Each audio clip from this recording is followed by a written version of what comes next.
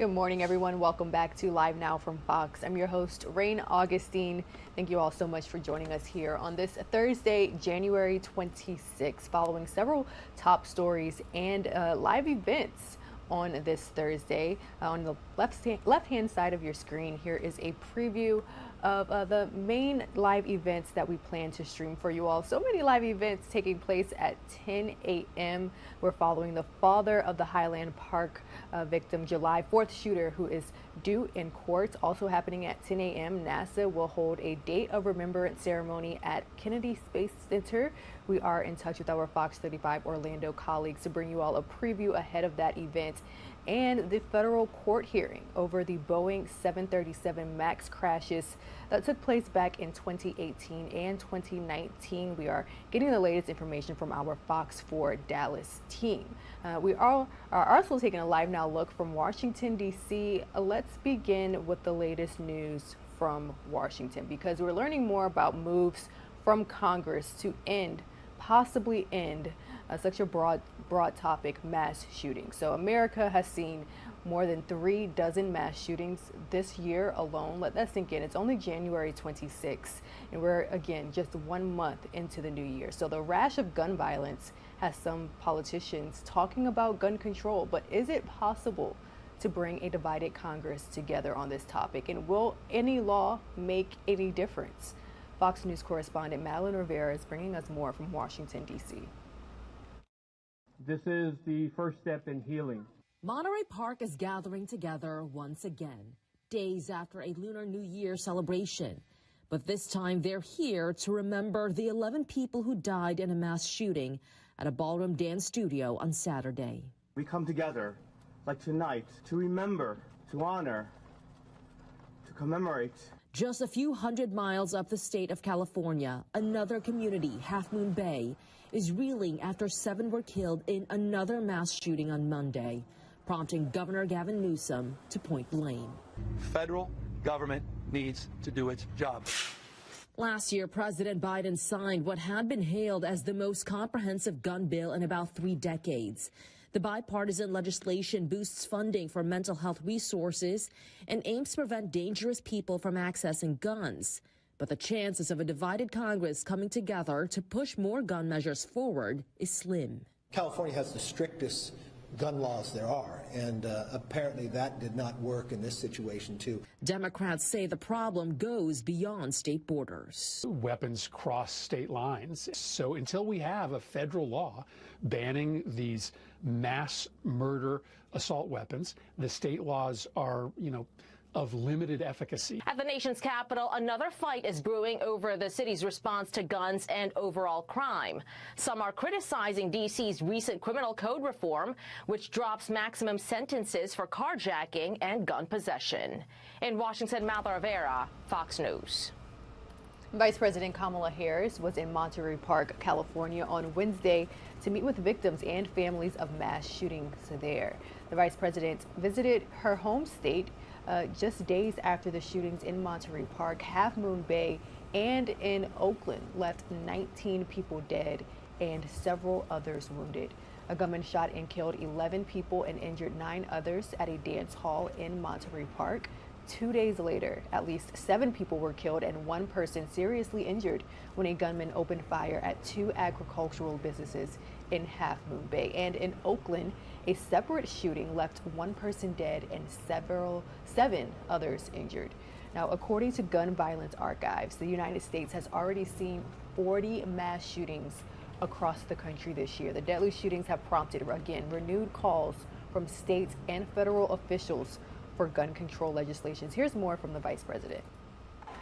So before we talk about the subject for which we are all convened, I do want to address the tragedy of what happened in my home state in Monterey Park, California.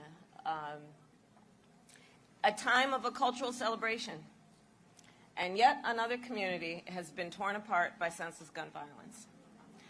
So Doug and I joined the President and Dr. Biden, and I know everyone here, in mourning for those who were killed, as we pray for those who were injured, and as we grieve for those many people whose lives are forever changed. All of us in this room and in our country understand this violence must stop.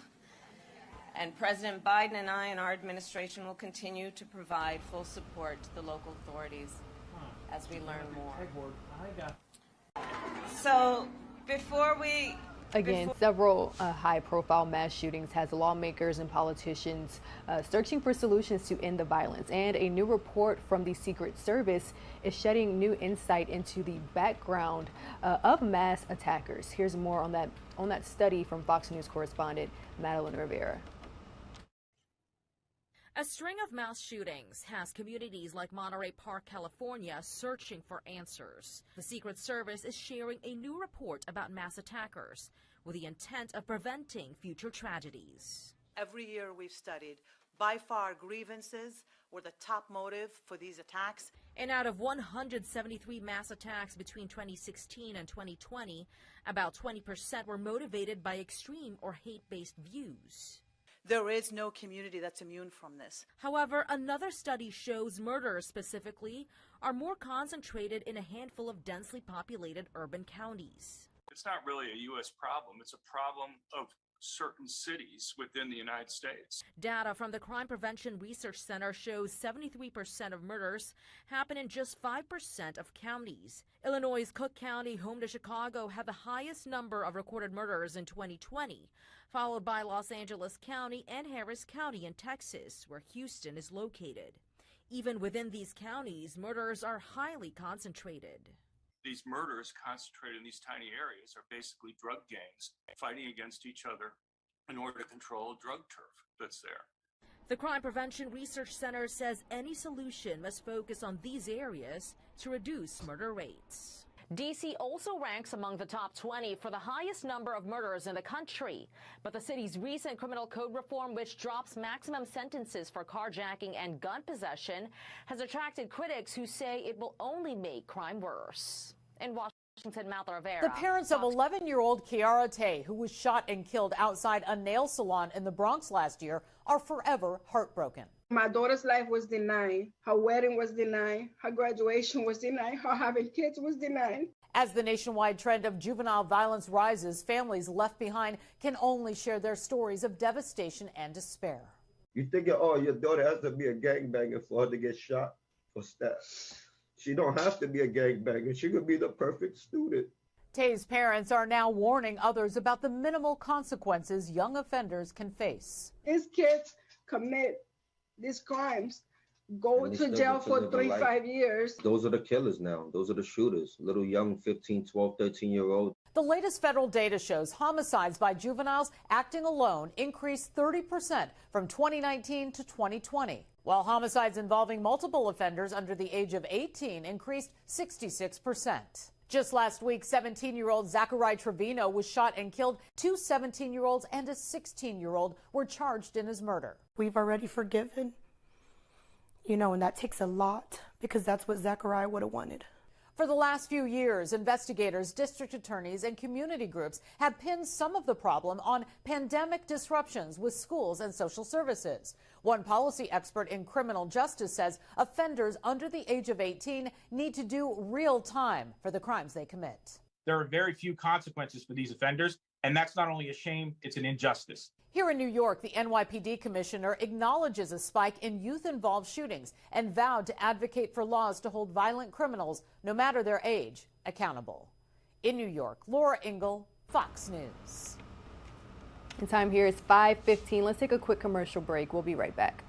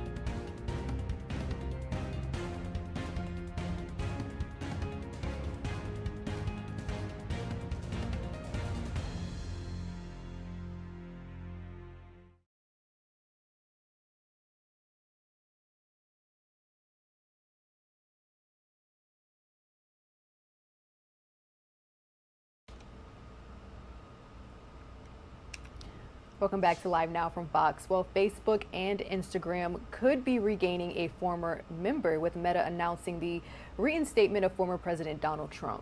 Here's more from Fox News correspondent Ted Linder.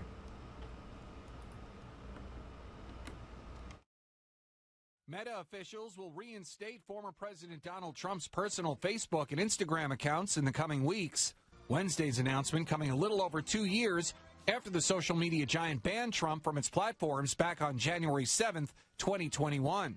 Pull them this way. The initial ban coming a day after the deadly January 6th insurrection, where Trump supporters stormed the Capitol while Congress was trying to certify the 2020 election results for President Joe Biden. Meta officials supported the ban over concerns Trump's posts may incite further violence. He's got to play by the rules. Nick Clegg, president of Meta Global Affairs, says there'll be new guidelines to help avoid repeat offenses, citing the removal of content that violates platform policies and the potential for additional suspensions between 1 month and 2 years, depending on the violations.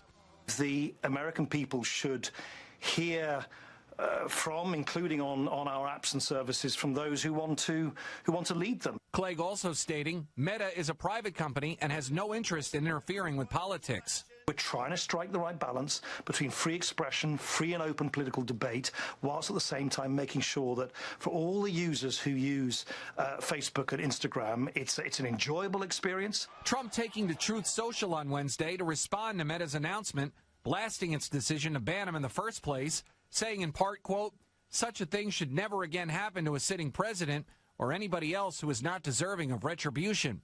Trump hasn't officially stated if he will in fact return to Facebook or Instagram. Ted Linder, Fox News. All right, taking a Live Now look from the White House, where President Biden is refusing to talk about the growing situation over his possession of classified materials at his personal home and professional office at a Washington think tank. Meanwhile, the president is talking about policy reversal regarding Ukraine. Now, the Pentagon will likely supply more than 24 state-of-the-art tanks to the Ukrainians as they defend against invading Russians. Here's more. Let's bring in front of the program legal analyst Randy Zellin to talk about all of this and more. Randy, we have been talking about this for several weeks now. Another key player has been involved in his own separate classified documents story, that, of course, former Vice President Mike Pence. His former press secretary, Mark Lauder, told Fox's Neil Cavuto, Randy, that obviously I was surprised they found any. They were so thorough. They were so meticulous. He said, "I used to joke that the presidential transition was the largest corporate hostile takeover in global history. And so, every so often you might miss something here or there." My question to you is, we have the Trump story, the Biden story, now the Pence story. Would they all in the future kind of cancel each other out, or are some more serious than others? Well, I think from a visceral reaction, from a knee-jerk reaction, it would appear from a practical standpoint that they seem to cancel each other out. Is that right? Is that fair?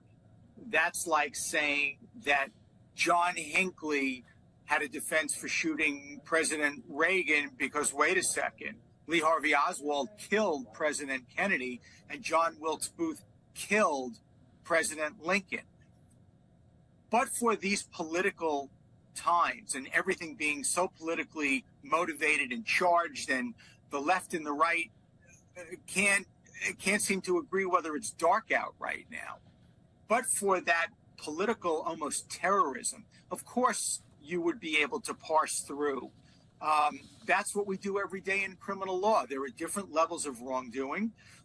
In civil law, criminal law, we look at, okay, did you act intentionally? Did you act recklessly? Did you act negligently? So, of course, every day we look at the differences. But here, because of the political climate, you had classified documents? Well, that cancels out what anybody else did. Because, Randy, you and I both know that if this were any other kind of low-level federal government employee, they would get the book thrown at them. But these are obviously people at the highest echelons of government. former presidents, current presidents, former vice presidents.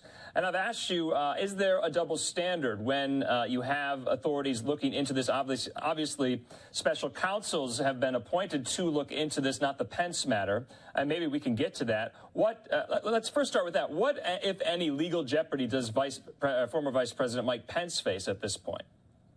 Well, there's a lot more that we don't know than we do know. And that's part of the charade of this whole thing. Once upon a time, if this would have happened, as you just said, to a normal citizen, no fanfare, citizen gets arrested and is either going to be charged with the taking of the classified documents, or to the extent that the documents might have been lost. We saw that with Hillary Clinton. You have the potential for a crime there. We talk about classified documents. We talk about military documents. We talk about government-owned documents. And then it goes to, what did you do with them?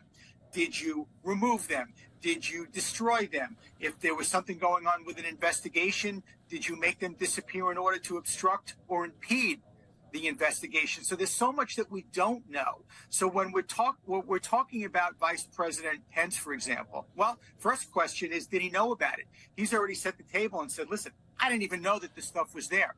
Apparently, it was sealed in a box, which would corroborate. He didn't know that they were there. That's a far cry from what we've seen with President Trump, where not only has he acknowledged having them, because he's basically said, listen, I declassified them. Not only has he acknowledged having them, because he kept saying, I'll get them to you next week. I'll get them to you next month. Listen, I'm at a dinner right now. I'm hosting a disco party. So we'll get them to you. So he's already acknowledged having them, and he's acknowledged knowing that he has them, which is very different. So you've got knowledge, you've got the sheer volume of documents. We don't know if anything that Vice President Pence had was top secret. We know, or at least we think we know, that at least some of the documents that President Trump had were in fact top secret. And we're talking about tens of thousands of documents as opposed to a few documents that were sealed in a box. So yes, there is an ocean of difference, but in this politically charged climate, you're in for a penny, you're in for a pound. Yeah. So, Randy, today on Capitol Hill, the Director of National Intelligence, Avril Haines, held this closed-door briefing with members of the Intelligence Committee. And a source tells Fox News there was not a damage assessment in that briefing on either the Trump or Biden document dramas today. So we know Republicans are asking for some type of damage assessment on whether, classified information, the nation's secrets were compromised by the retention of and discovery of these documents, so much so that members of that committee, including one of the chairs, Mark Warner, for the Democrat from Virginia, says he was very disappointed by the briefing. Avril Haines says she couldn't give a damage assessment because a special counsel has been appointed into these matters. Regarding the Biden case, Randy, do you think the White House needs to be more transparent and forthcoming? They keep saying the searches are done, the reviews are ongoing, essentially kind of making it seem like no more documents will be found. Are you confident that more documents won't be found with the Biden case in particular? We would like to think so. And I think the challenge for President Biden right now is, quite frankly, he's damned if he does and he's damned if he don't. If he speaks about it too much, he will be accused of the old doth protest too much. If he speaks about it too much, he's playing right into President Trump's hands, because what President Trump wants is the distraction. Remove the focus away from me, look at Biden, and maybe now look at Pence. So the more Biden speaks, the more Pence speaks, the easier it is for President Trump to deflect and say, look at them.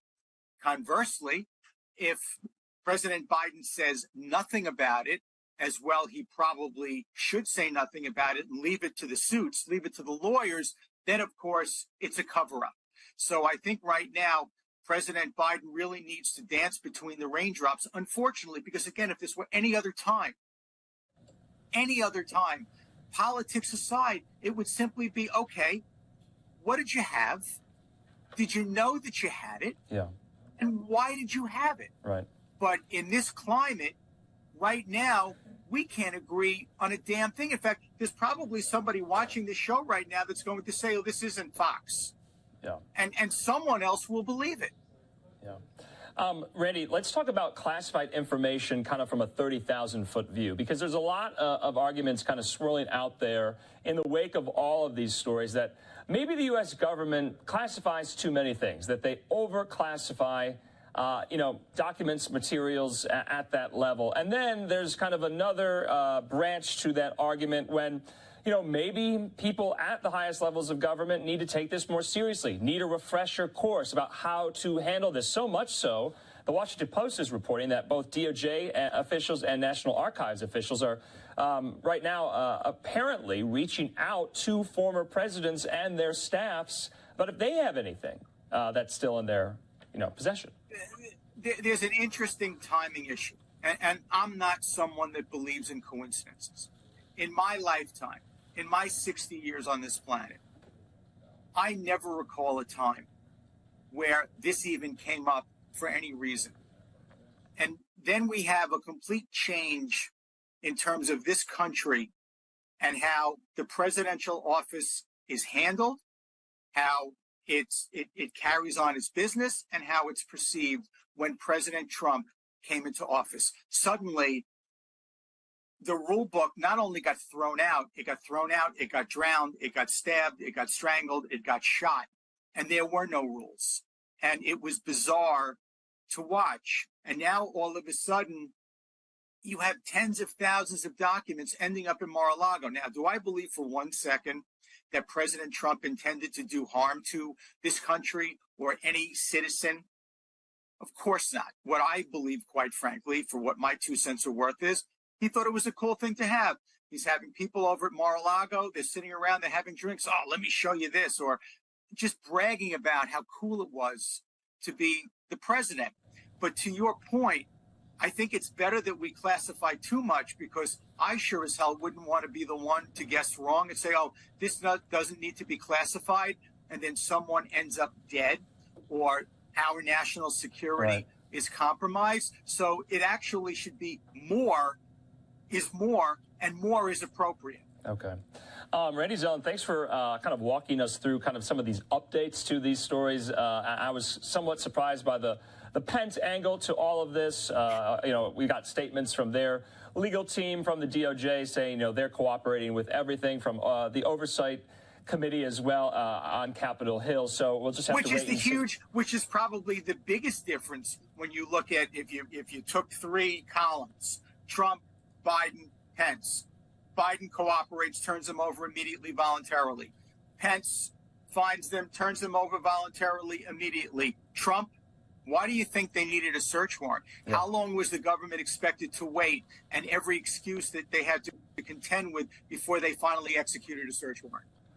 No, those are good distinctions, and we're going to continue to make some of those distinctions as we tell. This is a complicated story. There's a lot of moving. And I'm Allie Corey. The national scandal over misplaced classified documents continues to grow. Former Vice President Mike Pence asked his attorney to look through his home, and he found around a dozen classified documents there. Our political editor, Craig Patrick, is here now to explain how this could really drive a broader investigation and a debate in Congress, Craig.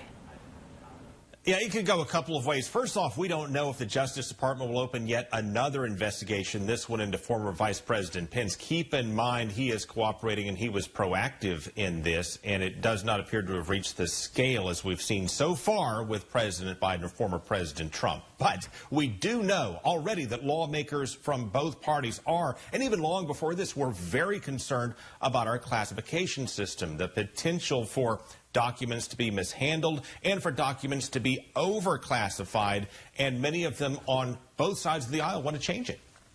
As we sit here in your home office in Indiana, did you take any classified documents with you from the White House?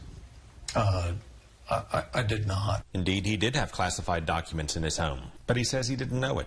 After following the problems President Biden and former President Trump are having, Mike Pence ordered a search of his own home and office files to see if he might have mishandled any classified records, and turns out he did. So we went through a very careful process in that regard. And remember, Biden mishandled records going back to his time as vice president and his time in the Senate. after Biden, Trump, and Pence. It raises the question of how many other senators, representatives, and presidents may have taken classified records and may not even know it. At this point, I think maybe we ought to execute search warrants at Monticello and Mount Vernon and see what we can dig up there. He's trying to be funny by suggesting searches of George Washington and Thomas Jefferson's personal homes. But on that point, most of our prior presidents did not have the classified record system we know today. That came out of World War II, when the Manhattan Project in particular required the highest level of secrecy. The modern classification system gave presidents and select department heads the power to classify records if their contents could harm our country or the American people if they are not properly secured.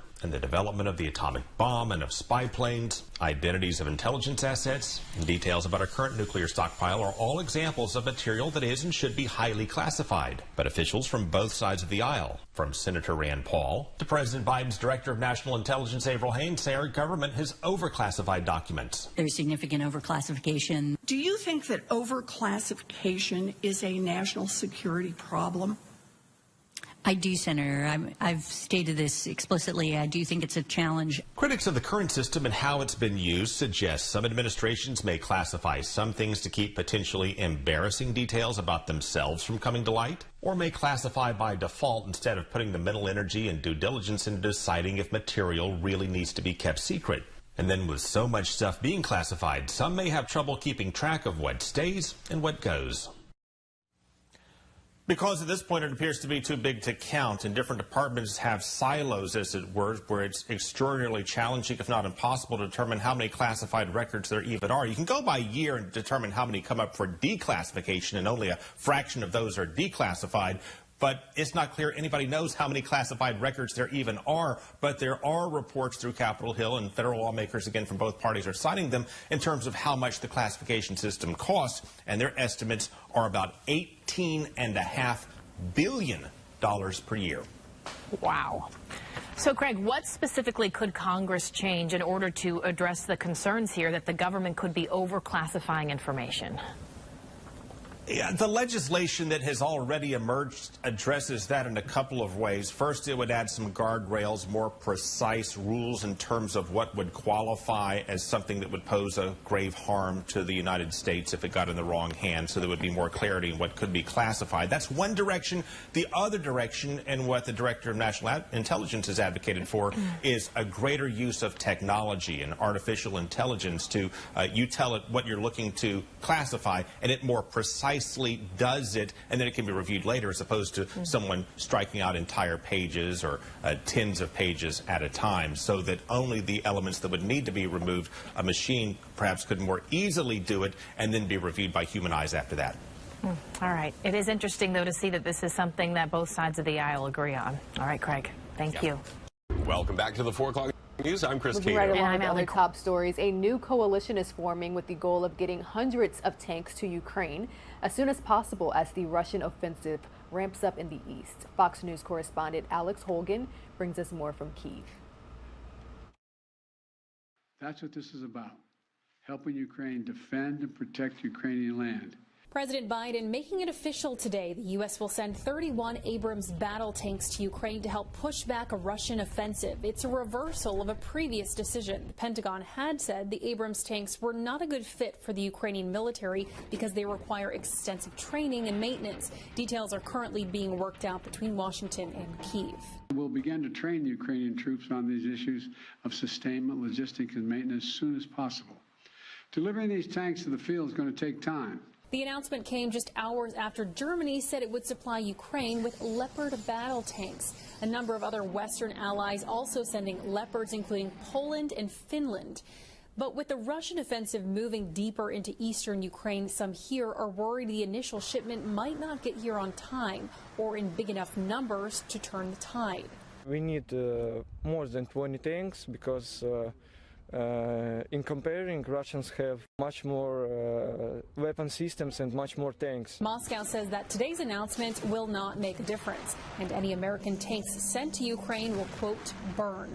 There are also signs Russia is planning a new offensive, with Vladimir Putin doubling down on his justification for the war. The aim is to protect Russia from the threats that are created on the territories that are historically ours. Germany says its tanks should arrive within a matter of 3 months. There's still no word on when American tanks would arrive here in Ukraine. In Kyiv, Ukraine, Alex Hogan, Fox News. Thanks, Alex, for that update. And we do have more from President Biden as he pledges his full support to Ukraine. Thank you for being here. Yesterday marked 11 months since Russia's brutal full-scale invasion of Ukraine. 11 months in which the Ukrainian people have showed Putin and the world the full force of their courage and the indomitable determination to live free. And through every single step of this horrific war, the American people have been strong and unwavering in their support, and Democrats and Republicans in Congress have stood together. The United States has worked in lockstep with our allies and partners around the world to make sure the Ukrainian people are in the strongest possible position to defend their nation, their families, and against the truly brutal aggression of Russia. I haven't seen the likes of this in a long time. The United States and Europe are fully united. This morning, I had a long conversation with our NATO allies, German Chancellor Scholz, French President Macron, Prime Minister Sunak, and the Italian Prime Minister Meloni, to continue our close coordination and our full support of Ukraine. Because you all know I've been saying this for a long time. The expectation on the part of Russia is we're going to break up. We're not going to stay united. But we are fully, thoroughly, totally united. With spring approaching, Ukrainian forces are working to defend the territory they hold and preparing for additional counteroffensives.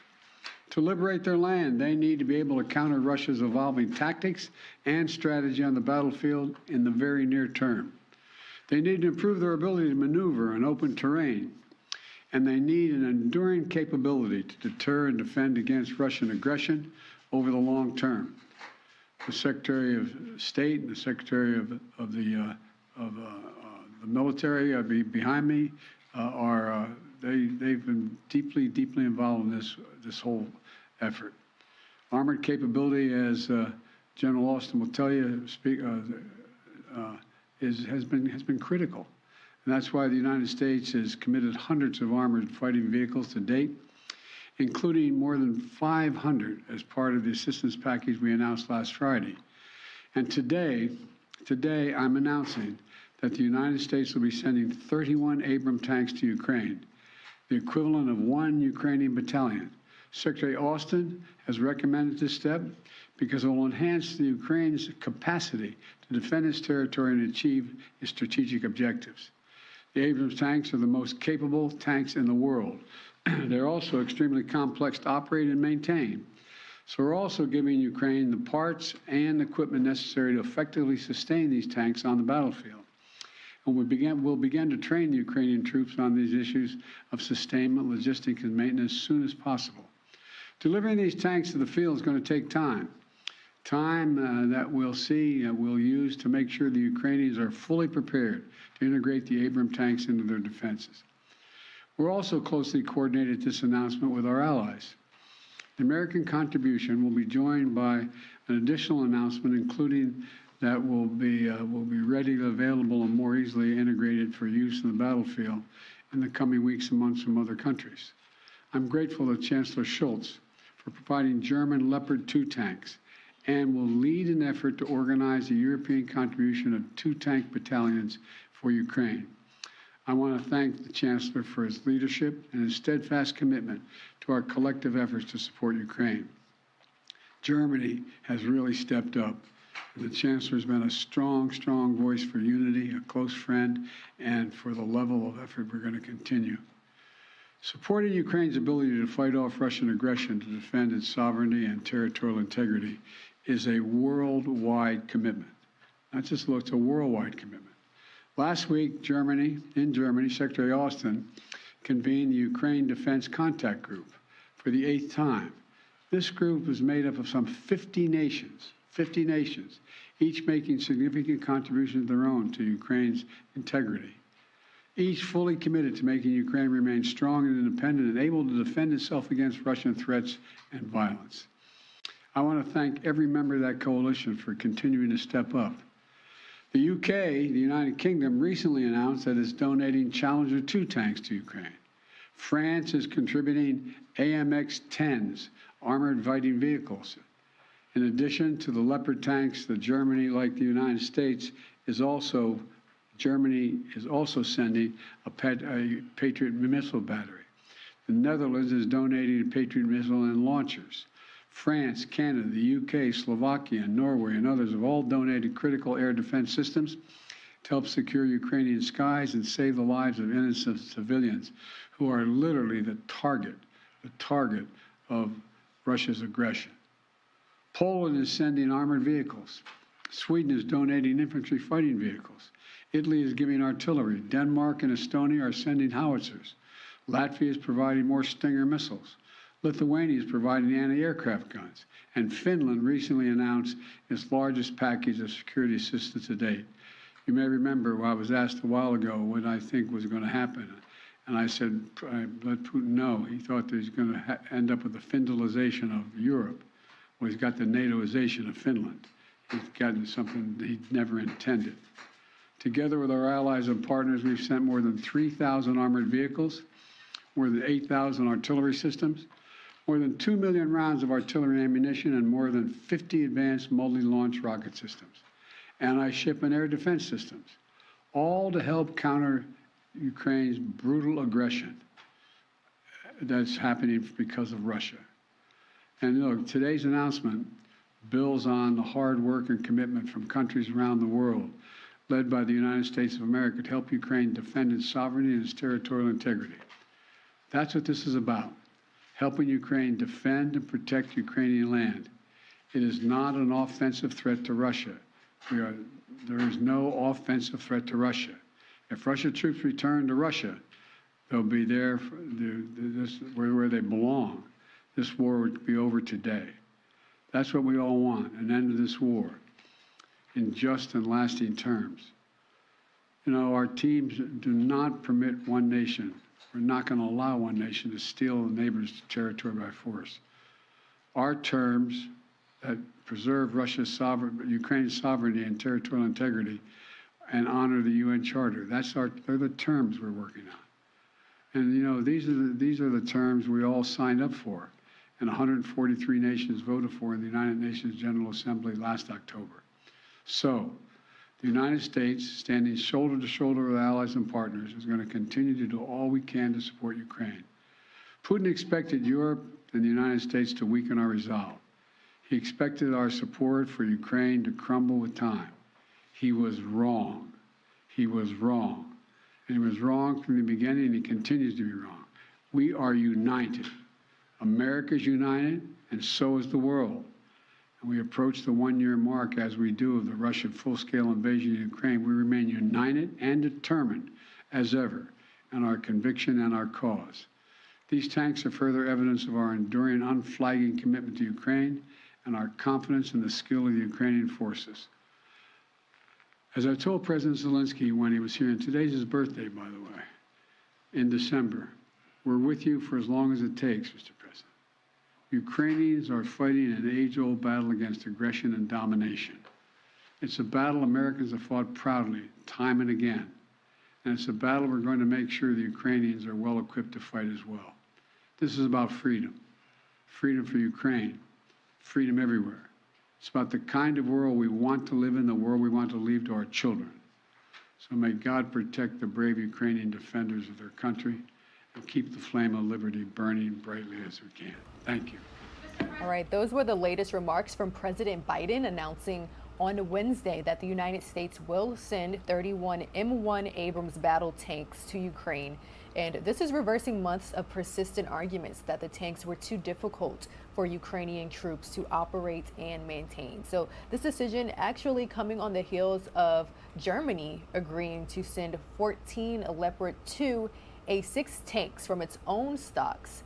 Germany had said the Leopards would not be sent unless the United States put its Abrams on the table, not wanting to incur Russia's wrath without the United States similarly committing to its own tanks. So Biden has said that in total, European allies have agreed to send enough tanks to equip 2 Ukrainian tank battalions, or a total of 62 tanks. So of course, we'll keep you all updated on the ongoing war on Ukraine. The time is now 5:56. You're streaming live now from Fox. Let's take a quick commercial break, but don't go anywhere, because when we return, we'll bring you all the latest SpaceX launching their Starlink rocket into lower orbit just about 30 minutes ago. So we'll revisit this in just 2 minutes.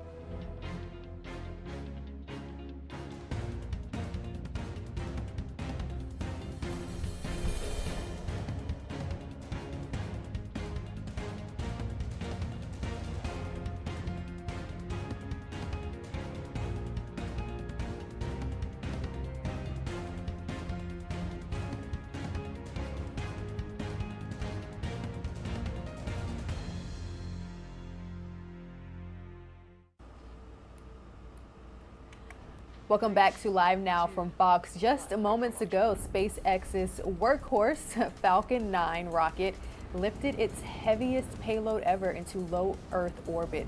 That took place again just about 30 minutes or so ago. They launched 56 new Starlink internet beaming satellites. So in case you missed it, let's replay it here on Live Now from Fox. Separation confirmed.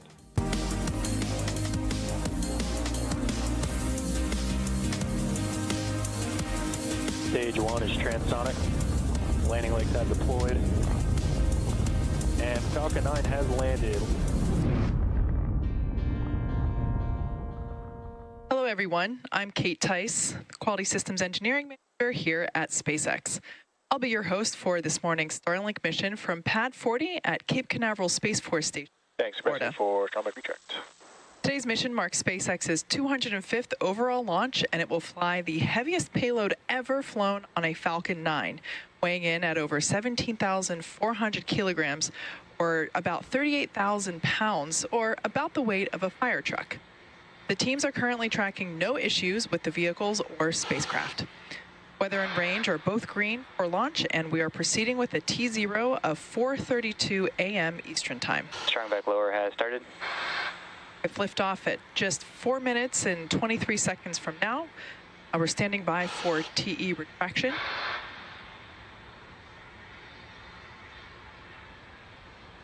Be able to see those clamp around the base of the payload fair, top of the second stage.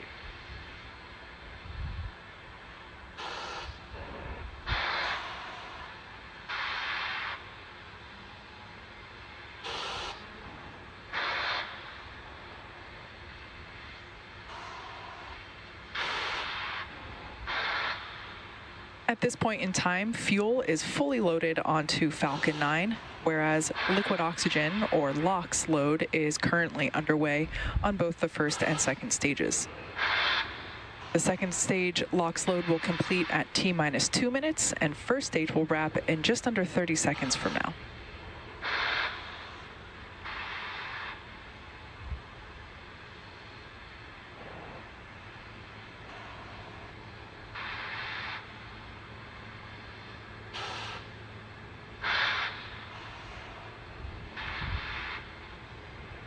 coming up on completion of LOX load on the first stage. Stage 1 LOX load complete.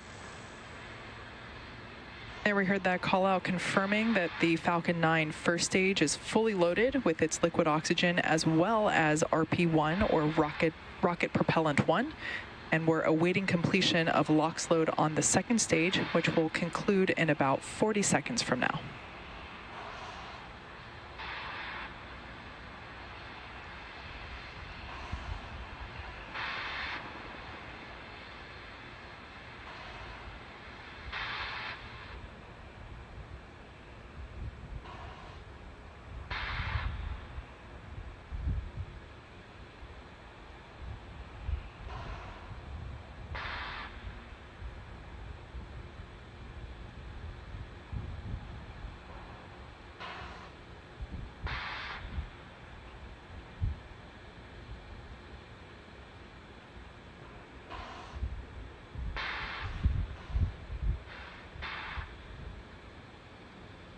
Coming up now to completion of LOX load on the second stage.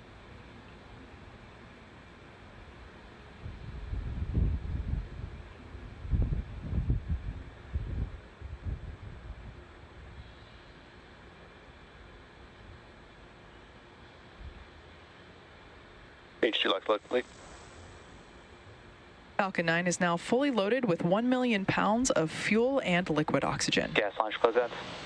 Now, the booster that you see on screen is flying for the 9th time today. It previously supported 2 crew missions, 2 CRS missions, as well as Turksat 5B, Eutelsat Hotbird 13G, mPOWER A, and 1 Starlink mission. Reusability allows SpaceX to refly the most expensive parts of the rocket, which in turn drives down the cost of space access.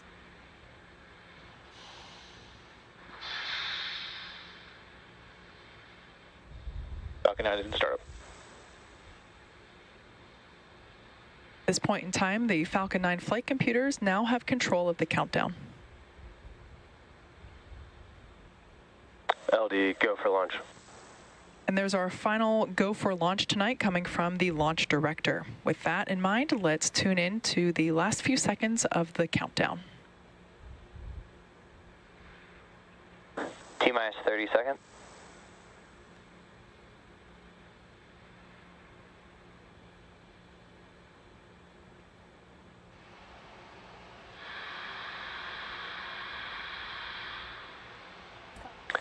Seconds.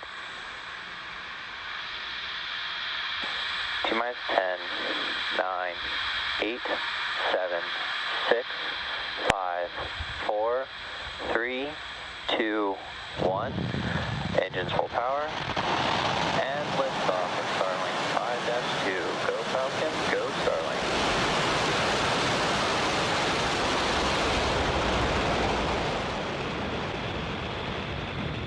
Mission coverage.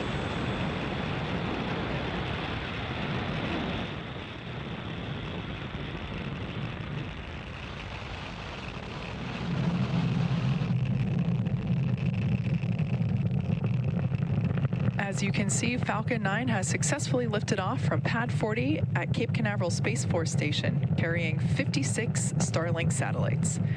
Now, the M1D engines on the first stage are about to throttle down in preparation for max Q, or Power and telemetry nominal. Or the moment of maximum loads on the vehicle, which occurs just after T+1 minute.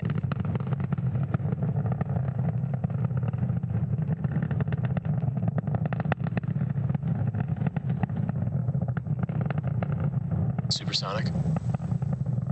Falcon 9 is now traveling faster than the speed of sound. Max Q. And there, Falcon 9 has reached the maximum dynamic pressure that it will feel during flight.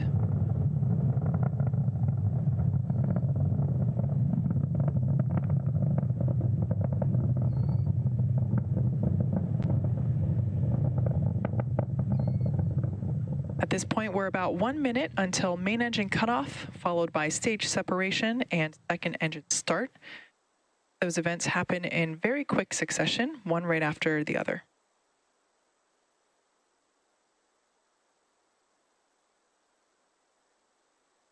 Following along with the telemetry at the bottom left-hand side of your screen, we can see that Falcon 9 is now 36 kilometers above the Earth's surface, quickly gaining.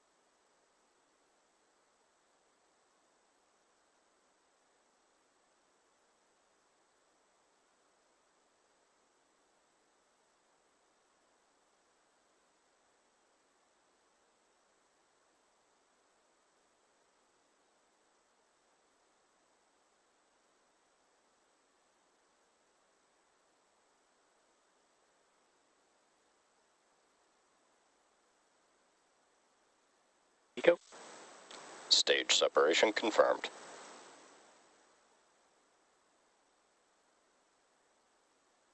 And back ignition.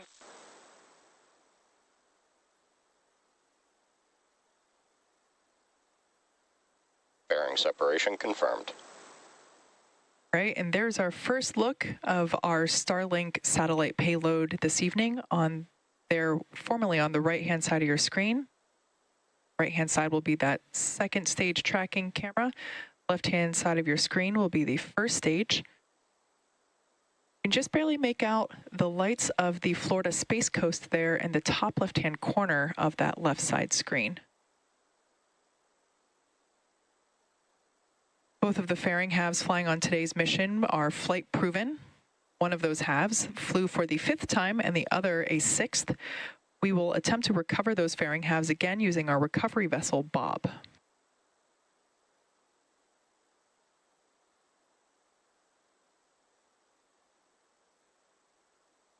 Today's mission marks SpaceX's 6th launch of the year. As a reminder, Starlink is a satellite internet constellation designed and manufactured by SpaceX to provide high-speed, low-latency internet to people living in remote and rural locations around the globe.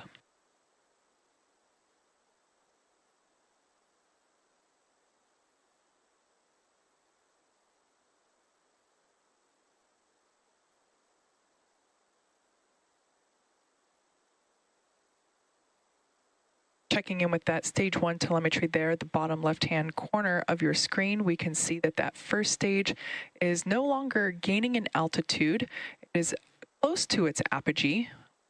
So currently it's still going... Acquisition of signal, Bermuda. Currently it's still going up, though a lot slower than it was, as we saw, and now it has begun to descend. So it's now reached its apogee and it will begin to make its way back to planet Earth, targeting a thing on our drone ship. Just read the instructions.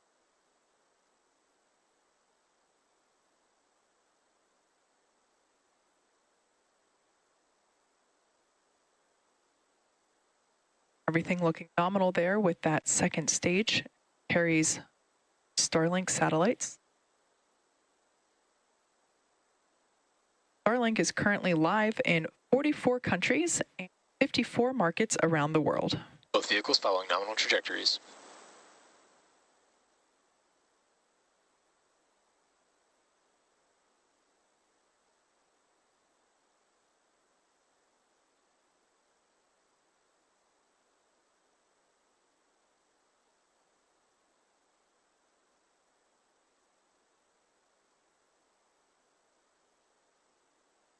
The next event we have coming up in 1 minute will be the stage 1 entry burn.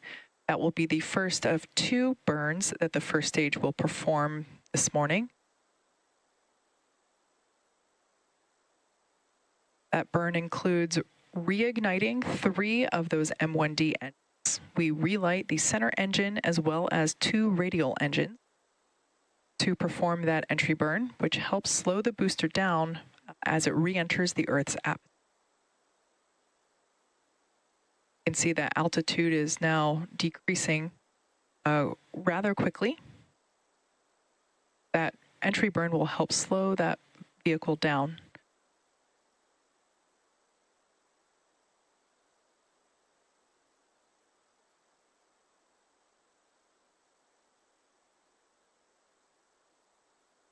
Ten seconds away from entry burn startup.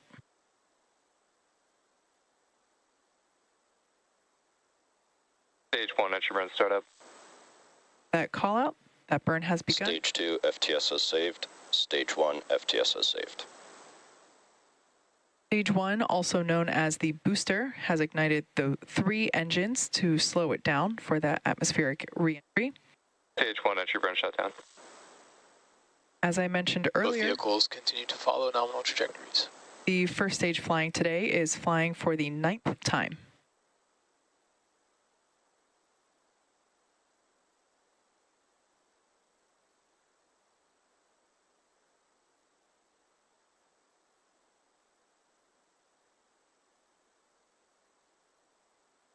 Expected loss of signal, Cape.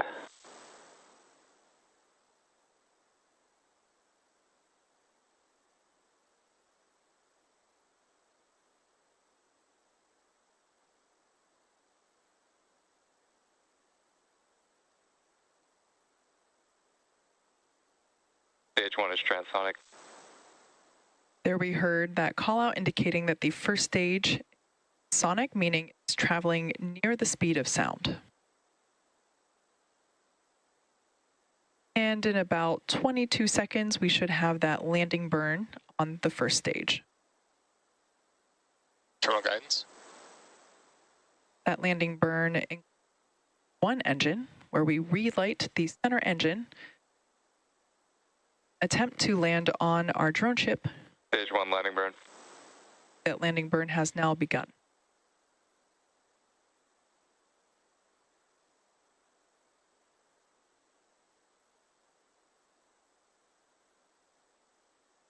Stage 1 landing light deploy.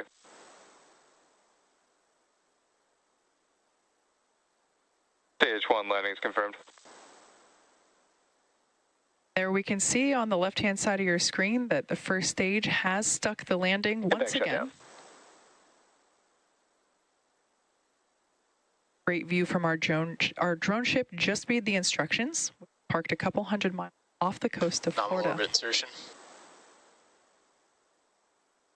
And we also just heard the call out that we have a good orbit for the second stage.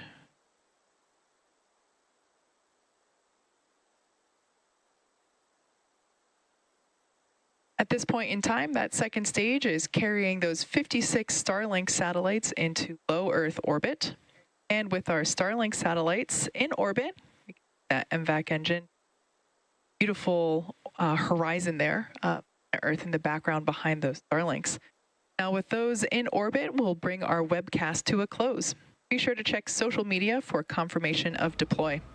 Thanks to both. SpaceX Falcon 9 rocket, there you have it, streaking into the pre-dawn sky, carrying 54 Starlink internet satellites from Cape Canaveral, Florida. The rocket lifted off smoothly from the Cape Canaveral Space Force Station in Florida after a 10-minute delay at 4:32 a.m. We like to bring you all those live events here at LiveNOW from Fox. Now the time is 6:05 a.m. Let's take a quick break and we'll bring you all up to speed on other top stories right after this.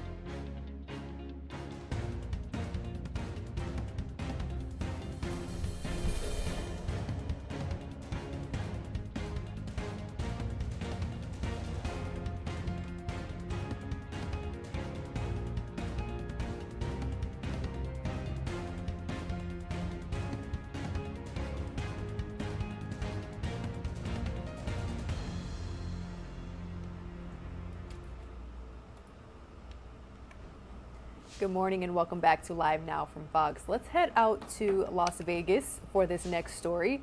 A canine dog named Vegas, that's him right there, is a Nevada police dog with a special job, fighting the fentanyl opioid crisis. Fox's Stephanie Bennett has more.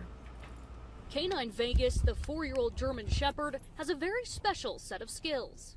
It's just really rewarding, and I can't do it without him. He was the first fentanyl-trained canine in the Valley. Not only does he help Gilbert police, but other departments too, traveling across multiple cities and finding the powerful opioid every day. Unfortunately, we're seeing it in every community, and we're going to need dogs in every community that can help law enforcement. As the fentanyl crisis continues to grow stronger, his work is becoming more and more demanding. Last year alone, the Gilbert Police Department seized 2 million fentanyl pills and 62 pounds of fentanyl powder. Their investigations have even helped other states. It led to the arrest of someone who was distributing their fentanyl in at least 15 different states we could identify. And it led to his arrest, and we've received phone calls from other states, from detectives and agents, telling us the impact he's had on their community in other states. Come on. Oh, that's a good boy. But keeping Vegas safe is of the utmost importance. What I learned from working close with our vet is their tolerance to opioids is much higher than ours. But we do work hand in hand with a local vet who specializes in police canines, and they've given us training, tools and resources on how to keep him safe. And we also carry Narcan with us. Vegas is Detective Tristan Stanger's first police dog. He got him as a puppy from the Czech Republic. They both went through extensive training and are now inseparable. And during their time off, they like to relax like any other officer. As you can tell, he's still kind of a puppy, and he really enjoys to play. So any downtime we do have from working cases, we spend at the park playing. We spend a lot of time together, both at home and at work. Canine Vegas. All right, in other news, this became a fixture during the COVID-19 pandemic. Doctors and patients meeting virtually, corresponding online. Now, many people are still emailing their doctors asking medical questions, but that could soon cost you. Fox's Stephanie Bennett brings us more. It's happening more and more. People emailing doctors to ask about anything from cold and flu symptoms to prescription refills. But this electronic correspondence could come with a bill, and that's something that's also happening more and more. I think that's ridiculous, honestly, because that should be something that is not, like, you shouldn't have to pay for an email. It's hard. It's a two-way sword, right? You see both sides? Both sides. I see how patients cannot afford it, and it's not fair. I get that. But I also see why the doctors would want to address the issue and be like, okay, we didn't be charged for the service. E-health visits grew in the pandemic for obvious reasons, and it's stuck. Now, an increasing number of healthcare organizations, including hospitals, are billing for the correspondence. Dr. A.J. Holmgren is an assistant professor of medicine at the University of California, San Francisco. At the onset of the COVID pandemic, we saw a massive increase in the amount of secure messaging that patients were sending to their physicians, on the order of 150% increase. So we have this massive volume of new work coming in that is, for the most part, prior to us being able to charge for this, uncompensated. Holmgren's name is on a recently published study by JAMA Network Open, a medical journal. The study found an association with a reduction in patient portal messaging, both threads and individual messages, was observed that may be attributable to awareness of the possibility of being billed. So it seems patients may be now using e-correspondence less if it means a fee. Here's what you should know. Billable under the law are messages that require at least 5 minutes of clinician time. So your physician has to spend some amount of time actively addressing your concerns, and that require medical decision-making. So nothing administrative. Stephanie Bertini, Fox 5 News. Abortion rights continue to spark controversy, especially in the state of Florida, where restrictions are back in place for those seeking the procedure. Fox's Craig Patrick has more details. The legislature and governor banned abortion in Florida beyond 15 weeks gestation, and abortion rights advocates sued on the claim that it violates the right to privacy in the state constitution. And in June, State Circuit Judge John Cooper agreed. It is unconstitutional in that it violates the privacy provision of the Florida Constitution. Then the state appealed, which put those restrictions back into effect unless or until a higher court makes a final determination. And the state Supreme Court just agreed to hear the case and make that final ruling. For background, the Florida Supreme Court previously ruled the state's right to privacy does apply to abortion and therefore protects it as a legal right under state law, but the state can still restrict it. So the Florida Supreme Court will either affirm that right applies to abortion or rule that it no longer applies to abortion, as the U.S. Supreme Court did on a federal level last June. If it decides that right to privacy does not apply, then the 15-week ban would hold up and the legislature can further restrict or fully ban abortion in Florida. On the other hand, if the state Supreme Court decides the right to privacy does cover abortion, then the court will decide whether that ban after 15 weeks crosses the line and illegally violates the right to privacy. Last June, Judge Cooper ruled it crossed the line by 9 weeks. Women have a privacy right under the state constitution to not have that right impacted up to 24 weeks at least. We have a good idea of how both sides will make their arguments based on what they said in circuit court. The state argued it has a right to draw the line at 15 weeks because it has a compelling interest in protecting those who seek abortions, because the procedure gets riskier after 15 weeks, and in protecting fetuses. The state cited physician testimony that fetuses can feel pain starting around 15 weeks. If there is a chance that we are inflicting pain on a conscious living being, we would think that the state has a compelling interest in erring on the side of caution with something like that. The plaintiffs challenged the state's physician testimony and cited cases in which victims of rape or domestic abuse may not be able to seek an abortion until after 15 weeks. The legislature and governor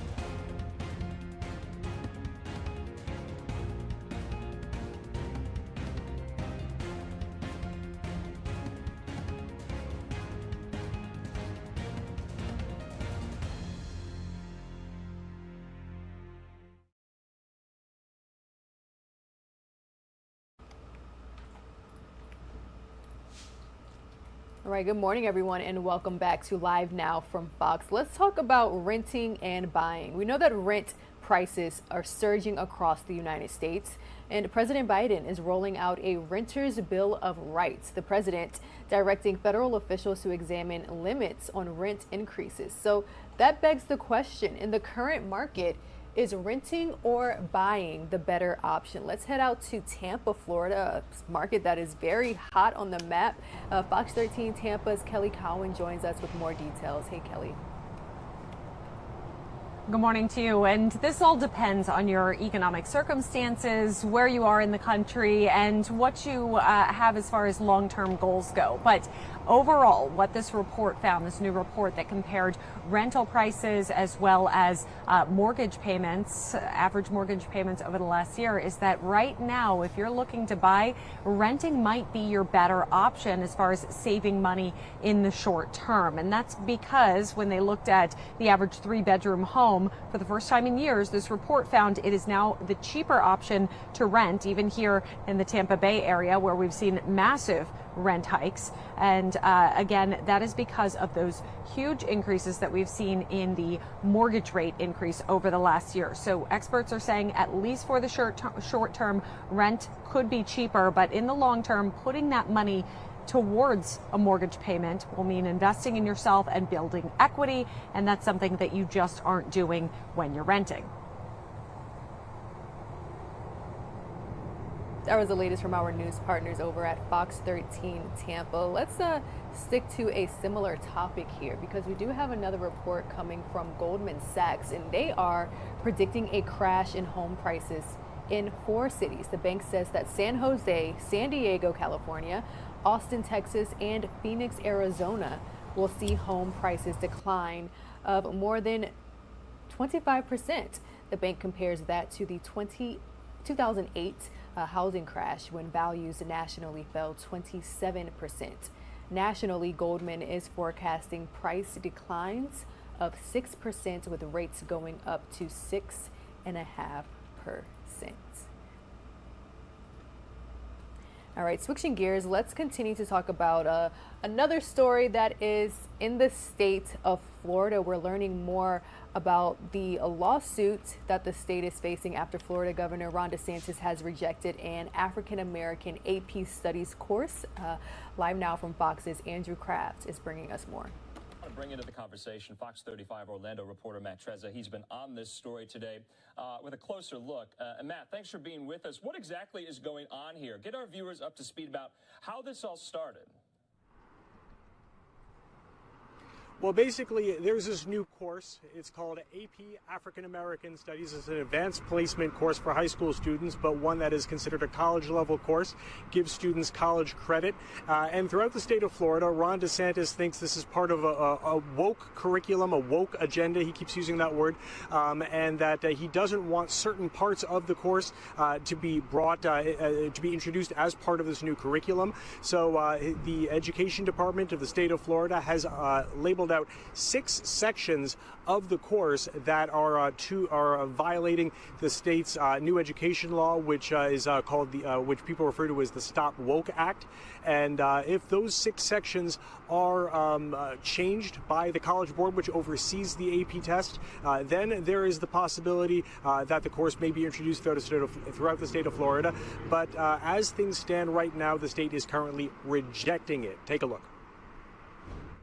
Attorney Ben Crump made the announcement in Tallahassee this afternoon. He does not negotiate with the College Board to allow AP African American Studies to be taught in the classrooms across the state of Florida, that these 3 young people will be the lead plaintiffs in a historic lawsuit. Crump and his supporters want to make sure that all Florida high schoolers are able to take the college-level course, and they had strong words for Ron DeSantis, whose administration has rejected the advanced placement course. By rejecting the African American History Pilot Program, Ron DeSantis has clearly demonstrated that he wants to dictate whose story does and doesn't belong.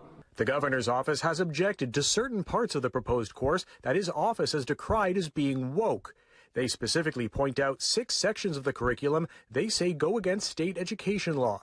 These are intersectionality and activism, black queer studies, movements for black lives, black feminist literary thought, the reparations movement, and black study and black struggle in the 21st century. I do think that it's important that we stick to teaching children the facts about African American history and not certain ideologies that we see being interwoven into that curriculum as it has been proposed. Now, again, the College Board is the organization that oversees advanced placement programs, and this is considered still a pilot program, only currently being rolled out in 60 high schools before it gets rolled out nationwide. So there's still changes that could be made, and for their part, state officials say there are still ways that the course could be changed in order to satisfy the education requirements for the state of Florida, and it could be then taught here in the state. But as of now, the DeSantis administration is still rejecting it. All right, Matt Trezza, as always, we appreciate your time with this story. Thanks for bringing it to us, and we'll talk again. Thanks so much. Absolutely. Okay, we do want to get just a little bit more as well from our Fox 13 Tampa team. Craig Patrick also explores this issue there in the state. Let's listen. Florida has drawn controversy and national attention for banning a class on African American studies. Well, today, the governor and the state education department provided more details on why they rejected the AP course from being taught in state high schools. Fox 13 political editor Craig Patrick in now to explain. Craig? Well, for background, this is a new class that students in Florida could have taken if it hadn't been banned. It's an advanced placement course in high school, meaning if they passed a test at the end of the year, they could have gotten college credit for it. But the state says that it banned this. It first said from Florida schools, the claim that it's inappropriate and has no educational value. This course on Black history, what's one of the lessons about? Queer theory. Well, here the state is referring to a lesson on Black queer studies that includes readings from Yale professor Roderick Ferguson. We found some of his writings on the topic, and they cover the gay rights movement in the Black community, which he describes as more than a single-minded focus in the fight for sexual freedom. The governor and State Department of Education also flagged a lesson on the topic of movements for Black lives. If you read actually what's in there, they're advocating things like abolishing prisons. Now that's a radical political position. Here they appear to be citing a statement from a group called the Movement for Black Lives that states prisons that inflict violence against blacks must be abolished. The DeSantis administration also flagged lessons on the topics of activism and intersectionality. That's the premise that society and government policy can drive lasting systemic racial and economic inequality. Here the state cited readings from Robin D.G. Kelly. He's the chair of the history department at UCLA. The state asserts that he argues that activism, rather than the university system, is the catalyst for social transformation. We don't know the context, but on its face, that's a statement that our civil rights pioneers, including Dr. King, would appear to agree with. Racial injustice and economic injustice cannot be solved without a radical redistribution of political and economic power. The governor said his administration has different standards for teaching African American history, which he describes as teaching the basics. That's what our standards for Black history are. It's just cut and dried history. You learn all the basics, you learn about the great figures. And the AP College Board states this is more, or in Florida would have been more than just a class on African American history, that it would have covered other ground too, from African American literature, the arts, humanities, culture, etc. And in a statement, the AP Board, which governs and basically creates these classes, states that students in this class are never required to agree with a particular opinion or adopt a particular ideology, but they are expected to analyze different perspectives. Again, this is or would have been an AP class, a college-level class offered to high school students who would have chosen to take it, again, if Florida would have allowed it. Okay, Craig, well, the DeSantis administration says that this African American Studies course violates state law, too. How so? Well, you do have the relatively new state law that drew controversy last year that bans discussion of sexual orientation or gender identity in schools. Now, those who passed it say it generally deals with students in lower grade levels, K through third grade. However, there's a clause that states it can be any grade in high school if not deemed age or developmentally appropriate. Who does the deeming? That ultimately could be left to the state to make a determination, which is where the state could construe this particular course to be illegal, again with a lesson that the governor cited on queer studies. Now, you also have a ban on what's called critical race theory, which technically does not exist in Florida public schools, but the state defines it as curriculum that gets into systemic racism that can make students feel guilt or discomfort because of their race and because of the content covered in this class. That can be construed under the law of Florida as being illegal as well. Okay, well, as it is for now, the students in high school students in Florida will not be able to take this AP class in African American Studies. Okay, thank you, Craig. Okay. All right, we thank Fox 13 in Tampa. So it does look like the College Board and the state of Florida kind of at an impasse. College Board isn't budging on making those modifications. The state is requesting to comply with that law. So very interesting story there. Time is 6:26 a.m. Eastern. We're taking a live now look at our XRAD weather forecast. Let's take a quick break, and when we return, we'll bring you all the latest details on that powerful storm system that slammed southeast Texas. And many folks in Houston and surrounding areas waking up surveying the damage this morning. We'll check in with Fox 26 Houston right after this.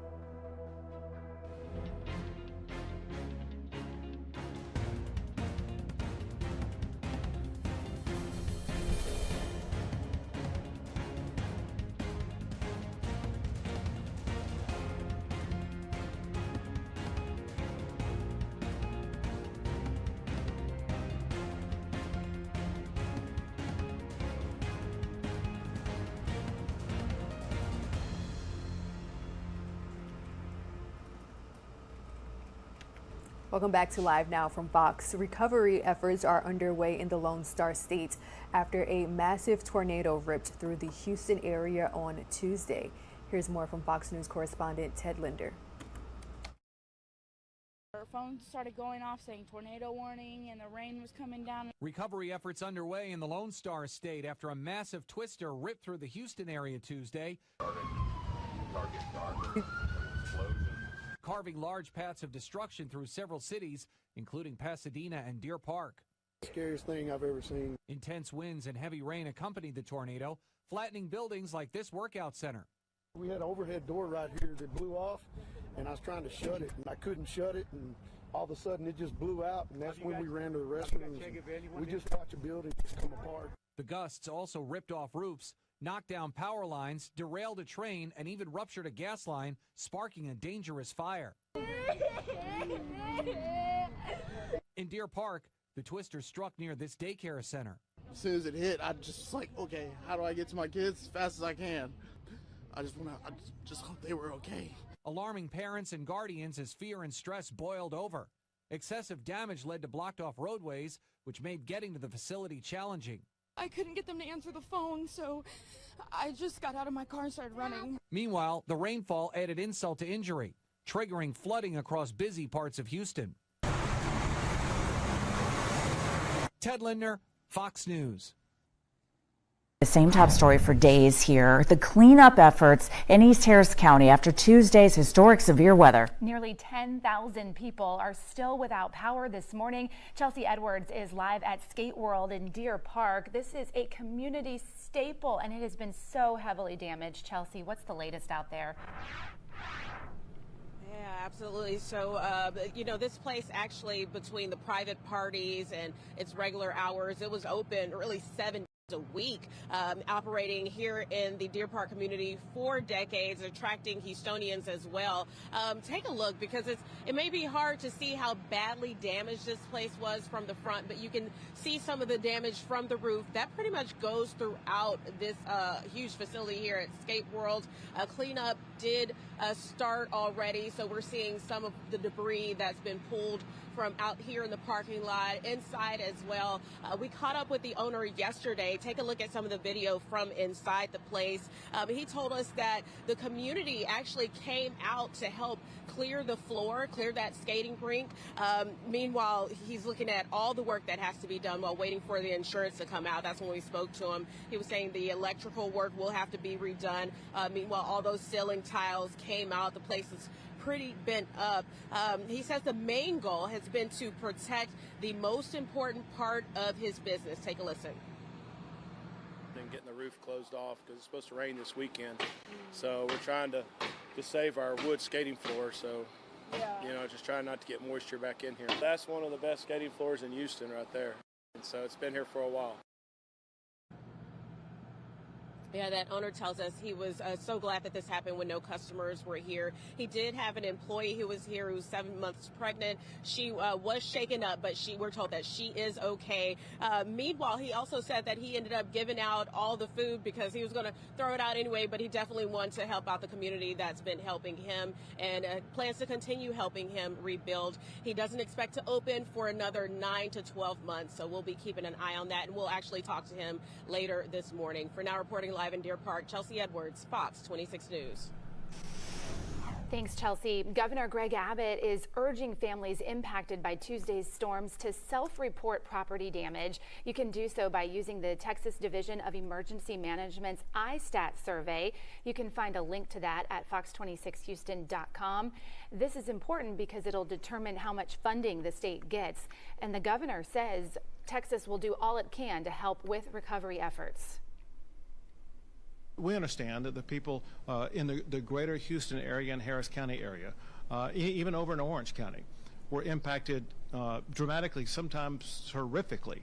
And we want them to know that the state of Texas stands side by side with their local leaders, as well as with all Texans, and that we will be working swiftly to get power back on, to get communities restored, and to assist all of them in the recovery process.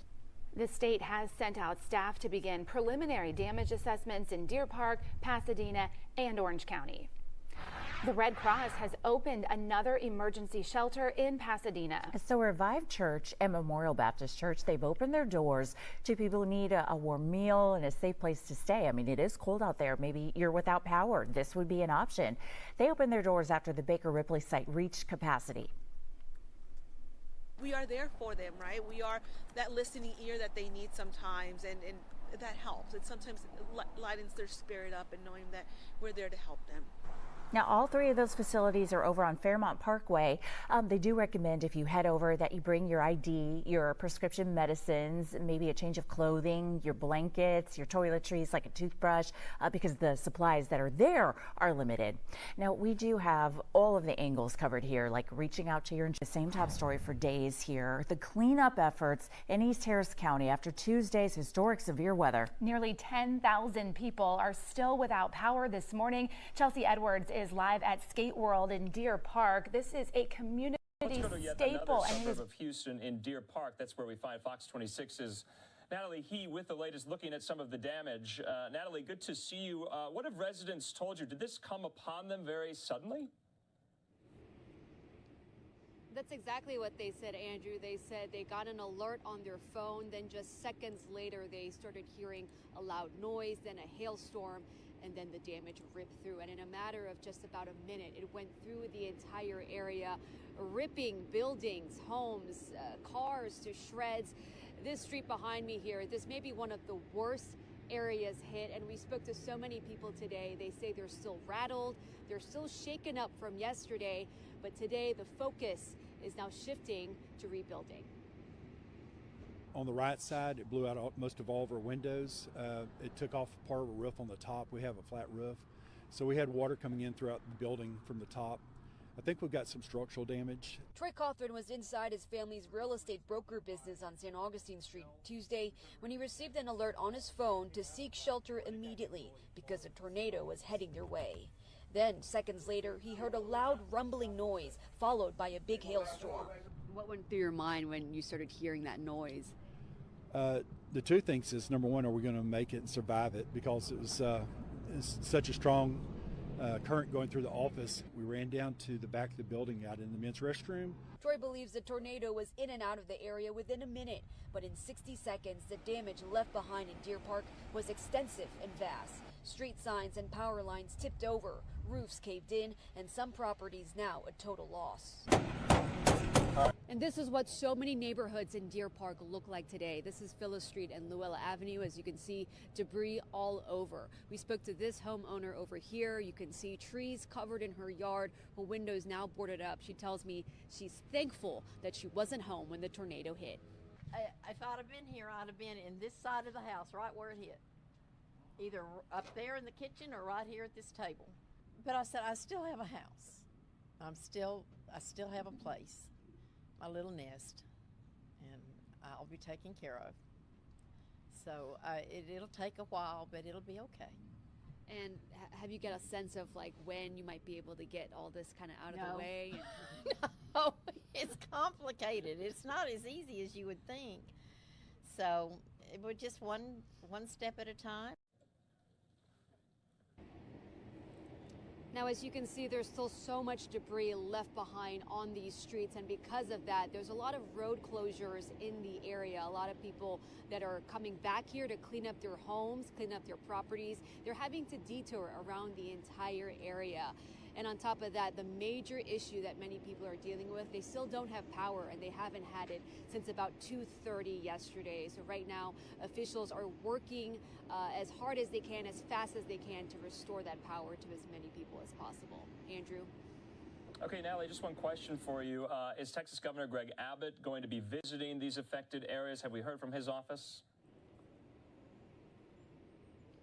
As of this point, we haven't had any word on whether the governor will make it over here. He has, however, issued several notices on social media talking about federal assistance. One of the things that people can do if they are a victim of this tornado, whether their home, their property was damaged, is to actually fill out a survey. I've included a link on my social media pages, on my Facebook and Twitter. They want you to fill out that survey so they know where exactly they should be redirecting those resources. And we are still waiting, of course, to hear the final word from local, state, and federal officials on what exactly the people here are going to be receiving in terms of aid.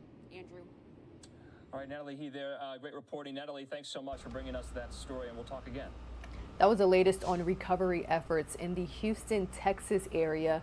Millions of Americans, however, remain under winter weather alerts as snow and rain impact much of the United States. Fox News senior correspondent Casey Stugel has more. A line of powerful storms is moving across the U.S. one day after spinning up tornadoes in the south.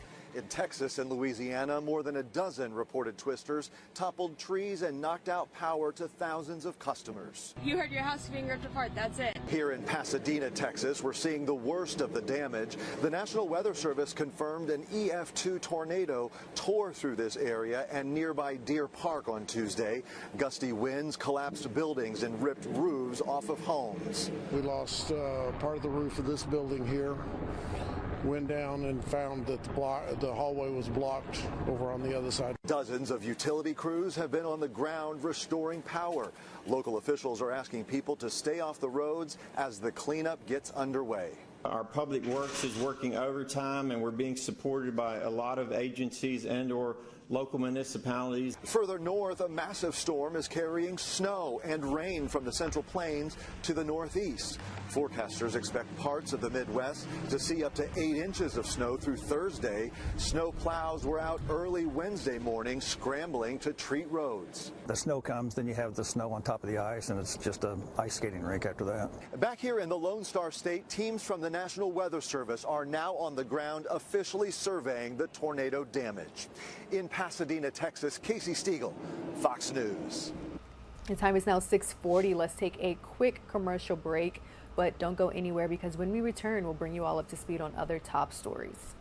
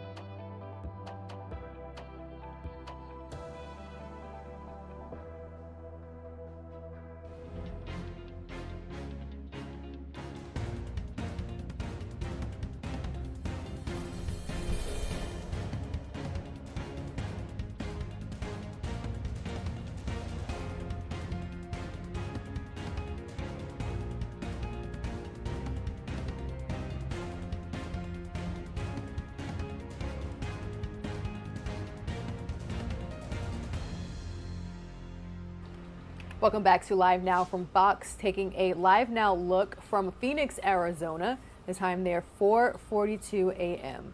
Numbers are on the rise when it comes to homeless people in Maricopa County, Arizona.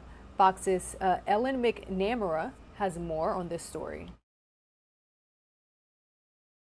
The point-in-time homeless count is required annually by the U.S. Department of Housing and Urban Development, and it helps cities determine how to allocate resources. We get the questions answered on why we need to spend money in certain areas, why more on prevention. And one thing we've noticed recently is we've seen a significantly older population entering homelessness. In Mesa, Detective Aaron Rain is also the homeless resource coordinator. He says Mesa is seeing a significant increase in homelessness for older generations. We currently have a shelter in the city of Mesa, the Off the Street shelter, where I think 41 people right now over the age of 62, whereas a couple years ago when we first started this, we didn't see anybody over the age of 50. In Avondale, the trend is different. Avondale is a really young community. Our average age is under the age of 34. Young families in Avondale are experiencing homelessness. People who are working full-time jobs, they might have 2 or 3 kids.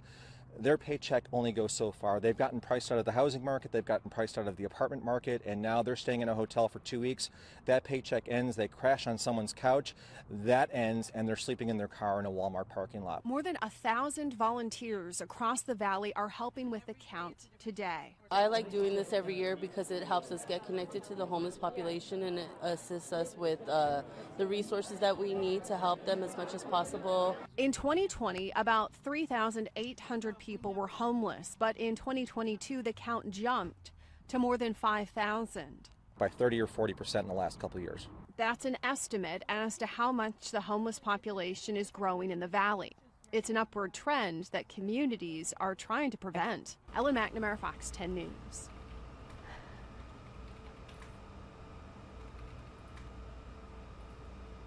All right, switching gears and bringing you all a very interesting story from New York. New York Attorney General Letitia James is facing off against the MSG Entertainment Corporation after they reportedly used facial recognition technology to prevent a lawyer from seeing a Christmas show at Radio City Music Hall last year.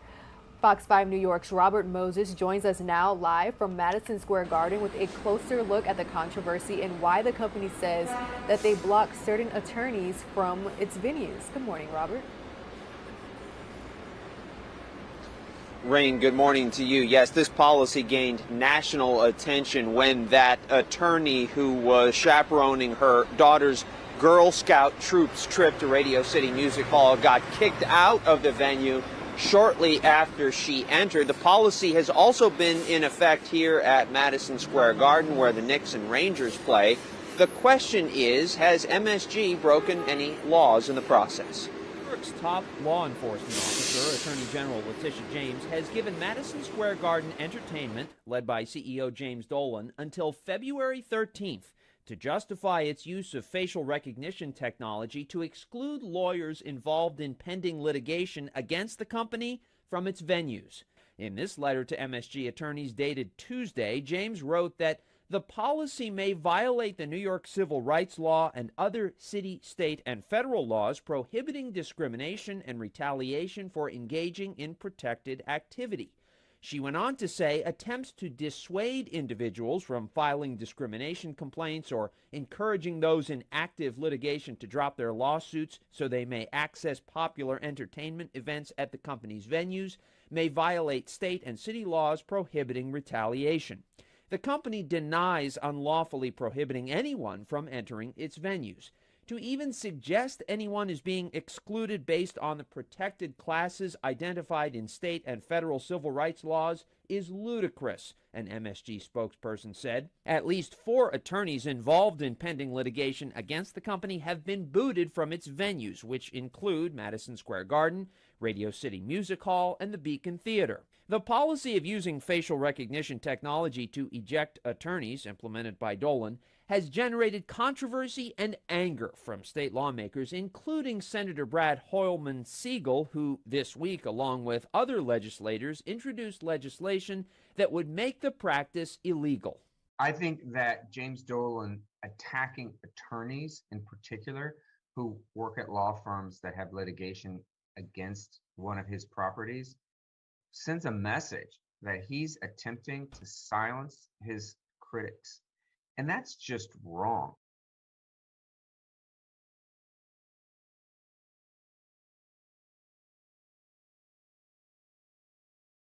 The attorneys who have been involved will be allowed back into events at MSG properties. Rain, back to you.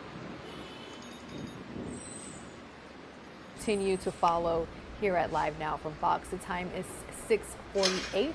We'll be right back after this break.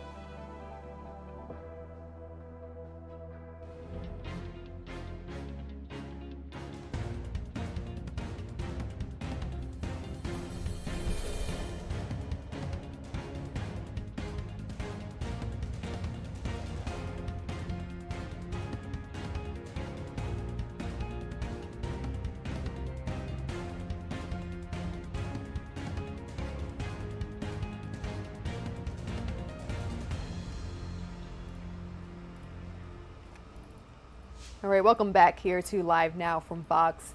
Florida police with some big news regarding the mysterious killing of a Microsoft executive. The murder happened almost 1 year ago while his toddler daughter was in the car.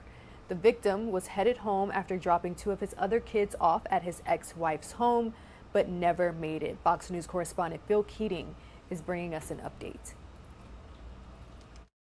A major development in a nearly year-long murder case. Police have arrested 61-year-old Henry Tenen in the ambush killing of Microsoft executive Jared Bridegan. Tenen will face several charges, including conspiracy to commit murder, second-degree murder, accessory after the fact to a capital felony, and child abuse. And authorities say they will not stop there. We will present his case to a grand jury in order to seek an indictment for first-degree murder. This, of course, will carry a punishment of mandatory life in prison. The 33-year-old father of 4 was gunned down back in February in Jacksonville Beach, Florida. Investigators say he pulled over to move a tire out of the roadway when he was then shot repeatedly in front of his then 2-year-old daughter. Nothing was stolen from him. His 2-year-old daughter remained strapped in the car seat in the back. This was a planned and targeted ambush and murder. According to public records, Tenen lived in a home owned by Mario Fernandez, who was the second husband of Bridegan's ex-wife, Shanna Gardner Fernandez. Authorities did not reveal many new details about the case, but said Tenen did not act alone, and they will continue to investigate. Bridegan's ex-wife and her current husband remain suspects in the killing. In order to protect the integrity of this ongoing and active investigation, the state has obtained a court order sealing Tenen's arrest warrant and affidavit for the next 30 days. Henry Tenen will make his first court appearance on Thursday. In Miami, Phil Keating, Fox News. On Wednesday, the Justice Department announced a civil rights investigation into the Tennessee traffic stop that turned fatal. Now, the city of Memphis is on edge of the release of body camera video. Fox News correspondent Caroline Shively has the details on the federal investigation from Washington. Lawyers for the family of Tyree Nichols say Memphis police beat the black man like a human piñata in video that is reminiscent of Rodney King. On Wednesday, the Justice Department and FBI announced a criminal civil rights investigation into his death. It will be methodical, and it will continue until we gather all the relevant facts. As with any other federal investigation, we will go where those facts take us. Memphis police report they pulled Nichols over for alleged reckless driving on January 7th, which led to a confrontation. They claim the 29-year-old took off running, which led to a second confrontation. Lawyers for his family say police pepper sprayed, tased, and kicked Nichols. He died in the hospital 3 days later. The 5 officers, who are also black, have since been fired. But after viewing police body cam video, the family wants the men to be charged with first-degree murder. I don't have any feelings right now. I don't even know I don't know anything right now. All I know is my son, Tyree, is not here with me anymore. Memphis is now bracing for potential unrest. My takeaway overall is that whatever we're going to see on that video when it gets released is so terrible that the authorities know they have to get out in front of it by reassuring the public that they're working on the case. It will be another week or possibly 2 until the body cam video is released to the public. In Washington, Caroline Shively, Fox News. And opening statements have been delivered in the trial of disgraced South Carolina attorney Alex Murdaugh. Fox News correspondent Mills Hayes has more on exactly what happened in court. This is Alex Murdaugh. And Alex was the loving father of Paul and the loving husband of Maggie. A jury is chosen and opening statements are delivered in the double murder trial of disgraced attorney Alex Murdaugh, accused of killing his wife and son in June of 2021. Both were found shot to death on the grounds of the family's South Carolina home. Murdaugh alleges he discovered the bodies upon returning home, called 911, and is innocent. Prosecutors, however, say they have evidence that points to Murdaugh gunning them down himself. Evidence that includes cell phone records, a Snapchat video, and gunshot residue. There's going to be a lot of forensic evidence in this case. The defense claims all of this is speculation. What you've heard from the Attorney General as facts are not They're his theories. Murdaugh's attorney says he was a loving husband and father. His son, Paul, the apple of his eye. Murdaugh even breaking down in tears as his lawyer described his son's murder in court Wednesday. And he comes home and finds his son laying in his own blood. Prosecutors believe Murdaugh killed his wife and son to avoid personal, legal, and financial ruin. In addition to this case, the 63-year-old is also facing nearly 100 criminal charges for fraud and tax evasion. Murdaugh's trial is expected to last a month, and while the state isn't seeking the death penalty, he could face 30 years to life in prison without parole. In Walterboro, Mills Hayes, Fox News. All right, switching gears here and following up on a story that we first broke for you all on Wednesday at about 4 a.m. Eastern. A 4.2 magnitude earthquake followed up by several aftershocks in Southern California. Let's check in for a recap of exactly what happened. You feel it. A magnitude 4.2 earthquake struck near Malibu at 2 a.m. on Wednesday, according to reports from the U.S. Geological Survey, followed by a magnitude 3.5 aftershock. We're going to be joined right now by Dr. Robert DeGroot. Thank you so much for joining us. You're a part of the USGS Shake Alert operations team, so we appreciate you joining us here on Live Now from Fox. What can you tell us about this earthquake this morning? And obviously based in Los Angeles, did you feel it? Los Angeles, near the University of California, Los Angeles, and it woke me up. And immediately after it happened, I sprung into action. That I do with response after earthquakes. We had the magnitude 4.2 right at 2 a.m. And then at 2:03 there was a magnitude 3.5 aftershock, which I also felt. So this earthquake was widely felt across the Los Angeles region. And we were getting lots of reports on Twitter about what people experienced, plus also responses on something what we call Did You Feel It, about what people felt. That is certainly pretty interesting. And 4.2 on the Richter scale, kind of where does it fall? How big was this earthquake?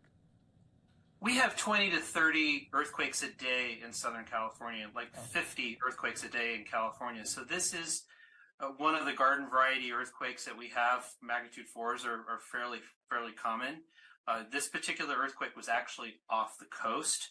So basically everybody was some distance away from the event itself before they felt it. But it really did shake up a considerable region. It is certainly interesting, the fact that it's off the coast, and someone that's not in that work like you are, certainly it feels kind of interesting that it's off the coast. Is that surprising? Is it typical that it's off the coast, kind of where the epicenter is? What does that mean exactly? So earthquakes are happening all over the place, and just because they're not on land, there are faults along the coast as well, in the ocean. And if you think of Southern California, what I think of is a shattered windshield. The region is just filled with faults that are on land and in the ocean itself. In this particular area where this earthquake occurred, it's a fairly active area, so it's not surprising that there was an earthquake in this region. In fact, back in 1989, on New Year's Day, there was an earthquake in this same place that happened today. So that is very interesting. That was a good analogy when you talked about a shattered windshield. You can certainly just get that perspective on kind of what that looks like in terms of what it happens. But the aftershock, certainly 4.2. Is the 3.5 one, how does that relate to the first one? And kind of what does it mean when there is a big aftershock after an initial earthquake? So aftershocks are fairly frequent after earthquakes. Typically, we produce special reports about aftershocks for magnitude 5 earthquakes and bigger. But this particular event, we didn't produce a report, but we saw sort of the norm that we would see of aftershocks. There were a couple that we saw that were in the magnitude 2 and 2.6, 2.4 range. Nothing that was out of the ordinary. I think what's really critical about this particular earthquake is the fact that we do have an earthquake early warning system on the West Coast that serves over 50 million people. And so this particular event was just below the threshold where we would start sending alerts to people's phones, just right below it. But people felt some pretty significant shaking on land. So this is an important piece for us because we want to see how this particular system works for people across the West. Because, yes, like you said, right after you felt this earthquake, you got to work and certainly informing the public about what happens and what to do. Kind of what is your advice for people if they do feel an earthquake, or maybe if it is a warning system that comes across your phone? Maybe what do you do if you see that come across your phone? That's a great question, and I think what people should do is if they get a Shake Alert powered alert on their phones, and if you want to learn how to set up your phone to receive alerts, you can visit shakealert.org, and in the upper right-hand corner, there's a way to get that information. But of course, this was at 2 a.m. in the morning, and so what we advise people to do, if you're in bed, stay in bed, and flip yourself over, get onto your stomach, protect your vital organs, put a pillow on the back of your head, protect your neck and your head, and keep your arms close to your head so that if anything falls, it will land on the pillow and not affect your organs. Of course, the advice we give is drop, cover, and hold on, but most people were in bed at 2 a.m. I know that people in Los Angeles are probably all over the place at 2 a.m., but that's where most people were, so it's probably good to talk about it if you're in bed. Definitely. We just put up that QR code for people if they did want to download. Yeah, so we might got to make sure everyone is staying safe. And obviously, we're also talking about this earthquake, 4.2. And we've used, like you said, there are multiple. Does this a precursor for anything, or does a 4.2, is it an isolated kind of incident for you in your mind? With all of these earthquakes we have in Southern California, again, 20 to 30 earthquakes a day, this is sort of the garden variety event that we would see almost every day. And so it's hard to tell that if this earthquake is a smaller one, there will be a bigger one that follows it. We really have no way to tell. We still cannot predict earthquakes, can't tell the size and the location and when those earthquakes are going to be. So what we need to do is everything we can to be prepared. So to have those disaster supply kits put away, to get those Shake Alert powered apps on your phones, to be ready for the next earthquake. Again, as we always say, it's not a matter of if, it's just a matter of when the next event is going to occur. Definitely. Thank you so much for joining us here on Live Now from Fox, Dr. Robert DeGroot. Are there any parting words, any final thoughts you want to leave with our audience here on Live Now? Absolutely. So earthquake early warning is a new tool that everybody can use. It's accessible to everyone. Even if you're visiting California, Oregon, or Washington, take advantage of it. But continue to do what you've always done. Put together your disaster supply kits. Know what to do when you feel shaking, drop, cover, and hold on. Essentially, earthquake early warning is something new that's going to complement what you already have, but continue doing what you've been doing all along. Awesome. Thank you so much for joining us. Some great advice there for people is, like you said, quite a few earthquakes in there, maybe not very high magnitudes, but certainly a lot of earthquakes in California. So we appreciate you joining us here on Live Now from Fox. Thank you. Good evening. Thank you so much. As we continue on, I want to put up this tweet one more time just in case you missed it the first time. This is our QR code for the Shake Alert, certainly an early warning for all. Our partner there, USGS Shake Alert Operations Team, Dr. Robert DeGroot, keeping everybody informed. All right, a huge thank you to Andy Mack for bringing us that interview. Switching gears now, the Federal Trade Commission is actually warning consumers to be on the lookout for job scams as layoffs increase in tech and other industries. Scammers will often post non-existent roles to create fake websites, according to the FTC Consumer Alert. Fake online interviews are another way scammers try to attract job hunters in order to steal their personal information. The FTC says the best ways to avoid job scammers is to verify the opening before applying, watch for obvious signs of a possible scam, and don't pay for the promise of a job. Here's more in our Fox Means Business report. Amazon has notified more than 3,000 employees in New York, California, and Washington that their jobs are being eliminated as part of a second big wave of the company's layoffs. Amazon Chief Executive Andy Jassy revealed earlier this month that the company is slashing 18,000 employees around the world. Meanwhile, Amazon workers in the United Kingdom are on strike for the first time. The walkout is at a warehouse in central England. The protest is over pay. JetBlue says it has spent millions on improving its systems, and in mid-January had the lowest rate of delayed flights on any major U.S. airline. In recent years, it was among the worst performers among major U.S. airlines.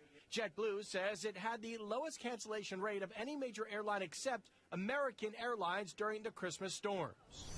And A&W is changing its mascot for the first time since 1963. Rudy, the Great Root Bear, will now be wearing denim jeans, according to this tweet shared by the company saying in part, "Now we get it. Even a mascot's lack of pants can be polarizing." The change comes after Mars announced its M&M spokes candies were taking an indefinite pause. The company has been under heat for modifying its branding to what some call woke versions of the M&Ms. That's business. I'm CJ Papa.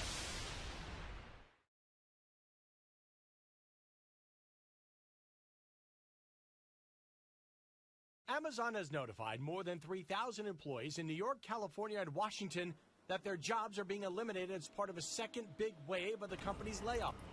The tech industry may be facing massive layoffs, but one area remains pretty strong: cyber security. While 57,000 were laid off in tech in January, those big tech companies aren't touching their cyber defense. Cybersecurity demand is growing, and there is a shortage of workers. And to meet that demand, it's estimated that 530,000 need to be hired. In 2022, there were about 70 cybersecurity workers for every 100 roles.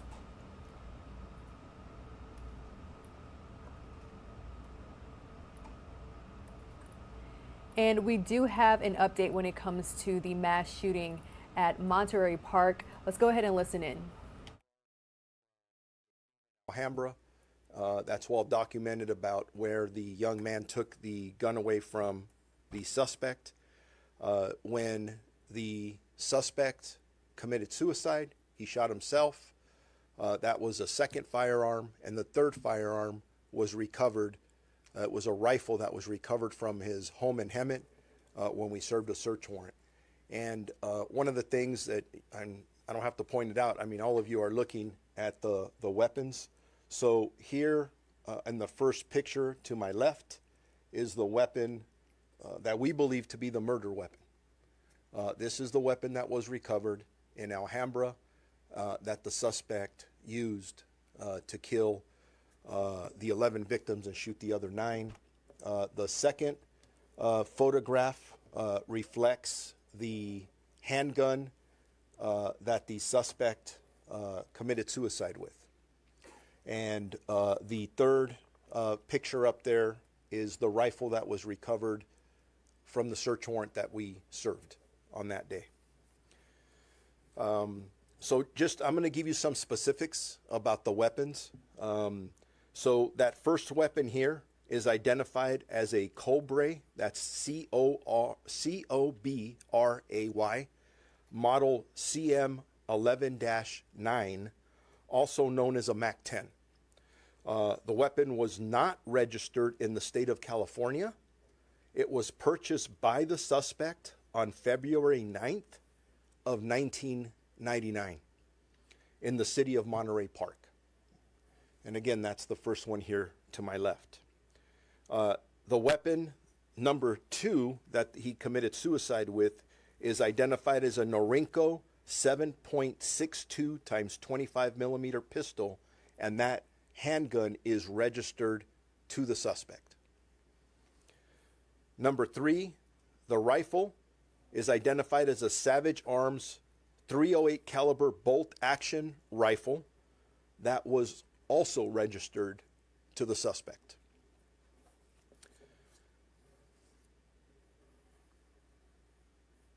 The other item that I wanted to report to all of our community was that earlier today, Monterey Park police officers recovered a motorcycle in the 200 block of South Garfield Avenue in the city of Monterey Park.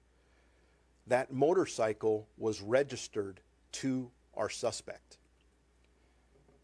It was located 1 block south of the crime scene. Homicide investigators determined that the motorcycle was parked there sometime on Saturday, just prior to the mass murder. Investigators believe it was placed there by the suspect as an alternative getaway vehicle.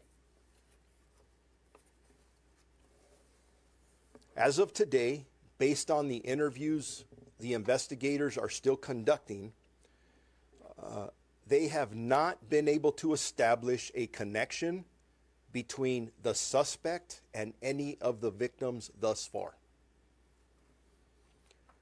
The suspect was not married. We've gotten information from different places that, asking us if one of the victims was his wife.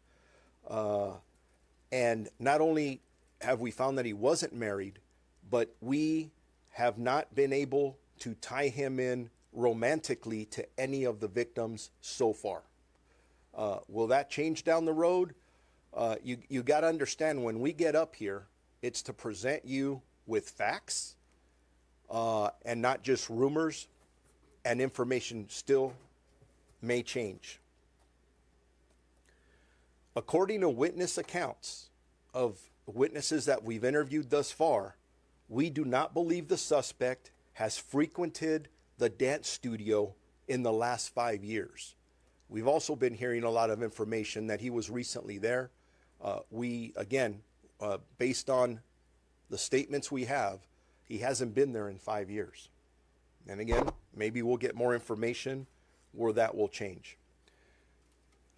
And I want to stress something, that if people believe they have information that can help us with a motive in this case, please make sure you contact investigators of our Homicide Bureau at 323-890-5500.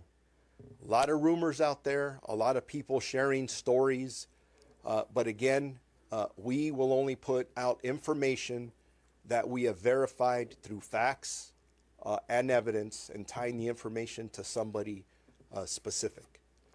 So with that, let me open it up to any questions that any of you have. Yes, ma'am. Can you talk about what has you left behind any notes? Did you find anything of why he might have targeted both ballrooms, even if he hasn't frequented at least one of them in the last 5 years? So when we served the search warrant on his house in Hemet, and obviously the search warrant on his van, we've recovered a lot of items. We talked about electronics being recovered. We've also talked about there's a whole list of items, paperwork that we're going through. Investigators, as they go through that, we're looking at everything, every which way but loose. And again, with the goal of trying to find a motive, and hopefully we can. Sometimes it's frustrating when something like this happens. It's so tragic because we're trying to understand it, and it doesn't make sense. It really doesn't. So right now it looks like he picked these two places almost at random? We don't know the answer to that. We hope to find out, but we just don't know yet. Yes, ma'am. Was there anything of significance found in his motorcycle or on the motorcycle? One, and then two, is there any indication that his ex-wife was a star dance regular? And if he hadn't been there the past 5 years, is there any indication that he had been a dancer or a frequent customer there prior to 5 years? The information we have is just that he hasn't been there in 5 years. In regards to the ex-wife, we don't have that information factually, or we have been able to verify that. We're hearing some of those things, but this is why I'm asking for people to come forward so we can attach a name to information, and we can follow up just to make sure that we're verifying anything that's coming through. And in regards to the motorcycle, the question about anything that we found on the motorcycle, we're going to have to get back to you on that. It was recovered, and I'm not sure at this point what else we recovered other than the motorcycle that was confirmed to be registered to the suspect. Sheriff, have we got any information regarding the weapons you've seized here about their legality, when they were purchased, anything along those lines? Yes, let me repeat the information I gave earlier on that. So the question is, did we, in regards to where the weapons, if they were registered, the legality, in regards to the first weapon here, the Cobra model, that weapon was not registered in the state of California, but it shows that it was purchased by the suspect on February 9th in the city of Monterey Park. The second weapon that you see up here that he used to kill himself, the Norinco, was registered to the suspect, and the .308 rifle that you see on my far left to your far right was registered to the suspect. Did he have any prior firearms or weapons violations that might have disqualified him from purchasing any weapons? The information we have that the suspect was arrested back in 1990 for unlawful possession of a firearm. That was the only thing that we found in his criminal history. Nothing in the way of a conviction or anything else? Not to my knowledge. You say that weapon was purchased in what? The M10 was purchased where? It was purchased in Monterey Park. Private party? By the suspect. Private party or lead registered dealer? I don't have that information. Now that weapon has been illegal in California since 1992. So, you know, no dealer would be able to sell that unless it was a registered weapon under the state of California. So how did this guy get it? Do we know? I do not know the answer to that, but that's something else we're looking at. ATF has tracked that down, though? ATF is assisting us just as the FBI is, and they're helping us with that information, assisting us to get that information. Yes, ma'am. We understand that he went to Hemet Police, I believe, early last month, with some type of grievance or something he wanted them to possibly look into. Do you know anything about that? Are you able to elaborate on that situation and how that possibly plays into a vendetta or something here? That's something else we're looking at. We don't have the specific information. It's part of everything that we're looking at. But that information has come to us through the Hemet Police Department, and it'll be part of what we're looking at to try and put together, again, the motive as to why he did this. The details on the motorcycle that was found, what kind, just details? From what my understanding is, details on that motorcycle, it was a street bike. And it was parked about a block away from the shooting scene, the massacre scene in the city of Monterey Park. But he still had enough time, so he never, so far in your investigation, does it look like he went back to the vehicle, to the motorcycle at all, or he went straight to his vehicle? He never used it, it was just there just in case as kind of a getaway? Is that what? Based on what we know now, it appears to us that he was using the van to get from one place to another. And obviously we find it very interesting that he put that motorcycle sometime Saturday within a block of the location where he committed the mass murder. Why? We're assuming it was an additional getaway vehicle if he needed it. Why else would he put it there? Two more questions. Based on victim interviews, do you have any better sense of what happened in the room when he entered the room?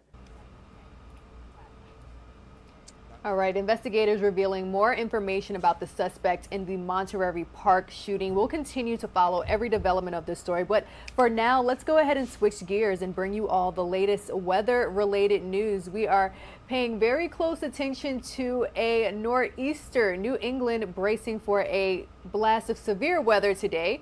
Joining us now live is Fox Weather's Robert Ray from Massachusetts. Robert, about this time last year, residents in this area dealt with a similar blast of frigid air. What can you tell us about the forecast? Yeah, last year it was nasty out here on this exact beach that I'm walking on right now in Gloucester, Massachusetts, about 30 miles to the northeast of the great city of Boston.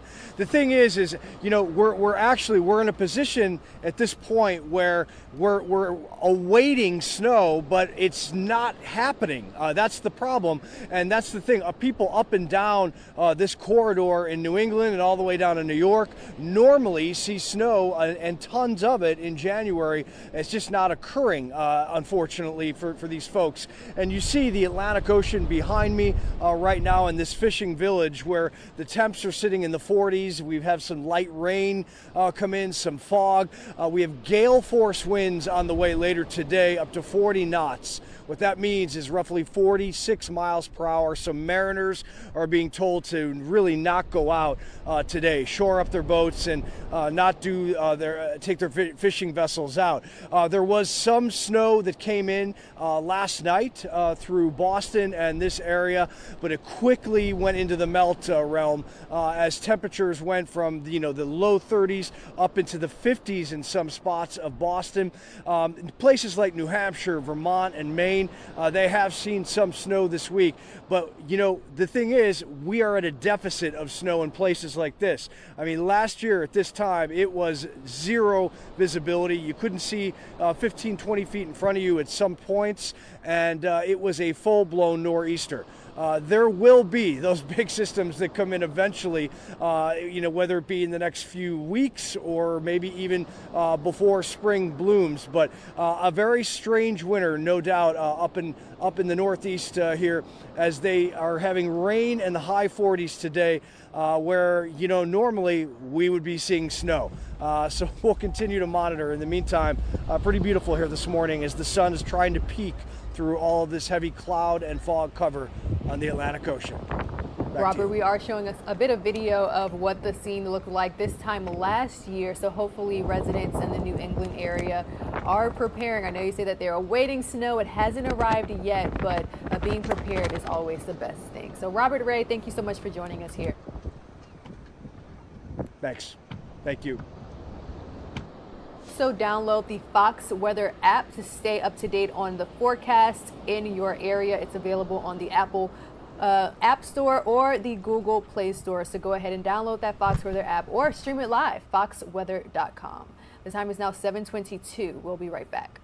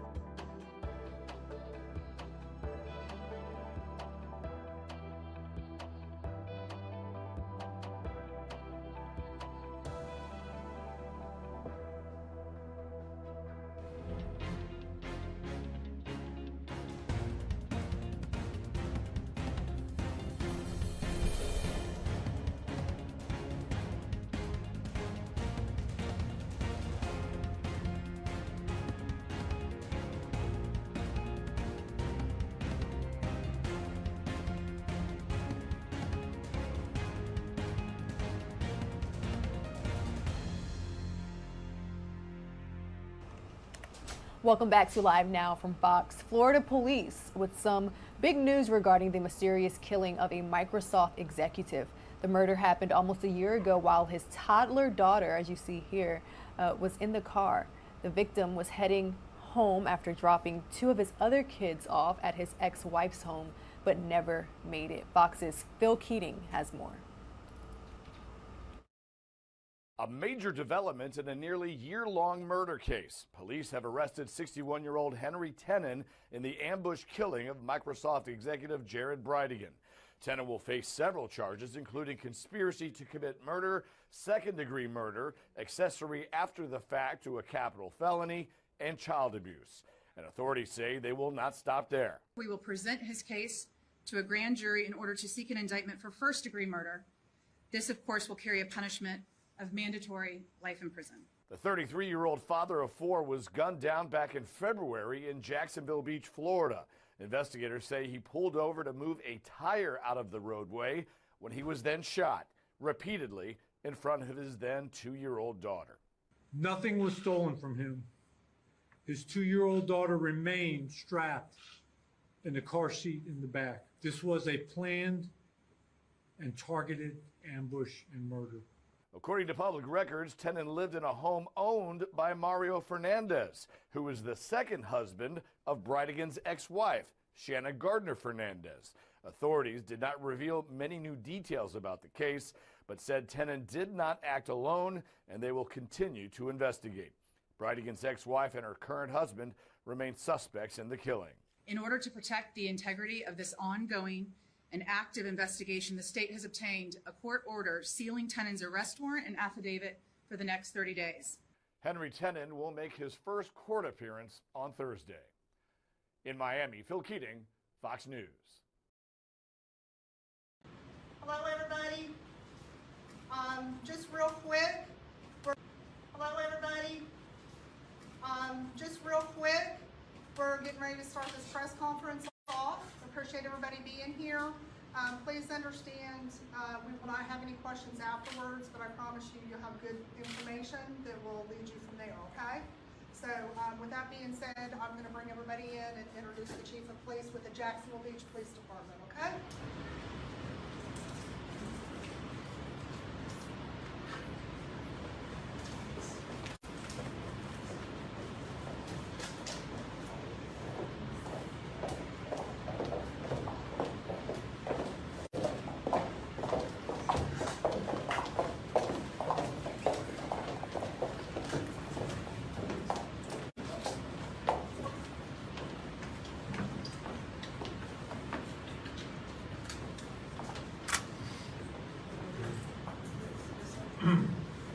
Good morning. Thank you for being here today. My name is Gene Paul Smith, and I'm the Chief of Police, Jacksonville Beach Police Department. I'm joined by several men and women from our agency. State Attorney Melissa Nelson and members of the Bridegan family who have waited for this day for almost a year. On February 16, 2022, Jared Bridegan was driving home from a planned date night with his children. On Wednesday nights, Jared would take his 9-year-old twins to dinner with their 2-year-old half-sister. He had just dropped off his twins at their mother's home and was driving to his own home on a dark area of Sanctuary Boulevard here in Jacksonville Beach. Jared came upon a tire blocking his route of travel. That tire was purposely placed there to make him stop. After putting on his hazard lights and placing his car in park, he opened his door in to presumably move the tire out of the road. It was then that he was gunned down in cold blood. Nothing was stolen from him. His 2-year-old daughter remained strapped in the car seat in the back. This was a planned and targeted ambush and murder. The ruthless homicide has pained our community, and of course Kirsten and Adam, who are here with us today, along with their brother Justin, and the rest of Jared's family and friends who mourn his death. For almost a year, we have investigated this case, seeking the many questions surrounding Jared's murder, and most importantly, to answer the question, who killed Jared? Just under an hour ago, this man, Henry Tenen, was arrested for the following crimes: conspiracy to commit murder, second degree murder with a weapon, accessory after the fact to a capital felony, and child abuse, all directly related to the murder of Jared. In just a moment, State Attorney Nelson will speak briefly about the charges and what's next for Tenon. However, I will say one additional thing beforehand. We asked for the community's help at the outset of this crime, and I want to personally thank everyone who has come forward to offer even the smallest bit of information. We asked for your help to identify a dark-colored F-150 Ford pickup spotted around the crime scene at the time of the shooting. And we sought information about the tire planted in a road that stopped Jared. Thank you again to everyone who stepped up. It was very helpful. We hope to have more answers to provide to you, even if not, it cannot be today. And with that, State Attorney Nelson will go into the charges and the next steps. Thank you, Chief.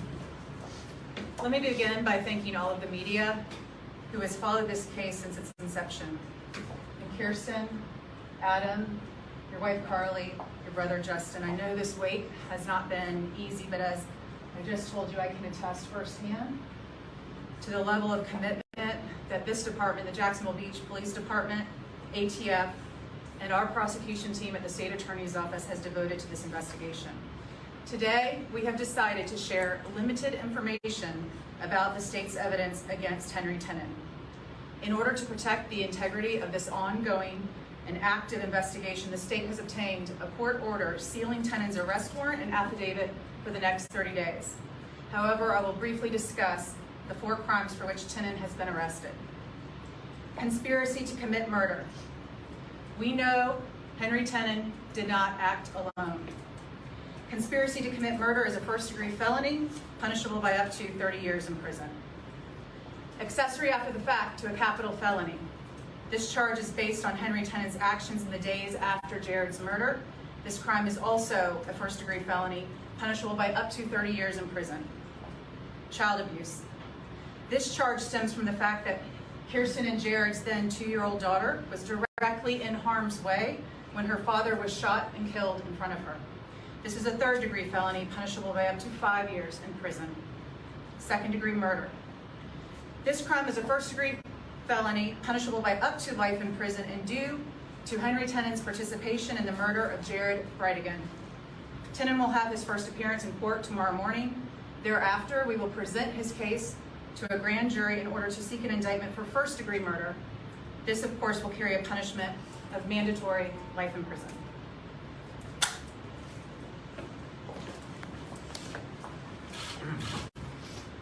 Thank you, State Attorney Nelson. The last thing I will ask is for this community to continue its vigilance as we move forward with this case. If you have any information about this man, Henry Tenon, as it relates to this crime, please contact the Jacksonville Beach Police Department or the State Attorney's Office. Thank you for being here and have a good day. Thank you.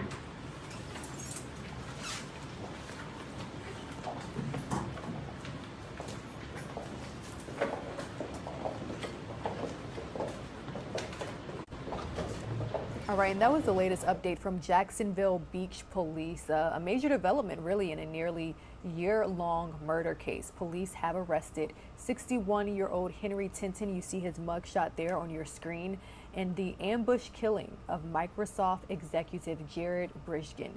The time is now 7:33. We'll cover more top stories and other major headlines right after this commercial break.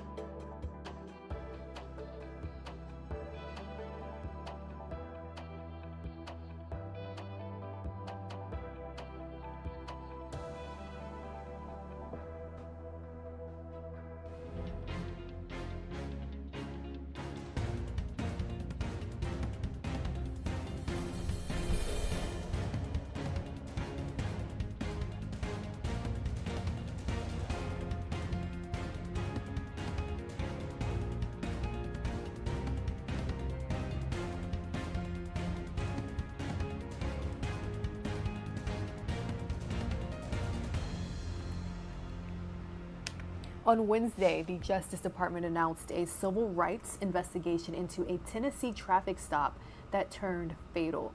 Now the city of Memphis is on edge after the release of body camera video. Fox News correspondent Caroline Shively has details on the federal investigation from Washington. Lawyers for the family of Tyree Nichols say Memphis police beat the black man like a human piñata in video that is reminiscent of Rodney King. On Wednesday, the Justice Department and FBI announced a criminal civil rights investigation into his death. It will be methodical, and it will continue until we gather all the relevant facts. As with any other federal investigation, we will go where those facts take us. Memphis police report they pulled Nichols over for alleged reckless driving on January 7th, which led to a confrontation.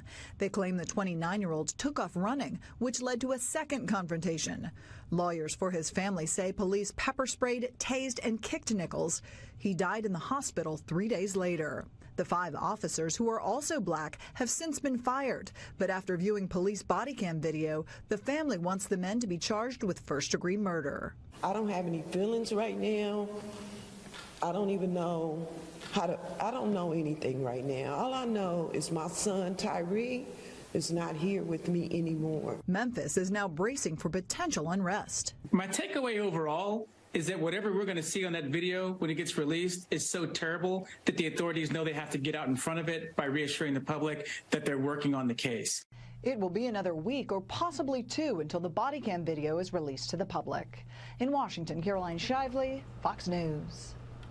So far, 2023 has seen more shootings than days. That's according to data from the nonprofit group Gun Violence Archive, which reports at least 40 mass shootings this month alone. But now, a new report from the Secret Service takes a look at mass attacks between 2016 and 2020, highlighting trends and warning signs so communities can prevent violence going forward.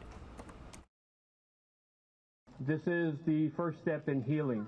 Monterey Park is gathering together once again, days after a Lunar New Year celebration. But this time they're here to remember the 11 people who died in a mass shooting at a ballroom dance studio on Saturday.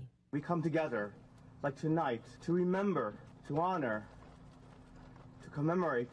Just a few hundred miles up the state of California, another community, Half Moon Bay, is reeling after 7 were killed in another mass shooting on Monday, prompting Governor Gavin Newsom to point blame.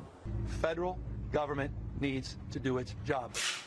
Last year, President Biden signed what had been hailed as the most comprehensive gun bill in about 3 decades. The bipartisan legislation boosts funding for mental health resources and aims to prevent dangerous people from accessing guns.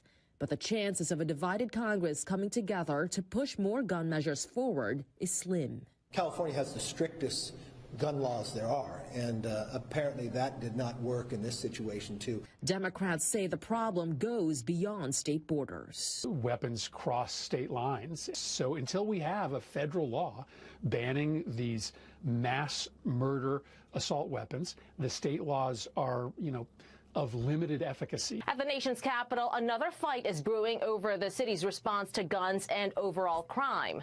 Some are criticizing D.C.'s recent criminal code reform, which drops maximum sentences for carjacking and gun possession. In Washington, Malta Rivera, Fox News. Vice President Kamala Harris was in Monterey Park on Wednesday to meet with victims and families of the mass shooting there. The vice president visited her home state just days after the shooting at Monterey Park and Half Moon Bay and in Oakland left 19 people dead and several others wounded.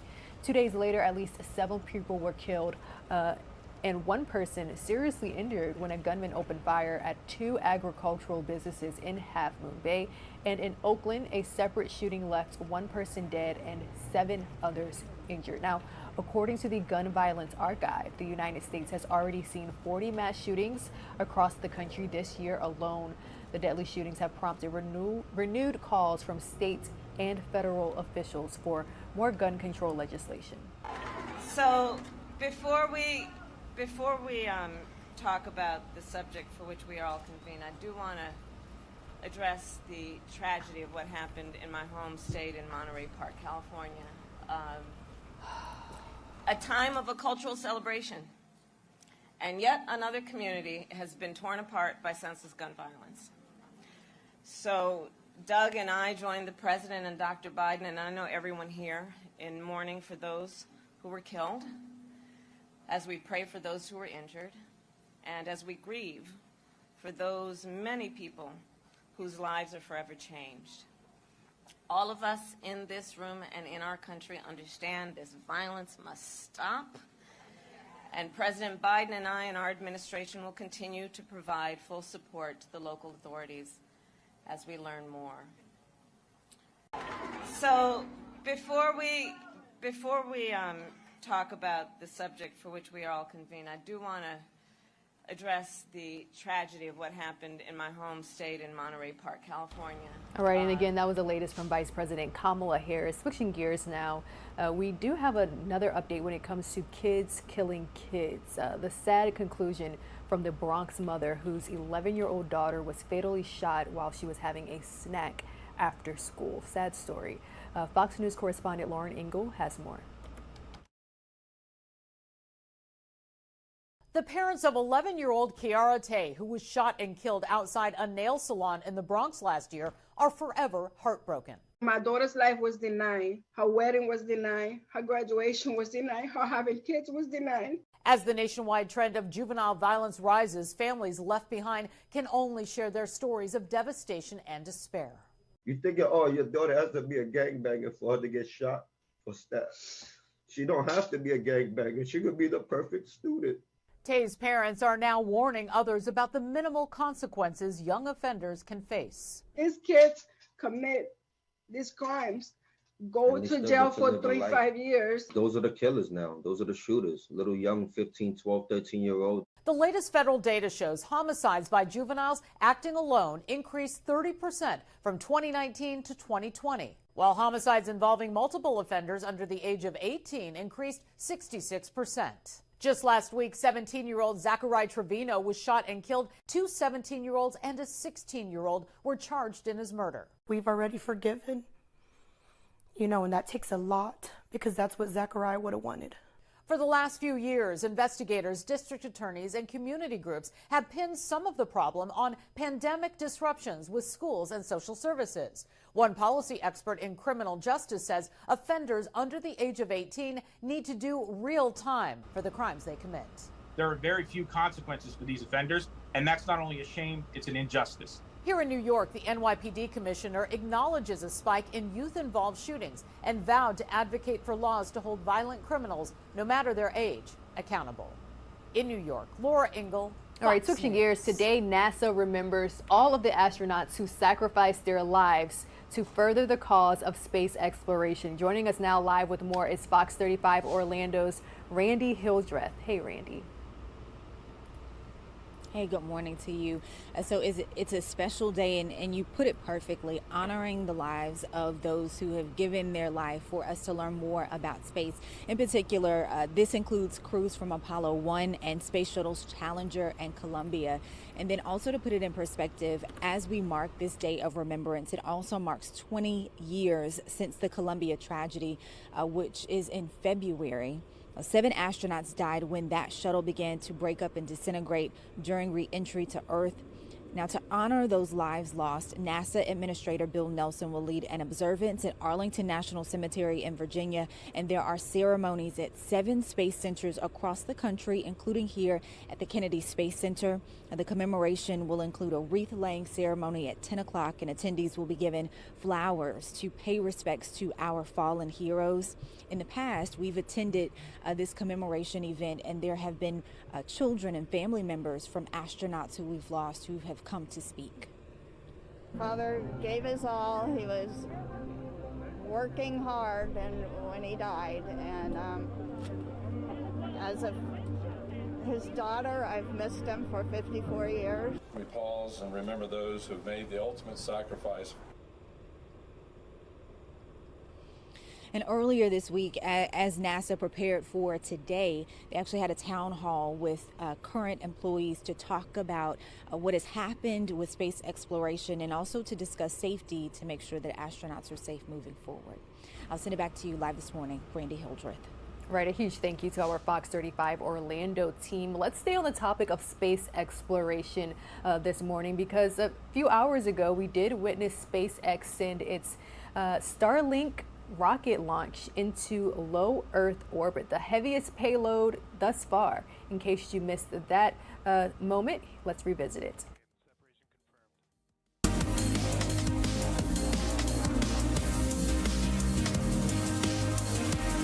Stage 1 is transonic. Landing legs have deployed. And Falcon 9 has landed. Hello everyone, I'm Kate Tice, Quality Systems Engineering Manager here at SpaceX. I'll be your host for this morning's Starlink mission from Pad 40 at Cape Canaveral Space Force Station, Florida. For Starlink rechecked. Today's mission marks SpaceX's 205th overall launch, and it will fly the heaviest payload ever flown on a Falcon 9, weighing in at over 17,400 kilograms, or about 38,000 pounds, or about the weight of a fire truck. The teams are currently tracking no issues with the vehicles or spacecraft. Weather and range are both green for launch, and we are proceeding with a T0 of 4:32 a.m. Eastern Time. Strong back lower has started. If liftoff at just 4 minutes and 23 seconds from now, we're standing by for TE retraction.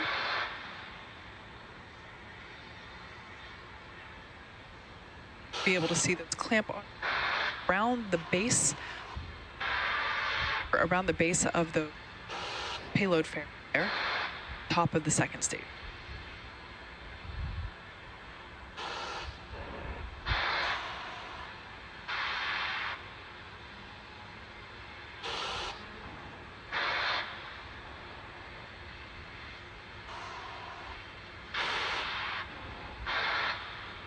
At this point in time, fuel is fully loaded onto Falcon 9, whereas liquid oxygen, or LOX load, is currently underway on both the first and second stages. The second stage LOX load will complete at T-minus 2 minutes, and first stage will wrap in just under 30 seconds from now.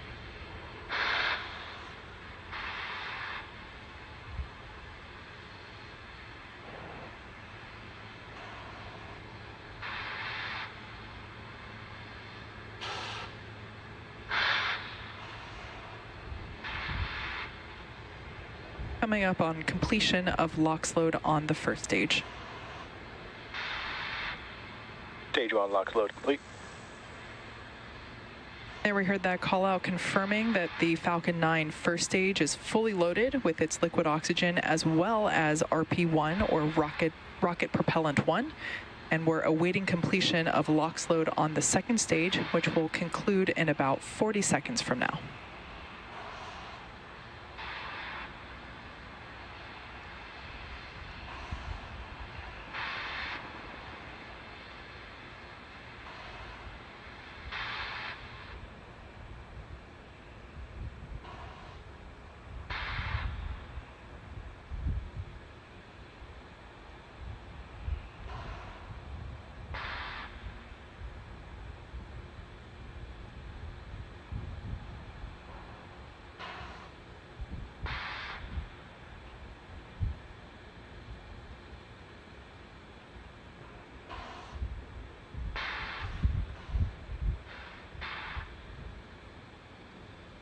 Coming up now to completion of LOX load on the second stage.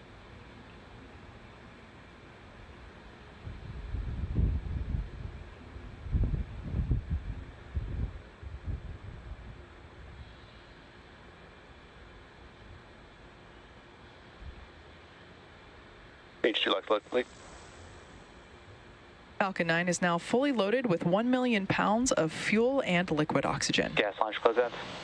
Now, the booster that you see on screen is flying for the 9th time today. It previously supported 2 crew missions, 2 CRS missions, as well as Turksat 5B, Eutelsat Hotbird 13G, mPower A, and 1 Starlink mission. Reusability allows SpaceX to refly the most expensive parts of the rocket, which in turn drives down the cost of space access.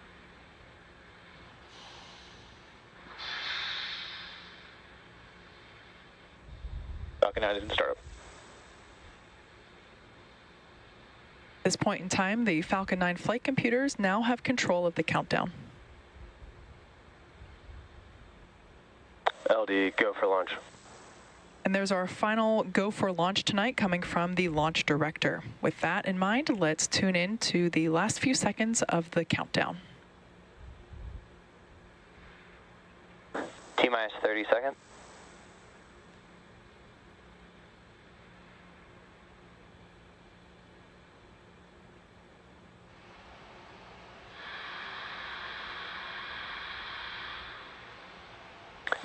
Seconds.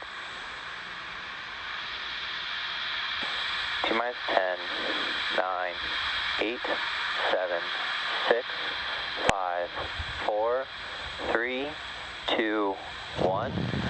Engines full power. And liftoff of Starlink 5-2. Go Falcon, go Starlink.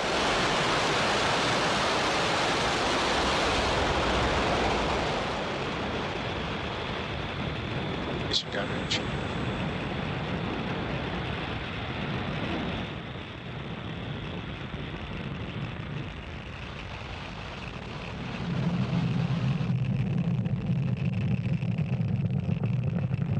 As you can see, Falcon 9 has successfully lifted off from Pad 40 at Cape Canaveral Space Force Station, carrying 56 Starlink satellites. Now, the M1D engines on the first stage are about to throttle down in preparation for max Q, or Power and telemetry nominal. Or the moment of maximum loads on the vehicle, which occurs just after T plus 1 minute.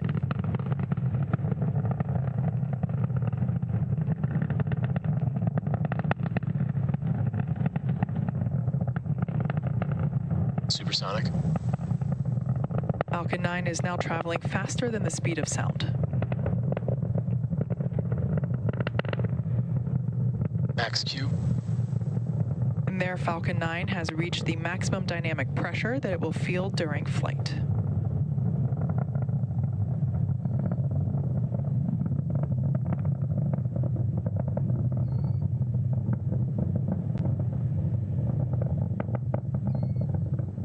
At this point, we're about 1 minute until main engine cutoff, followed by stage separation and second engine start. Those events happen in very quick succession, one right after the other.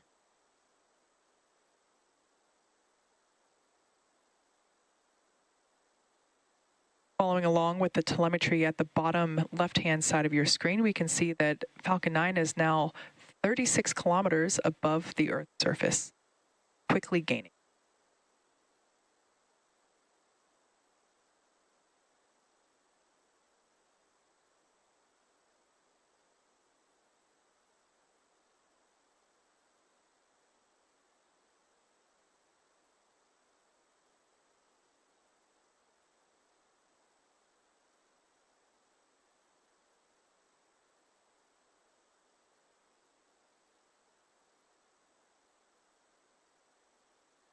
Eco. Stage separation confirmed.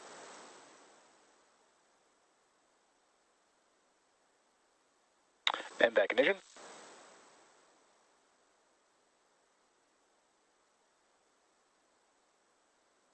Bearing separation confirmed. Right, and there's our first look of our Starlink satellite payload this evening on there, formerly on the right-hand side of your screen. Right-hand side will be that second stage tracking camera. Left-hand side of your screen will be the first stage. You can just barely make out the lights of the Florida Space Coast there in the top left-hand corner of that left side screen. Both of the fairing halves flying on today's mission are flight proven. One of those halves flew for the 5th time and the other a 6th. We will attempt to recover those fairing halves again using our recovery vessel, Bob.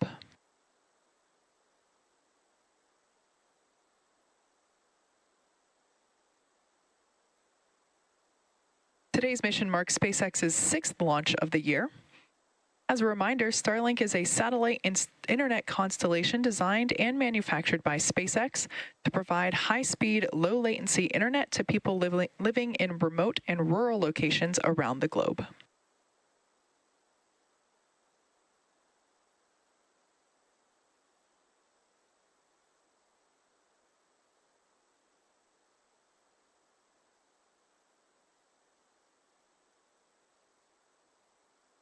Checking in with that stage 1 telemetry there at the bottom left-hand corner of your screen, we can see that that first stage is no longer gaining in altitude. It is close to its apogee.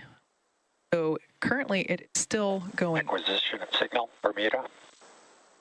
Currently it's still going up, so a lot slower than it was, as we saw, and now it has begun to descend. So it's now reached its apogee, and it will begin to make its way back to planet Earth, targeting a thing on our drone ship. Just read the instructions.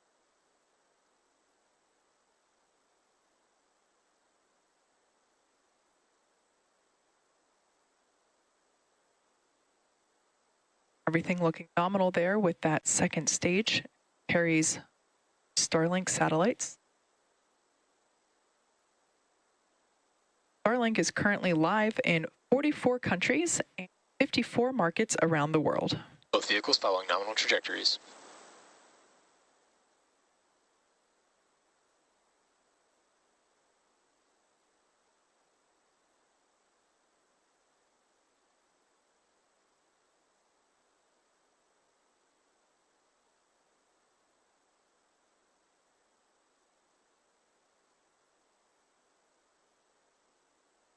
The next event we have coming up in 1 minute will be the stage 1 entry burn. That will be the first of 2 burns that the first stage will perform this morning. That burn includes reigniting 3 of those M1D engines. We relight the center engine as well as 2 radial engines to perform that entry burn, which helps slow the booster down as it re-enters the Earth's atmosphere. You can see that altitude is now decreasing rather quickly. That entry burn will help slow that vehicle down.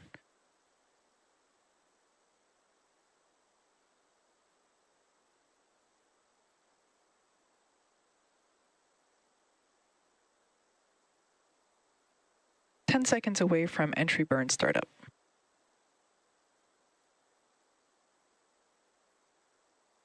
Stage 1 entry burn startup. That call out, that burn has begun. Stage 2 FTS has saved. Stage 1 FTS has saved.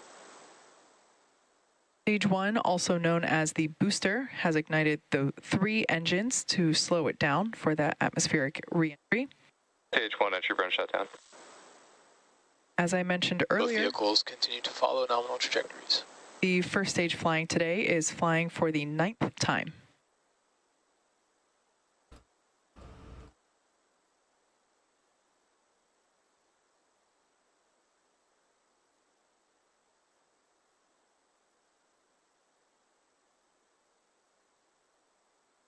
Expected loss of signal, Cape.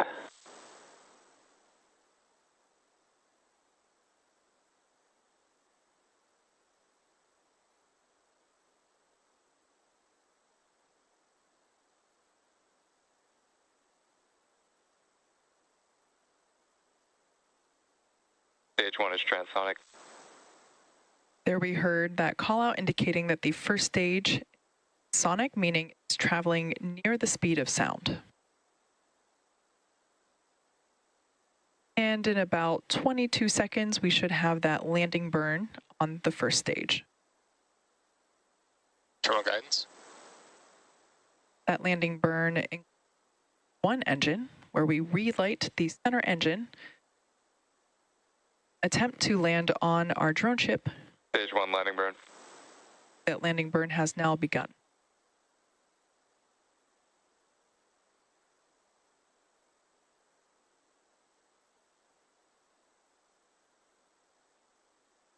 Stage 1 landing leg deploy.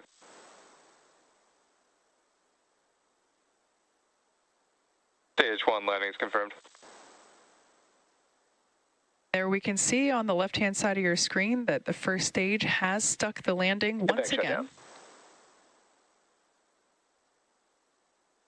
Great view from our drone ship just. And welcome back to Live Now from Fox. You were taking a look there at the SpaceX launch. Always cool to see those take off and head out into space when you see it sitting down on the ground and then blasting off. Always cool to get that in the perspective, I guess, when you see that shot inside the or outside the rocket there as it ascends into space. But we've got plenty of news to get into today. We're going to start with turning to some of that storm damage that we saw in Texas. Now, following up on that severe weather outbreak in the Houston, Texas area, the National Weather Service making an initial determination that the tornado was likely an EF3, with damaging winds ripping across the Lone Star State. Here's the latest from our Fox News team. Look at this. What you're seeing is video of the tornado that hit Deer Park. Instead of a funnel cloud, this twister struck as a wall of wind and rain, according to National Weather Service meteorologist Jeff Evans, with winds of at least 115 miles an hour. To snap the wooden poles like this, yes. How long do you think it was on the ground? Do you think it sort of hopped along, or did it stay on the ground? We think it was really on the ground from somewhere just maybe right around I-45 all the way to the ship channel. Probably about 10 to 20 miles long and about half a mile wide. We think it was an EF2 to EF3, maybe a low-end EF3. The size of it, it's very rare for our area to have a tornado on the ground this long. It's really been since 1992. It hit so fast. I mean, 1 minute it's kind of lightly raining. I think it's hail. It's debris from a tornado, and it's on top of me. Mark McVeigh recorded this video as he was stuck in his car with the tornado bearing down on him. You know, this is serious. And then, wow, I was terrified for a minute that a tree was going to fall on my car, that the car was going to flip because it was rocking big time. He had every right to be afraid. Look at what the tornado did to a couple of other vehicles. I really had concerns there for just a second that, you know, I'm going to get blown away. Cleanup is underway after the tornado left widespread damage here. Our public works is working overtime, and we're being supported by a lot of agencies and/or local municipalities in assisting us with getting our debris picked up. And we want to thank God that we had no serious injuries or casualties.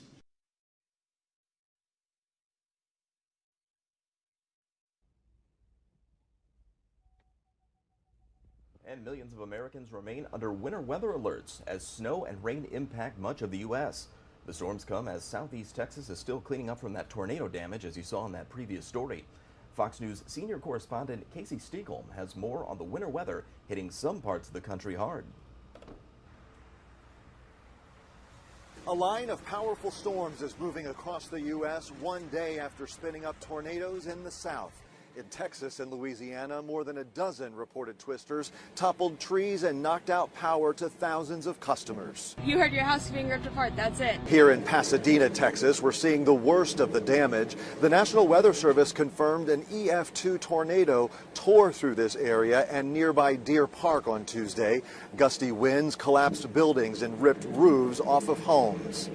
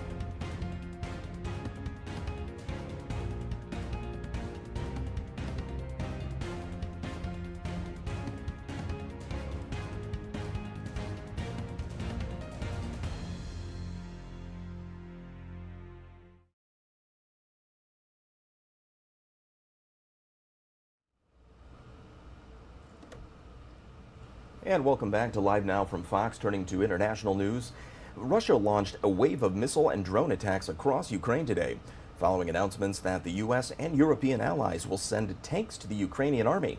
Griff Jenkins joins us from Washington, D.C. and has more on this announcement and why it's coming right now. The announcement from President Biden came 11 months after Russia launched its invasion of Ukraine. Ukrainian officials now hope the promise of advanced armor will turn the tide in this war of attrition. This is about freedom. Freedom for Ukraine. Freedom everywhere. President Biden announcing the U.S. is sending 31 M1 Abrams tanks to the front lines. The move comes after months of Ukrainian pleas, which the Pentagon had resisted until now. The belated decision follows Germany's announcement they will send 14 German Leopard tanks after mounting pressure from Western allies. Germany didn't force me to change my mind. We wanted to make sure we were all together. The sound of German tanks will soon be heard across Ukraine, but the American tanks won't reach the battlefield right away. I'm not going to predict date certain on the calendar. It's going to take many months before the tanks get there. Some critics of the administration say the announcement is too little, too late, nearly a year after Putin invaded Ukraine.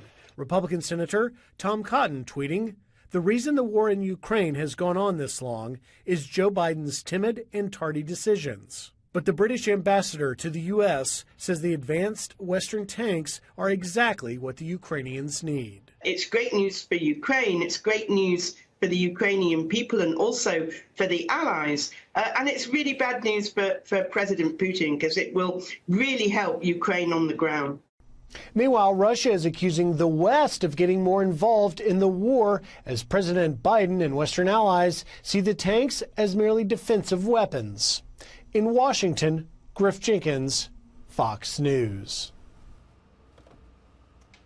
So far, 2023 has seen more shootings than days, and that's according to data from the nonprofit group Gun Violence Archive, which reports at least 40 mass shootings this month alone. But now a new report from the Secret Service takes a look at mass attacks between 2016 and 2020, highlighting trends and warning signs so communities can prevent the violence going forward. Fox News correspondent Ashley Strohmeyer reports. Acts of violence are happening all too frequently. A new report from the Secret Service is shedding light not just on shootings, but on mass attacks in general, identifying the warning signs communities need to look out for. There were 173 attacks that were perpetrated between 2016 and 2020. And the way that we define the criteria for the report is 3 or more harmed in a public or semi-public setting. Of those attacks, Secret Service officials say half were fueled by personal, domestic, or workplace disputes, with businesses like restaurants, retailers, convenience stores, hospitals, and more impacted the most by targeted violence. Nearly half of the attacks from this study involved a direct relationship between the attacker and their target.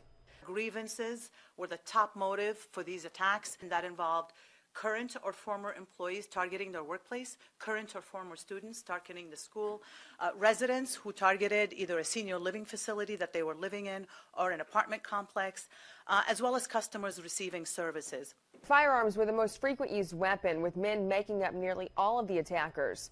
A large number of violent events were planned beforehand, with 2/3 of attackers having talked in person, texted, or posted online about their intentions. If you witness a friend, family member, or coworker making concerning remarks, Secret Service officials recommend reporting it.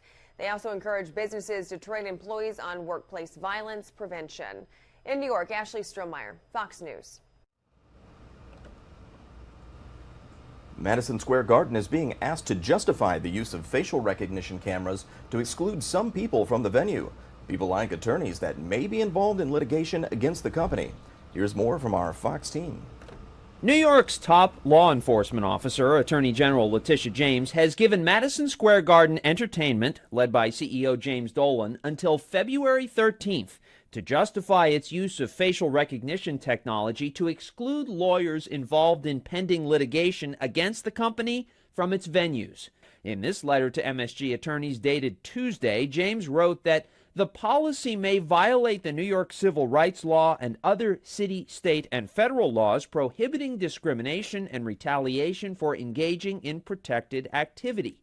She went on to say attempts to dissuade individuals from filing discrimination complaints or encouraging those in active litigation to drop their lawsuits so they may access popular entertainment events at the company's venues may violate state and city laws prohibiting retaliation. The company denies unlawfully prohibiting anyone from entering its venues. To even suggest anyone is being excluded based on the protected classes identified in state and federal civil rights laws is ludicrous, an MSG spokesperson said. At least 4 attorneys involved in pending litigation against the company have been booted from its venues, which include Madison Square Garden, Radio City Music Hall, and the Beacon Theater. The policy of using facial recognition technology to eject attorneys, implemented by Dolan, has generated controversy and anger from state lawmakers, including Senator Brad Hoylman-Siegel, who this week, along with other legislators, introduced legislation that would make the practice illegal. I think that James Dolan attacking attorneys in particular who work at law firms that have litigation against one of his properties sends a message that he's attempting to silence his critics. And that's just wrong.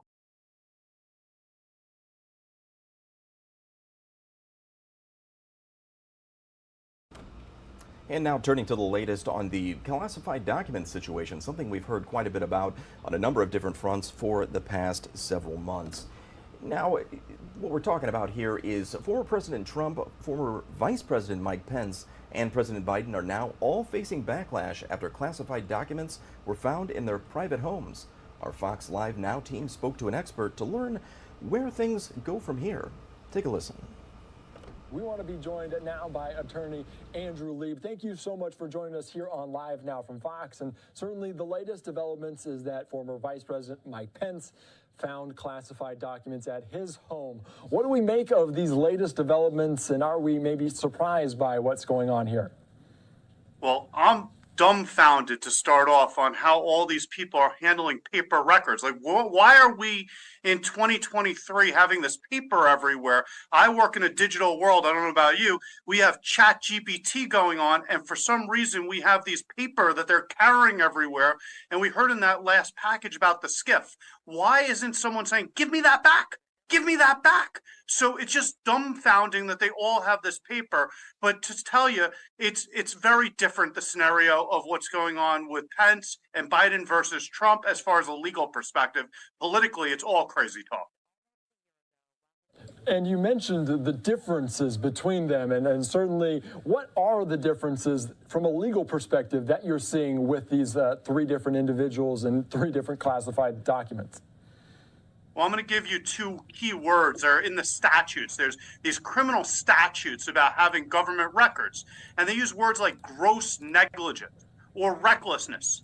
And what that means is that you had a known appreciation and you just disregarded that of the danger and you just did it. And the main difference here is that the Pence team, the Biden team legally are saying, hey, we think we might have records. Please come take them. Come look everywhere. Whereas Trump's team said, we're not giving you the records. We're going to sign a affidavit. We don't have the records. You could subpoena us for the records. We're going to hide the records. So legally, there's a distinction, but functionally, the American people don't see any difference. All they say is these men, all these older men, just with paper everywhere, behind a Corvette, in a hotel room, in a desk. What are they doing with this? Politically, it's a disaster for all 3 of them, and I don't know what they're doing. And it feels like, obviously, like you said disaster for all 3 of them. Does the fact that all 3 of them have classified documents, does that make it equal? Does it make it different? And you mentioned the differences there, but maybe that kind of, for the public, it levels it out for all 3. So certainly for the public, it's going to level it out. And I have to point out for Biden, he's a sitting president, so he can't be indicted right now or charged, as we all learned from when Trump was in office, based on policy from DOJ. So he's kind of immune from this. When it comes to Pence and Trump, it's an equalization, except for the fact that the intent that we talked about. For the public, all they hear is people got records. Why are top secret records? Why are secret records? Why are they holding them? Why are they paper? Why are they everywhere? Why can't they figure out where these records are? politically, it was the best gift that Biden and Pence could ever give to resurrect Trump. He was down and out, and now we have a reinvigorated Trump, and he's going to be back at it. I don't know what they did. Definitely. It's very, very interesting because these documents, they date back to the Obama era with then Vice President Joe Biden, and also dating back to the Trump administration with Mike Pence. Does the time frame of these, just the fact that these are so maybe not new classified documents, does that change any dynamic of this? Well, one of the interesting things is that the Obama administration is who passed the executive law that we're now dealing with, the executive order about classification of documents. And that became enacted in 2010. So we're interested that we're going back that far. But no, I don't think legally it's significant. Because again, you have to show that intent. And the Biden team and the Pence team are showing, please search everywhere. Please, we're inviting you. Well, we're not hiding anything. It shows sloppiness. It shows carelessness. I don't know that it shows an intent, a legal issue. But again, from the American public on my kitchen table, if I bring it up with people, my neighbors, and I say it, here's what they all say. They all got something. What's wrong with these people? Move on. I don't understand. So I think that's really where we're at today. Definitely. It's very, very interesting because there's also been a special counsel for Trump. There's now been a special counsel for Biden. It does a similar tactical move by the DOJ go here? Do they pull another special counsel, or how does that work with Mike Pence? I would think they probably will, because Garland's very interested about showing the difference between DOJ and the rest of the executive branch. DOJ is technically part of the executive branch, the president's branch. But Biden and Garland, when they came into power, said, hey, we're going to go back to traditional norms before Trump was in power, and we're going to separate it. And because there might be a flavor, a smell of impropriety, even the appearance of impropriety, because it is, after all, Biden's DOJ, Merrick Garland has always tried to take a step extra to try and protect the integrity of DOJ, so I would expect that to happen. Definitely. Thank you so much for joining us here on Live Now from Fox. Andrew Lieb, certainly attorney, discussing all of these classified documents. Are there any parting words, any final thoughts you want to leave with our audience here tonight? Yeah, I think that they need to understand that even though things sound politically the same, legal technicalities make a difference, and it's not necessarily a witch hunt if you go after one and not the other, because there are legal elements that have to prove. I know it sounds like a headache, but if you read the statutes, there is a legal difference. Definitely. That's going to be certainly a term one of the three people in this scenario use. So we appreciate you joining us here on Live Now from Fox, and great insight into what we're learning day by day with these classified documents. Thank you again. Thanks for having me. Thank you so much. As we continue on here on Live Now from Fox, we're going to continue. And there's the latest on the confidential document issues at the federal level there, something we'll certainly continue to keep an eye on. But we're going to take a quick commercial break right now. Stick around and join us right here on Live Now from Fox.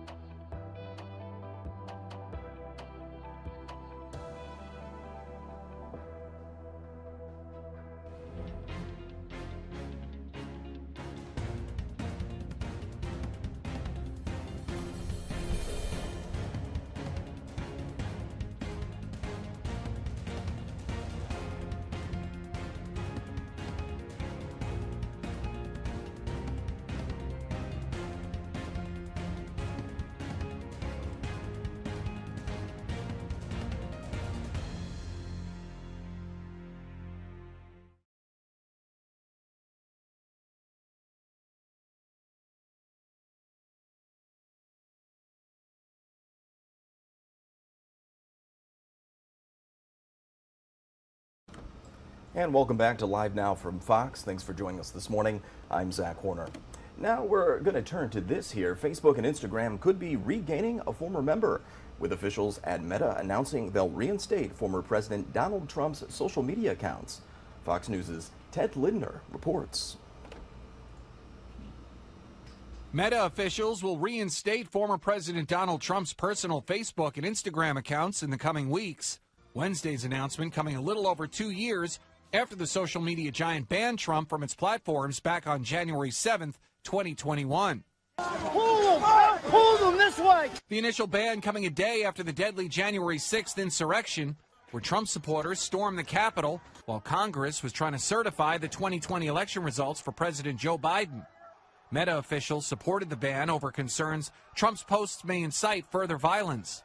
He's got to play by the rules. Nick Clegg, president of Meta Global Affairs, says there'll be new guidelines to help avoid repeat offenses, citing the removal of content that violates platform policies and the potential for additional suspensions between 1 month and 2 years, depending on the violations.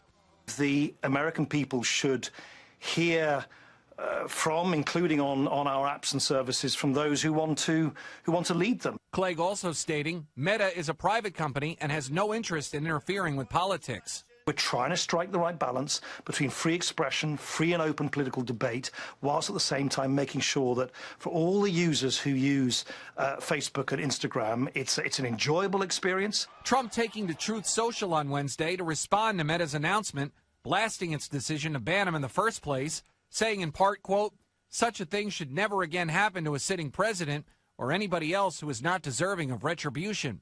Trump hasn't officially stated if he will in fact return to Facebook or Instagram.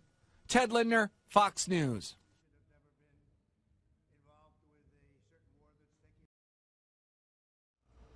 Now turning to the latest in business news. Here at Fox, we're taking a look at everything from the latest in tech layoffs to Amazon workers hitting the picket line and asking for higher wages. Here's the latest updates on the top business stories of the day.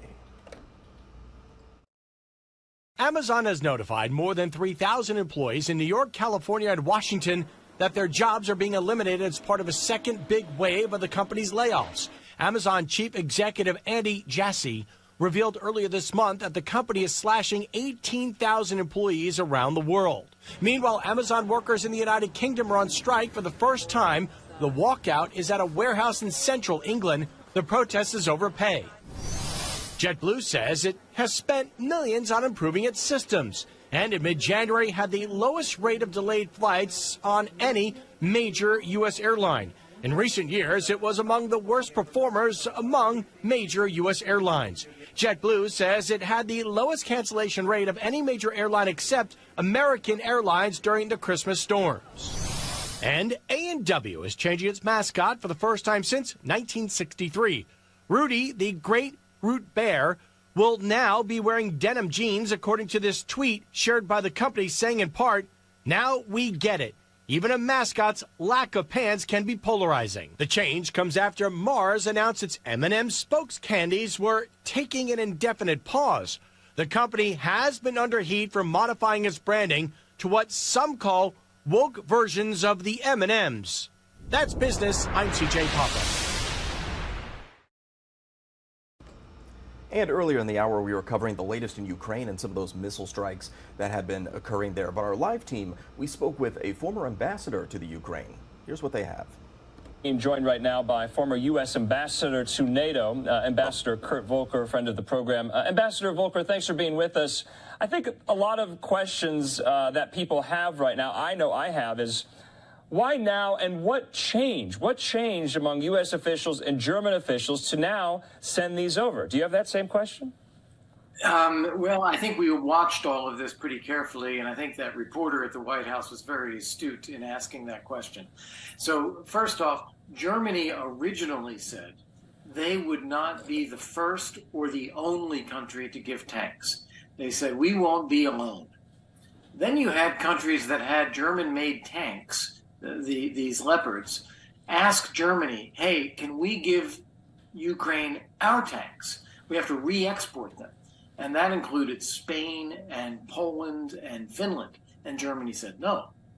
So Then the pressure mounted on Germany and said, look, you have a coalition of countries now ready to provide tanks. Why don't you let them and why don't you join them? And then Germany changed the terms and said, nope, we're only going to give the Leopard tanks if the Americans provide the M1A1 Abrams. Now, this caused some consternation in the White House and the administration because they didn't want to give the Abrams tanks. They were a little bit concerned that Putin might view that as too much U.S. entering the war directly, which of course it's not. And they were also concerned that, look, the M1A1 Abrams is complicated, requires special fuel, special munitions, difficult maintenance, a lot of training. It's not as practical as the Leopard tanks. Yeah. But when the Germans then said, hey, we'll only do it if you do, that forced the administration to then say, okay, we'll do it too. And now we're all in together, as President Biden just said, and that's a good thing.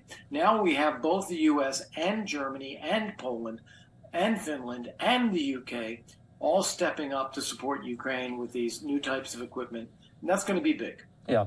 Ambassador, though, President Biden, in his remarks you just heard there, was quite adamant about reassuring, I guess, the wider public, Russia even, that this was not to be taken as an offensive threat to Russia. Because you and I have discussed this before about some of the reluctance about kind of antagonizing Russia with these materiel and aid and military equipment. That was a point Biden wanted to make, wasn't it? Yeah, it is. And it's a fair point to make. Look, Russia could escalate the war by attacking another country, a NATO country, or it could escalate the war by moving to tactical nuclear weapons. And nobody wants either of those things to happen. So it's good to send these messages. At the same time, we should not be deterred by Russia's aggression against Ukraine. Russia is having a very hard time just dealing with Ukraine. They certainly don't want to widen the war. And they are certainly in the wrong launching this war of aggression against a sovereign, independent neighboring state. So we should be doing everything we can to help the Ukrainians to defend themselves and push back. And finally, it looks like we are. Yeah, Ambassador, you know, now there's this kind of evolution in military equipment has sparked the conversation. What about fighter jets? Are fighter jets next? What do you think? Well, I think what we're going to see is a little bit of lessons learned from the tank debate. So the administration originally said, no tanks, no tanks. Give the German tanks. The Germans said, no, you Americans first. And we had all of this public display of disunity within NATO. I don't think we're going to repeat that. What I expect instead is for the administration to say, well, yes, F-16s are very complicated. We will start training Ukrainians on F-16 aircraft and maintenance and munitions. We'll do it in some other country, and it'll take some time. They're going to have to get good at this. So, yes, we'll provide the F-16s eventually, but not now. I think that's what we'll see. Okay, Ambassador, you know, we're coming up on the one-year mark since Russia invaded. It seems like both sides are dug in. It doesn't seem like there's any off-ramps. There's no really diplomatic breakthroughs. Should we, the wider public, the West, prepare for the long haul of this conflict, do you think? Well, I think that 2023 will likely be a decisive year. Russia is going to try a major offensive sometime later this spring. All the indicators are there. They're mobilizing forces. They're buying equipment. If that goes the way Russia's original offensive went last year, that's going to be a pretty big loss for Russia. And meanwhile, the Ukrainians are preparing their own counteroffensives with these tanks and with other equipment, with better trained, better motivated, better equipped forces. So I think it is likely to take a turn in Ukraine's favor. The one thing I would love the audience to think about is remember February last year, how wrong everybody was. Yeah. They thought that Russia was powerful. They thought Ukraine was weak. They thought Ukraine would fold. We disgracefully offered Zelensky a ride out of Ukraine. And he famously said, I don't need a ride, I need ammo. And look at what has happened in the past year. The Russians were pushed out from around Kyiv. They were pushed out from around Kharkiv. They were pushed out of Kherson.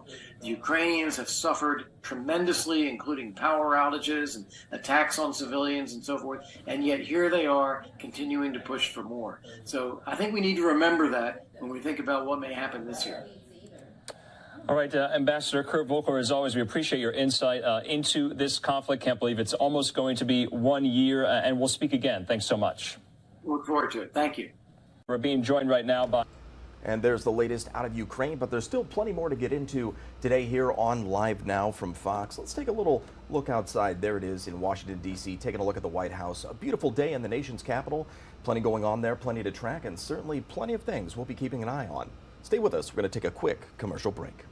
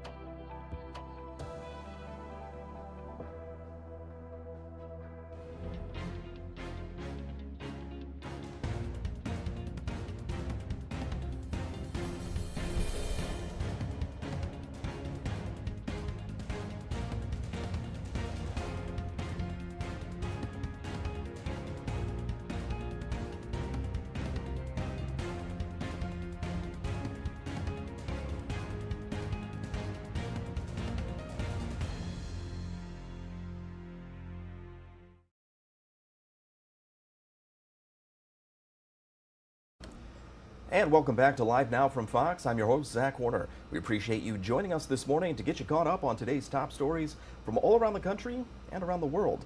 First, we're going to go ahead and start with some of the big news out of Texas we've been covering it the past couple days.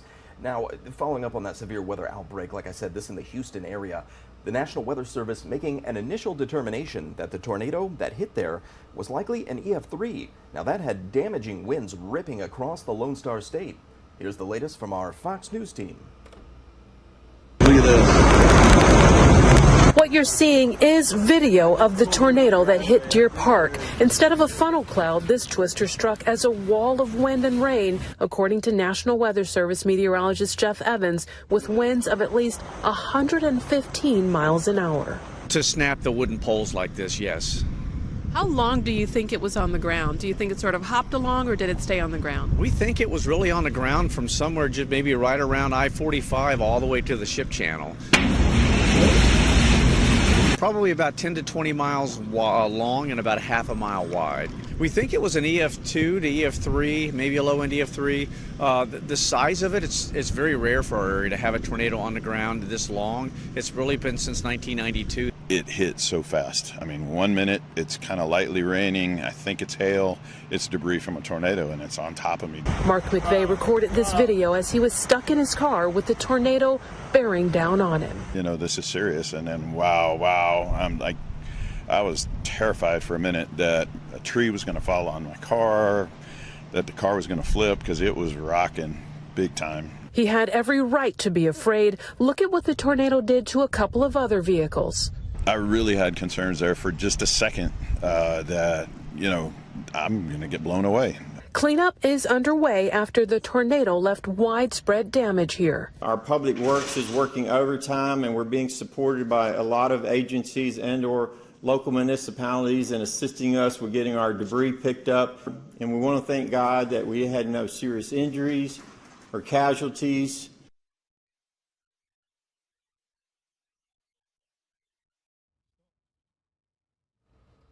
And turning now to international news, Russia launched a wave of missile and drone attacks across the Ukraine, following announcements that the U.S. and European allies will send tanks to the Ukrainian army. Griff Jenkins joins us from Washington, D.C. and has more on this announcement and why it's coming right now. The announcement from President Biden came 11 months after Russia launched its invasion of Ukraine. Ukrainian officials now hope the promise of advanced armor will turn the tide in this war of attrition. This is about freedom. Freedom for Ukraine. Freedom everywhere. President Biden announcing the U.S. is sending 31 M1 Abrams tanks to the front lines. The move comes after months of Ukrainian pleas, which the Pentagon had resisted until now. The belated decision follows Germany's announcement they will send 14 German Leopard tanks after mounting pressure from Western allies. Germany didn't force me to change your mind. We wanted to make sure we were all together. The sound of German tanks will soon be heard across Ukraine, but the American tanks won't reach the battlefield right away. I'm not going to predict date certain on the calendar. It's going to take many months before the tanks get there. Some critics of the administration say the announcement is too little, too late, nearly a year after Putin invaded Ukraine. Republican Senator Tom Cotton tweeting, "The reason the war in Ukraine has gone on this long is Joe Biden's timid and tardy decisions." But the British ambassador to the U.S. says the advanced Western tanks are exactly what the Ukrainians need. It's great news for Ukraine. It's great news for the Ukrainian people and also for the allies. And it's really bad news for President Putin because it will really help Ukraine on the ground. Meanwhile, Russia is accusing the West of getting more involved in the war as President Biden and Western allies see the tanks as merely defensive weapons. In Washington, Griff Jenkins, Fox News. And now we're going to go to the latest on the Monterey Park shooting in California. This is an update we got there from officials. So we want to bring you the latest information on that. Take a listen.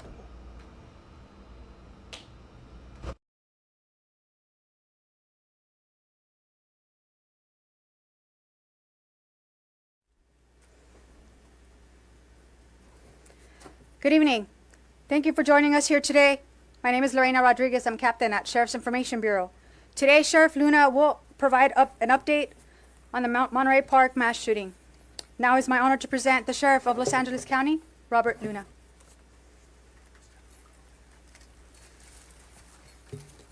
Thank you, Lorena. I want to thank all of you for coming out. I know it's a little late, but I appreciate all of you being here. So I want to make sure everybody knows, again, our homicide investigators continue to work on this case. There's still some things we don't know, and I can't wait to stand up here at a time when I can tell you, hey, we know everything from A to Z. I don't know if we'll ever get there, but that is absolutely the goal. But I thought it was important to update you on some information we've received really in the last several hours and wanted to put it together and bring it before you. So as I have previously reported, there were a total of 3 firearms that we recovered. We recovered one firearm from the scene at Alhambra. That's well documented about where the young man took the gun away from the suspect. When the suspect committed suicide, he shot himself. That was a second firearm, and the third firearm was recovered. It was a rifle that was recovered from his home in Hemet when we served a search warrant. And one of the things that, I don't have to point it out, I mean, all of you are looking at the weapons. So here in the first picture to my left is the weapon that we believe to be the murder weapon.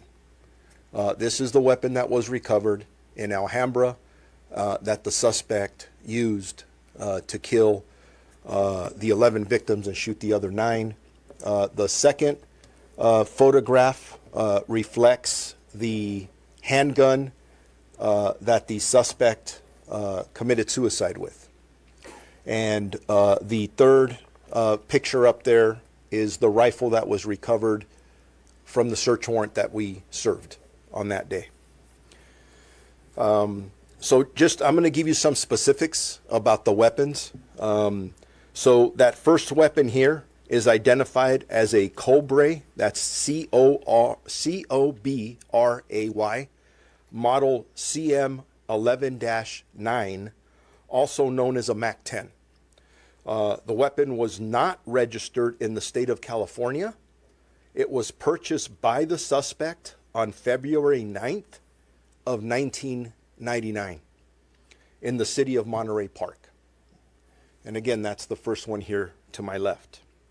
The weapon number 2 that he committed suicide with is identified as a Norinco 7.62 times 25 millimeter pistol, and that handgun is registered to the suspect. Number 3, the rifle is identified as a Savage Arms .308 caliber bolt action rifle that was also registered to the suspect.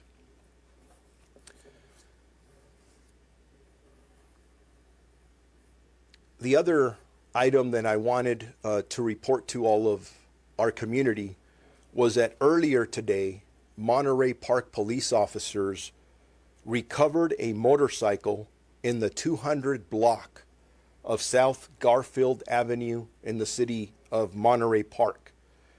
That motorcycle was registered to our suspect. It was located 1 block south of the crime scene. Homicide investigators determined that the motorcycle was parked there sometime on Saturday, just prior to the mass murder. Investigators believe it was placed there by the suspect as an alternative getaway vehicle. As of today, based on the interviews the investigators are still conducting, they have not been able to establish a connection between the suspect and any of the victims thus far. The suspect was not married. We've gotten information from different places that, asking us if one of the victims was his wife. And not only have we found that he wasn't married, but we have not been able to tie him in romantically to any of the victims so far. Will that change down the road? You got to understand, when we get up here, it's to present you with facts and not just rumors, and information still may change. According to witness accounts of witnesses that we've interviewed thus far, we do not believe the suspect has frequented the dance studio in the last 5 years. We've also been hearing a lot of information that he was recently there. Based on the statements we have, he hasn't been there in 5 years. And again, maybe we'll get more information where that will change. And I want to stress something, that if people believe they have information that can help us with a motive in this case, please make sure you contact investigators of our Homicide Bureau at 323-890-5500. A lot of rumors out there, a lot of people sharing stories, but again, we will only put out information that we have verified through facts and evidence, and tying the information to somebody specific.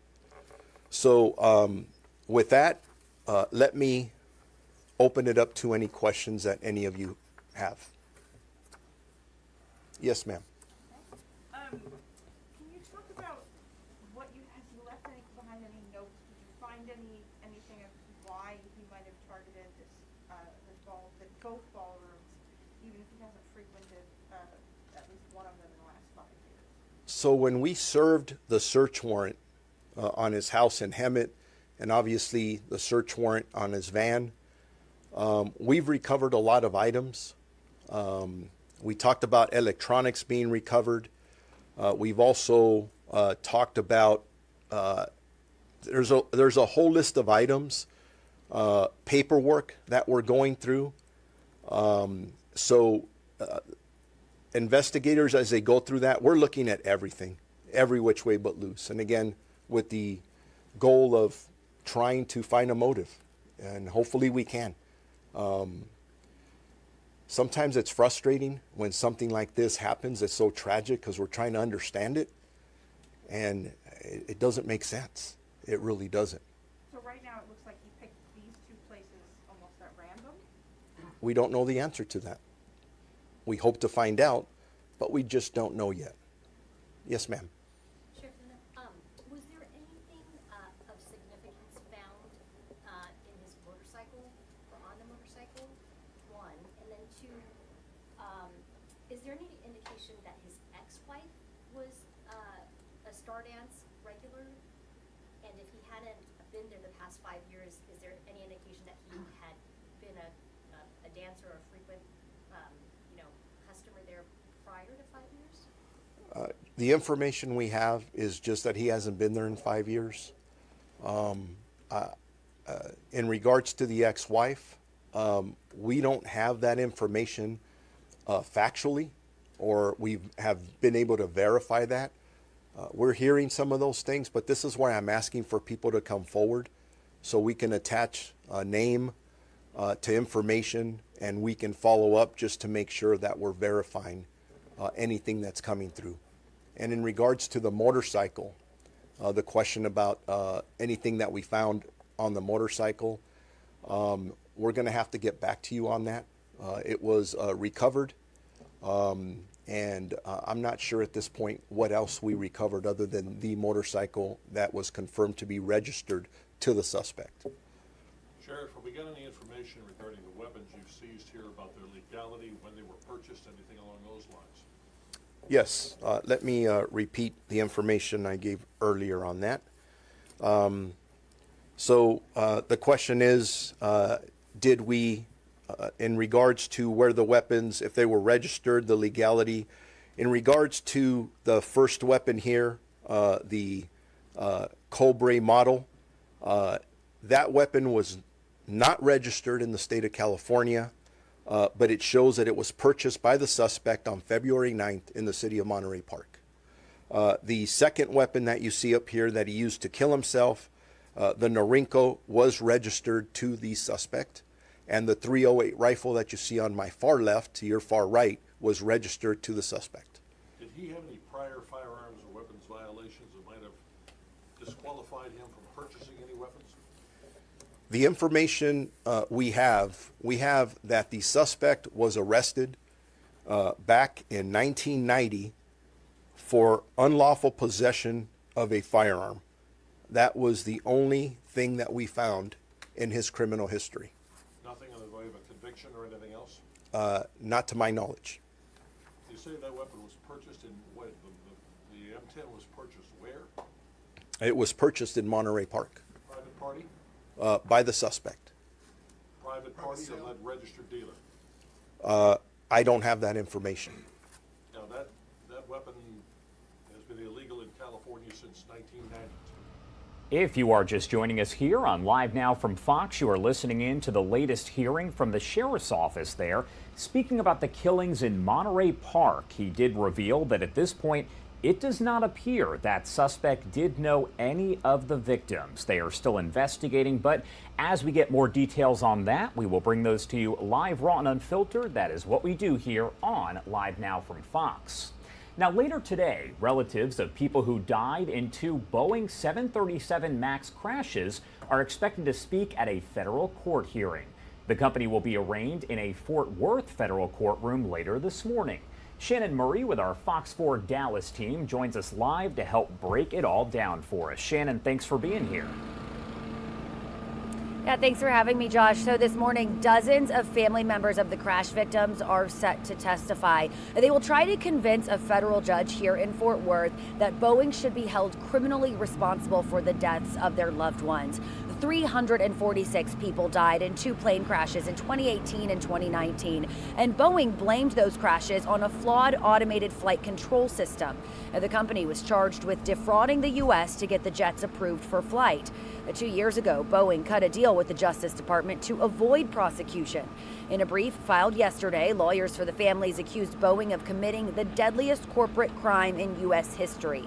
They say they were never consulted during the secret negotiations with the Justice Department, and they hope this settlement will be thrown out. Now, this arraignment hearing begins at 9 a.m. our time. It's 8 o'clock here in Texas right now, so in about an hour. Now, Boeing will first enter a plea, then they will begin testimony. And Josh, by the way, many of these family members are coming in from around the world. We will have several countries here represented today as they take the stand to testify.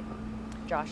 And this is a big deal. A lot of people have been talking about this for several years now. Do we know if this hearing is going to last for just one day or if it could possibly take several, since, as you mentioned, so many people are traveling to be there? Yeah, they haven't given us much of a timeline, but we do expect it to go on for at least a few days, considering there are so many people who want to speak and who want to testify. You know, these family members say they're really not happy that these negotiations happened in secret and that there was a deal reached, but they were never consulted. They were never part of that conversation, so they really want their voices to be heard. They're hoping the judge will side with them and decide that Boeing should face criminal charges. So we'll just have to see how it plays out later this morning. Again, everything's set to begin in about an hour, so then we should have a better idea of the timeline there. All right, Shannon Murray with our Fox 4 Dallas team, as always. Thanks so much for being here. Thanks for having me. It is now 8:53 over on the East Coast and 5:53 on the West Coast. My name is Josh Breslow, and I'm here to bring you all of your top stories from across the country and across the world. We do have a court hearing that is expected to start in just about 7 minutes for the man suspected of killing a Microsoft manager. This happening in Florida in an ambush killing. We brought you news of that arrest just yesterday. Again, we will take you live to that court hearing that is set to begin here in just about 7 minutes. Let's step away for our last commercial break of the hour, and we will be right back. You're watching Live Now from Fox.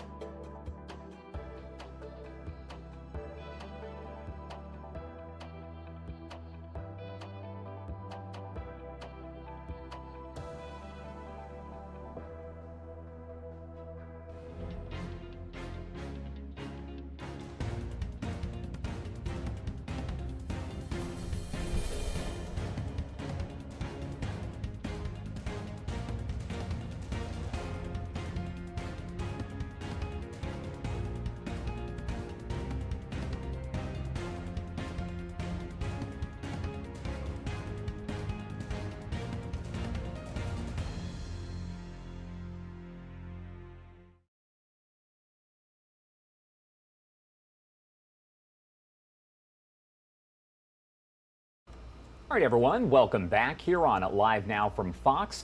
My name is Josh Breslow, and I'm here to bring you all of your top stories from across the country and across the world. Coming up here, as I mentioned, in about 4 minutes, we do expect to go live to Florida. That is where a court hearing will be underway. This is the man who is suspected of murdering a Microsoft manager. We brought this to you as breaking news yesterday. This is going to be an arraignment, so it should be a very quick court appearance, but we do have it pulled up here, so as it does begin, we'll bring it to you live, raw, and unfiltered. We also know the father of the man suspected of gunning down 7 people, killing them there in Highland Park, Illinois, during the July 4th parade last year, is expected to appear in court in connection with him signing permission, essentially, for his son to get the weapon that was allegedly used in that shooting. That hearing set to begin at 10 a.m. All right, so we did follow some of the storms that moved through Texas over the past several days here. We know several tornadoes have been confirmed, and our Fox 26 Houston team has been checking out the areas that are hardest hit, including Deer Park and Pasadena. Our Fox 26 Houston team has more on the situation there. First off, in Deer Park.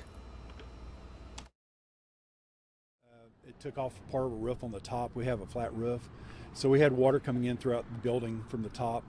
I think we've got some structural damage. Troy Cothran was inside his family's real estate broker business on St. Augustine Street Tuesday when he received an alert on his phone to seek shelter immediately because a tornado was heading their way. Then, seconds later, he heard a loud rumbling noise followed by a big hailstorm. What went through your mind when you started hearing that noise? The two things is, number one, are we going to make it and survive it? Because it was it's such a strong current going through the office. We ran down to the back of the building, out in the men's restroom. Troy believes the tornado was in and out of the area within a minute, but in 60 seconds, the damage left behind in Deer Park was extensive and vast. Street signs and power lines tipped over, roofs caved in, and some properties now a total loss. And this is what so many neighborhoods in Deer Park look like today. This is Phyllis Street and Luella Avenue. As you can see, debris all over. We spoke to this homeowner over here. You can see trees covered in her yard, her windows now boarded up. She tells me she's thankful that she wasn't home when the tornado hit. If I'd have been here, I'd have been in this side of the house, right where it hit. Either up there in the kitchen or right here at this table. But I said, I still have a house. I still have a place, my little nest, and I'll be taken care of. So it'll take a while, but it'll be okay. And have you got a sense of like when you might be able to get all this kind of out of the way? No, it's complicated. It's not as easy as you would think. So we're just one step at a time. And thank you so much to our Fox 26 Houston team for that report there. You can see just some of the damage in nearby Pasadena, Texas. This video taken just yesterday, provided by Alex Aguilera via Storyful here. But again, you can see some of that extensive damage and the flooding there in another town, Pasadena. Our Fox 26 Houston team takes a look at the situation there as well. A tornado many say they didn't see coming. It's here! High winds ripping off roofs and causing major damage to several homes in the Park 8 subdivision off of Preston. We went down, to our interior hallway, the closet there, and then we hear this big bang, and I'm pretty sure that was that going into the roof. A mother and her 2 kids were hunkering down in a central room inside their house as part of their roof, now covered by a tarp, flew off. They invited us inside to see the damage as the crews worked to mop up the mess inside. My little one, he's always in his bed watching stuff, and thankfully he wasn't in there. Nobody was in our main restroom. Thankfully nobody was in there. That completely fell. It was an open hole, water just coming in. Just around the corner, the roof gone from this home. It was just a scary experience. And just across the street, Bibi Rahim's home badly damaged. She was there with 6 grandchildren and her pregnant daughter when the tornado hit. Because the noise, the loudness, the howling, and we thought the roof is coming down on us. She could see what was happening from her cameras outside. All we could just think of is just praying to God, because we literally thought, that's it. Our life is over. Her husband said his daughter and her infant moved to safety just in the nick of time. Right where he was lying, all the debris came in right there. All in all, people in this neighborhood are thankful to be safe. Look, material things can be replaced, but human life can't. And that's a great thing to hear, because we know, once again, human life cannot be replaced, but belongings can easily be replaced. 9:01 on the East Coast and 6:01 on the West Coast. Coming up here in about an hour, the father of the suspected Highland Park 4th of July parade shooter is set to appear in court. Robert Cremo Jr. is charged with 7 counts of reckless conduct, one of them for each of the people killed, allegedly at the hands of his son. Cremo Jr. is accused of signing his son's application for a firearm owner's identification, allowing the 19-year-old to obtain the gun that investigators say was used at a time when his son had made some threats there against the family and exhibited signs of mental illness. That will take place here at 10 a.m. Eastern Time. Not clear just yet if there will be a camera inside that courtroom, but when we find out, we will bring that to you live, raw, and unfiltered. Well, so far, 2023 has been more shootings than days. That is according to data from the nonprofit group Gun Violence Archive, which reports at least 40 mass shootings this month alone. But now a new report from the Secret Service takes a look at mass attacks between 2016 and 2020, highlighting trends and warning signs so communities can prevent the violence going forward. Fox News correspondent Ashley Strohmeyer does have that story for us. Acts of violence are happening all too frequently. A new report from the Secret Service is shedding light not just on shootings, but on mass attacks in general, identifying the warning signs communities need to look out for. There were 173 attacks that were perpetrated between 2016 and 2020. And the way that we define the criteria for the report is 3 or more harmed in a public or semi-public setting. Of those attacks, Secret Service officials say half were fueled by personal, domestic, or workplace disputes, with businesses like restaurants, retailers, convenience stores, hospitals, and more impacted the most by targeted violence. Nearly half of the attacks from this study involved a direct relationship between the attacker and their target. Grievances were the top motive for these attacks, and that involved current or former employees targeting their workplace, current or former students targeting the school, residents who targeted either a senior living facility that they were living in or an apartment complex, as well as customers receiving services. Firearms were the most frequent used weapon, with men making up nearly all of the attackers. A large number of violent events were planned beforehand, with 2/3 of attackers having talked in person, texted, or posted online about their intentions. If you witness a friend, family member, or coworker making concerning remarks, Secret Service officials recommend reporting it. They also encourage businesses to train employees on workplace violence prevention. In New York, Ashley Strohmeyer, Fox News. All right, Ashley, thank you for that report. Once again, I do want to get back to this story we were just talking about. Unfortunately, another mass shooting that we have been covering. So in about an hour, the father of the suspected Highland Park 4th of July parade shooter is set to appear in court. Robert Cremo Jr. charged with 7 counts of reckless conduct, one of those for each of the people killed allegedly at the hands of his son. Cremo Jr. is accused of signing his son's application for a firearm owner's identification, allowing the 19-year-old to obtain that gun that investigators say was used in the killings. I do want to bring in Sierra Norris, a friend of the show. She is a criminal defense attorney and founder of the law office of C.N. Norris, to talk a little bit more about this. Thanks so much, as always, for being here. Of course. Thank you for having me.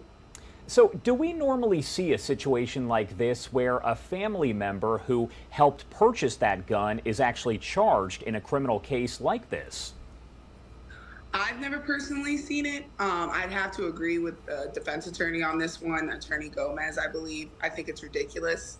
The most I've seen is that I had a client once in downstate Illinois that had his FOID card revoked for buying too many semi-automatics.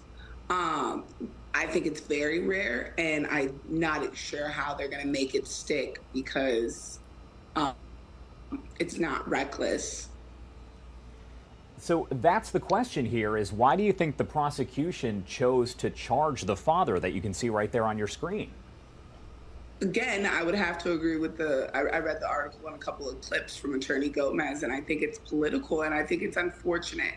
I'm not anti-gun or pro-gun. I am pro-equality, and I am pro not using fear-like tactics to manipulate the masses about guns in this country. So I think that, you know, young people buy guns for their young children all the time for all different types of reasons. One, guns can be collectibles. Two, guns, there's a lot of hunting. I just think that it's unfair to charge the dad for something that happens every day. And I think that the prosecutors with all of these mass shootings are trying to look proactive, but that's unfortunate because criminal charges at this level destroy people's lives, whether or not they're found guilty or innocent. There are collateral consequences that come with just a simple charge, and they're playing with this man's life for the actions of his son, and that's not fair. And one thing that I thought about here is Robert Crimo Jr. was actually a candidate for mayor back in the day, so he's pretty well known in that community. Now, in your experience, and of course this doesn't happen very often, but could notoriety cause them to want to file these charges because this is somebody who just about everyone in that area knows and they can, quote unquote, make an example out of them? I'm not sure if notoriety played much into the charge. I would assume that the notoriety might have given them caution instead of rushing, and that is something that they had here. I mean, they didn't rush to judgment. They did wait a few months and tried to do an investigation. But I believe that they want someone to blame, and in this country, 18 is about as old to go to jail or go to war, but the science proves, and that's why you can't drink before 21 and all that, is that adolescents are not adults by 18. And so I think that they're trying to blame a parent instead of blaming the society for where we are all at and the mental health and the lack of support for young people in this country. So it's just, I don't think the notoriety played a part. I think it's really unfortunate because even if he's found not guilty on this, he'll never be able to hold office just because of this allegation, and that's really unfortunate. Do you think the prosecution will actually be able to carry this through? Again, I know you've said it doesn't happen very often. You haven't seen it really happen, but do you think it's more of an example and they're just doing this to show basically that they can charge people? Do you think the prosecution can actually carry this through based on what they know and the evidence they have? So I can't really opine because I don't know the evidence. And as a lawyer, especially here in Illinois, I have to be careful about opining on someone else's case. But I will say that it's going to come down to the judge or the jury pool. A lot of people think that it's easy to get cases dismissed. It's not. It's very hard to get cases dismissed in Illinois. It has to be a technical reason, not a substantive one. So if it's based on the facts, it has to go to trial in some way. Lake County is a pretty conservative county. It's outside of the Chicagoland area. It's a conservative county. You're going to be dealing with a very conservative, liberal jury pool, which can sometimes be harder than the southern counties because the southern counties are very similar to Indiana and things like that, whereas, you know, they're pro-gun and anti-restrictions, whereas the more you get north, the more you get the conservative liberals that are acting and voting when these mass shooting stories are happening. They're rushing to the voting stalls to vote for higher restrictions on gun laws. So guns in Illinois is an extreme touchy point. It's really going to come down to if they get a good judge that's just like, no way, I'm not doing this, then it'll be clean. But it's going to be a little risky if they have to go to a jury trial on it. And my last question here, do we think this is going to lead to a trend of some kind where we do see more parents, more guardians being charged in cases like this? As you said, it is so rare. You don't hear about it very often. Could we possibly see it happen more and more? I mean, I think it's really unfair to say that this limbo land between 18 and 21 where you have young adults but they're not old enough to do certain things, and then their parents are still getting blamed for their actions, even though they're technically adults. I hope that the trend is to reconsider what 18 and 19 and 20-year-olds are actually capable of doing. If they're not capable of making the decision to buy a gun or alcohol without their parents' supervision, how can they be capable of, being expected to have their careers figured out, or being expected to navigate college, or being expected to have their own bills and their credit is automatically in play? And they're not getting the resources from our traditional public schools. Parents aren't getting the resources.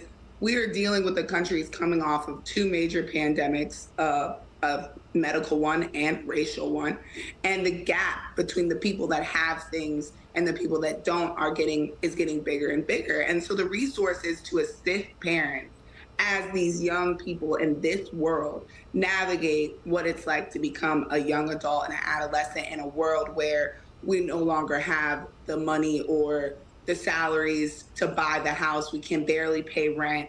You have a lot of millennials and Gen Zs bunking with each other, can barely afford their college educations. And now we're going to blame their parents when it's the government that gives this arbitrary number of 18. So I think it really comes down to support, and society is trying to find someone to blame, and they're blaming the individual instead of blaming why so many people have access to opportunities, but so many more people don't have the support that they need. This parent needed support with this 19 or 20-year-old. I mean, these kids are bigger than us now. What are they supposed to do? If we put our hands on them or we try to physically restrain them, then the police and DCFS get involved. And if we let them do what they want under the guise that they're adults, then we get then parents are blamed. I'm a parent. I think that this is very unfair to blame a parent for something like this. And parents buy guns for their children every day. I come from Ohio. This is not like out of bounds. I went to school with people who took off school for hunting, and guns were not something that was looked at as this dangerous, disgusting thing as it is in Illinois. I think Illinois gun laws, the restrictions, and how prosecutors move that forward it's really a war against their own people, and they're using guns to do it, where you could go 100 miles down the highway and you don't even need a parent or a FOID card or a CCL or any of those licensings to get a gun. So it's like states are picking and choosing whether guns are normal and whether they're dangerous and people should be afraid of them, and it's causing a lot of issues. And I personally think it's feeding mass incarceration, but I'm always going to think that. I think it's really unfair for this father, and I think that instead of charging him as a criminal, he needs support as a parent. I mean, this is horrific. All right, Sierra Norris, criminal defense attorney and owner there of CN Norris. Thank you so much for being here. As always, we appreciate the insight, and I'm sure we'll be checking back with you soon. For sure. Have a wonderful day. Thank you for having me. You too. 9:14 over on the East Coast and 6:14 on the West Coast. My name is Josh Breslow, and I'm here to bring you all of your top stories from across the country and across the world. I do want to head to our first commercial break of the hour, and we'll be right back with more of those headlines. You're watching Live Now from Fox.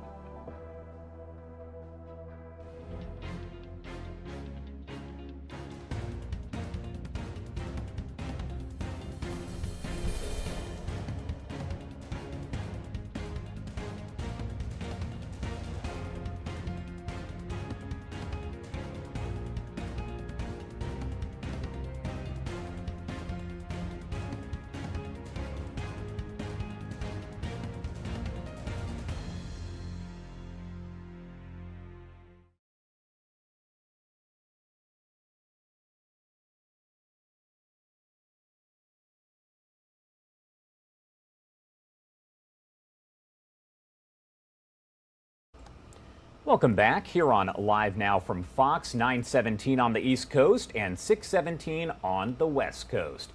Back into the headlines now. The developments do continue days after a gunman opened fire during a celebration for the Lunar New Year over in California, killing 11 people and wounding several others.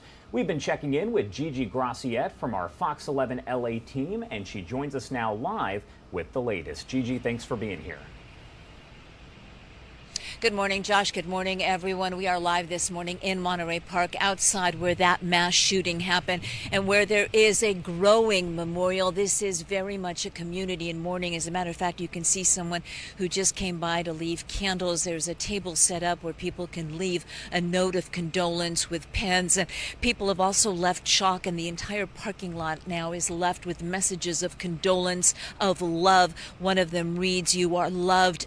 Dance in heaven." For the victims, of course, all of them shared a love of dance, and that's why they were here that fateful night. And you mentioned, Josh, some new evidence. The Sheriff's Department yesterday held a briefing, and they presented the weapons that the suspect behind the shooting, Hu Chan Tran, owned, including the one that sadly he used here on Saturday night. It is a 9mm MAC-10 gun with an extended magazine, and it also had a homemade silencer that detectives believe Tran made himself, and it was wrapped in, it appeared, duct tape. And gun experts tell us that that could have been put there to protect the shooter's hand from any possible heat the weapon would have given off while being fired. Now, the weapon was not registered, but records show he bought it here in Monterey Park back in 1999, and that was about 9 years after he was arrested for the unlawful possession of a gun. Now, inside Tran's white van, detectives also found the weapon he used to shoot himself, a Norinco pistol, and a rifle was found at his Hemet mobile home, a bolt-action rifle. Yesterday, Monterey Park police also found a motorcycle that they say belonged to Tran. It was parked about a block away from here, and detectives believe it was parked hours before the shooting. They say it could have been his plan B, his getaway vehicle. Should he not have been able to get back to his van, they believe he would have used that motorcycle. So an important piece of evidence, because it points to this being premeditated, planned out. And while the focus is on the victims, and rightly so, that's where everyone wants to focus on, a lot of people here in Monterey Park, including the victims' families, they want to know why.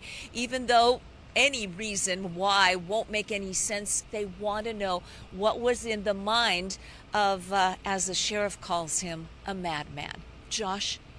Yeah, and really that hero stepping in and keeping this from going any further, really saving countless lives there. Gigi Graciette with our Fox 11 LA team, thanks so much for joining us. We appreciate it. Thank you, Josh.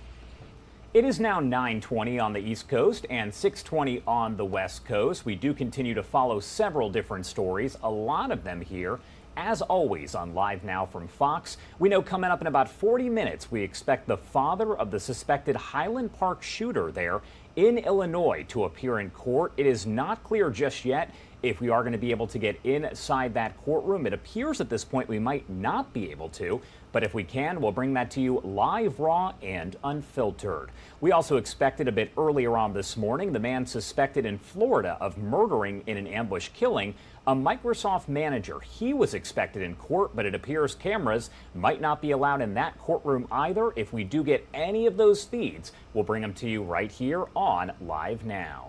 I do want to step away for a quick commercial break, but I will leave you with this beautiful image of New York City. That is Lady Liberty in the distance. You're watching Live Now from Fox.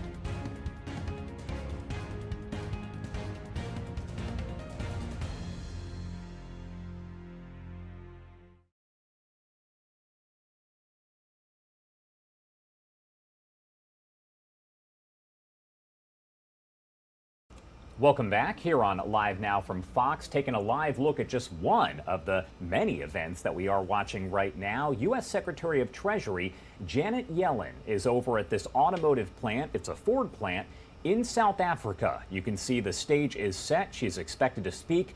A lot of eyes on her, whether you're in South Africa or America. A lot of economic talk, so we will dip into those comments as we hear them live, raw, and unfiltered. We do also have a camera inside the courtroom as the Alex Murdaugh trial does continue. We know we had the opening statements here just yesterday, so we will bring you some of those a bit later on today as we see more of this happen throughout the day. Don't forget, you can head over to our YouTube page. Just go to YouTube and type in Live Now from Fox. Click on the page and you can re-watch those opening statements right there. Don't forget to subscribe to our YouTube page while you are there. I do want to get into some of the other headlines right now as we wait for those live events. We did learn just yesterday that Donald Trump will be reinstated on Facebook and Instagram. Do want to send you over to a report from Ted Lindner with Fox News, and he breaks down what we know. Meta officials will reinstate former President Donald Trump's personal Facebook and Instagram accounts in the coming weeks. Wednesday's announcement coming a little over 2 years after the social media giant banned Trump from its platforms back on January 7th, 2021. Pull them this way! The initial ban coming a day after the deadly January 6th insurrection, where Trump supporters stormed the Capitol while Congress was trying to certify the 2020 election results for President Joe Biden. Meta officials supported the ban over concerns Trump's posts may incite further violence. He's got to play by the rules. Nick Clegg, president of Meta Global Affairs, says there'll be new guidelines to help avoid repeat offenses, citing the removal of content that violates platform policies and the potential for additional suspensions between 1 month and 2 years, depending on the violations. The American people should hear from, including on our apps and services, from those who want to lead them. Clegg also stating Meta is a private company and has no interest in interfering with politics. We're trying to strike the right balance between free expression, free and open political debate, whilst at the same time making sure that for all the users who use Facebook and Instagram, it's an enjoyable experience. Trump taking to Truth Social on Wednesday to respond to Meta's announcement, blasting its decision to ban him in the first place, saying in part, quote, "Such a thing should never again happen to a sitting president or anybody else who is not deserving of retribution." Trump hasn't officially stated if he will in fact return to Facebook or Instagram. Ted Lindner, Fox News. All right, taking a live image once again inside that courtroom there. After 19 months of speculation, prosecutors finally laid out their evidence Wednesday that Alex Murdaugh killed his wife and son as they opened the double murder trial for the disgraced South Carolina attorney. There was gunshot residue on a seatbelt, bullets pulled from bodies that matched ammunition boxes from around the home, and cell phones never used again just a few minutes after Murdaugh, his wife, and son were all heard in a cell phone video. That is according to prosecutors, and that was stated during the opening statements. You can see once again that they are expected to resume in just about 3 minutes, so we'll dip in and out of that throughout the day. But I do actually want to bring you the story from Mills Hayes with Fox News that breaks down those opening statements. This is Alex Murdaugh. And Alex was the loving father of Paul and the loving husband of Maggie. A jury is chosen and opening statements are delivered in the double murder trial of disgraced attorney Alex Murdaugh, accused of killing his wife and son in June of 2021. Both were found shot to death on the grounds of the family's South Carolina home. Murdaugh alleges he discovered the bodies upon returning home, called 911, and is innocent. Prosecutors, however, say they have evidence that points to Murdaugh gunning them down himself. Evidence that includes cell phone records, a Snapchat video, and gunshot residue. There's going to be a lot of forensic evidence in this case. The defense claims all of this is speculation. What you've heard from the Attorney General as facts are not. They're his theories. Murdaugh's attorney says he was a loving husband and father. His son, Paul, the apple of his eye. Murdaugh even breaking down in tears as his lawyer described his son's murder in court Wednesday. And he comes home and finds his son laying in his own blood. Prosecutors believe Murdaugh killed his wife and son to avoid personal, legal, and financial ruin. In addition to this case, the 63-year-old is also facing nearly 100 criminal charges for fraud and tax evasion. Murdaugh's trial is expected to last a month, and while the state isn't seeking the death penalty, he could face 30 years to life in prison without parole. In Walterboro, Mills Hayes, Fox News. All right, Mills, thank you for that report. I do want to take you out to a live event that we have going on as we speak. This is a remembrance ceremony for astronauts with NASA who have given their life in the name of space exploration. You can see that is now underway, so let's dip in live, raw, and unfiltered right here on Live Now from Fox. I also want to introduce a very special astronaut who also flew with these very, very, very unique human individuals. Tom Stafford. Tom, please stand for us so we can recognize you.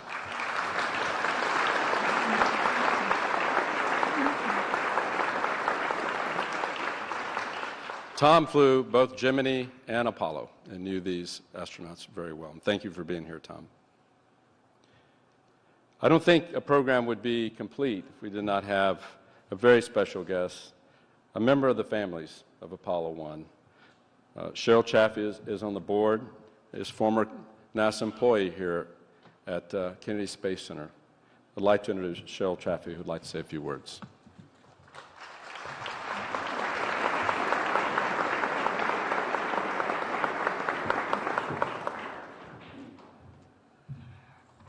Good morning. On January 27, 1967, my little 8-year-old world was torn apart. On that evening, my mother had to tell my brother, Stephen, and me that our daddy was never coming home. I'm not sure at 8 that I truly understood death. What did never coming home mean? My mother did her best to explain, but she too was devastated and trying to understand. I remember having dreams of him walking through our front door with just a Band-Aid on his hand and telling us he was still alive. I had this dream over and over again. I could not believe that it has been 50 years since I lost my father, along with his Apollo 1 crewmates, Gus and Ed. Although on that January day they lost their lives right across the river at Complex 34 on Cape Canaveral Air Force Station, their story certainly did not end there, and their legacy lives on today. I'm so proud to be here today with all of you to pay tribute to my father, his crewmates, and the other fallen astronauts memorialized on the Space Mirror. It was not easy growing up without a father, and it definitely was not easy growing up without a father that the world considered a hero. As a young child, I don't think I really considered my father as a hero, or even really understood the impact of what an astronaut did. I struggled to understand why he was gone, why he had to die, and how could I possibly live up to the hero image and make my father proud. I was angry, sad, and confused. From the ashes of Apollo 1 fire came hard lessons that NASA had to learn in order to have successful flights to the moon and for further exploration of space. These lessons learned changed the way NASA looked at the safety of the crew. Because of the Apollo 1 crew, the great team that worked day and night on the space program, and the families that sacrificed their loved ones, NASA was able to make President Kennedy's pledge to land a man on the moon and return him safely to Earth, and we continued our exploration of space. In 1983, I had the opportunity to join the NASA workforce here at the Kennedy Space Center. Walking the halls of the headquarters building and the operations and checkout building, I knew I was walking in the footsteps of my father and other heroes like him. I worked for NASA for 33 years and just recently retired. I was fortunate to meet and work with people that were here when the fire happened, that knew my father, Gus and Ed, and that would have given their lives if they could so the crew would not have been lost. I was at work on that cold January day when the Challenger blew up and understood the loss and the heartbreak those families were going through. I watched the television for hours after Columbia did not return, hoping it was just some mistake and it was making another lap around the earth to land later. I felt their pain. Over the years, my pain and anger have eased, and I have learned that there is nothing I can do to change the past. I learned that even though I will never forget all these tragedies, I am able to move forward, to be the best daughter my father could have, and to always keep him alive in my heart. Just a few days before the one-year anniversary of the Challenger accident, I noticed a flower arrangement in the headquarters lobby that was there in memory of the Challenger crew. On a personal note, I was a little hurt as it was also coming up on the 20th anniversary of the Apollo 1 fire, and I felt no one remembered. So I took that into my own hands. I ordered flowers in honor of Apollo 1 and had them placed in the headquarters lobby next to the Challenger flowers. At that moment, it became my mission to make sure we never forget the Apollo 1 crew and all our other fallen astronauts. On behalf of all the families, I thank the Astronaut Memorial Foundation for hosting this NASA Day of Remembrance, for all of you being here today, and for letting me tell you a little bit of my story. Thank you.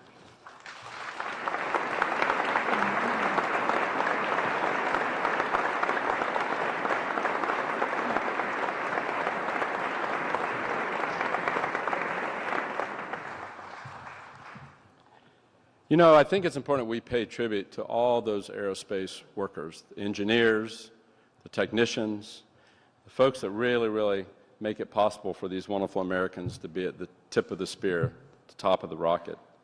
We have one here today who actually was working the day of the Apollo 1 tragedy. He's a retired engineer, aerospace worker, John Tribe.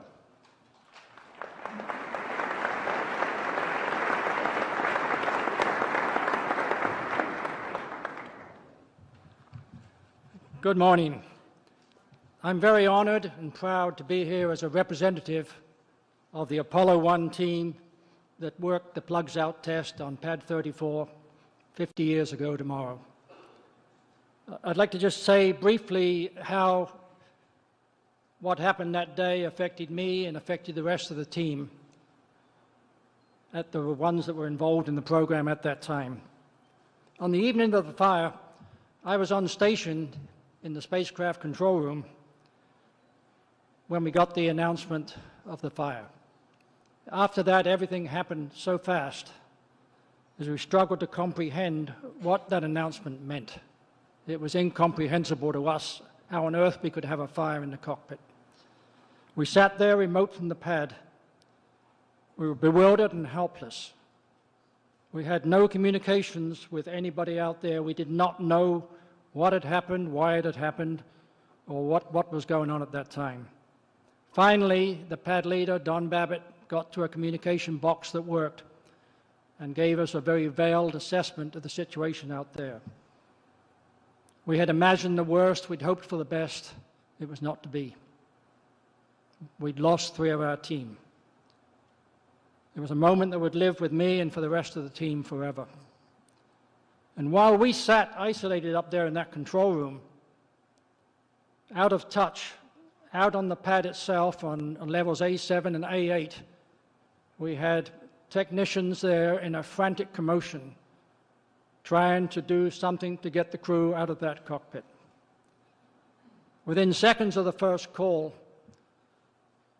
the vehicle basically exploded on the inside. The pressure vessel ruptured, and that threw debris out through the open access doors on the command module that spread across the A8 level, burning technicians, setting fire to papers on the desk of the pad leader. And the flames licked up the side of the command module towards the live launch escape rocket that sat on top. And the situation was extremely dangerous. Those guys fought those fires. 6 of them in pairs of 2 entered the white room, which was full of black, toxic smoke. They couldn't breathe, they couldn't see, they burned their hands, but they finally got those hatches off. Unfortunately, it was all in vain. And it all happened so fast. This was all over in 5 minutes. Those men who fought so hard to get the crew out that night were given the NASA Extreme Bravery Medal. They were Jim Gleaves, Steve Clemens, L.D. Reese, Jerry Hawkins, and Hank Rogers. And their efforts were recognized and have been recognized in the new memorial tribute that is opening tomorrow morning out in the Visitor Center. The lives of each of those men were indelibly changed that night. And unfortunately, none of them are with us here today at this ceremony, but some of the members of the families are, and we welcome them here today. The nation mourned the Apollo loss after that event, and the program seemed to falter.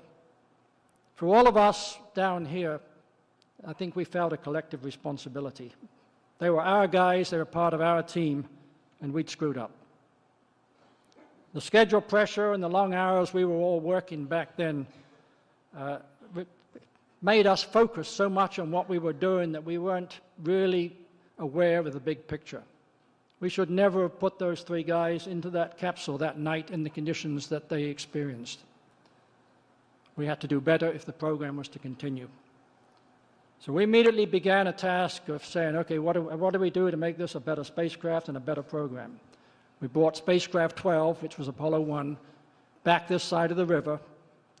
We got spacecraft 14 sent down, which was the next one in line, and we systematically dismantled those vehicles, looking for every conceivable way we could improve their performance and safety.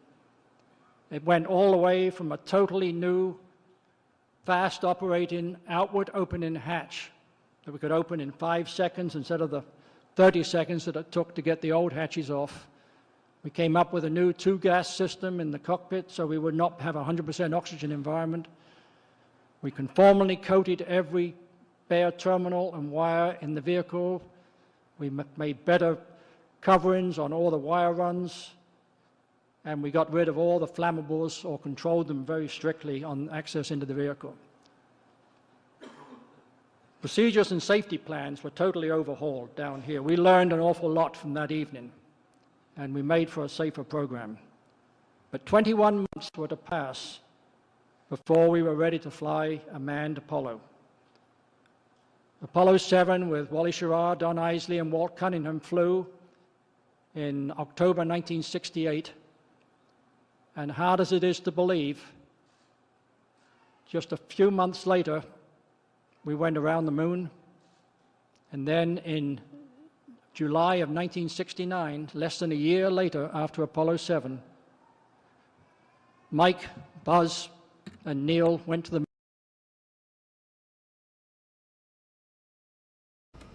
All right, that right there was NASA honoring the lives lost amid space exploration. That was their remembrance ceremony. They actually just cut out because we do have Janet Yellen, the Secretary of Treasury, here speaking in South Africa. So I do actually want to dip into that, live, raw, and unfiltered. A thriving Africa helps support a thriving America. The United States is committed to working with you to deepen our ties, not for show, not for the short term, but for the long haul. Thank you so much for having me.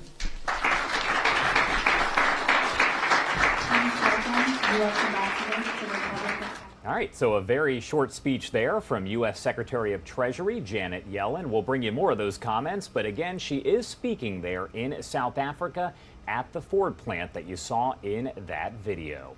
It is 9:42 on the East Coast and 6:42 on the West Coast. A lot going on here at Live Now from Fox, so let's go to a quick 2-minute commercial break and we will get right back into the headlines. You're watching Live Now from Fox.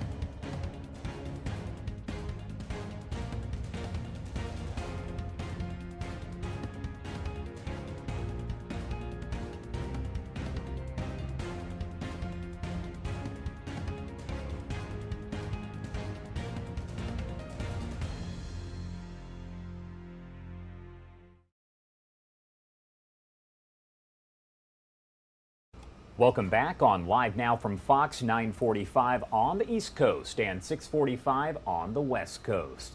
To the latest after the death of an LSU sophomore earlier this month.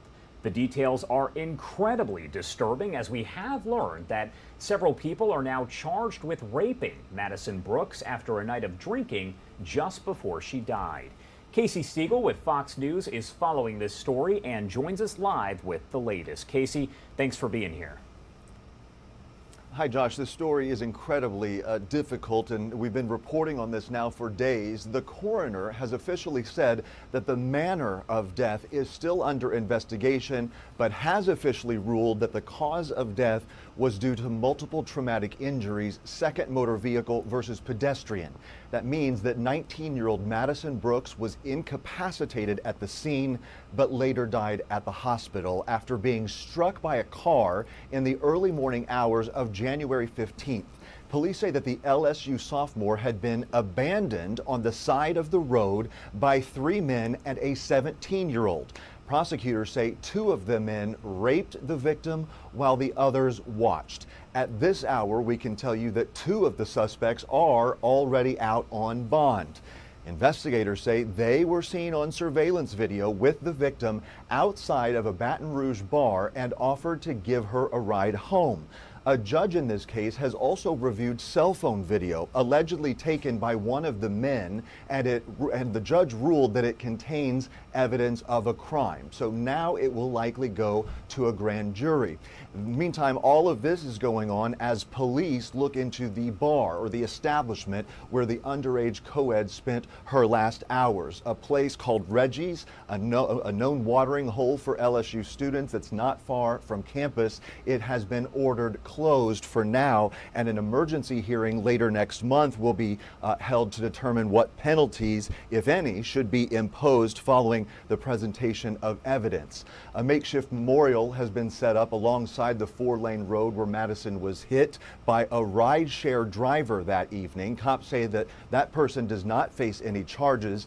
They, along with another Good Samaritan, stopped, rendered emergency aid to the victim before EMS arrived. One more thing, we can tell you that all 4 suspects are not LSU students or staff members, at least according to the university. Josh. Yeah, so much left to figure out. A very disturbing case, as we mentioned here. Right. Casey Stiegel with Fox News, thanks for updating us on that story. We appreciate it. You got it.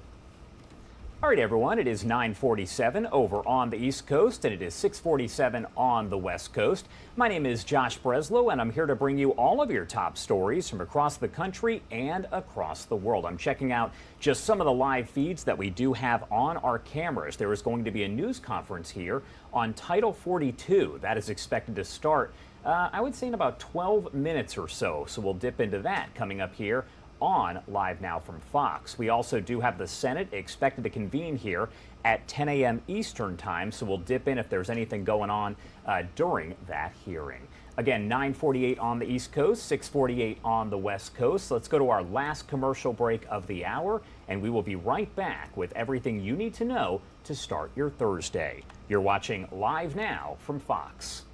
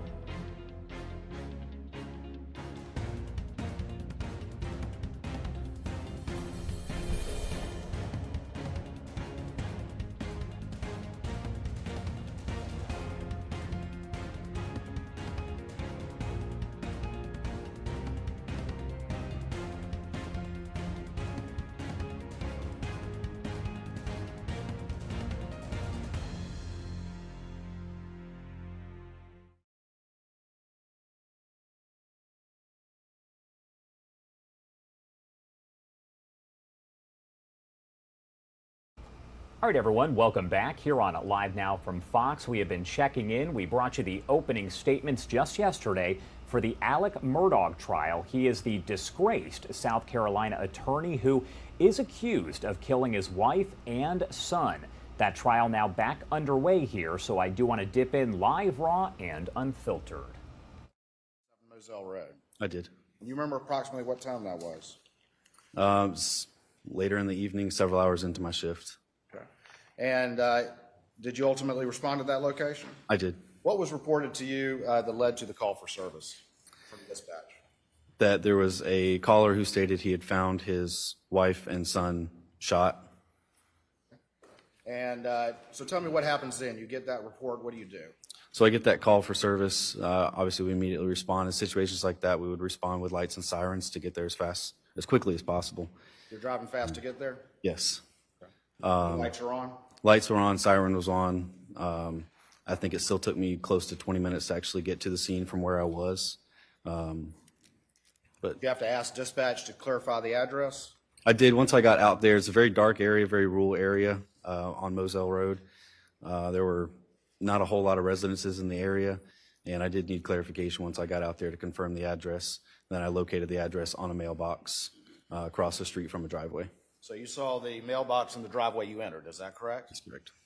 The driveway that you entered that had this mailbox, where did it ultimately lead? What structures were there as you pulled up to the scene? As I pulled down the long driveway, when I got to the end of it, there was a dog kennel area on the left as well as a shed area on the right. Okay. And that was the driveway with the mailbox, correct? That was. Is this location where the scene was, is it in Colleton County? It is.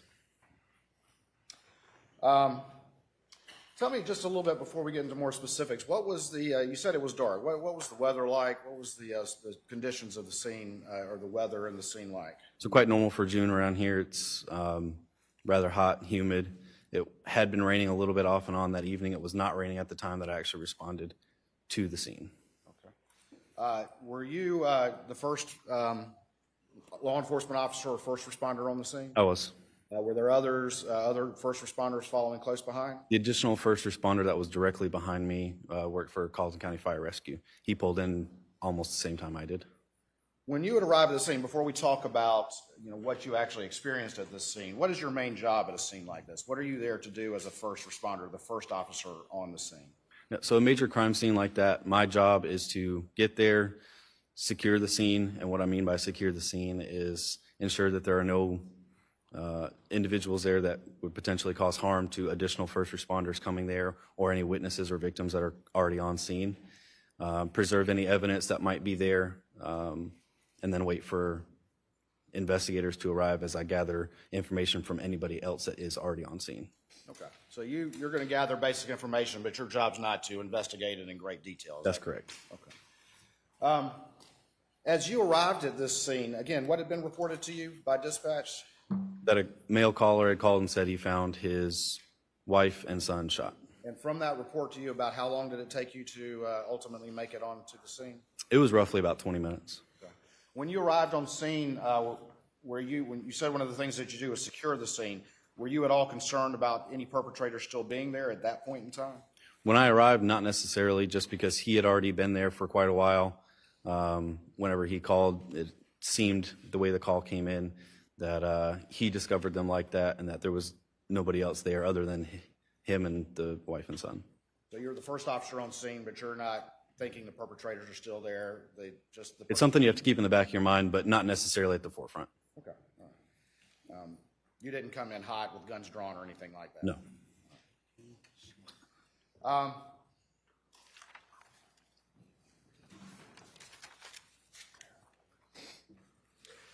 When you arrived at the scene and you walked and got out of your car, what did you see? So as soon as I got out of my vehicle, I was walking down the rest of the driveway, which went between the dog kennel and the shed. As I could see Mr. Murdaugh down at the end of the driveway. As I approached toward him, I could see the male victim laying on the ground to my left, as well as the female victim on the ground to my right. The male victim was close to a small shed in the dog kennel on the left. There was a large deal of blood that had pooled around his body. Same thing for the female victim on the right. also a large amount of blood around her body. As you approached and at first saw the male victim and the female victim, what was your assessment? Was there any possible signs of life from your... My initial assessment was that there was not. There appeared to be a large amount of blood around each of them, as well as brain matter. Did you ultimately have a conversation with Mr. Murdaugh when you were out there? I did. All right. And do you see him here in the courtroom today, the person that you talked to? I do. And can you point him out to the jury, please? Yes, sir. He's right there, wearing a dark blue or black jacket. Your Honor, can the record reflect that he's identified Mr. Murdaugh? It does. When you ultimately approached Mr. Murdaugh, what's the first thing that you did? The first thing I did was ensure that he did not have any weapons on him. That's standard procedure for arriving on a scene like that. Any kind of weapons that are anywhere on the scene, I want to be aware of just so I can know whether they're there or not, and if they are there, who has access to them at any point. And that's for my safety as well as other responding officers and for anyone else that's on scene. Did Mr. Murdaugh give you any possible explanation for this when you approached him? His immediate reaction was to start telling me about an incident that had happened with his son with a boating accident. With the boating accident? Yes, sir. Had you asked him anything about that? I did not. You ultimately, were you wearing a body-worn camera that particular day? I was. You ultimately had a conversation with Mr. Murdaugh for a fairly extended period of time, is that correct? That's correct. Did you ever see any tears in your interactions with Mr. Murdaugh? He did not appear to be crying. He was upset, but I did not see any visible tears.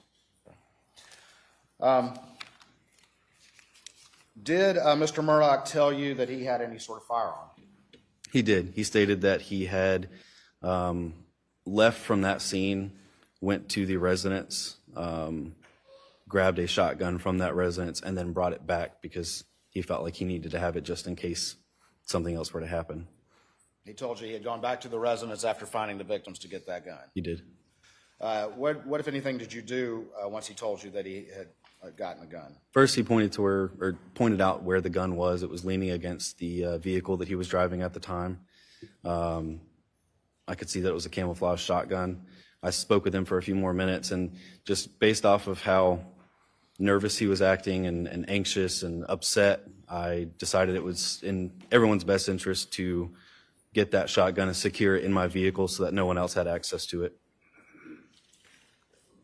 Okay. So you put that shotgun in your vehicle, is that correct? I did. What did you ultimately do with that shotgun? Did you later turn it over to additional law enforcement? Yes, after it was secured in my vehicle, once SLED arrived on scene to do their further investigation, it was then turned over to SLED. Bear with me 1 second. Okay. Your Honor. I have State 3, I believe I've moved without objection. It's admitted without objection. May I ask that we have the Elmo working, please?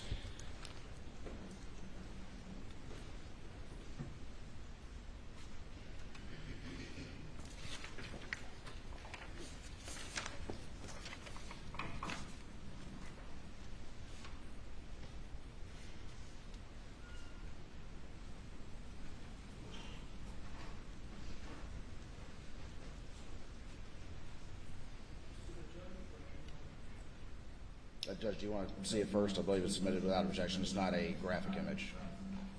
Proceed. Thank you, Your Honor. May I publish it to the jury? Yes.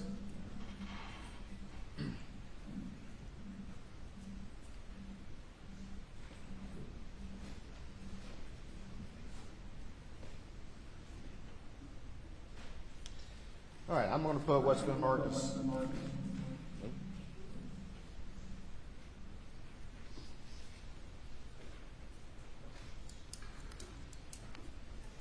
I'm going to put what's been marked as State's Exhibit 3 up on the screen and see if I can get it the right way.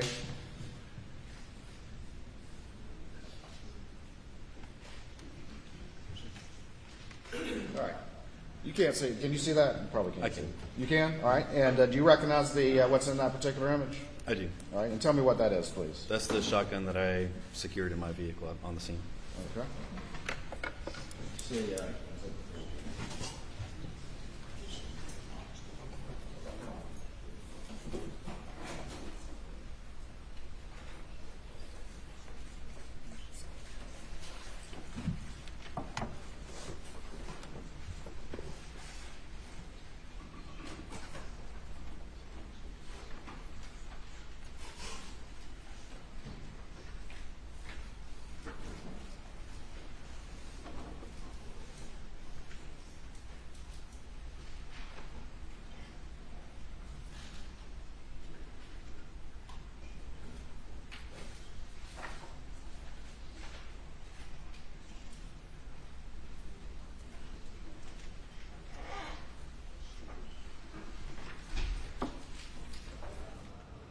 All right, everyone, if you are just joining us, you are watching Live Now from Fox, and it is 10:01 on the East Coast, 7:01 on the West Coast. You are listening in as the murder trial for disgraced South Carolina attorney Alex Murdaugh does resume. This is day 4, but the second day of testimony. Murdaugh, as you know, is accused of killing his wife and his son. And as you can see on the bottom of the screen there, I did put viewer discretion advised because there is some talk about some very sensitive subjects. So again, viewer discretion is advised. Don't forget, you can check out our YouTube page. Just head over to YouTube and search Live Now from Fox. Take a look at your screen here where you can see the page itself. Just search that page and you can read the opening statements and see them there from just yesterday. Also, don't forget to subscribe to our YouTube page and be one of the 2.4 million people that receive alerts when we do get these videos out to the public. All right, so we do want to listen back in. It appears that court is now going to be back in session. It was a little quiet for a second, but the speaking has continued, so let's listen back in.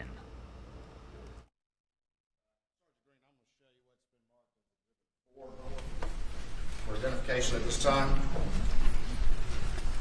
And see if you recognize this particular item. Yes, sir. That would be the shotgun that I secured. All right.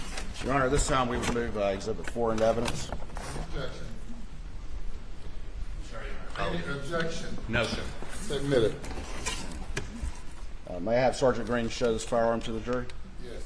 I'll be sure not to point at anybody, please.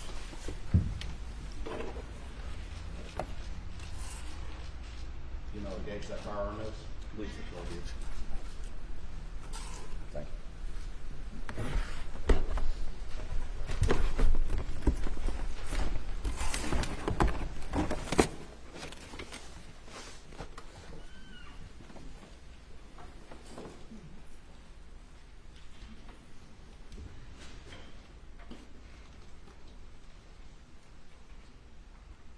All right, Sergeant Green, I'm going to show you one other document before we move on to some other matters.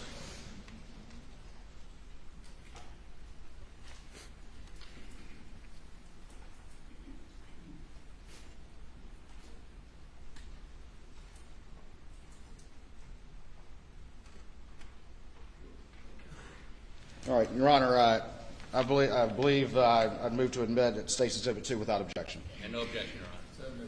All right, I'm going to show this exhibit to you real quick and see if you recognize this document.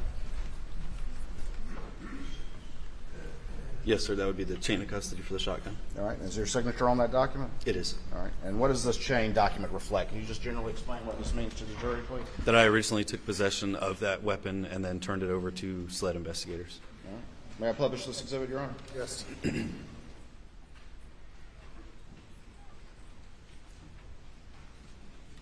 So up here it lists that there was a Benelli Super Black Eagle. Did you unload this particular shotgun? I did not. Okay. But you ultimately turned the shotgun in its loaded state over to the agent listed here, is that correct? I did. Did you alter or change the weapon in any way between the time you took it and the time you took it over to SLED? No, I didn't manipulate it in any way.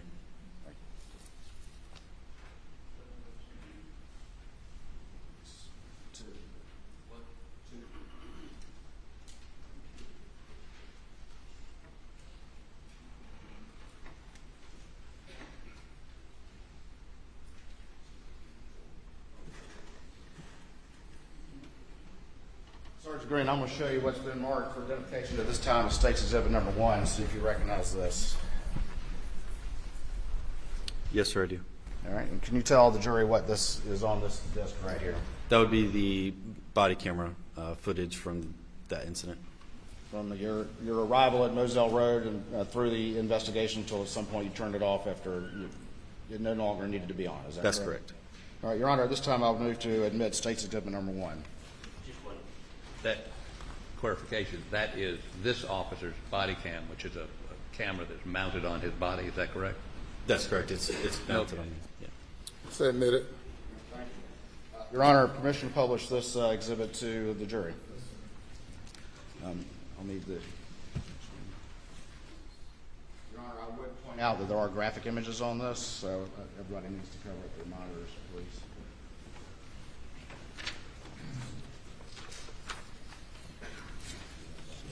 parties to. All right, what you were watching there was the Alec Murdaugh trial that does continue there. This is day 4 of the trial, but it is day 2 of testimony.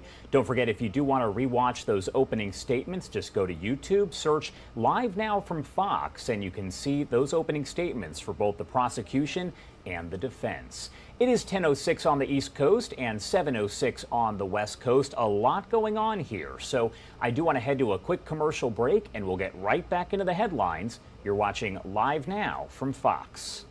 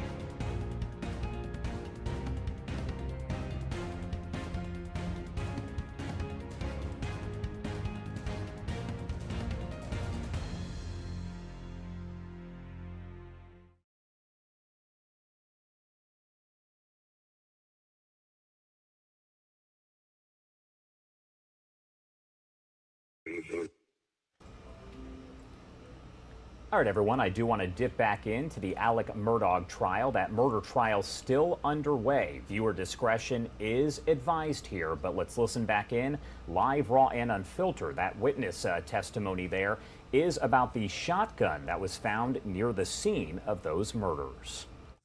4147. Keep your vehicle in the driveway with the flashes on. That's going to be the caller. Copy, I'm going on scene. It's got a long driveway, but the mailbox out front is labeled. It's not at the end of the driveway. It might be by the house. The correct number for 4147 Moselle? It is. And is that the incident location where you discovered the victims? That's correct. Copy.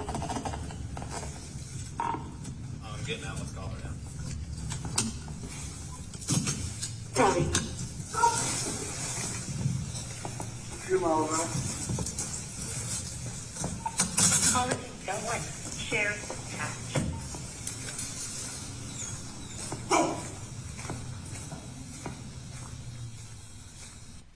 Right there to the left of the screen, what did you see right there? To the left was Paul's body. He was laying face down on the ground. Large pool of blood around him, as well as a great deal of water that was immediately around his body. Was it that water, was it just around, was it down the entire kennel concrete pad, or was it mostly just... No, you could see walking down the kennel as I got out. The closer I got to Paul's body, the more water there was. Had it been raining enough at this point in time to wet the entire, to cause that amount of water? Objection, Your Honor. Calls for speculation. Objection overruled. Answer the question, please. I don't recall if it had been raining a whole lot that evening, but given where the water was, it did not appear that rain had caused that water. Ladies and gentlemen, there is an objection. If I sustain the objection, you are to then disregard the question and any responses. If I overrule the objection, then you may consider the responses, and the question is deemed appropriate. You may proceed. Thank you, Your Honor. I backed it up just a little bit, apparently too far, so I'm just going to roll from here again.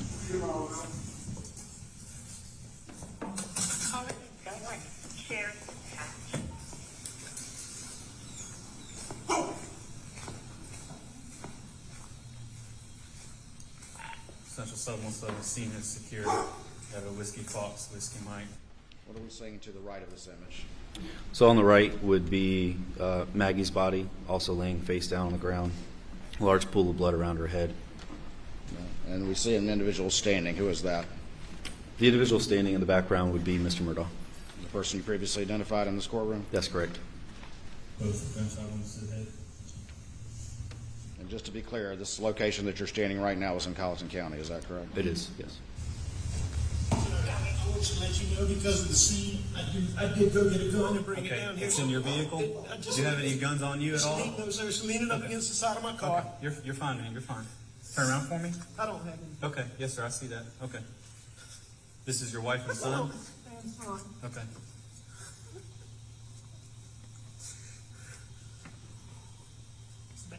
I noticed you shined your flashlight just a few seconds ago on the black vehicle. What did you shine your flashlight on just then? You could see the shotgun leaning up against the side of that vehicle. Were the flashers on the vehicle right there in the image? I believe so, yes. Okay. It's bad. Check the pulses. Yes, sir. This is the firearm you brought from inside the house? Sir, yes, sir. I went and got. This is a long story. My son was in a boat wreck a few months back. He's been getting threats. Most of it's been benign stuff we didn't take serious. Okay. You know, he's been getting like punched. I know that's somebody. I know that's what it is. Okay. When did? Was that when you previously testified that he mentioned the boat case or the boat wreck? That's correct. Prior to me asking him anything about it, he did mention it. Did you get home right when you called, or did you go to the house first? Where is the house? I came to the house first. My mom has late stages Alzheimer's, and my dad is in the hospital. Okay. I left. I don't know what time. I can go back on my phone and tell you the exact times. Did you check? Okay. Did I check what? Did you check them? We got medical guys that are. That's what they're gonna do. Okay. What are they doing? Can they hurry? They are. Yes, sir. That gentleman that was out here already, he's one of the battalion chiefs. Okay. Right before that discussion, did Mr. Murdaugh offer to go on his phone and check? He did. He did. He wanted to verify exactly the timing of his arrival.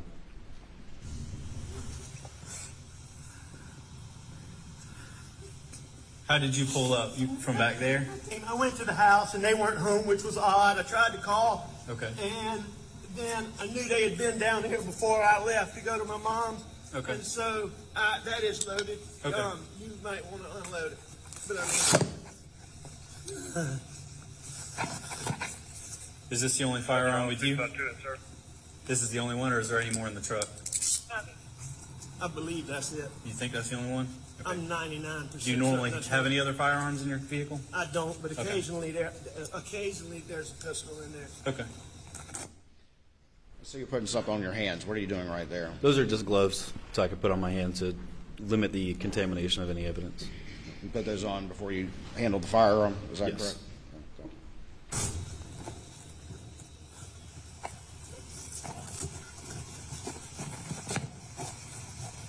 Just wait right here for me for a second, okay?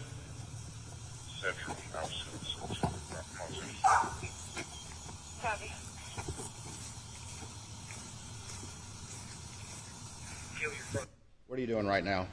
At this point, I'm walking back to my vehicle to secure that shotgun inside my vehicle.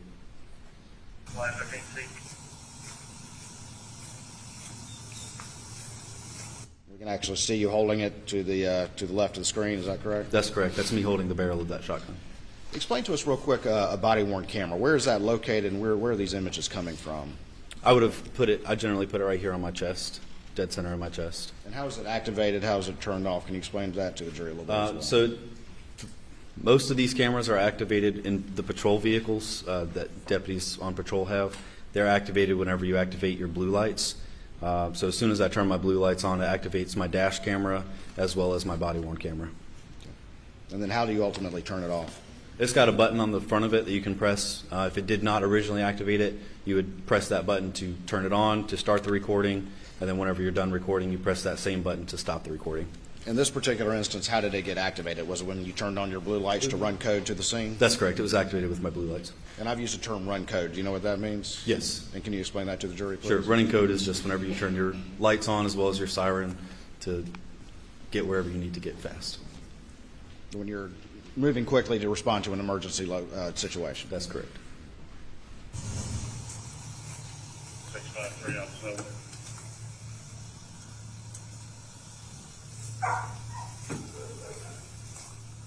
Go ahead, sir. Well, I've already spoken with Captain Dealey.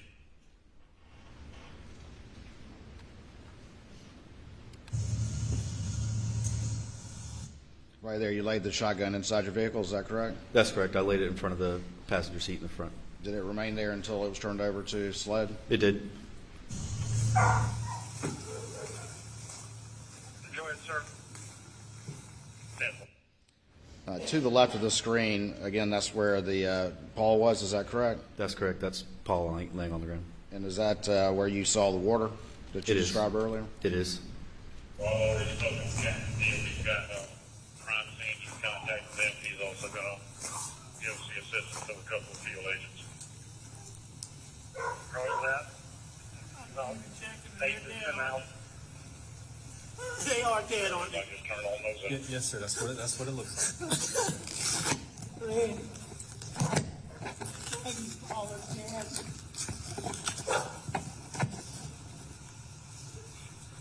Where are you now? What is Mr. Murdaugh doing at this particular time? He's on the phone pacing around talking to someone. I'm not sure who he was talking to at that point. Did he ask you to confirm if they were dead? He did. He asked multiple times while I was on scene. Did you ever see him, any tears, any physical tears? I did not. Did you ever see him approach the bodies? I did not see him approach them, no. Did you observe any visible blood on him? There was no blood on him that I could see. The bodies, as you saw them, was there a lot of blood around them given the injuries they had suffered? Yes, there was a pool of blood around each of the bodies that extended out from the body. All right. Yeah, the police are here now. The police are here now. Affirmative. That's my brother. Okay. When was the last time you were here with them? Or talked to them or anything like that?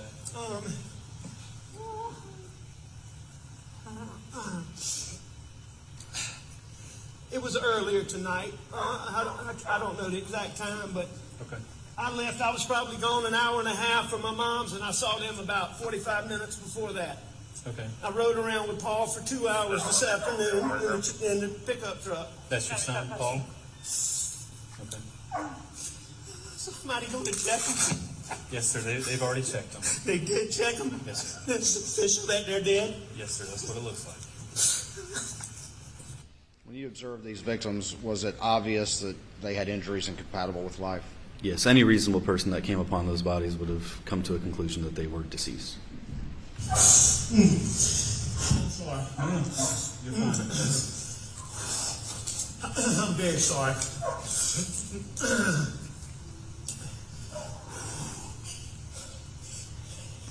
I call her here. What's her name?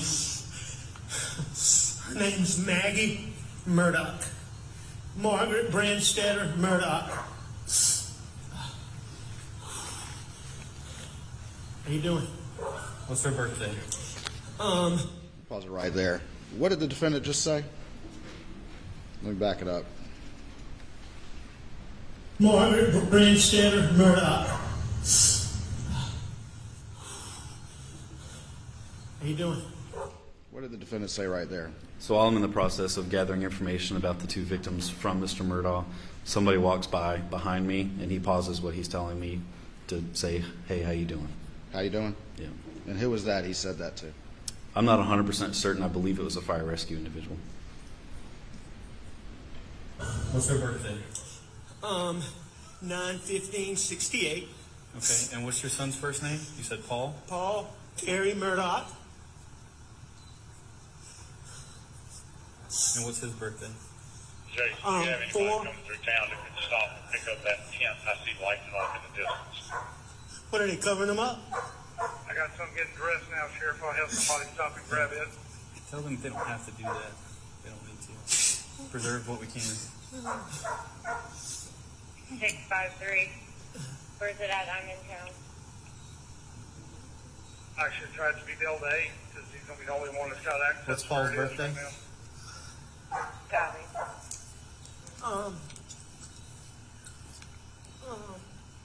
April 14th, 1999, sir. Put it up as wide as you can. That's fine. You said 99? Sir? He was born in 99? He was born April 14th, 1999. Okay. What's your first name, sir? My name is Alex Richard Alexander Murdaugh. Let me ask you this. In your interactions with Mr. Murdaugh, was he able to understand your questions and respond appropriately to what you were asking? Yes. Was he catatonic in any way? No. He was able to answer all the questions that I asked him. Was he panicking in any way? He seemed upset, but I wouldn't say panicky. Did you notice any labored breathing or anything like that from Mr. Murdaugh? Yeah, he was breathing heavily. Never once did he complain about not being able to breathe. I mean, there were fire rescue guys out there. He didn't ask for any kind of medical attention or anything like that due to not being able to breathe. Richard Alexander Murdaugh?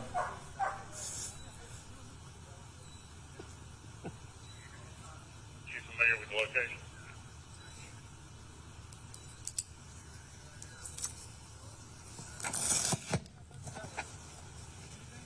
No.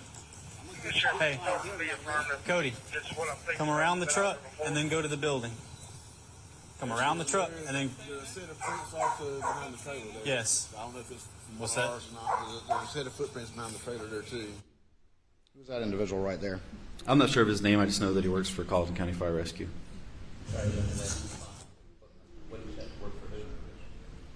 Carleton County Fire Rescue. That's how we kind of step out, stay around this whole view, so we step over and then About 30, 3. Just 8's going to be the last one in and grabbing the tent. In the background in the center of the screen, looks like somebody's doing something with some yellow tape. Can you explain what that is to the jury, please? That's correct. That's Deputy Pruitt, one of the deputies that I supervise. I instructed him to put up crime scene tape to include that vehicle. We put up crime scene tape to try to keep people out of the immediate crime scene area, preserve any possible evidence that's there. At this point in time, did you notice any evidence of firearms such as casings or spent shells or anything like that? Yeah, as I was walking through, you can't necessarily see it on my body camera, but as I was walking through, I could see shell casings, particularly around Maggie's body. Right. And a shell casing, would they be for like a rifle round or a pistol round? They appear to be rifle rounds. Right. And could you tell just from walking by what type of ammunition at that point in time? I couldn't tell what type. I could tell that they appeared to be rifle, and that's about it. And again, you weren't stopping to collect those. You were managing the scene as you described before. That's correct.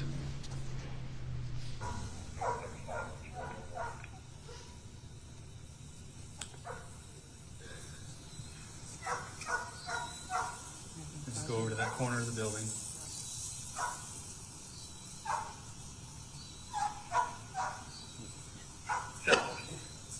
I'm almost to you. Let me see what we have first and whether or not we're going to handle that part or not. What are you shining your light on right there? So there in the background behind where Mr. Murdaugh is standing, you can see several sets of tire tracks. The grass was really wet that night, so those tracks appeared to be really fresh. So it caught my eye. And why did it catch your eye? It just seemed odd that it appeared to be that many sets of tire tracks since he said he pulled up, went to the house, and came back. It just appeared that there were more than just that. It appeared that there were more tracks than just that. That's correct. I see quite a few tire tracks in here. Were any of these you going in and out? No, I came in here and I left one time and I came back.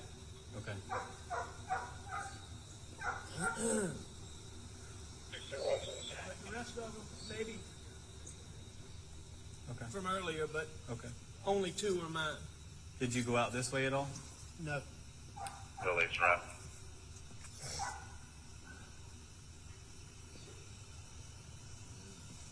Hey, stay here. Got a whole bunch of stuff right there. I don't want to disturb. I know that I was trying to go to the door here so we can kind of get around that way. Your best way is probably going to be back through those rocks because we can't get any tracks off those rocks anymore. We'll go back around the other way we just came. Okay. Thank you. H-shape. Yep. Do you have names or anything for them? Yes. Okay, I'll get that in a little bit. Then. That's Okay. fine.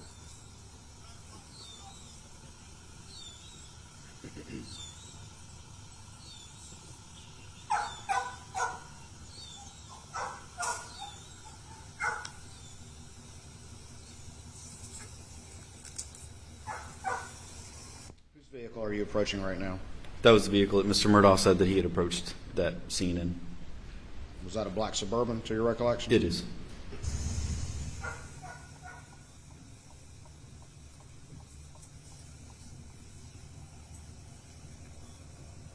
What unit's 23 on Mosaic?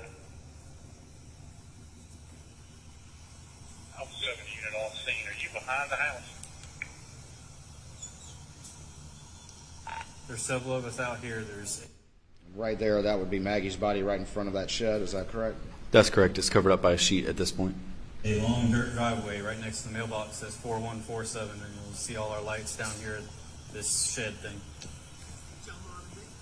You ain't come through Brick Hollow. Negative.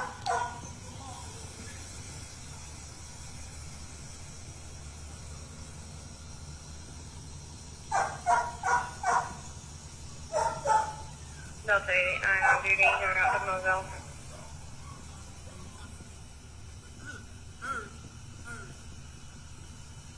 Who's that standing way off in the distance there? That would be Mr. Murdaugh. Where did he spend the majority of his time while you were there after your initial interaction with him? From this point on, his general time was spent in that area where he's currently standing. Pretty far away from the scene? That's correct.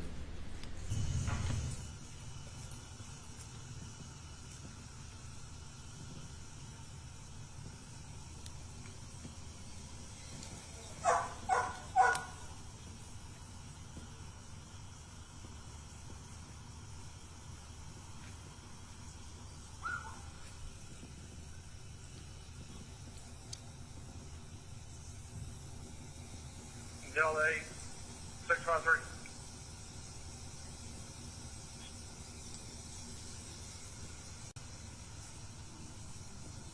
Telephone Saudi.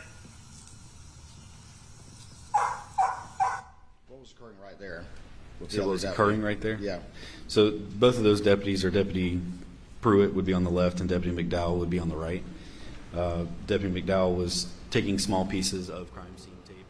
Good morning, everyone. If you are just joining us, it is 10:30 on the East Coast and 7:30 on the West Coast. You are watching us here at Live Now from Fox as we do listen in to the Alec Murdaugh trial that is now in day 4, and it is day 2 of testimony here. You can see off to the left side of your screen some of the details if you are not familiar with this case. There is a lot to it so far, but Alec Murdaugh is accused of killing his wife and son back at their South Carolina home in June 2021. He was charged in August of 2022 after spending months in jail on financial charges. Murdaugh is a lawyer, a disgraced lawyer, and also charged with stealing from multiple clients. So that trial is now underway, and a witness is testifying about his behavior on the day of those murders. I do want to head to a quick commercial break, and on the other side, we will dip back in. You're watching Live Now from Fox.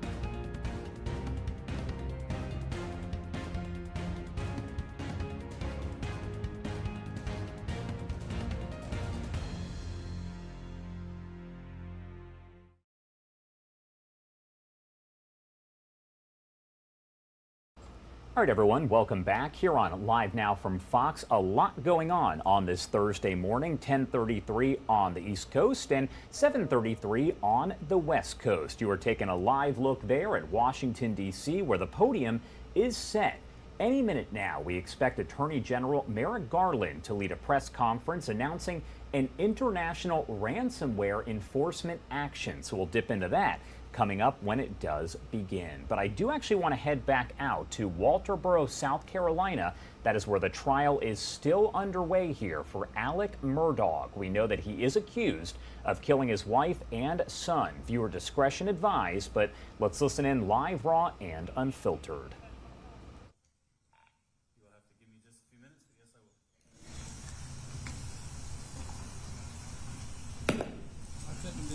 That dispatch call, was that related to the case in any way? I don't believe it was. I don't remember what that phone call ended up being about. As a supervisor, if a lot of us are tied up at one time, they will tend to give me a phone call to let me know that a certain call is pending or something else is going on. Just to help keep the radio traffic free, they'll call me on my cell phone instead. Did your entire squad respond to this this particular call, or did somebody? There was one deputy that remained in service. Okay. Remained out, did not respond here, but remained on the road. Correct. 653. Who can start a log? Who's the most expendable that can start a log? Let's put it that way. This is. Can you start a crime scene log, please? A log started. Sled's on the way. Let's push.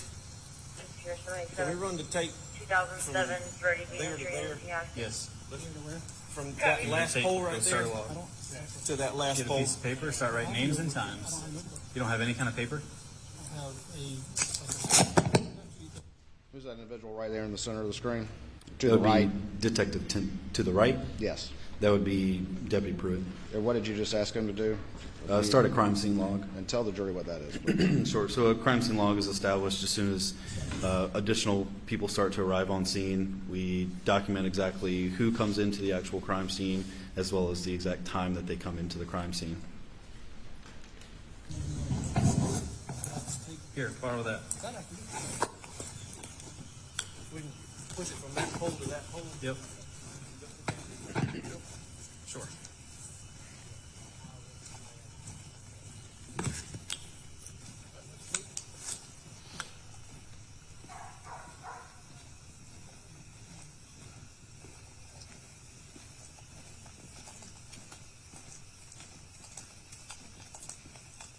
I do see some.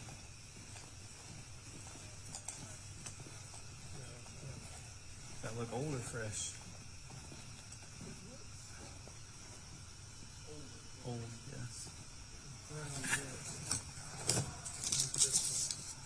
What are we doing right here with the tape? So I'm securing it to the corner of that part of the shed to run it along to a shed on the opposite side of that area. We just expanded the crime scene out a little bit further. To protect a larger area? Yes. Yes, sir. You don't need to speak more directly into the mic, or can you increase the volume, Madam Clerk, of that mic? Just a little.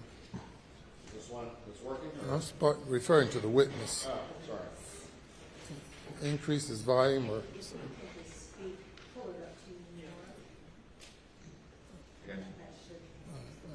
thank you, Person. Yes, sir. I usually don't have a problem being too quiet, but speak up for us if you would, please. All right, so you're securing the crime scene tape. Let's proceed.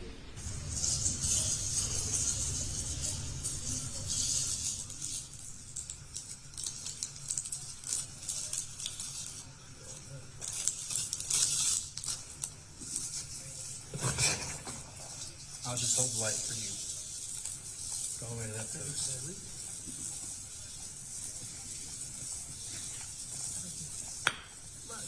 Marty, let's just keep our fingers crossed. Yeah, I think we got it. This is 5-3, all responding units to Moselle Road, stop at the road. No one else come down the dirt road. Stop at the road.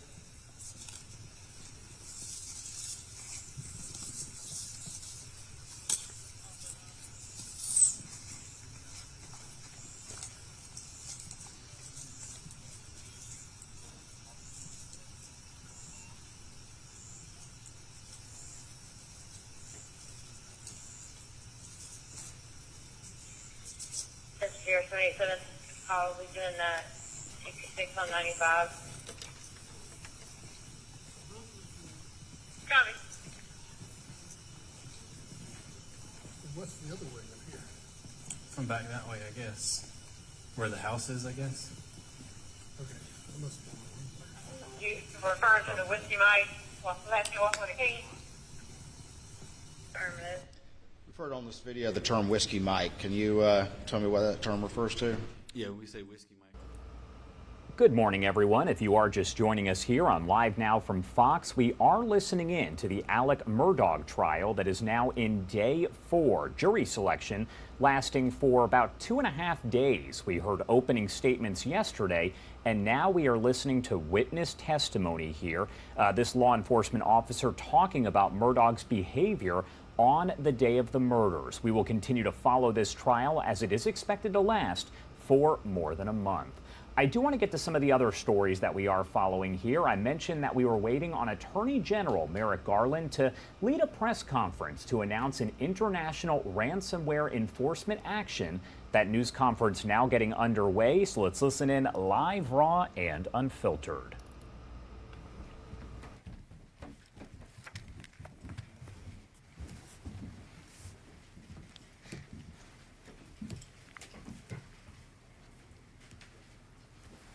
Everybody? Okay.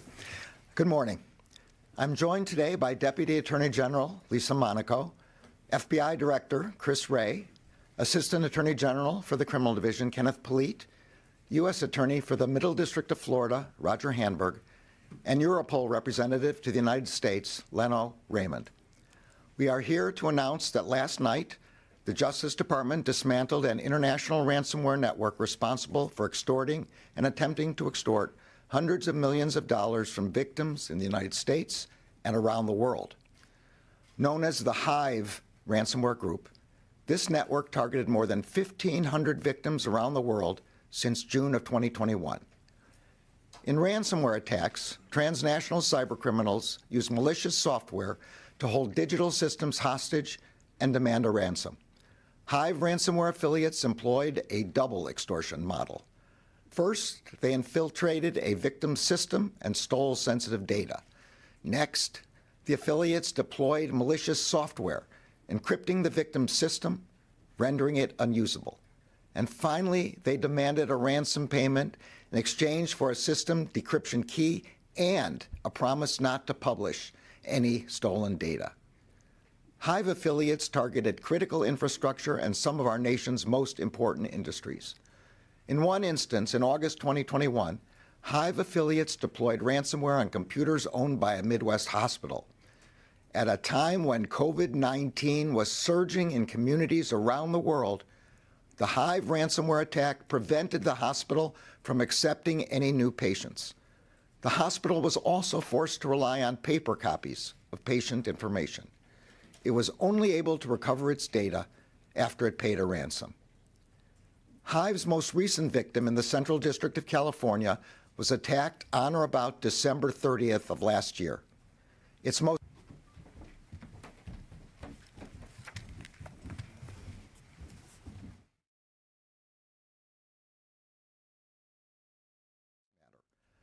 I also want to thank the United States Secret Service, as well as all of our international partners, including Germany and the Netherlands, as well as our law enforcement partners at Europol. Cybercrime is a constantly evolving threat. But as I have said before, the Justice Department will spare no resource to identify and bring to justice anyone, anywhere, who targets the United States with a ransomware attack. We will continue to work both to prevent these attacks and to provide support to victims who have been targeted. And together with our international partners, we will continue to disrupt the criminal networks that deploy these attacks. I'm now going to turn over the podium to Deputy Attorney General Monaco. All right, what you are listening to right now is a news conference underway in D.C. U.S. Attorney General Merrick Garland speaking about this international ransomware attack that included many victims and many vulnerable victims, like hospitals that were not able to accept patients during the height of COVID due to that attack. Let's pop the audio back up and listen in as that news conference does continue. Law enforcement allies across the globe to track ransom payments through the blockchain and seize them back for victims, to dismantle ransomware networks, to warn targets of exigent ransomware threats and to prevent attacks, and to disrupt the criminal ecosystem that enables the targeting of innocent victims. We've made it clear that we will strike back against cybercrime using any means possible, and today's action reflects that strategy. We have also pledged to place victims at the center of our strategy and our mission, and to prioritize prevention. As you will hear in more detail from the FBI director, for the past several months, the FBI and our prosecutors have been inside the network of one of the world's most prolific ransomware variants, Hive. The FBI has labeled Hive a top 5 ransomware threat, both for its technical sophistication, but also for the harm that it can inflict on its victims. But for all of the group's technical prowess, it could not outfox our prosecutors, our agents, and our international law enforcement coalition. Unbeknownst to Hive, in a 21st century cyber stakeout, our investigative team lawfully infiltrated Hive's network and hid there for months, repeatedly swiping decryption keys and passing them on to victims to free them from ransomware. For months, we helped victims defeat their attackers and deprived the Hive network of extortion profits. Simply put, using lawful means, we hacked the hackers. We turned the tables on Hive, and we busted their business model, saving potential victims approximately $130 million in ransomware payments. Successful actions like the one we announced today require the creative use of civil and criminal authorities, and they require partnerships among law enforcement, to be sure, but also with victims. Our actions in this investigation should speak clearly to those victims. It pays to come forward and to work with us. We are all in this together. We need your help to stop cyber criminals, to prevent future victims, and in exchange, we pledge our tireless efforts to help you protect your systems and to prevent or recover losses. When a victim steps forward, it can make all the difference in recovering stolen funds or obtaining decryptor keys. So whether you own a small business or run a Fortune 500 company, whether you oversee a school district or manage a hospital, we can work with you to counter ransomware, to mitigate harm, to prevent loss, and to strike back at the bad guys. Although today's announcement marks an important success in the international fight against ransomware, we will not rest when it comes to Hive and its affiliates and other ransomware actors. If you target victims here in the United States, the Department of Justice will target you. And if you're a victim, know that the Department of Justice and the FBI are on the job and will be fighting for you and alongside you throughout your moment of crisis. I'd now like to turn the podium over to Director Wray.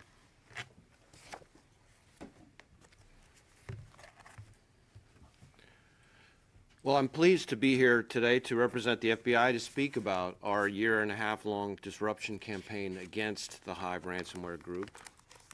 Hive hurt thousands of victims across the country and around the world until the FBI and our partners disrupted them, helping their victims decrypt their networks without Hive catching on, and then today, dismantling Hive's front and back-end infrastructure in the U.S. and abroad. This operation was led by our Tampa field office, assisted by our cyber division team at FBI headquarters and other field office personnel around the country, but also by FBI personnel stationed around the world who led the collaboration with our foreign law enforcement partners, often shoulder to shoulder, scrutinizing the same data that was essential to today's success. Especially the fine work of the German Reutlingen Police Headquarters, the German Federal Criminal Police, the Netherlands National High-Tech Crime Unit, and Europol. This coordinated disruption of Hive's networks illustrates the power of collaboration between the FBI and our international partners. The FBI's strategy to combat ransomware leverages both our law enforcement and intelligence authorities to go after the whole cybercrime ecosystem, the actors, the finances, their communications, their malware, and their supporting infrastructure. And since 2021, that is exactly how we've hit Hive ransomware. FBI Tampa gained clandestine, persistent access to Hive's control panel. And since then, for the past 7 months, we've been able to exploit that access to help victims while keeping Hive in the dark, using that access to identify Hive's victims and to offer over 1,300 victims around the world keys to decrypt their infected networks, preventing at least $130 million in ransom payments and cutting off the gas that's fueling Hive's fire. Our access to Hive's infrastructure was no accident or coincidence.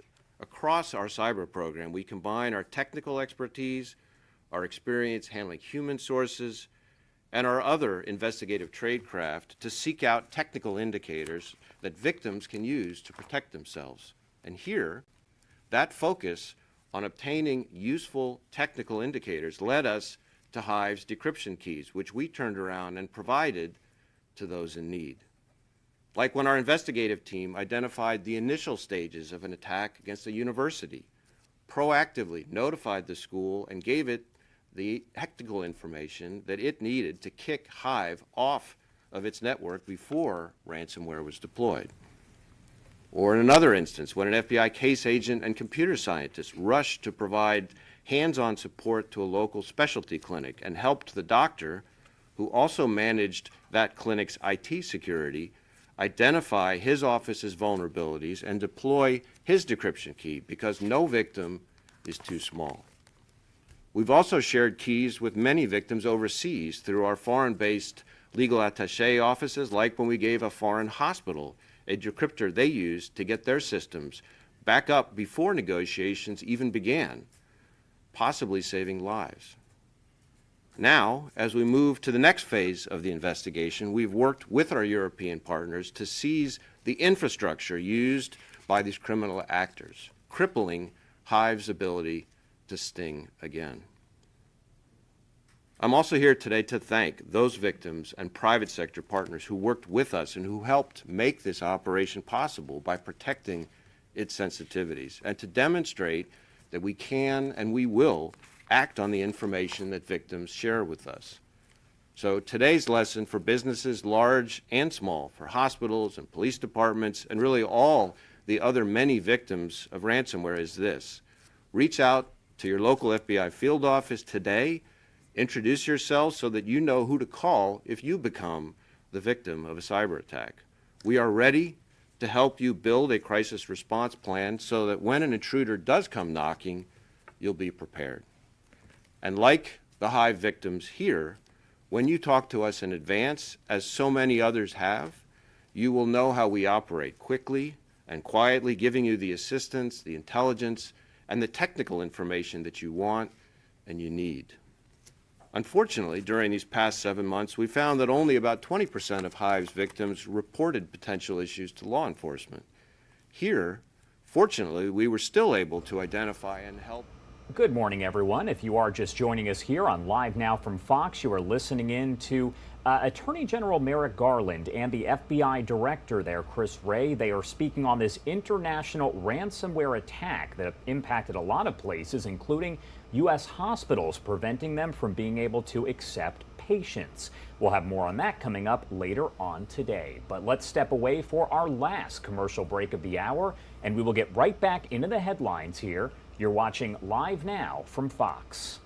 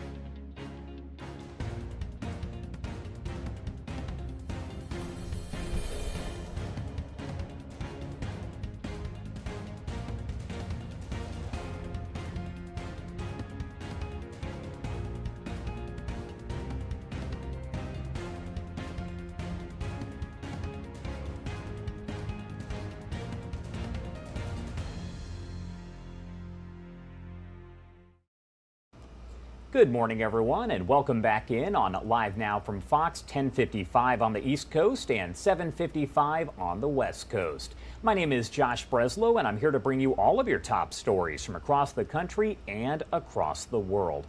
Coming up here in about 20 minutes, we are going to go live to Fox News' Phil Keating, who will bring us the latest after the suspect, the man accused of murdering a Microsoft manager in Florida, did appear in court this morning. Phil will break down everything that happened and what we know about that investigation. We did just bring you a news conference with Attorney General Merrick Garland and the FBI director explaining more about an internet ransom attack there that did impact several different businesses, including U.S. hospitals, preventing them from allowing patients into their system. So a big ransomware attack there. They had that news conference and we played it for you live, raw, and unfiltered.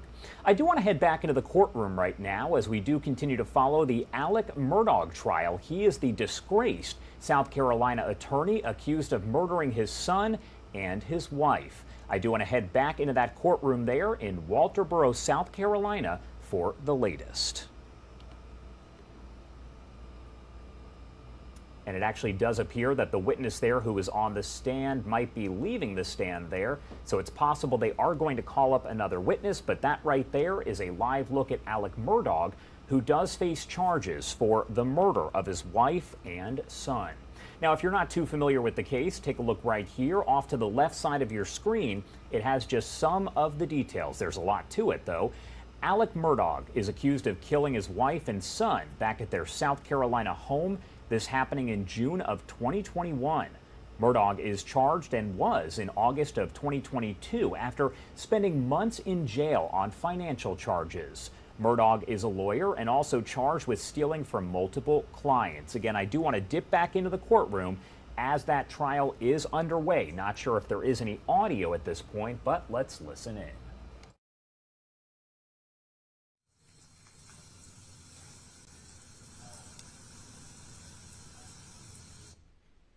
Is that your lights on right there?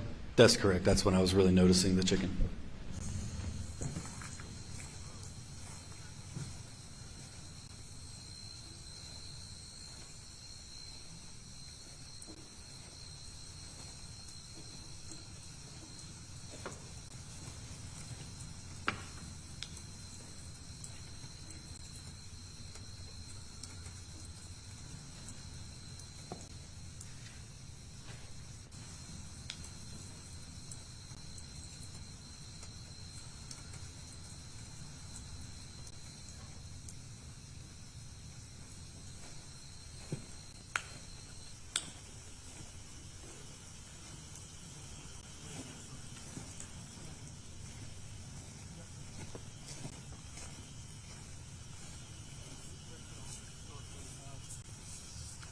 Just so you know, I've got at least 5 holes in the window in the back of that shed where rounds are exiting out back that way. Which is going to be bugged out because of the water number. And he was carrying a shotgun on the guy. It is currently in my vehicle. Yeah.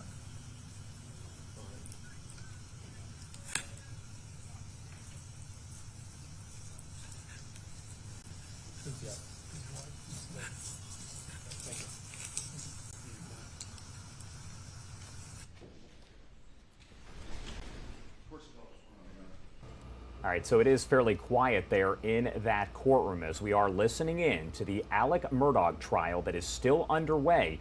He is accused of killing his wife and son back at their South Carolina home. That happened in June of 2021, and Murdaugh was charged in August 2022. Not sure if they are breaking for a recess, but let's listen in here, live, raw, and unfiltered.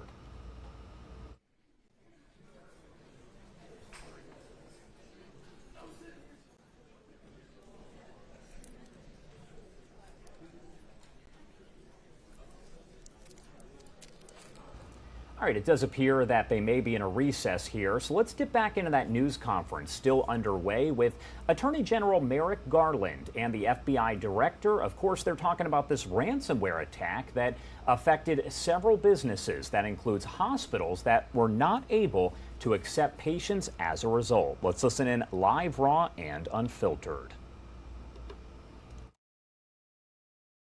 The other part of what happened here today, we've also started to do more often, which is this dismantling of the cyber criminals' infrastructure. And sometimes that involves taking down darknet marketplaces. Other times it involves essentially removing malware from systems. But more and more, I think you can expect to see from the FBI and our partners situations where success, where impact is achieved by more than just arrests, where we're doing things like getting keys to victims, taking down infrastructure, seizing cryptocurrency, being much more creative and kind of multidisciplinary in how we attack the problem, because I think that's what's called for, and it's a direct outgrowth of the new, no longer new, but cyber strategy that we rolled out a few years ago. On the second question, obviously I can't comment on any specific investigation, but we have had for quite a number of years any number of mishandling investigations. That is, unfortunately, a regular part of our counterintelligence divisions and counterintelligence programs work. And people need to be conscious of the rules regarding classified information and appropriate handling of them.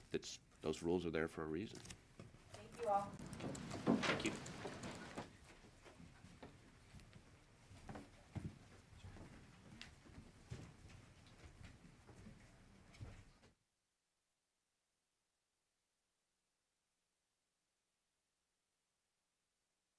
All right, that concludes that news conference there. That was about the international ransomware attack that impacted several businesses.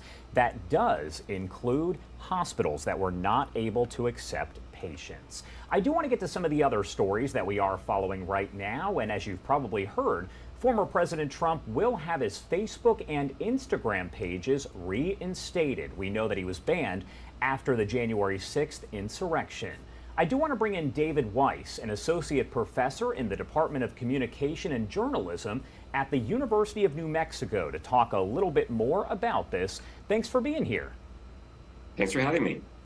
Are you surprised to hear that his Facebook and Instagram pages are going to be reinstated? We know his Twitter was just a few weeks ago. Yeah, and for that reason, I was not surprised.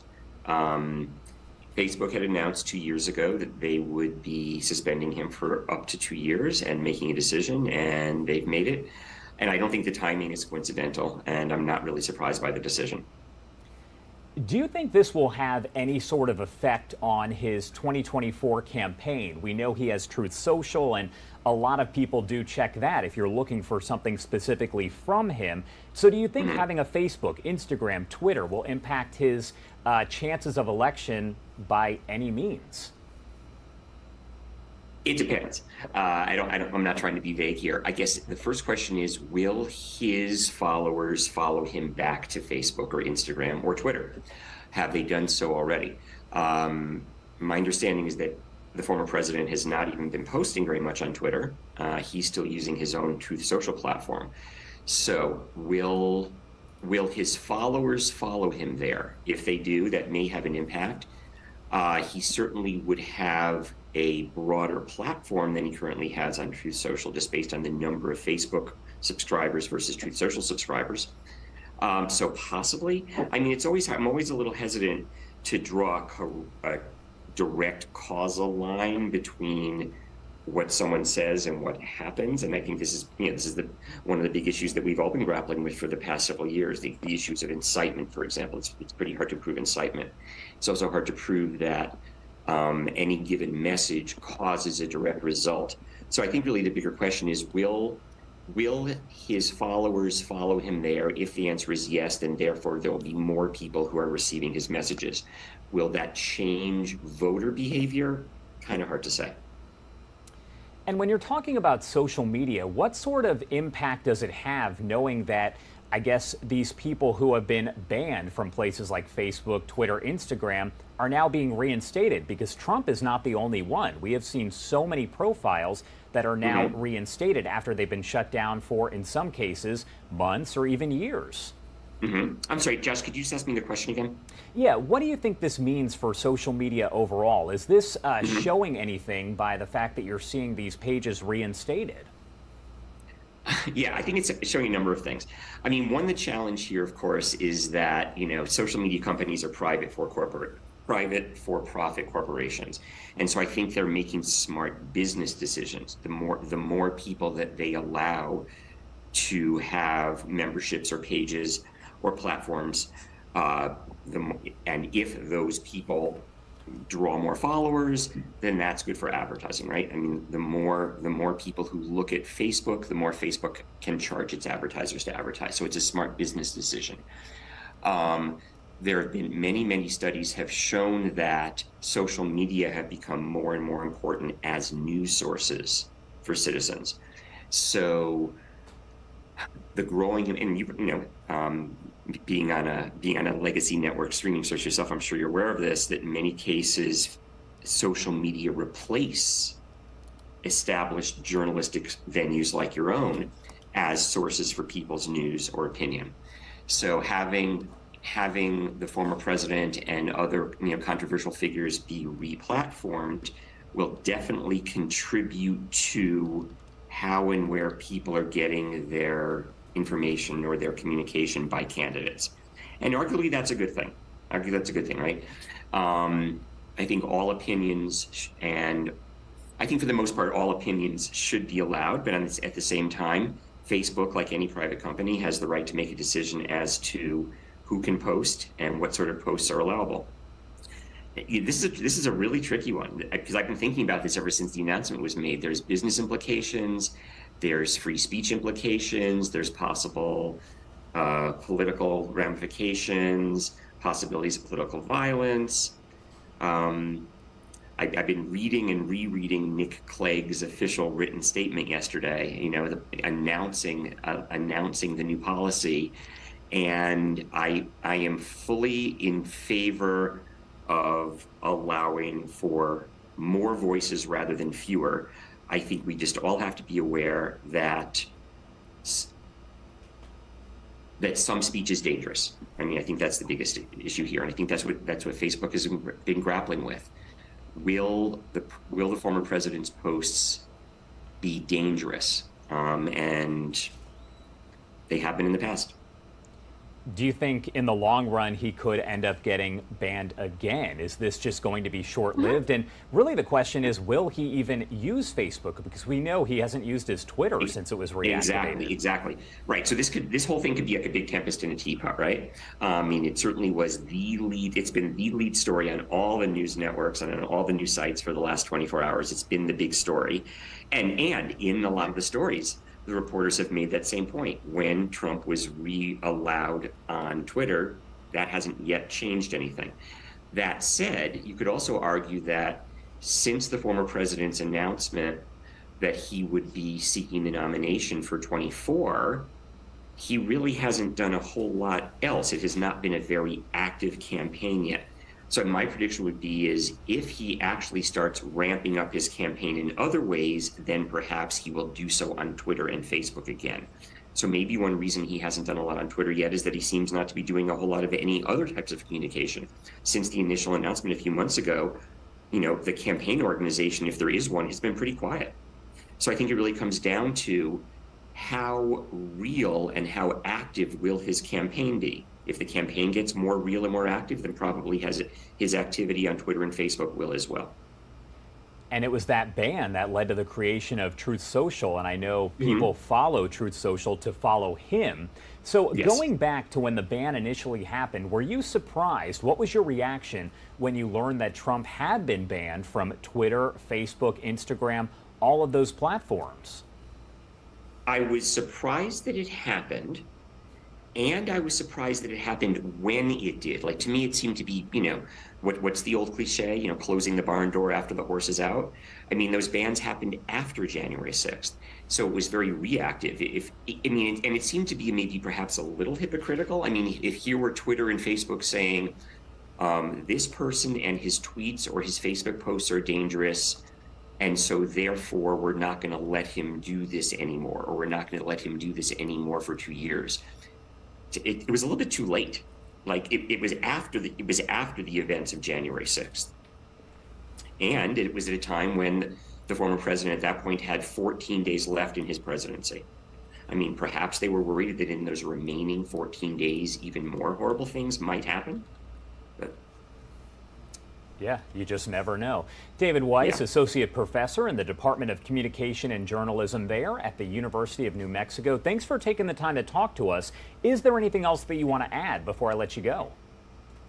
Sure. I guess one thing to keep in mind is that the Facebook and Twitter's decisions to remove Donald Trump from their platforms 2 years ago were decisions that were very controversial, but they were not in any way a violation of the First Amendment, right? The First Amendment does not, the First Amendment says that Congress shall not limit freedom of speech or freedom of the press.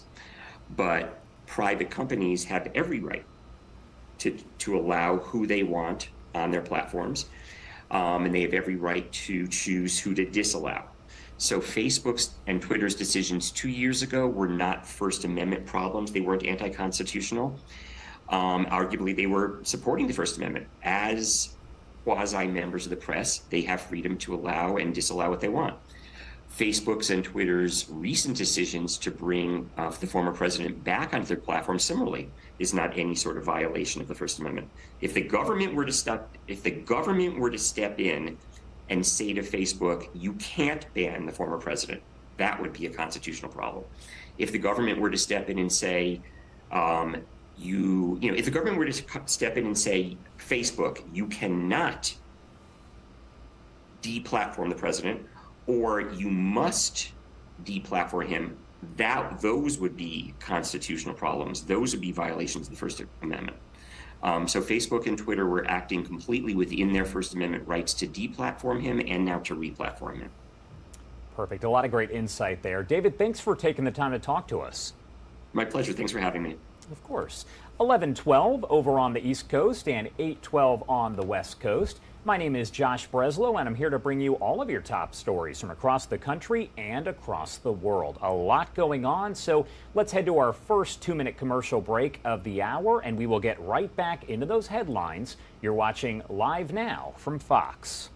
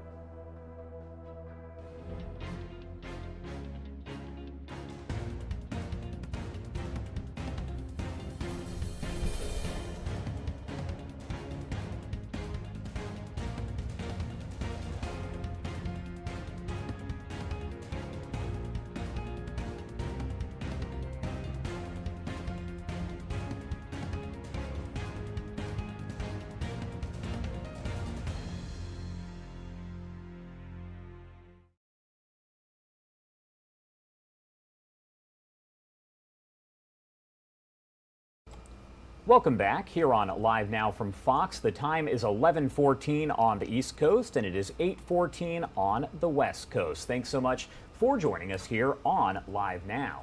I do want to get back into the headlines here, and the man arrested in connection with the targeted ambush shooting of a Microsoft manager, also a father, appeared in court a short time ago. I want to bring in Phil Keating with Fox News to talk more about the case itself and what happened in court. Thanks so much for being here. Well, good morning. Yeah, what happened in court at this first appearance for a 61-year-old convicted felon Henry Tenen did not last long, less than 2 minutes, and the judge sent him walking back to jail. He is now charged with 7 felony charges related to the murder of Jared Bradigan, the Microsoft executive gunned down brutally last February, so almost exactly a year ago. The suspect is 61-year-old Henry Tenen. He's a convicted felon, not only convicted of felony crimes in Florida, but also in Georgia over his illustrious criminal career. The police chief in Jacksonville Beach says he does not believe that Tenen acted alone in this ambush killing. So that means they still believe there are at least one accomplice, maybe more, yet to be arrested. They are still actively investigating. In the courtroom, he said nothing, Tenen. He just listened to the judge and walked away. He's 61 years old. He's got a white beard. Not your typical defendant when you see a first appearance in a case. He is charged with 4 felonies, including conspiracy to commit murder, second-degree murder with a weapon, child abuse, and also still possible to come a first-degree capital murder charge, which could theoretically get him the death penalty. Jared Bradigan, the Microsoft executive, was gunned down in what police describe as a pre-staged, well-planned ambush. There was a tire purposely left in the middle of this dark beach road last February that forced Bradigan, who had his 2-year-old daughter in her car seat in the back of his car, forced him to stop so he would then open his driver's side door, get out, and that's when the gunman, if not more than one gunman, jumped out and shot him repeatedly while the toddler was in the back seat. He was just returning to go to his house, having dropped off his twins at his ex-wife's house. Both of them were on their second marriage at the time. Also on hand at the press conference yesterday, announcing this unsolved case has now led to an arrest, was the mother of their toddlers. She's now a widow with 2 little kids, one that's 3 years old, one that's 1 year old. Her name is Kirsten Bradigan. She did wipe away tears at the dramatic arrest made in the death of her former husband. The ex-wife, a contentious ex-wife in what was a bitter divorce, which had more than 100 motions and counter motions filed in family court related to finances and the custody of the 2 twins. Her name's Shanna Gardner Fernandez, and her second husband's name is Mario Fernandez. They have been suspects all along in this case, as spouses and ex-spouses typically are in a homicide case. Gardner Fernandez and Bradigan divorced back in 2016, but as I said, they had a very bitter and contentious divorce. Even after they were divorced, continuing to fight in court.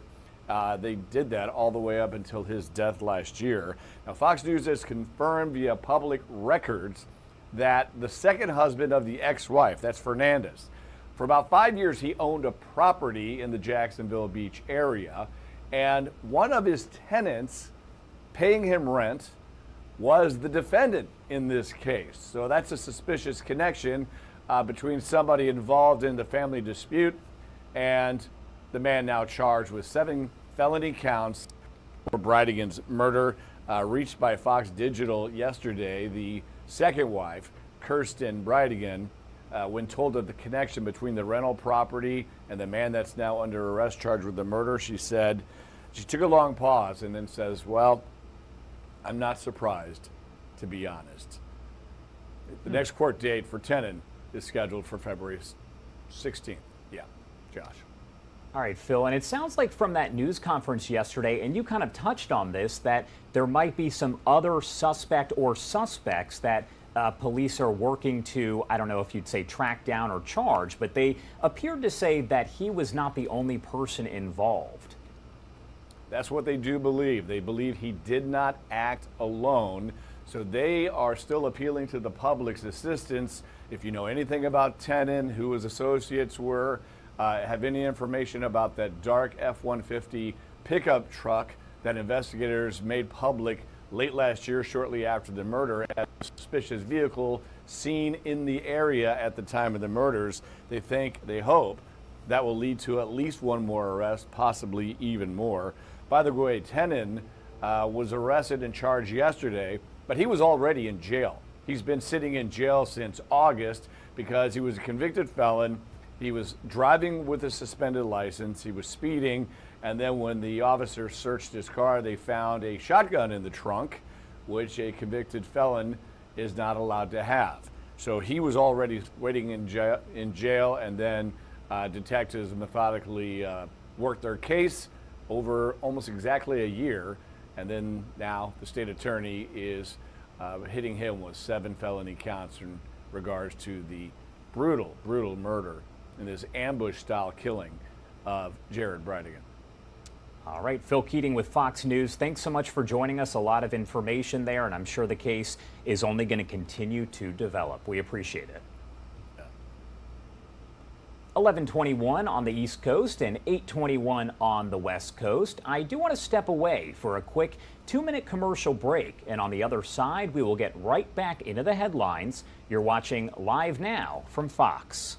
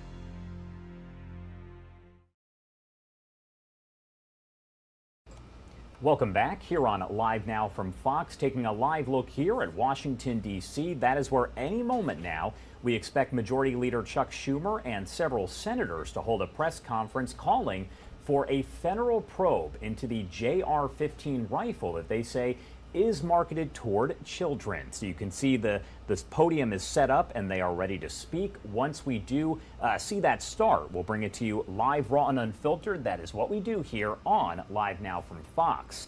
Now, it does appear that the trial is back underway for Alec Murdaugh. We know he is the disgraced South Carolina attorney that is on trial for the murders of his wife and son. Let's dip back in and listen live, raw, and unfiltered.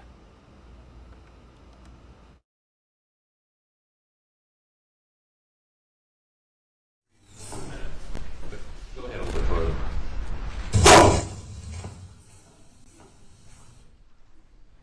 Okay, back it up just a little bit, could you? Just back it up.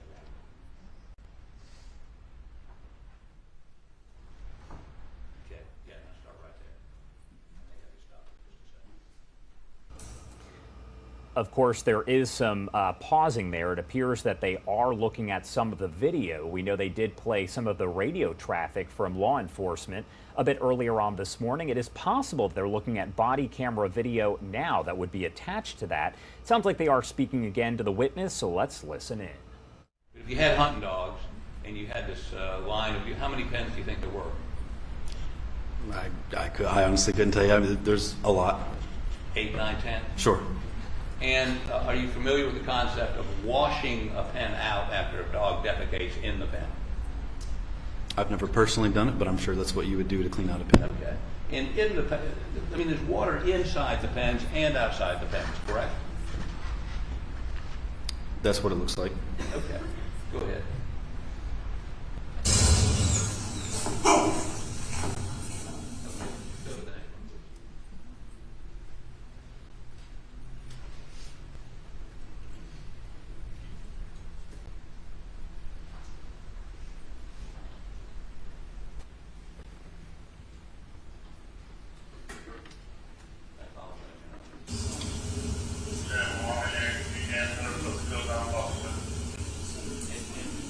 Again, we're looking at the dog pen, and the water appears to be outside the pen on the concrete. I would object. I think that the video needs to be stopped for counsel to ask this question and for the witness to respond.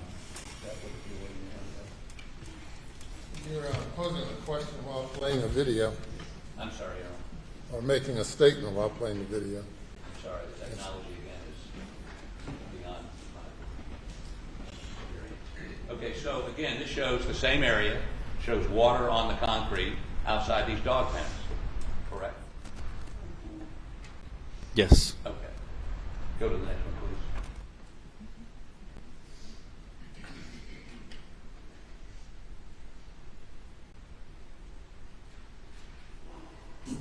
You don't need to keep doing that. Yeah.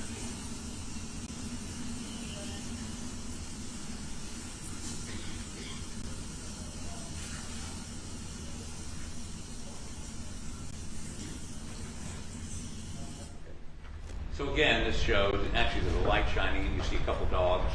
So those pens are occupied by dogs. There's water outside the pen and inside the pen as if somebody had attempted to wash something out of the pens, correct?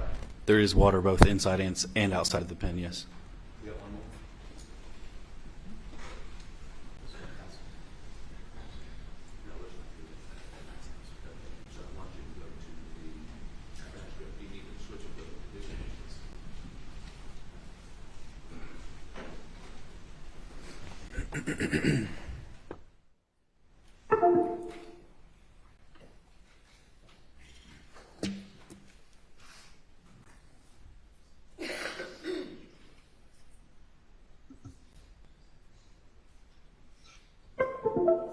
Again, I apologize, Your Honor, but the technology is no problem. All right, it appears they are having a technical issue there as they look to play more of the evidence in the case. But if you are just joining us, the defense team now questioning the first officer on the scene at that murder scene all the way back in 2021. So look off to the left side of your screen if you're not familiar with the case or just need a refresher. Here is what we know so far. So Alec Murdaugh is accused of killing his wife and son at their South Carolina home in June 2021, and he was charged in August of last year after spending months in jail on financial charges. It is possible that they are speaking once again, as it appears the first officer on scene, I could see him talking, so let's listen back in.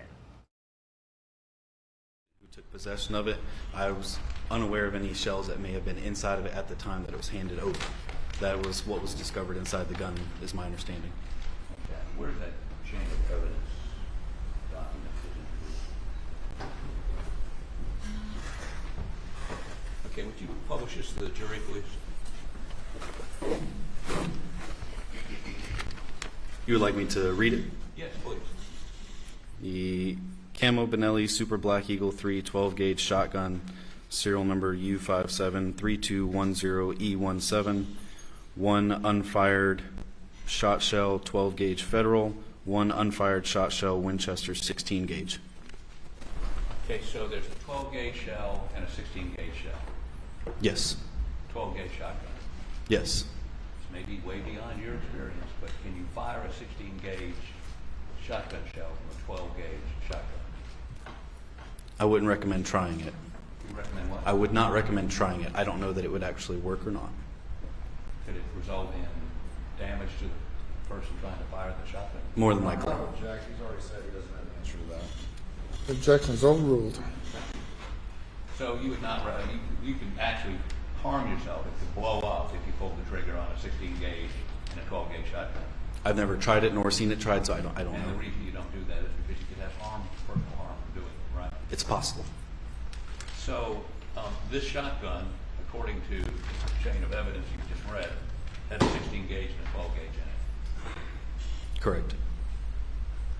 And it was leaning up against the car. It was. The shotgun was. Now, I'm sort of interested as to... Sure. I'm sort of interested as to why...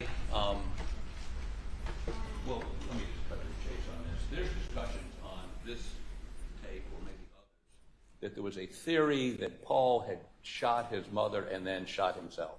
Is that correct? That's out on the scene. Yes. She had been shot multiple times, and he had been shot with a shotgun. At least one of the shots, we all believe, was upward. That's why his...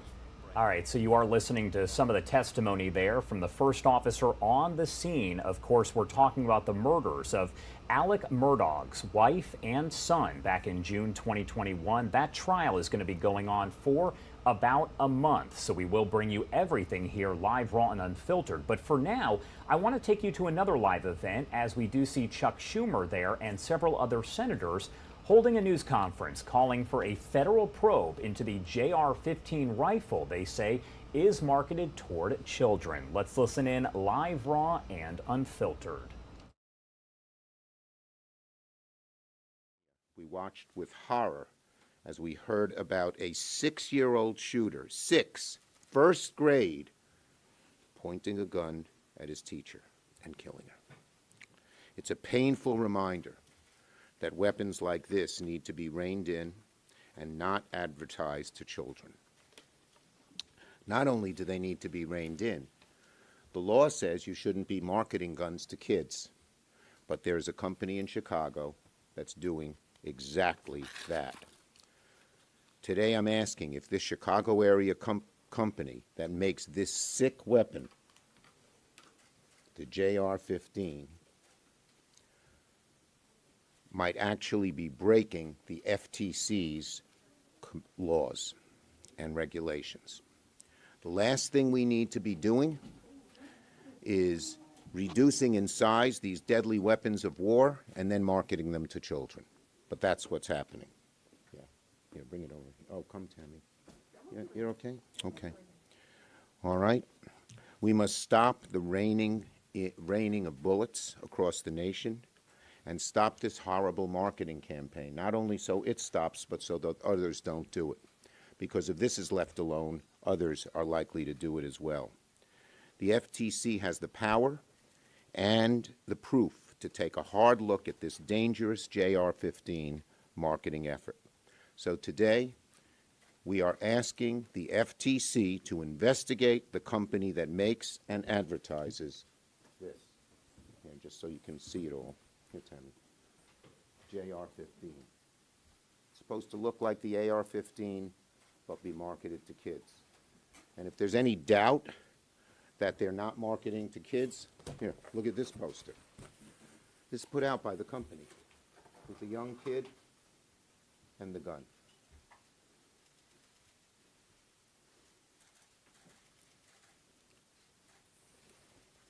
What are we coming to? Let's put this here. People under the age of 18 cannot own a gun. So why is this kind of gun? So why is the company so fervently marketing to kids? It's a serious question with federal consequences, and that's why we've asked the FTC to investigate, and I have sent a letter to the FTC, which I don't have here. Do we have a copy of the letter, folks? Okay. The bottom line is simple. With the epidemic of youth gun violence and mass shootings in an idea like this, a children's AR-15 should just not see the light of day. According to the company's advertising, quote, the JR-15 is the first in a line of shooting platforms that will, quote, assist families and, quote, functions like a modern sporting rifle, however. It functions like a modern sporting rifle, and however, most importantly, its small size, lightweight, and rugged polymer construction and ergonomics are geared towards smaller enthusiasts. So there's no doubt they're marketing it to kids. And I showed you the picture. The stuff is pretty despicable, so we want the FTC to give it a thorough look. I don't have who is next in line. I guess it is Senator Blumenthal. Okay.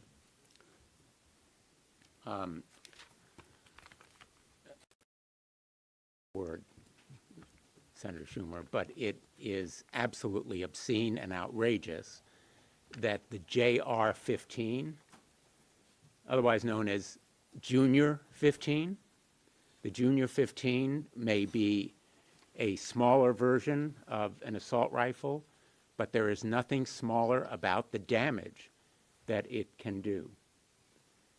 And let's come right to the point.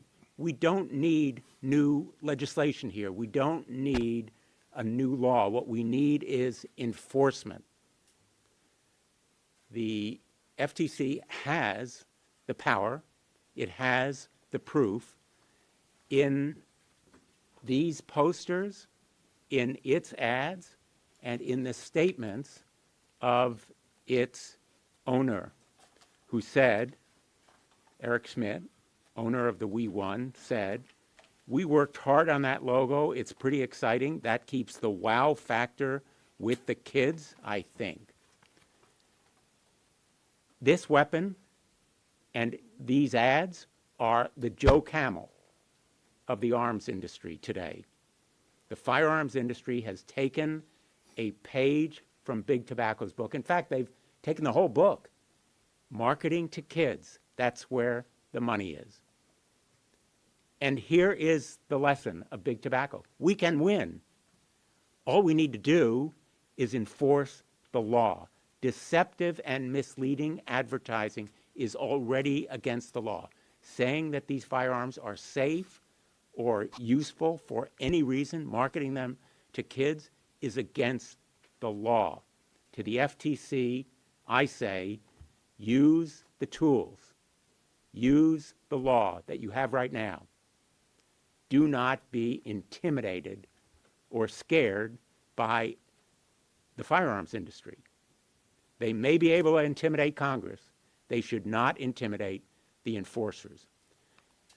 There is nothing junior about this kind of weapon, as we've seen with 6-year-olds, 4-year-olds, teenagers using these kinds of weapons to do great damage in our society. And Senator Markey and I have written to the FTC previously, along with my colleague Senator Murphy, and we are determined that the FTC will do its job. It doesn't need new tools. It has them right now. Senator and Murphy. I'm proud to introduce Senator Murphy. Thanks a lot. Thank you, Senator Schumer, for leading this effort. Grateful to all of my colleagues. Listen, this is an open and shut case. This particular company is obviously marketing to kids. That's the entire intention of the gun. But let's just be clear.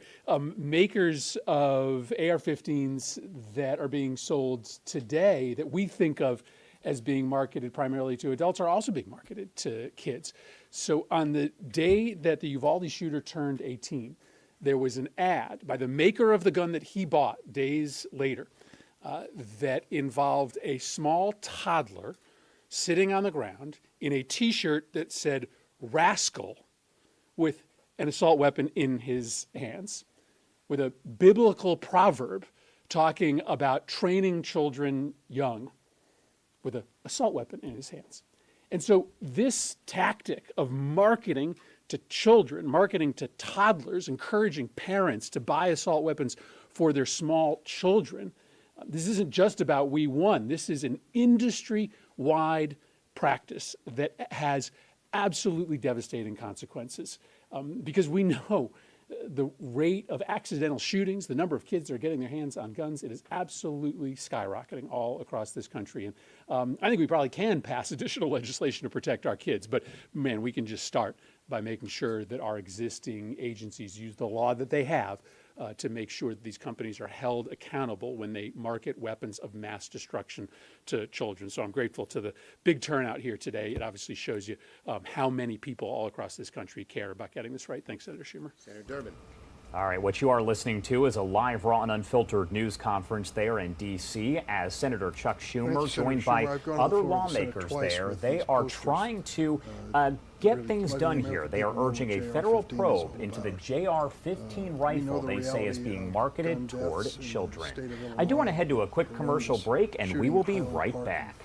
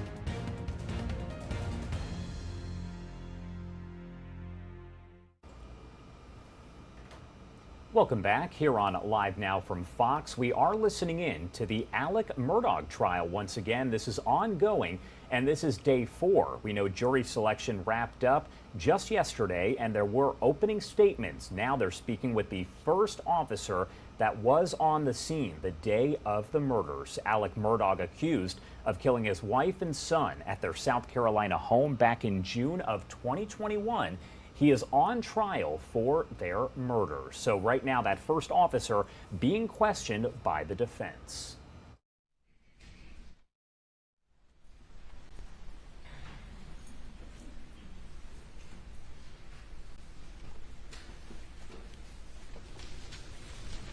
I'd like to use the Elmo.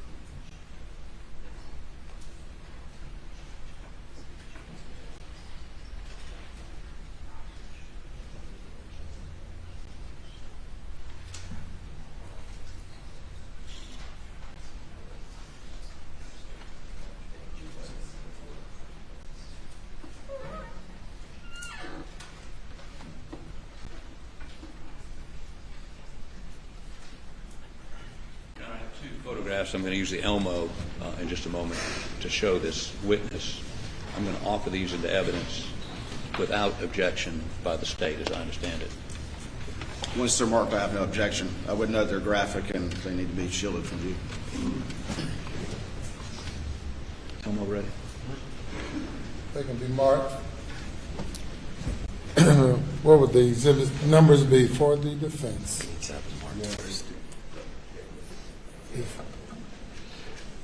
Defense 1 and 2 are admitted without objection.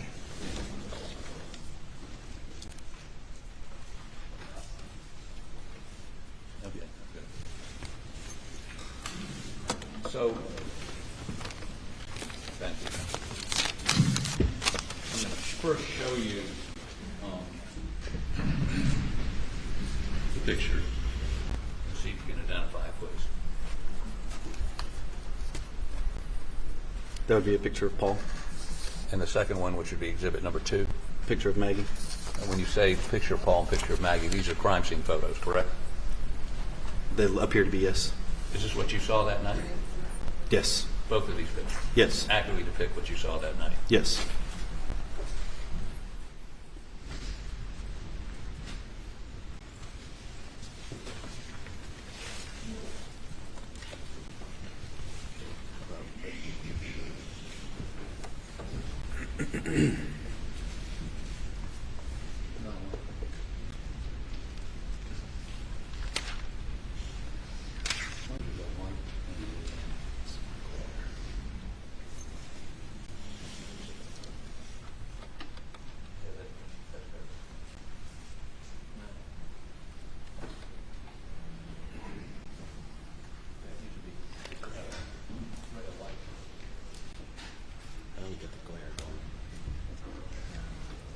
All right, a lot of silence there in the courtroom. They are discussing a few things that is going to happen throughout this trial, as it is going to be a trial that lasts for more than a month. But you are taking a live look inside that courtroom in Walterboro, South Carolina. And if you need a refresher on the Alec Murdaugh case, you can see off to the left side of your screen the major details there if you are not familiar with the case or just need that refresher.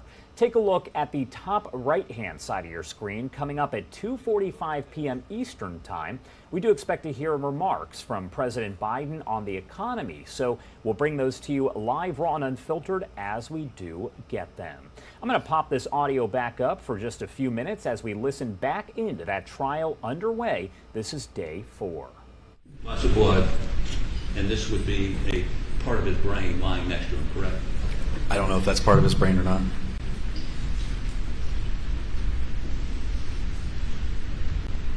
All right, so it's fair to say you didn't know whether that was part of his brain. When you first saw him, you didn't know whether his injuries were catastrophic and he was dead. Or did you? It was very clear that it was catastrophic. Okay. That's great. Now, when you came upon the scene, clearly this feed room was part of the crime scene, correct? Yes. Now, you're taught to keep the crime scene pristine, correct? As pristine as possible, yes. There was no reason for you to go in there, was there? Me at the time, no. Okay. Was there any reason for the police, before the Sled crime folks showed up, was there any reason for you all to go in there? There was no reason for me to go in there. I cannot speak if there was a reason for another officer to have gone in there. Well, let me ask you this. Did you all have any sort of crime scene expert with you that night, someone that processes crime scenes? Investigators do process crime scenes. Okay. Do you remember going in that feed room? I don't remember if I did specifically or not. But you shouldn't have if you did, correct? It's not to say that I shouldn't have. If there was something that needed to be done in there, then yes. I guess what I'm getting at is, I think one of the, and you would agree with me, one of the cardinal rules of a crime scene is keep it pristine. Don't walk over things. Try to preserve tire tracks. Get pictures of them. Footprints. All those sorts of things. Was somebody with the officers with you, were you in charge of the scene? I was in charge of the deputies that were under my immediate supervision until someone higher than me had arrived on scene. And were those deputies directed by you or anyone to do something to preserve the tire tracks? Pictures? Cover them up? I did not give anyone that instruction, no. So you didn't do that.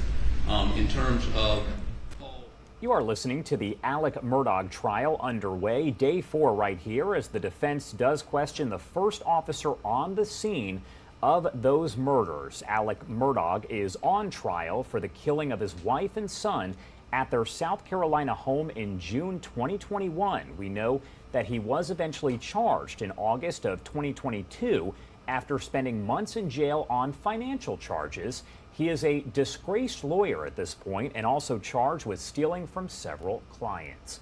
We'll continue to bring you coverage of this trial as it is expected to go on for about a month. Stay with us here on Live Now from Fox. For now, I do want to step away for a quick 2-minute commercial break. On the other side, we will get right back into your headlines. You're watching Live Now from Fox.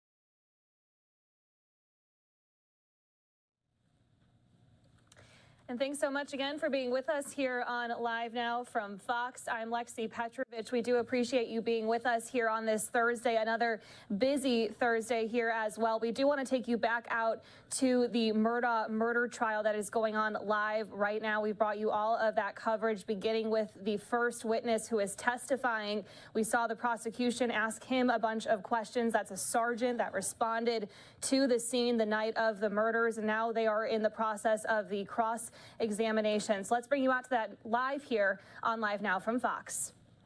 You also, according to the video we saw, a number of your officers are walking around marking where cartridges are, right? They were. Did they pick any of them up? No, not to my knowledge. Well, later on we see them talking to you and others on the video where they're saying these rounds came from a blackout. They were blackout rounds. For blackout. 300 blackout, yes, sir. Right. I mean, did they get down on their hands and knees and look, or I mean, did they? You would have to ask them. I don't know what they did to know that they were 300 blackout rounds.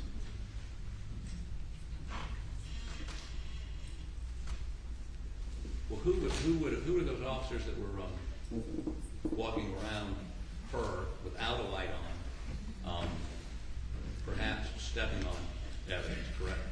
Who were those officers? Deputy McDowell and Deputy Pruitt were both in that area. Were they doing that pursuant to your instruction? They were not specifically instructed to do it. They just took the initiative to do it. Okay, I've done all I want to play.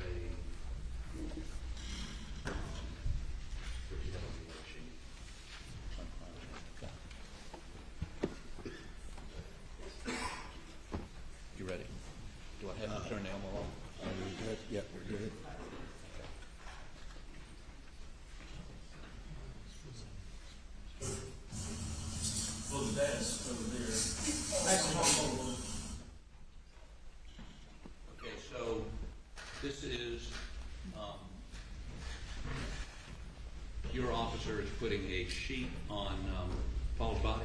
Not putting a sheet on. The sheet was already there. Already there. Okay, continue, please. People just fire rescue might have some more sheets we can steal.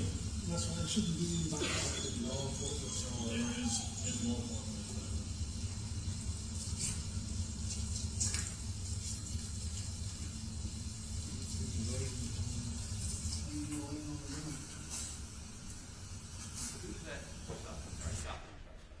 Who's that standing inside the feed room?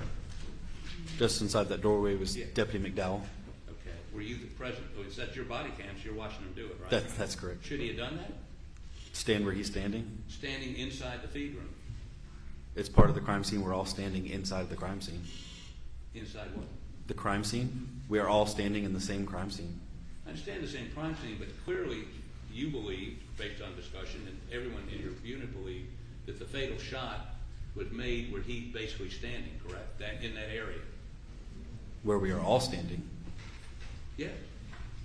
Yes, sir. Is that procedure to walk around on top of an area where shots have been fired? Perhaps, and I think even in this they're talking about tissue or brain matter laying there. I mean, aren't you supposed to? You don't put anything on your feet. Question. There's not a question in that statement. Mr. Stain, you must pose questions. Did you in any way have your men or women put protective gear on their feet? I saw you put gloves on, but did they put anything to insulate themselves from contaminating the scene? On their feet, no. In many instances, departments around the country have people dress in a gown to keep their DNA, their hair, from contaminating the scene. Did you do that? We do not on road patrol with Gallatin County as standard practice, no. You do not do that? Not a standard practice, no. Have you ever done that? I have not. Have you ever had something covering your feet when you're walking on a crime scene? I couldn't tell you that for sure. Now, if we later on find, and did you notice bloody footprints? Well, first of all, did you notice bloody footprints inside the feed room? I don't remember seeing any. Sorry? I don't remember seeing any bloody footprints. Okay. If there were bloody footprints in the feed room, could they have been created by you or your men? They could have been created by anyone walking in that area, sure. And you're walking in there, or your men are walking in there, correct? Yeah, correct. And you think that's standard operating procedure? Well, you do your best not to contaminate anything. And this is your best? What you're looking at right now is standard procedure. To walk in an area where there's blood, where there's brain matter, where there's, and I believe there was wadding laying on the floor? I don't recall. But you would agree with me that you have these procedures so that you don't contaminate the crime scene, so that you don't destroy evidence like those tire tracks or those footprints, or leave your DNA, or in some way alter the scene so that if, I mean, you would agree with me, so that, let me finish the question, so that if there is exculpatory or inculpatory evidence that would help you find the perpetrator and prosecute him, or evidence that would clear somebody, that was destroyed. Some of that was destroyed that night because you, your department, and maybe even SWED, didn't preserve that evidence. Isn't that correct? I'm not sure if I fully understand your question. The question is this: if you are exfoliating, you're standing, your men are standing in the spot, and there was evidence there, or the tire tracks that weren't preserved, or the footprints that weren't preserved, that evidence could either incriminate somebody or exculpate somebody. Could, correct? Could, yes. That's why you don't do this, right? That's why you don't contaminate the evidence, correct?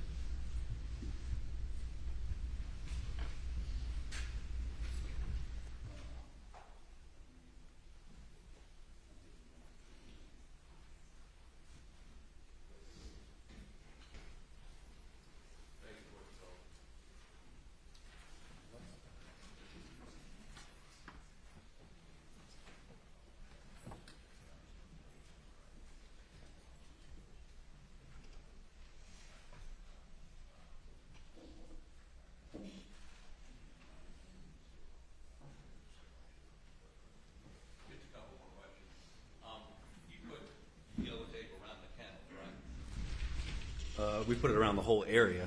Did you put it so that folks couldn't drive in and out? They were not to go past where my vehicle was parked. I believe that was the extent of the yellow tape. Yeah, but between your vehicle and the entrance, there was none of those tire tracks were preserved. Entrance of the property. That if somebody had driven into the property. You mean from the main road of Moselle Road? From the main road. All the vehicles were coming in on that driveway. Right. So if somebody had come in and left, who had committed the murders, whatever tire tracks that were left were obliterated by your men. Is that right? It's possible.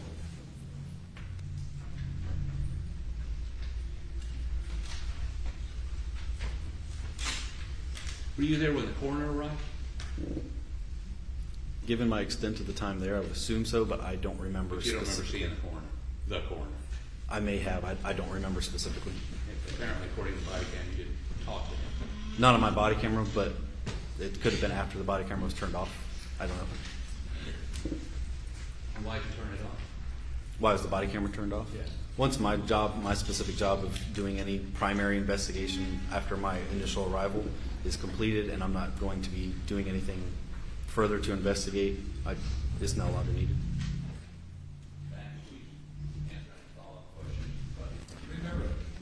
Thank you, Your Honor. May it please the court. You were asked a series of questions about contaminating evidence. Are you aware that any evidence was contaminated in this case? I'm not. Did you engage in everything you could to avoid contaminating evidence? Yes. Did you, in fact, instruct your deputies set up a crime scene and instruct them to avoid areas where evidence might be contaminated? We did everything we possibly could to avoid contaminating. Your officers all have basic training in trying to avoid contamination of evidence? Yes. Are you also, though, as first responders in a fluid situation, doing the best you can to assess what's going on? Correct. It's not your job to do the actual crime scene investigation work, is that correct? Not at all. You were asked about whether or not you'd had any meetings with prosecutors. Is it common for law enforcement witnesses or any witnesses to meet with the prosecutors prior to a trial? Very common. Okay. Did anybody ask you to do anything but express your accurate and honest opinions and observations about what you observed at this scene? No. You were asked about this particular shotgun right here, this 12-gauge shotgun. This is the shotgun that Alan Murdaugh had when you arrived at the scene. Is that correct? That's correct. And you were asked about the shells right here. Is that correct? That's correct. Did you unload this weapon? I did not. Was it unloaded by somebody else after you turned it over to them? Yes. You asked a little bit about the 300 blackout casings or cases that were at the scene. Is that correct? That's correct. All right. And just real quick, explain to the jury what a casing or a case is, please. So a casing would be what would be left after the projectile has been fired through a weapon. After it had been fired, the shell that comes out of the gun and lands on the ground near the victim. Is that That's correct? That's correct. So it's the remnants of a fired round. Is that right? That's correct. There were multiple ones of those blackouts surrounding Maggie. Is that correct? That is correct. You were asked a lot about the tire tracks, and you just happened to notice those over behind the defendant's vehicle. Is that correct? That's correct. And we had a still image put into evidence, exhibit number 5. This is it right here, which is the still image. Is that right? Yes. All right. And the still image doesn't reflect as good as what the video does. Is that right? You can see it The clearly. video shows it much better. Much better.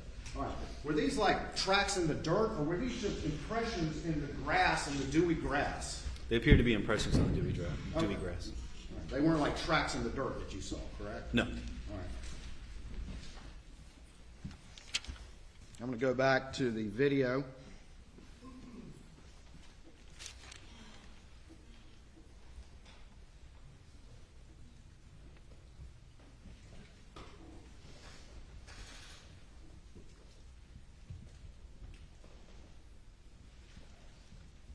I'm playing it at approximately 25 minutes and 11 seconds. Me. Okay. From earlier, but only 2 were mine. Did you go out this way at all? No. Village, right? Bring back.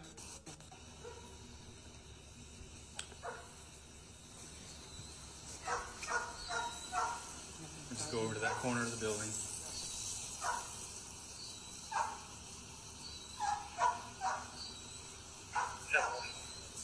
I'm almost here. Let me see what we have first, and whether or not we don't handle that part or not. I see quite a few tire tracks in here. Were any of these you going in and out? No, I came in here and I left one time and I came back. Okay. But the rest of them, maybe from earlier, but only 2 are mine. Did you go out this way? So the images that we just saw, those were the dewy impressions in the grass that you were just talking about, is that correct? That's correct. And the defendant said 2 of them were mine and the rest of them may have been from earlier, is that correct? Yes.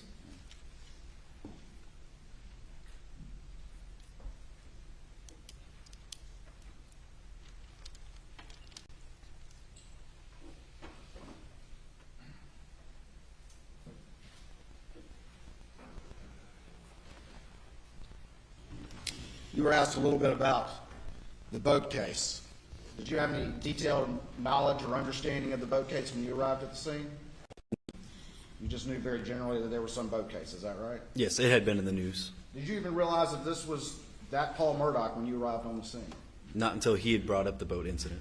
And who brought up the boat incident? Mr. Murdaugh did. And within a few minutes of you arriving, he's the one that brought up the boat incident, is He that did. correct? And he offered that right out of the gate as a possible explanation for what happened here, is that right? Yes. Nothing further, Your Honor. Anything further? Your Honor. Did you find it unreasonable for him to say that his son, who'd been involved in this incident, who'd been threatened on numerous occasions, been punched, he told you he'd been punched, right? He did. Okay. That was a possible explanation, not implausible, for somebody killing Paul. You didn't bite back on him, did you? No. And it was, in his mind, apparently the only reasonable explanation that occurred, right? I don't know what was in his Well, mind. I mean, that's what he told you. That's what he believed. That was the statement that he made, yes. Okay. And just one other follow-up question. You were asked if there was any evidence, the dewy tire tracks. This was at 10 o'clock at night. Was there dew on the ground already? It was pretty humid out. There was a lot of It was dew. humid. Yeah. It wasn't like in the morning. This was not morning time. So, and are you telling me no one could have looked, no expert could have looked and said, you know, that's a Suburban, that's a pickup truck, no one could do that? Or do I'm you, not going to pretend to know what an expert in that kind of stuff can and can't do. But you're not an expert. Did you believe those tire tracks would last until SLED got there? Yes, it appeared that they probably would. Did you point them out to SLED? Did I do it? Did you point them out to SLED? I did not.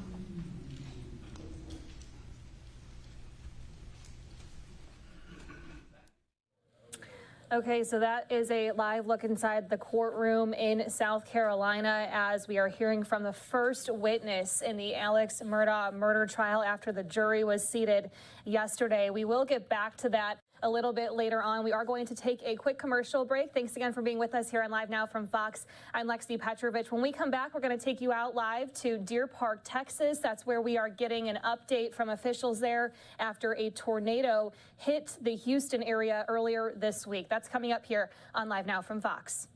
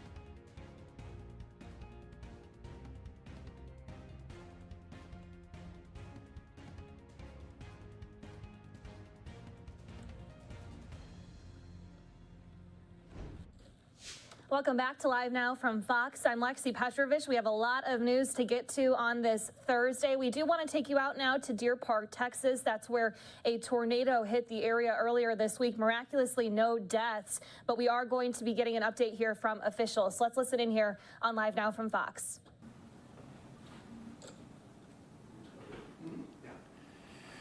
Mayor Murdaugh here of the city of Deer Park.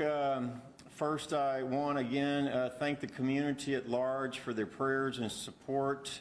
I would be remiss if I didn't acknowledge God in the scenario that we have no confirmed casualties, very few injuries, and I'm just grateful with the destruction that we are in the process of assessing that we've had no major injuries.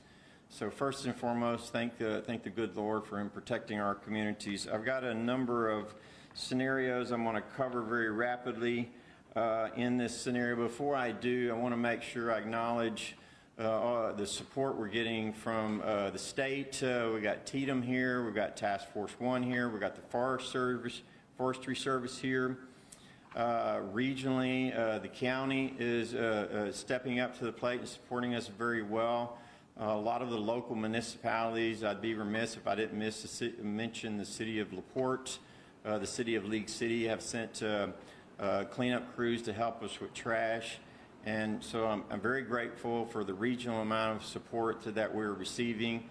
I've been in communication with a lot of the mayors regionally. I know Mayor Turner has offered assistance, and I'm just appreciative of how we in this region are coming together. And if there's any positive that comes out of disasters like that, is it's good to see when regionally we come together to support one another. And the biggest thing I can say after I get through this data is that the biggest thing I'm seeing is neighbor helping neighbor, whether it be individual neighbors in Deer Park. I'm talking about city helping a city in this region, the county helping us on a local level, the state doing their job. And I'm very appreciative to be from Texas. I'm very appreciative to be the mayor of Deer Park and see how this works in a time of need. It's we as humanity need to get back to making sure we understand that it's about all of us, and taking care of each other is the top priority. So I'm going to go through a lot of things very rapidly. I'm going to mention a two-part component, some of it being prudent to the city of Deer Park, and then some of it's going to be a regional perspective. But for the city of Deer Park, we are waiving all permit fees and requiring to storm restorations. Permits are required, but no fees are being charged. Individual assessments are being conducted. On the city website, we have a QR code that is set up through TDM website that you can access the city of Deer Park. And I would encourage everybody, whether you live in this city or in this region, to go on to our website and access this and enter in your general information in regards to assessing damage throughout this region. So all of us from the state all the way down to each city can have a good idea of assessing the damage. And you can go to our city website to access that. There's a QR code there. This is not an assistant portal, but it's a means to capture damage assessment. While I'm here at this point, we are in the middle of having some resources made available, which will be most probably starting tomorrow or into the weekend, where if any resident that needs assistance, they'll be able to access that through a coordinated effort regionally, whether it be from the city of Deer Park and Pasadena, but the county. We're setting up a coordinated effort to how do we make sure all of our constituents get the resources they need. Moving on, the county is sending us support to help us with fire inspections to make sure that as the power is being restored, we can adequately make sure everybody's safe. The city, again, of LaPorte and League City are assisting us with debris review, and I'm appreciative to them. Public Works is working very hard to make sure in the city of Deer Park that we have the bulk, if not all of the debris, removed by, if not tomorrow at the end of business, at least over the weekend. So our objective is starting out next week, we can have most of the streets cleared from debris, and making that also working in conjunction with CenterPoint, that we get most of all the power restored in the next few days going into next week. Task Force 1 is here assisting us from the state, as I mentioned earlier, to assess the damage. The Forestry Service is working with our Parks and Rec to make sure we get the cleanup effort moved forward. If you do have a generator, I know every time we have a major event, it's always a negative scenario that when people use generators that are trying to provide power, it's always very disappointing to me that if you're using it, make sure you do it properly. The generator's not inside, not creating carbon dioxide issues that can end to a very negative result. So I would warn all of you that are using generators, make sure you're doing it appropriately so we don't have a negative effect of someone's life being taken because of carbon monoxide issues. The streets are still closed in Deer Park in several areas. Center Street, P Street, Alice, and all that is due to power lines that are still down. CenterPoint is working very closely with us to address these issues so we can get that moving forward. So be cautious still as you drive around town, understanding that the PD, Public Works, is working very closely with CenterPoint to make sure we aid them in getting power restored as quickly as possible. Please be careful that when you're using parks or hike and bike trails in the city of Deer Park, there is still a lot of debris that is out, and so from any aspect of public safety, please assume that risk in your own scenario of making sure you're not putting yourself in danger while the debris is trying to be removed. The city on our website is deerparktx.org/tornado2023, and you can get to the link where we are spitting out additional updates as they become available. And obviously the press knows that we're sending them out as often as we get that updated. So I would recommend everybody go to that, and I'm going to restate it. It's deerparktx.org/tornado2023. The city is currently not in a position where we're accepting donations. I know we've had a lot of people calling in regards to how can you help. We're in the middle of setting up some aspect of how do we receive donations, but the emphasis right now is still trying to respond to this scenario, and the biggest emphasis, we're trying to assess the needs so we can also align up the needs with the resources that are needed in this region. So we're working closely with that. We encourage people to reach out to the neighbors and check on them. It's as simple as that. Ask them if they need help, and if some aspect, work with a local church. Salvation Army is very active in the area. If you need meals, there's opportunities around that you can go and get that. The police department is well staffed. We're doing a good job of covering the city, and we haven't seen an increase in calls and or any issues over the last few nights. And I know we've got support from local police departments that are supporting our staff in regards to that. Additional assistance that is being provided from TDM is regards to, in the next phase of what we're entering into, is looking at building inspection as we assess the needs to make sure structurally, whether it be commercial, apartments, and or individual residential homes, the state is assisting us on that to make sure that as we get back to power being restored, it's not going to create a secondary hazard or issue for you in the public. The Postal Service, I know in Deer Park and Pasadena, has been disrupted. If you haven't been receiving mail, there's a legitimate reason. Their facilities have been damaged or power hasn't been restored, and they're in the middle of getting that restored. The biggest question I would say most of us want to know is, when is the power going to be restored? Some aspect of the numbers are in Deer Park, we're still at about 2,700 individual residencies or properties still don't have power. Regionally, I would say from the impact zone of the tornado, we're still at approximately 5,000 structures don't have power restored. In the Southeast Houston area, due to significant damage, it will take time. The restoration work is essentially working toward being completed by the end of Sunday, and this is from CenterPoint, to those who can receive power. There is going to be some infrastructure issues that may linger on past Sunday, but if the infrastructure is still in place and you can receive power, there is an effort to make sure all power can be restored by the end of Sunday evening. The command center is still in operation at the Pasadena Convention Center, which is where CenterPoint is staging, and I know their initial response was with a certain amount of teams, and we've seen an uptick since yesterday where additional crews are in the area, and I'm very appreciative for the work that CenterPoint is providing in this scene at this moment. We're continuing to see significant progress in power restoration.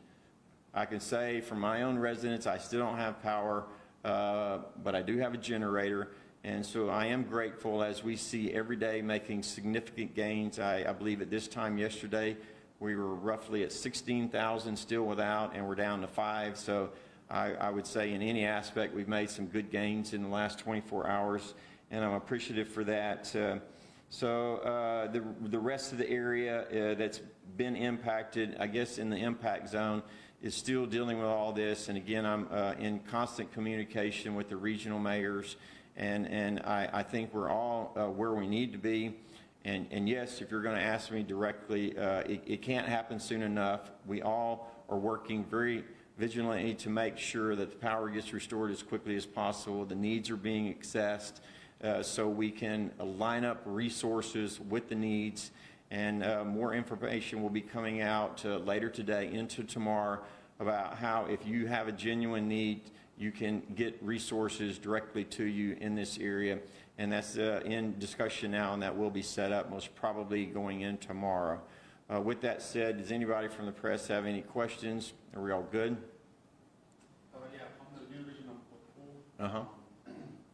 they're asking if, have you spoken with the ISD to see if they're going to resume class? When would they resume class? Good question. I wouldn't want to speak on behalf of the ISD. They are closed today, and I am in constant communication with them. And from my perspective as mayor, it's a two-part component of trying to get a lot of the debris removed to make sure that the buses can commute efficiently throughout this area. So I'm not sure that decision will most probably be made right after lunch this afternoon in regards to the ISD's decision for us tomorrow, but I'm working with them very closely in that regard. Is that it? Thank you all so much for coming, and thank you all. Okay, so that was the latest from Deer Park, Texas, following the tornado that hit there. Miraculously, again, no deaths. So we heard him talking about there some of the resources that are still available as they continue to survey some of the damage. We do want to give you a couple of live looks here on Live Now from Fox, as we always do. Of course, this is a look inside of the courtroom for the Alex Murdaugh murder trial that we've been taking you in and out of, and we will go back to that in just a little bit here. Also want to give you another live look out of Texas, this event going on right now. We know that some activists are out in front of a high school in the Houston area right now talking about their concerns of recent gang violence that have happened at some school districts amongst some teens. So they are calling for some change, some action here. We'll bring you out to all of these events when we come back. We are going to step away for a quick commercial break. Stick with us here on Live Now from Fox.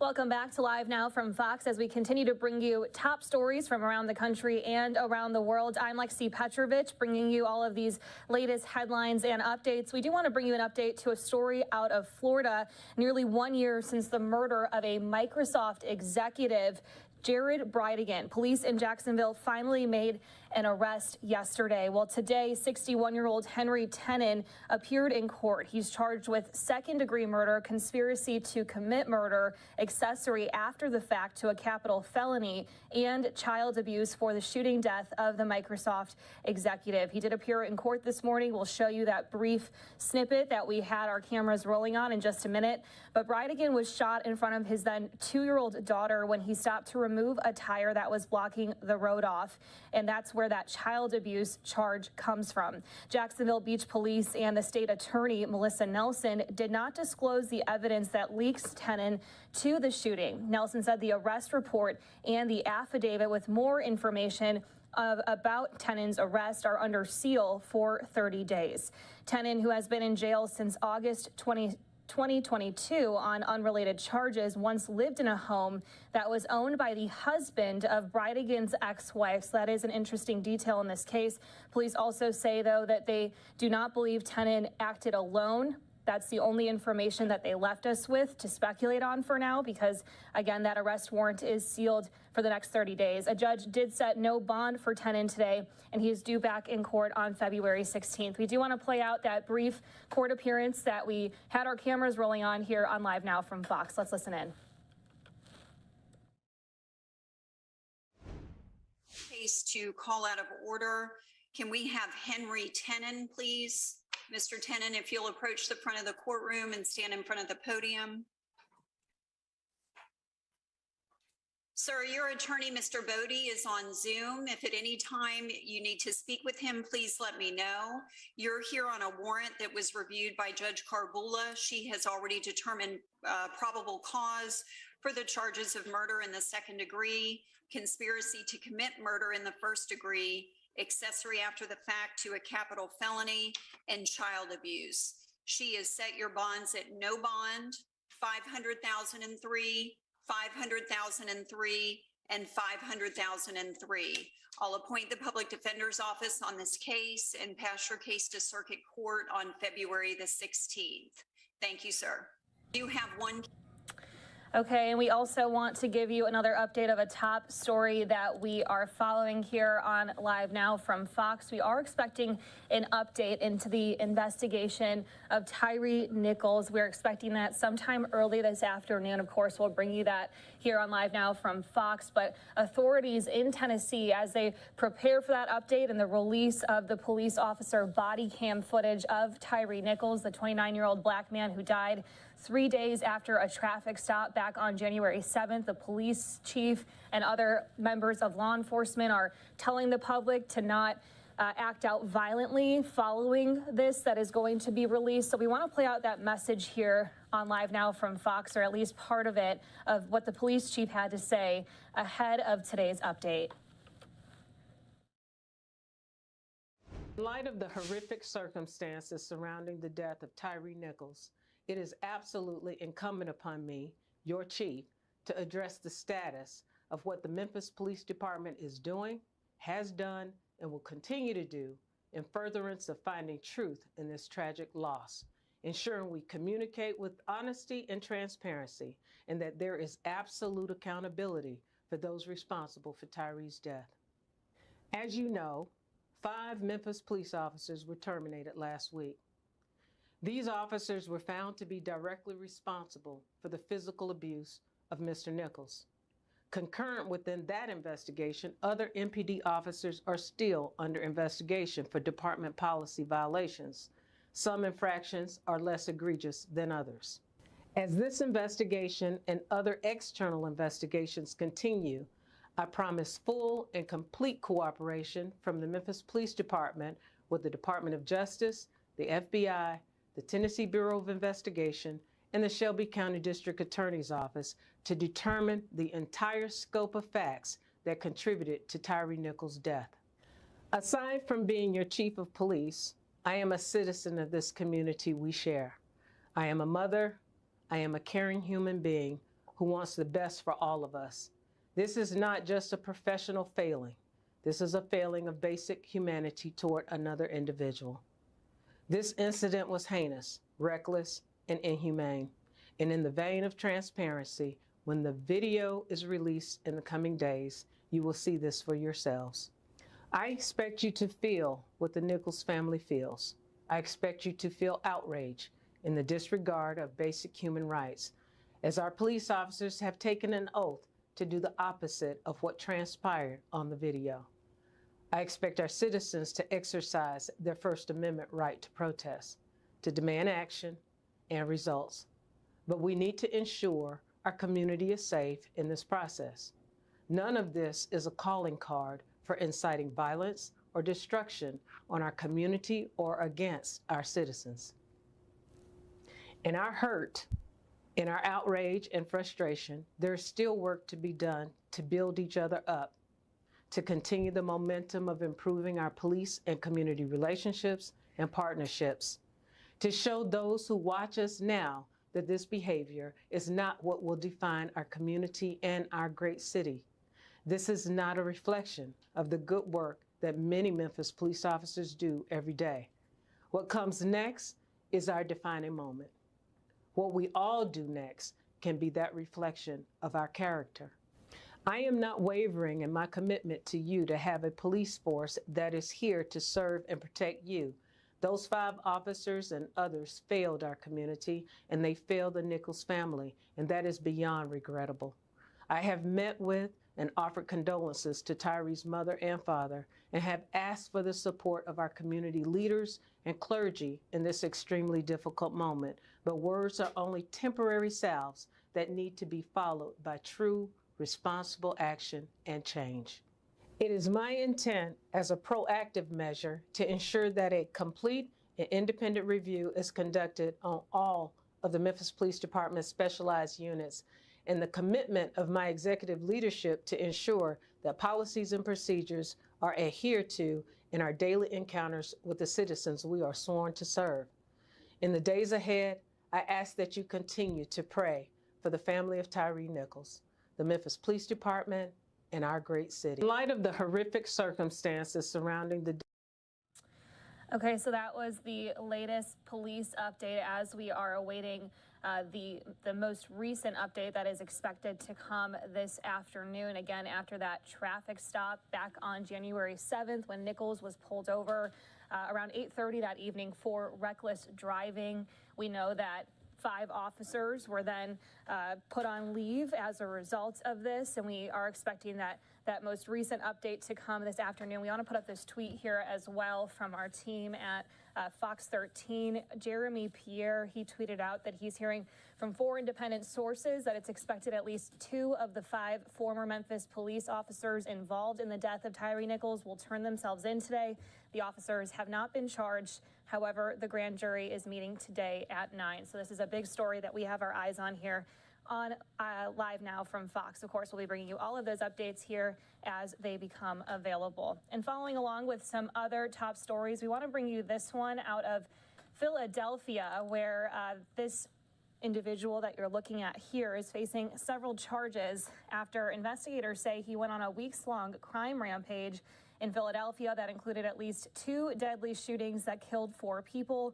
Edwin Vargas is his name. He's 24. He was arrested on Tuesday in connection to a January 9th quadruple shooting in Mayfair, Pennsylvania that killed 3 young men. Authorities say Vargas has been charged with 3 counts of murder and 1 count of attempted murder for the deadly shooting.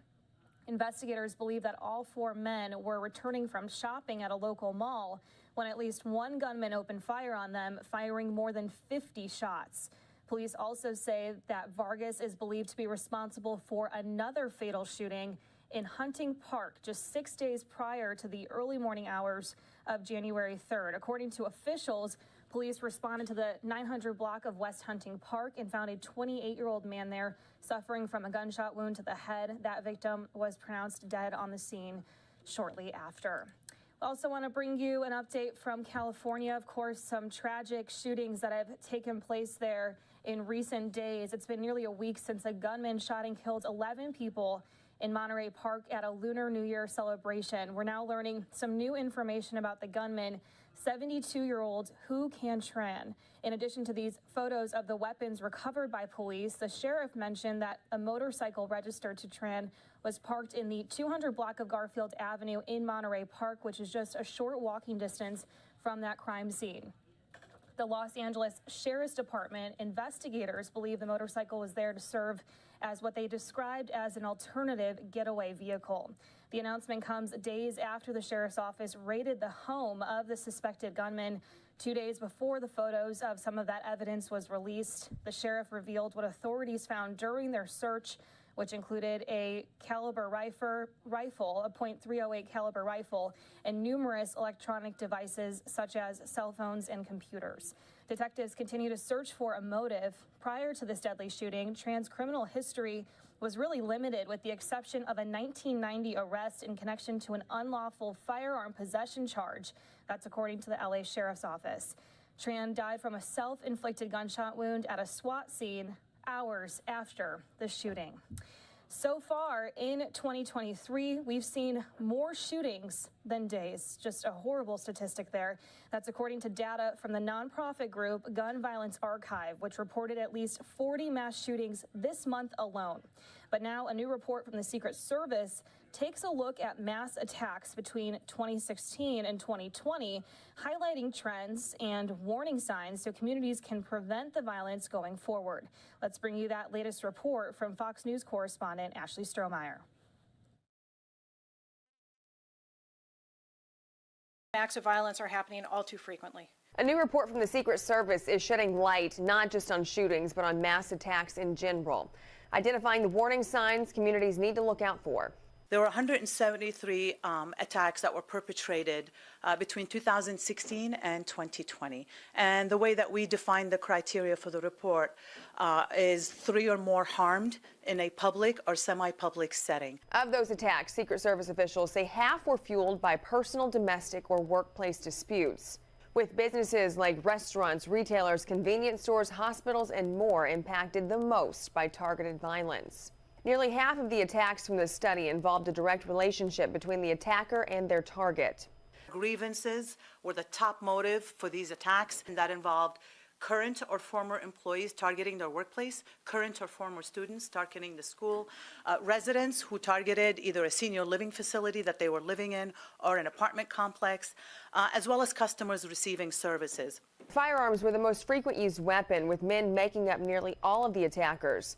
A large number of violent events were planned beforehand, with 2/3 of attackers having talked in person, texted, or posted online about their intentions. If you witness a friend, family member, or coworker making concerning remarks, Secret Service officials recommend reporting it. They also encourage businesses to train employees on workplace violence prevention. In New York, Ashley Strohmeyer, Fox News. And we also continue to follow the latest updates out of New York regarding Representative George Santos. In a newly resurfaced interview on a Brazilian podcast, Santos claimed he was the target of an assassination attempt. This is the most recent thing that's coming out today. He also said he was mugged on Fifth Avenue in the summer of 2021. Santos' office didn't respond to our interview request from our Fox 5 team in New York, and the New York Police Department said it would need more information to look into these claims. The source of Santos' income is still under scrutiny. On Tuesday, amended campaign finance reports with the FEC show hundreds of thousands of dollars previously marked as personal loans were no longer from personal funds of the candidate, as Santos once claimed. So another story we continue to keep our eyes on here on Live Now from Fox. Again, I am Lexi Petrovich. Thank you so much for being with us. We're going to step away for a quick commercial break, but before we do, I want to give you a look at your stocks for the day. You can see about 73 points in the green. We are going to take that quick commercial break. We'll be right back. Stick with us here.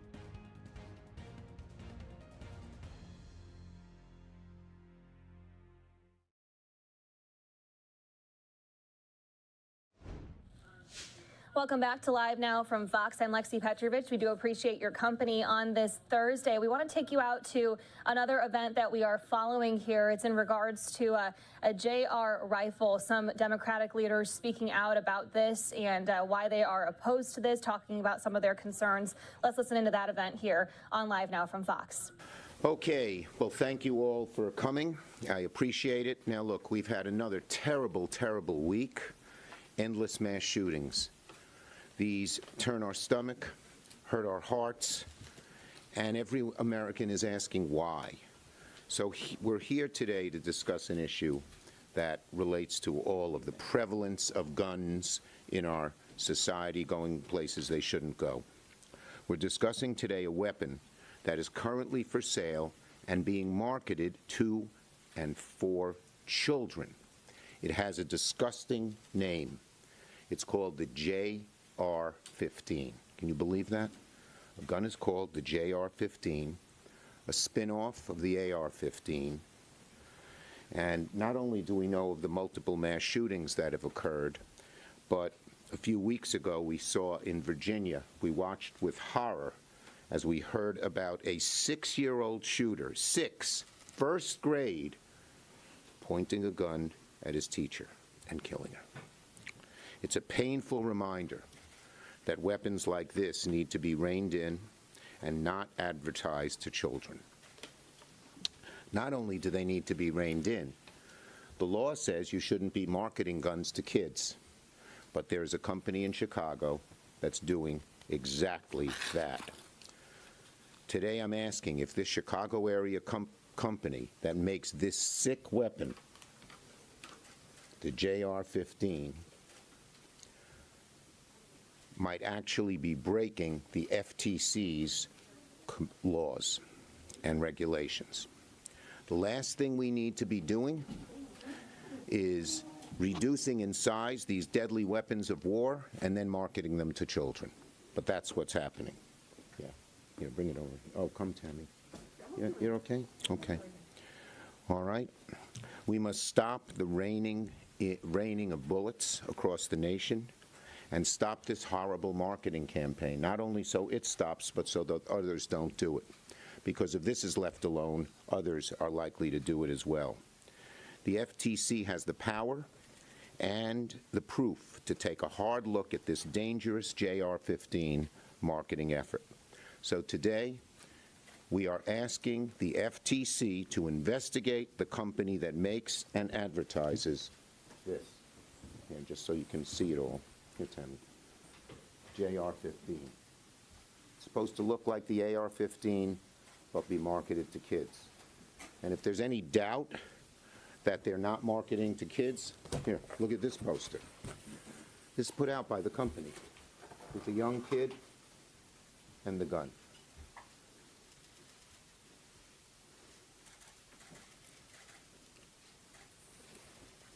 What are we coming to?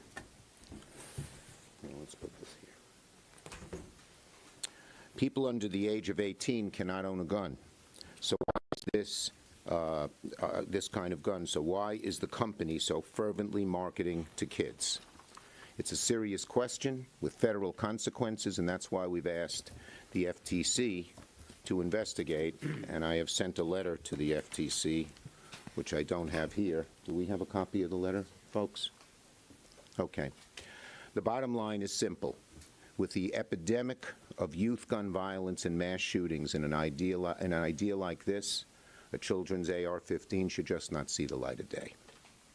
According to the company's advertising, quote, the JR-15 is the first in a line of shooting platforms that will, quote, assist families and, quote, functions like a modern sporting rifle, however.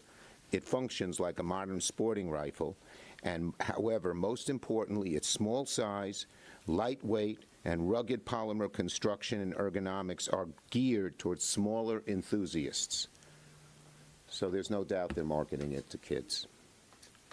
And I showed you the picture. The stuff is pretty despicable, so we want the FTC to give it a thorough look. I don't have who is next in line. I guess it is Senator Blumenthal. Okay.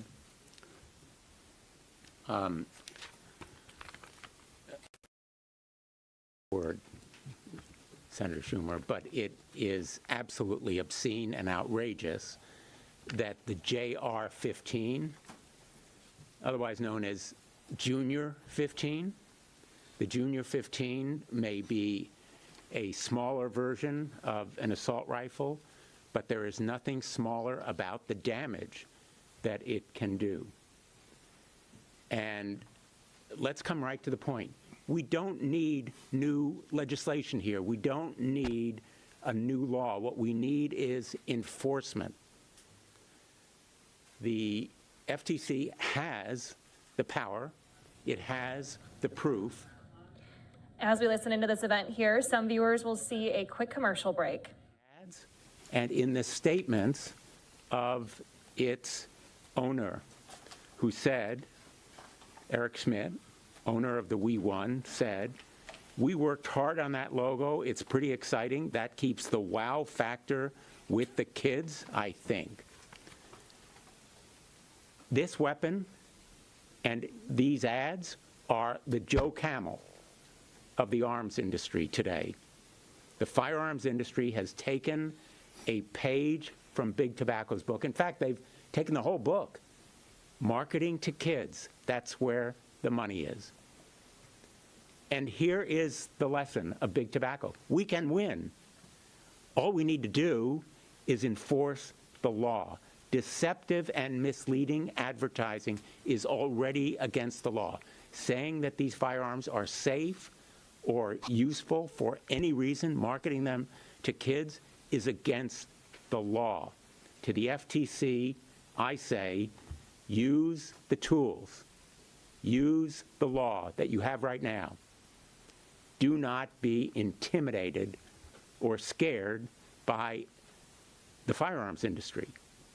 They may be able to intimidate Congress.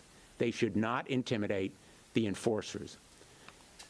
There is nothing junior about this kind of weapon, as we've seen with 6-year-olds, 4-year-olds, teenagers using these kinds of weapons to do great damage in our society. And Senator Markey and I have written to the FTC previously, along with my colleague Senator Murphy, and we are determined that the FTC will do its job.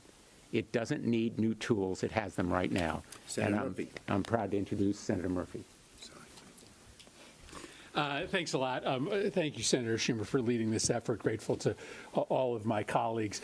Listen, this is an open and shut case. This particular company is obviously marketing to kids. That's the entire intention of the gun. But let's just be clear.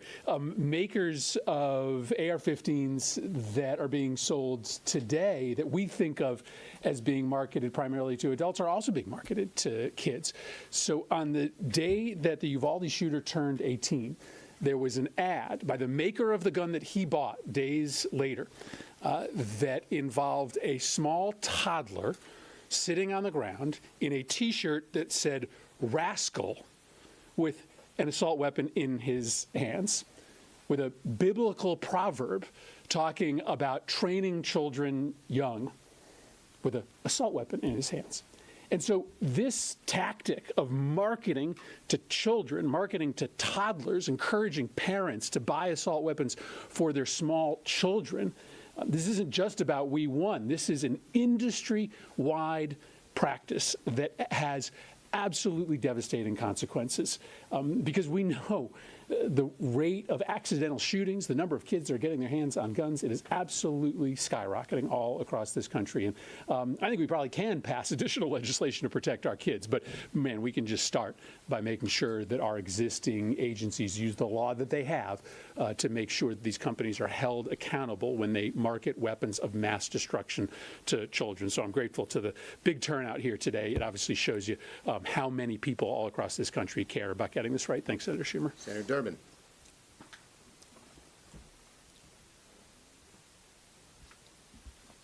Thank you, Senator Schumer. I've gone to the floor of the Senate twice with these posters, really letting the American people know what JR-15 is all about.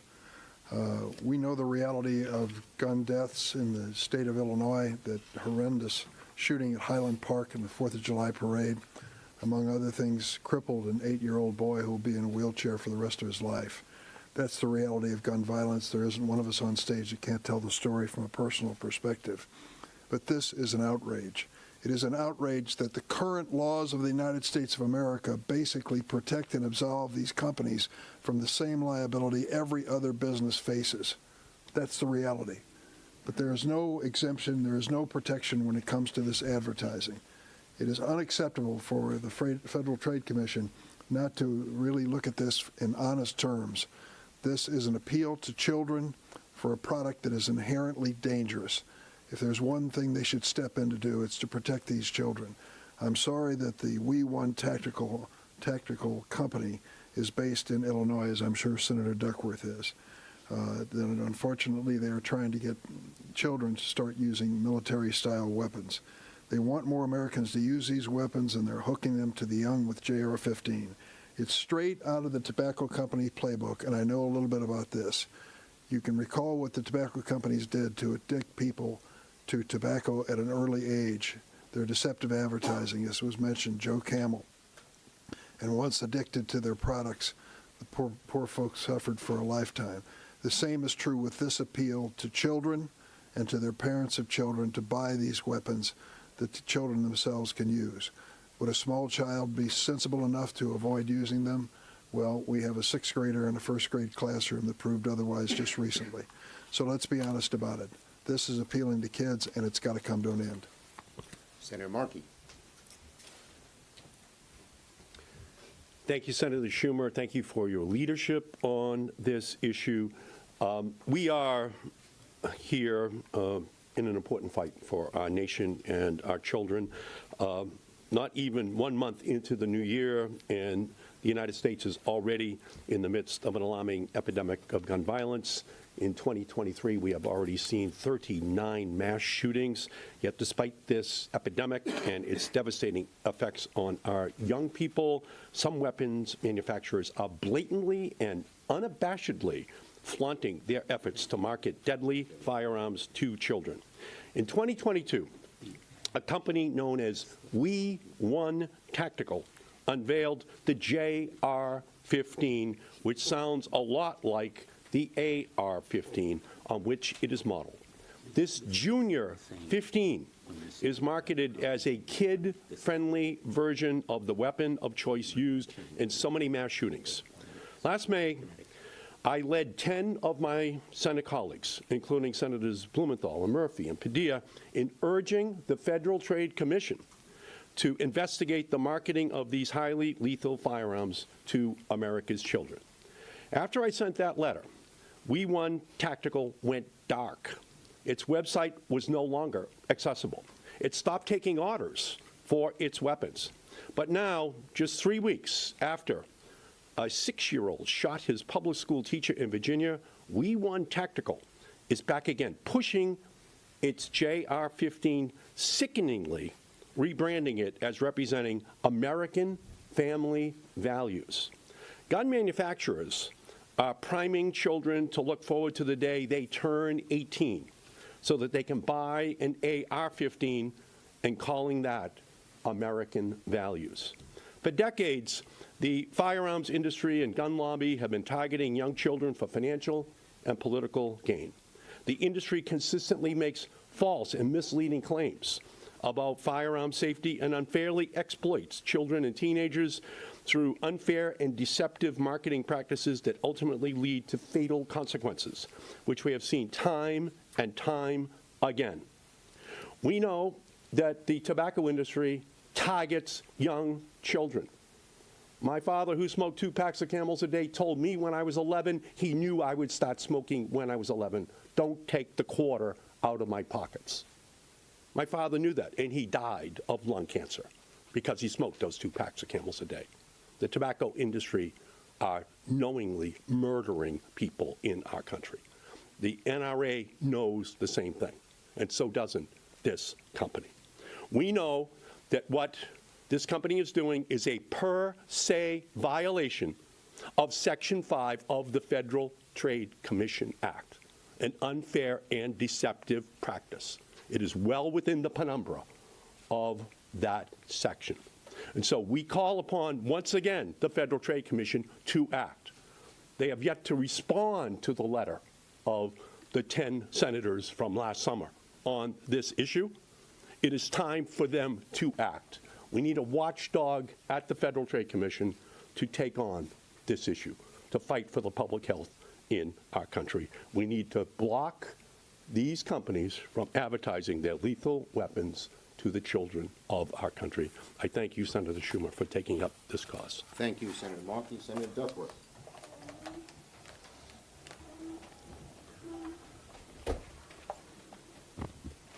Thank you. I join my colleagues in condemning this marketing campaign. I think I'm the only person on this stage who actually carried an assault weapon for 23 years in my military service and qualified at the expert level in firing those weapons. Let me tell you, these weapons are intended to kill enemy combatants. They're intended to knock down the enemy, rip apart bodies so that they cannot get back up and shoot back at you on a field of combat. These rifles are intended to kill enemy combatants who are wearing body armor.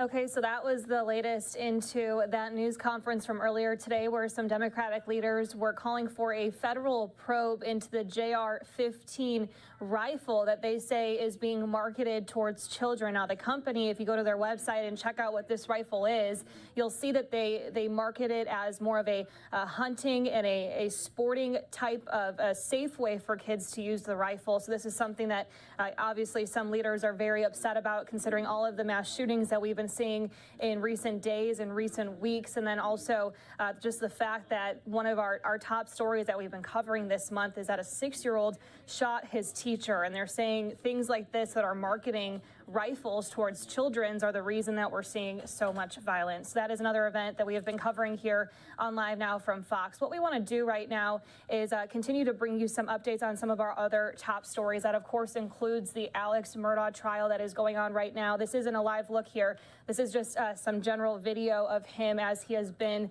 throughout the court this week since the trial began. Of course, the first few days of jury selection, and then today we are hearing from some witnesses speaking and testifying today in court. Right now, it looks like they have paused inside of the courtroom, which is why we aren't bringing you out to it live just this moment. But I thought it'd be a good time now to kind of recap what we know so far about this murder trial. Of course, Alex Murdaugh is the disgraced South Carolina lawyer who is facing double murder charges after state prosecutors say that he killed his wife and his son. State prosecutors say they have cell phone and gunshot residue that proves that Murdaugh is the killer. We heard this in the opening statements yesterday. We also know that that jury consists of 8 women and 4 men who will be deciding Murdaugh's fate. Now, of course, Alex Murdaugh, the big notoriety around this case right now is that he isn't just any lawyer. The Murdaugh family has been a powerful force in the Low Country for a long time, holding the chief prosecuting office for nearly a century. And the family also had a private personal injury law firm. The Murdaugh legacy started to unravel back in 2019 after a boat crash. Murdaugh's now deceased son, Paul, is accused of driving a boat drunk and killing a 19-year-old girl. Her name was Mallory Beach. After that boat crash, years of investigations then revealed dozens of financial crimes committed by Alex Murdaugh. State prosecutors say Paul and Maggie were killed next to the dog kennels on the family's property. That's about 1/3 of a mile away from the main house. Murdaugh is also has his own representation. We've heard from him throughout the court this week. He says there are no eyewitnesses, there's no forensic evidence like fingerprints to tie Alex to the murders. He also said that Alex and Paul had filmed a Snapchat video laughing together just hours before the murders, indicating that the two did have a good relationship. Today, as I mentioned, we had heard from witnesses for the first time. That included a sergeant that responded to the scene, the crime scene, as he was being questioned by both the prosecution and the defense. We also heard bits and pieces of the body camera footage. We didn't get to actually see any of it so far, but you could hear it and you could see those witnesses reacting to it. We also saw Murdaugh getting very emotional, tearing up at one point. And, you know, this came as some of the descriptions of both Maggie and Paul, what they looked like when police arrived at the scene. Obviously, a very difficult thing for anyone to hear. That is when we really saw Alex Murdaugh start to get emotional. So this, of course, is one of our top stories that we are following. This is a live look inside of the courtroom right now. As you can see, they are on a break. So we are not going to go to that just yet, but once they get started up, we can take you out there yet again. In the meantime, we also want to bring you some other stories that we are following here, and that also includes, as we get this pulled up here, that also includes this update, a very sad story that the whole world knew about. It's been 3 years since Kobe Bryant, his daughter, and 7 others were killed in a helicopter crash. And that day, January 26, 2020, is a day that broke hearts beyond the world of sports. 3 years ago today, that helicopter crash took the lives of those 9 California residents, but their legacies do continue to live on. In the 3 years since Kobe's death, the world has honored the late NBA superstar in a variety of ways. The NBA All-Star Game MVP trophy is now named after him, and in May of 2021, Bryant was posthumously inducted into the NBA Hall of Fame. We do want to bring you some good news as well here on Live Now from Fox as we step away from some of those other stories. How about this one? A team of doctors successfully performed a separation surgery on conjoined twins in Texas. The twins, Jamie Lynn and Amy Lynn, were joined from the lower chest to their belly button. This was the first ever surgery of its kind for Cook Children's Medical Center in Texas. Here's that story from our team at Fox 4 Dallas. It was a scary journey because we didn't know what was going to happen. 3 months into their pregnancy, James Finley and Amanda Arciniega learned their twin girls were conjoined. Enter Cook Children's Medical Center. One of the questions that they asked when I saw them at 3 months pregnancy is, do we need to go somewhere else? And that to me was a very important question. The answer was no. The family's emotional journey to separate their babies was detailed in a large-scale news conference at the hospital, complete with a video. On the ride home, we were like quiet, and it was kind of sad. We were like thinking, why us? Out of everybody, you know. It's a lot. The work to assemble a world-class medical team began. The complexity of what they faced was all documented, from months of planning to the day and minutes before surgery on January 23rd.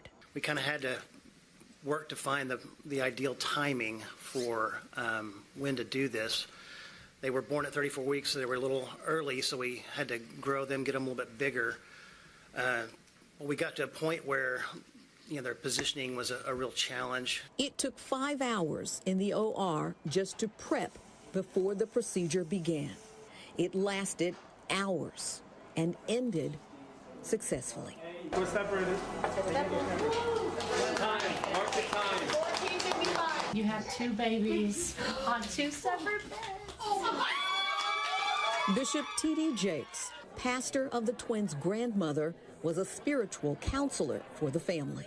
Then I asked everybody from all over the country to pray, and we're just so happy to see the good outcome that's come out of this. Definitely. The doctors did an amazing job. I'm just so inspired. Like, a lot of doctors told us the truth, they're like, the survival rate just after birth, a lot of conjoined twins don't live that long. And so we've learned how to be strong. Want to take this time to thank Amanda and James just for the trust that you've put into us, and I hope that you can see that they're not just another patient to us. We really love your girls. What a remarkable story. So great to hear that both of those girls are doing okay and that surgery was successful. Love to see stories like that here on Live Now from Fox as well. We are going to step away for another commercial break. We'll be right back in just 2 minutes.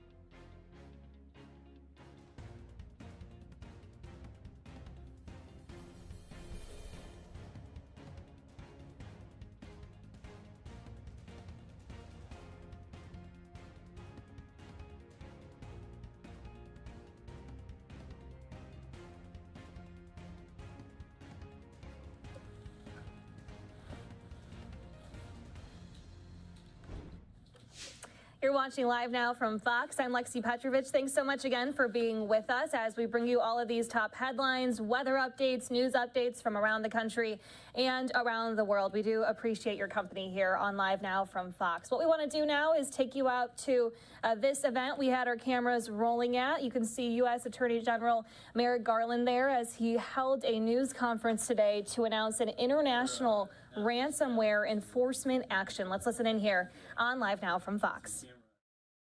General for the Criminal Division, Kenneth Polite, U.S. Attorney for the Middle District of Florida, Roger Handberg, and Europol representative to the United States, Leno Raymond. We are here to announce that last night, the Justice Department dismantled an international ransomware network responsible for extorting and attempting to extort hundreds of millions of dollars from victims in the United States and around the world. Known as the Hive ransomware group, this network targeted more than 1,500 victims around the world since June of 2021. In ransomware attacks, transnational cybercriminals use malicious software to hold digital systems hostage and demand a ransom. Hive ransomware affiliates employed a double extortion model. First, they infiltrated a victim's system and stole sensitive data. Next, the affiliates deployed malicious software, encrypting the victim's system, rendering it unusable. And finally, they demanded a ransom payment in exchange for a system decryption key and a promise not to publish any stolen data. Hive affiliates targeted critical infrastructure and some of our nation's most important industries. In one instance, in August 2021, Hive affiliates deployed ransomware on computers owned by a Midwest hospital.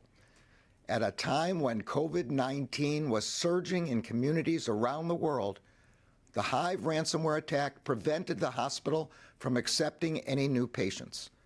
The hospital was also forced to rely on paper copies of patient information. It was only able to recover its data after it paid a ransom. Hive's most recent victim in the Central District of California was attacked on or about December 30th of last year. Its most recent victim in the Central District of Florida was attacked around 15 days ago. In its first year of operation, Hive extorted over $100 million in ransom payments from its victims.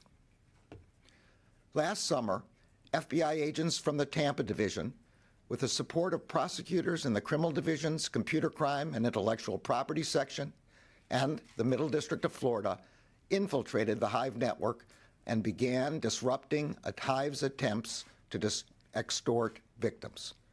For example, the FBI disrupted a Hive ransomware attack against the Texas school district's computer systems. The Bureau provided decryption keys to the school district, saving it from making a $5 million ransom payment. That same month, the FBI disrupted a Hive ransomware attack on a Louisiana hospital, saving the victim from a $3 million ransom payment. The FBI was also able to disrupt an attack on a food services company. The Bureau provided the company with decryption keys and saved the victim from a $10 million ransom payment.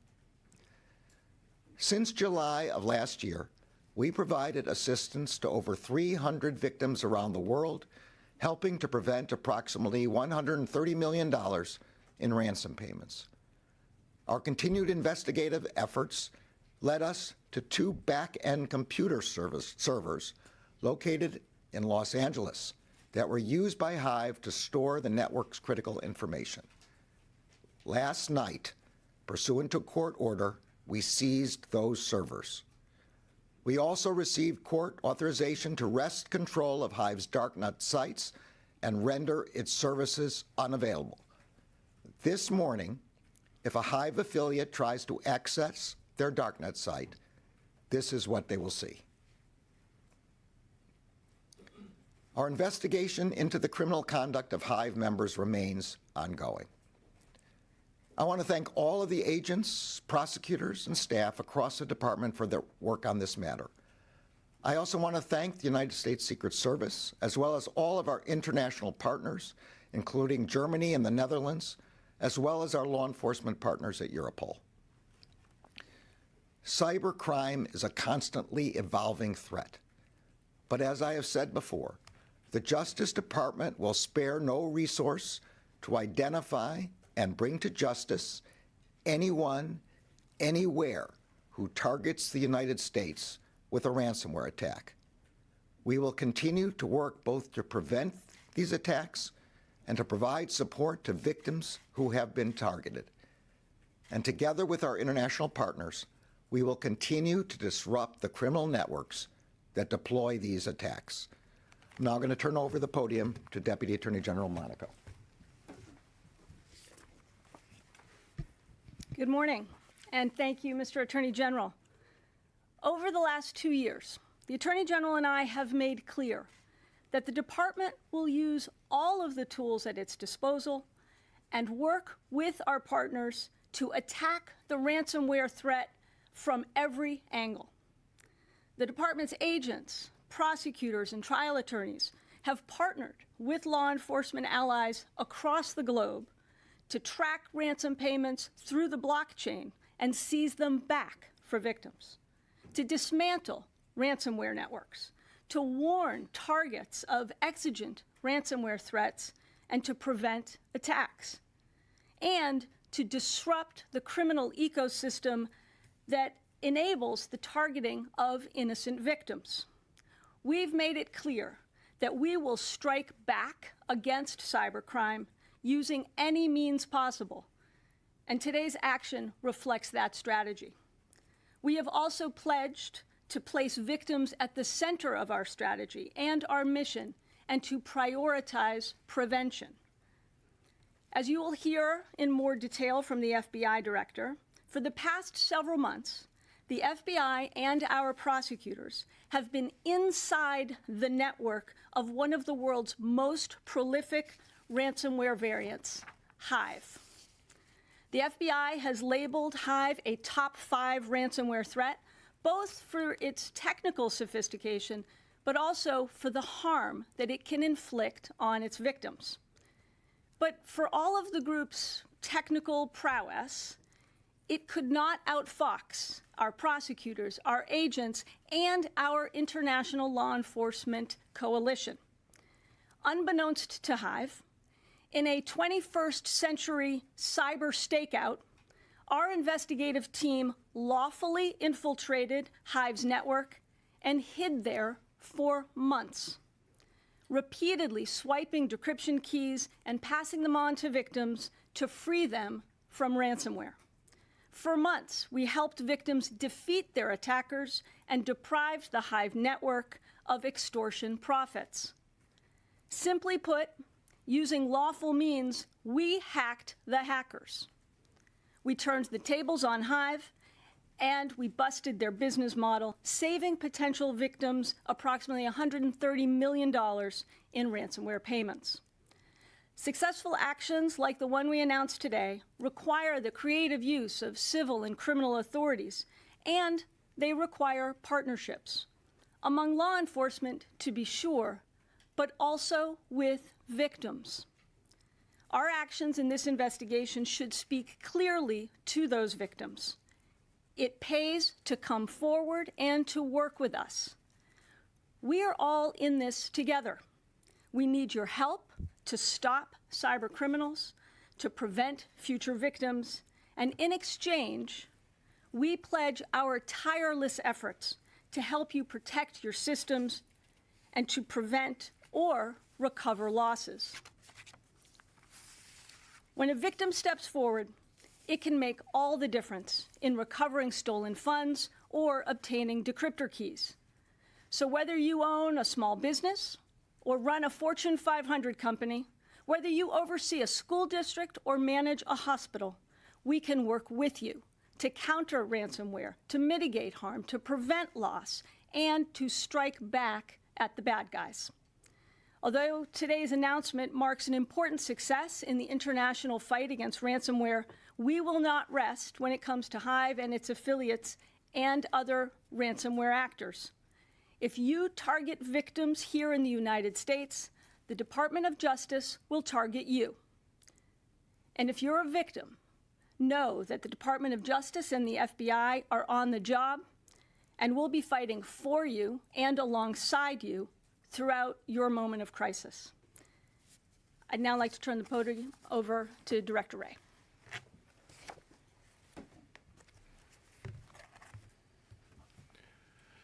Well, I'm pleased to be here today to represent the FBI to speak about our year-and-a-half-long disruption campaign against the Hive ransomware group. Hive hurt thousands of victims across the country and around the world until the FBI and our partners disrupted them, helping their victims decrypt their networks without Hive catching on, and then today, dismantling Hive's front and back-end infrastructure in the U.S. and abroad. This operation was led by our Tampa field office, assisted by our cyber division team at FBI headquarters and other field office personnel around the country, but also by FBI personnel stationed around the world who led the collaboration with our foreign law enforcement partners, often shoulder to shoulder, scrutinizing the same data that was essential to today's success.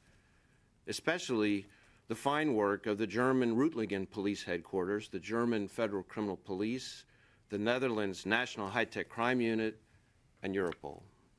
This coordinated disruption of Hive's networks illustrates the power of collaboration between the FBI and our international partners. The FBI's strategy to combat ransomware leverages both our law enforcement and intelligence authorities to go after the whole cybercrime ecosystem, the actors, the finances, their communications, their malware, and their supporting infrastructure. And since 2021, that is exactly how we've hit Hive ransomware. FBI Tampa gained clandestine, persistent access to Hive's control panel. And since then, for the past 7 months, we've been able to exploit that access to help victims while keeping Hive in the dark, using that access to identify Hive's victims and to offer over 1,300 victims around the world keys to decrypt their infected networks, preventing at least $130 million in ransom payments and cutting off the gas that's fueling Hive's fire. Our access to Hive's infrastructure was no accident or coincidence. Across our cyber program, we combine our technical expertise, our experience handling human sources, and our other investigative tradecraft to seek out technical indicators that victims can use to protect themselves. And here, that focus on obtaining useful technical indicators led us to Hive's decryption keys, which we turned around and provided to those in need. Like when our investigative team identified the initial stages of an attack against a university, proactively notified the school and gave it the technical information that it needed to kick Hive off of its network before ransomware was deployed.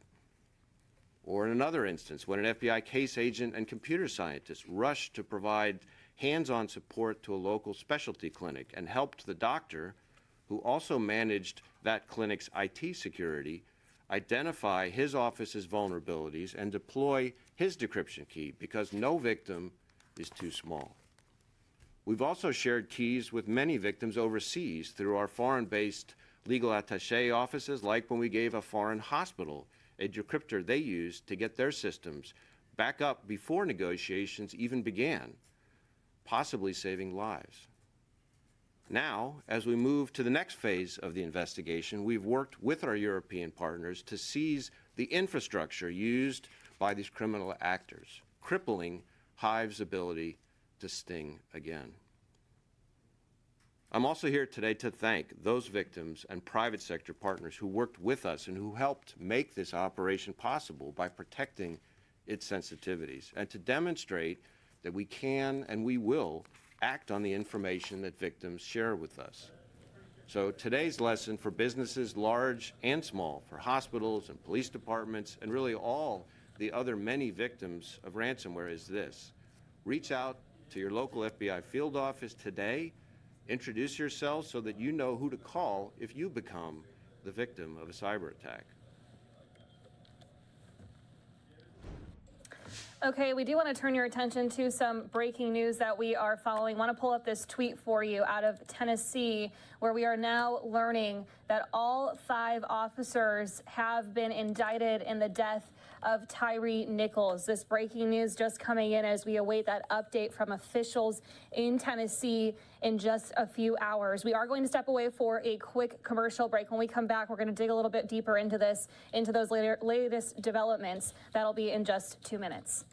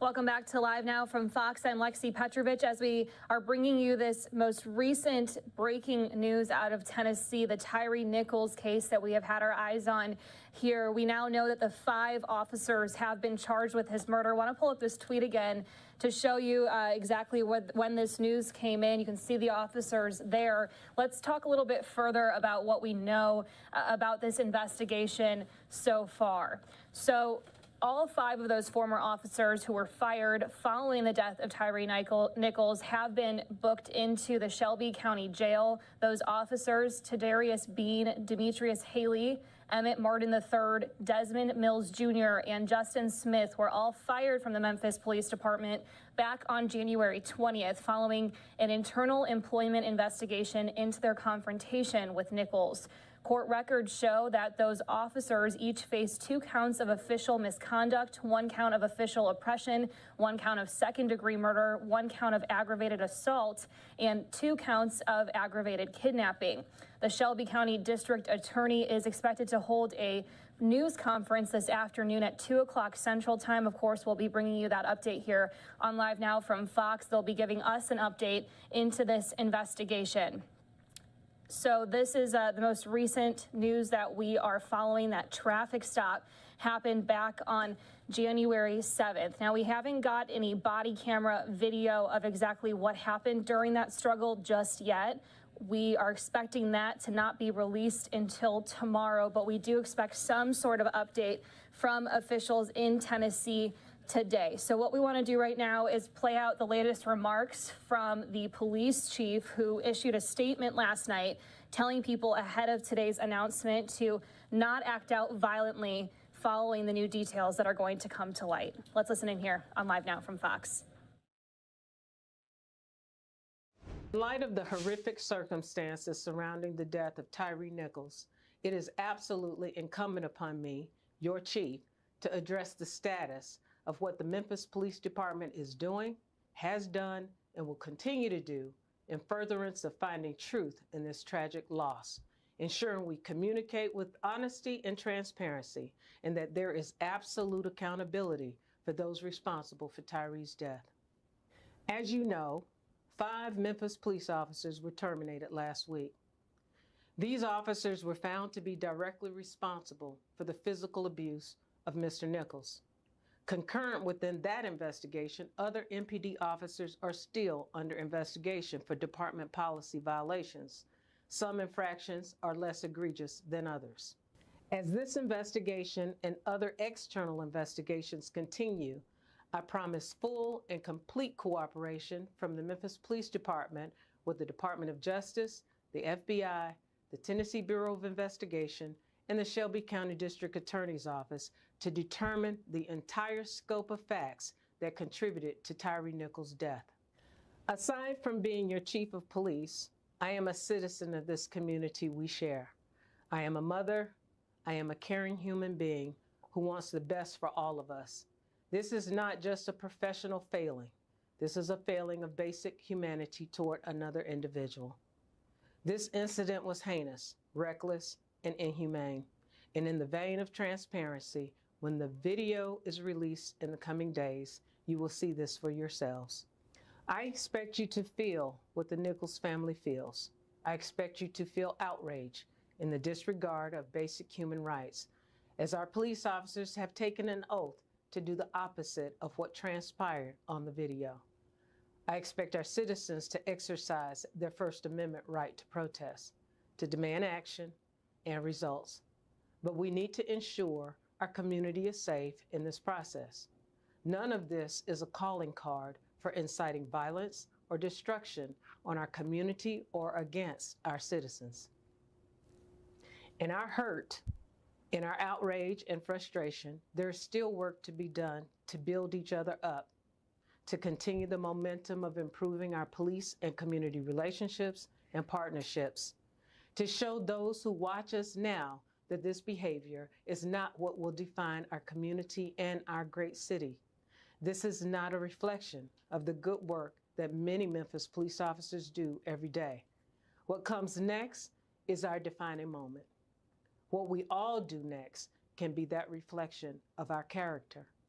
I am not wavering in my commitment to you to have a police force that is here to serve and protect you. Those 5 officers and others failed our community, and they failed the Nichols family, and that is beyond regrettable. I have met with and offered condolences to Tyre's mother and father, and have asked for the support of our community leaders and clergy in this extremely difficult moment. But words are only temporary salves that need to be followed by true, responsible action and change. It is my intent as a proactive measure to ensure that a complete and independent review is conducted on all of the Memphis Police Department's specialized units, and the commitment of my executive leadership to ensure that policies and procedures are adhered to in our daily encounters with the citizens we are sworn to serve.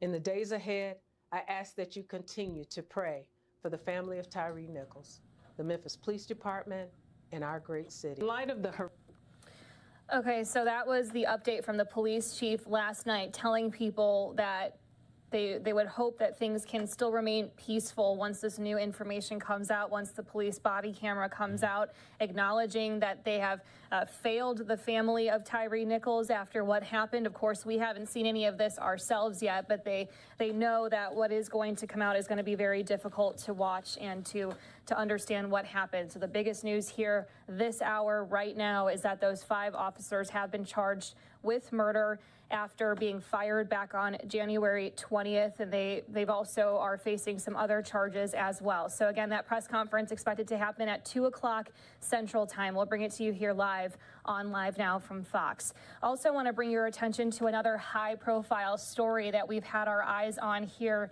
as well, and that is about the Microsoft executive who was killed, murdered, and they hadn't had anybody in custody for this up until yesterday. They announced the arrest of a man in connection to Jared Bridegan's murder. 61-year-old Henry Tenon is charged with second-degree murder, conspiracy to commit murder, accessory after the fact to a capital felony, and child abuse for the shooting death of Bridegan. He did appear in court this morning. We will bring you that here in just a minute. It was a very short and quick court appearance. But for some background on this story, for anyone who hasn't been following, Bridegan was shot in front of his then 2-year-old daughter. That's where that child abuse charge comes from. And this came after he stopped to remove a tire that was blocking the roadway off after dropping off his other 2 children at his ex-wife's house. Jacksonville Beach Police and the state attorney did not disclose the evidence that links Tenon to the shooting. Nelson said, who's the state attorney, said the arrest report and the affidavit for arrest are going to be under seal for 30 days. Tenon has been in jail since August 2022 on unrelated charges. An interesting fact in this case, though, is that he once lived in a home that was owned by the husband of Bridegan's ex-wife. Police also told us yesterday that they believe Tenon did not act alone. A judge today set no bond for Tenon. He's due back in court on February 16th. Let's listen into his court appearance here on Live Now from Fox. You have one case to call out of order. Can we have Henry Tenon, please? Mr. Tenon, if you'll approach the front of the courtroom and stand in front of the podium. Sir, your attorney, Mr. Bodie, is on Zoom. If at any time you need to speak with him, please let me know. You're here on a warrant that was reviewed by Judge Carbula. She has already determined probable cause for the charges of murder in the 2nd degree, conspiracy to commit murder in the 1st degree, accessory after the fact to a capital felony, and child abuse. She has set your bonds at no bond, $500,003, $500,003, and $500,003. I'll appoint the public defender's office on this case and pass your case to circuit court on February the 16th. Thank you, sir. You have. Okay, so there you have it. He will be back in court on February 16th. We want to give you a couple of live looks here before we step away for another commercial break. As you know, that's what we like to do here on Live Now from Fox as we monitor all of these big stories and headlines that we have our cameras rolling on from across the country. Let's bring you first this live look out of California, an event that's going on right now where they are announcing an initiative to combat the fentanyl issue happening in California, not only there, but elsewhere. But this event in particular is focusing on just that. And there's also a live event happening right now out of New York where Mayor Eric Adams is giving his State of the City address. So that's also happening right now. And we also have a feed that's coming to us out of Florida. That's where Governor DeSantis is speaking in Miami. So we will have all of this coming to you here in just a little bit. Let's step away for a quick commercial break. We'll be right back in just 2 minutes.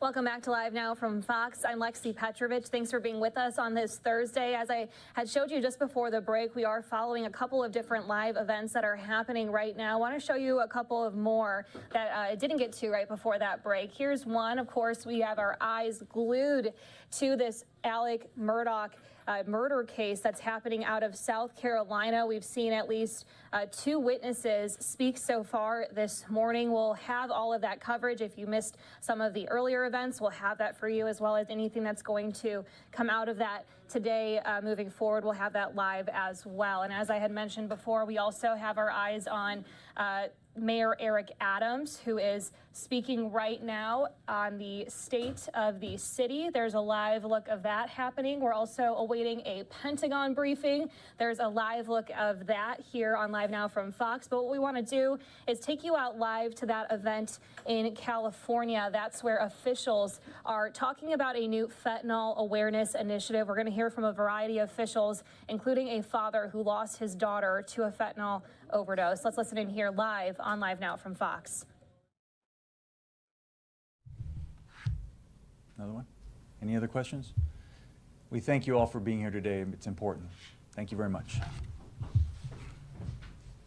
Was there a question? Okay, so we are going to start that event from the beginning, since we just got to the end of it, it appears, where they're answering some questions. Let's listen in from the very beginning here on Live Now from Fox. We want to send a clear message that we're not stopping our efforts to hold those accountable who choose profits over human life. We recognize the loss that many parents, siblings, children, and community members feel losing a loved one to fentanyl, and the courage it takes to stand up and fight against it happening to another family. We want to thank those families for showing up here today. It takes courage. I want to introduce to you Steve Filson. He's the founding member of VOID, Victims of Illicit Drugs, and also most importantly, a father who lost his daughter to the poison fentanyl.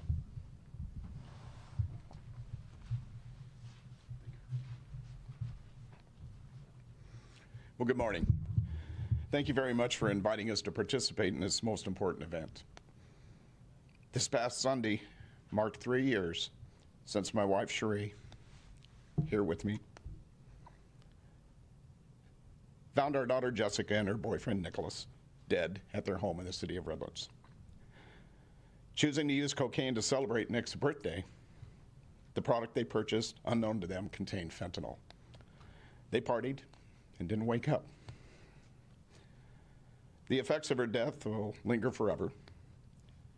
My wife is one of the strongest people I know, but through that facade, always on her mind is the reality that the greatest love of her life is no longer here. A blessing born of tragedy is the miracle of our precious granddaughter, Alara. She's now 6 years old, is with us, and thankfully monopolizes our lives, permitting us to move forward. We try to look at it in a way in which we can either immerse ourselves in grief, or we can choose to move in a manner that provides a meaningful legacy in which the circumstances of their deaths can save lives. I'd like you to remember 3 things. Fentanyl changes everything. Most importantly, fentanyl changes everything. But for fentanyl, Jessica, Nicholas, and thousands of others would still be with us. Number 3, fentanyl is a problem that most don't even know exists. VOID, an acronym for Victims of Illicit Drugs, was formed with the belief that education and awareness are the most effective method in which to save lives due to this scourge. Knowledge is power, and our society needs to understand the deadly nature of this poison.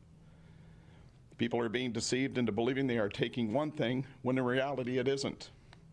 Fake pills mimicking legitimate pharmaceuticals but made of nothing but a neutral binder and fentanyl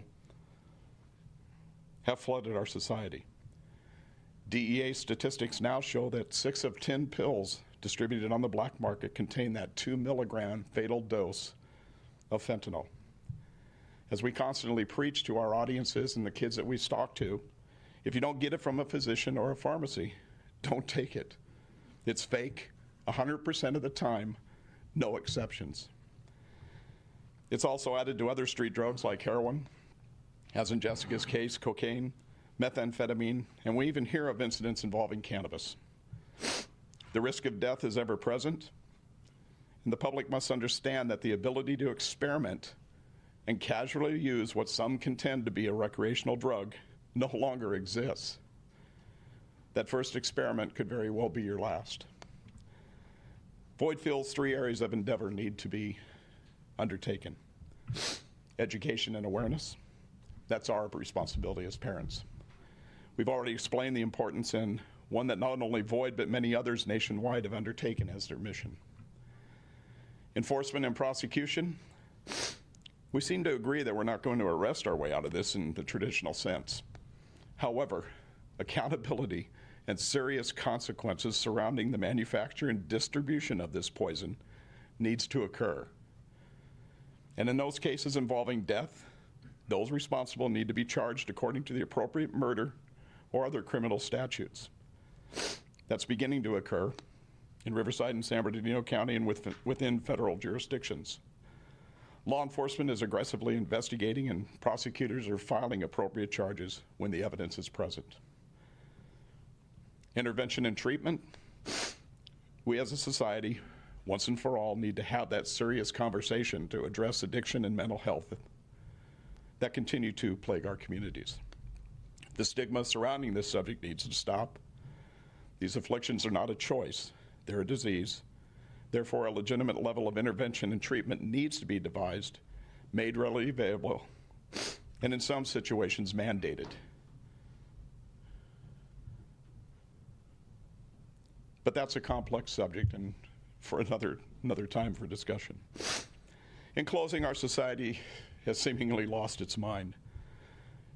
2 Riverside Sheriff's deputies murdered recently in separate incidents over a 2-week period. 6 people, including a 10-month-old baby, murdered execution style in Tulare County. 11 murdered in a shooting in Monterey Park over the weekend. And continuing to lead the pack, illicit fentanyl. Nationally, on average, deaths occur at a rate of approximately 9 every hour, over 200 a day, around 75,000 annually. As previously stated, in 2021, nationwide, we sadly surpassed just over 107,000 illicit drug deaths, of which approximately 75,000 were directly linked to illicit fentanyl. I wish I were wrong, but sadly, I believe those numbers will increase once published in the upcoming months. That figure truly illustrates what I talked about at the beginning. Fentanyl changes everything. The quicker we come to that realization, the quicker we can have that conversation and work together to develop a meaningful strategy to address it. The awareness initiative announced today is an answer to the prayers of thousands living this nightmare. The efforts of federal and local law enforcement, along with federal and local prosecutors in bringing this matter to the forefront, provides further legitimacy to our grassroots efforts. There's much left to do, and we're here to fight this seemingly endless battle alongside you. I invite everybody to visit our website, stopthevoid.org. Stopthevoid.org. There are 2 links, one both in English and Spanish, to a documentary. It's 20 minutes. I urge you to watch it with your friends, your families, your children, your grandchildren, whoever. It tells our stories, and it illustrates what the problem actually is. Jessica, Nick, rest in peace. We love you. We miss you. And again, thank you for including us in today's event. As we listen in here, some viewers will see a quick commercial break. Finish up. If you are watching this press conference here or anywhere, and there are young people in your life, have a conversation with them today. Don't put it off. Tell them the truth about the dangers they face now, today. And that, as was stated earlier, the days of experimentation and recreational drug use, those days are over. We just don't know it yet as a society. In order to help you as parents, as uncles, as aunts, as grandparents, to have that conversation. There's a PSA video that we're going to show just in just a minute, and that you all have access to. So can we go ahead and show the video?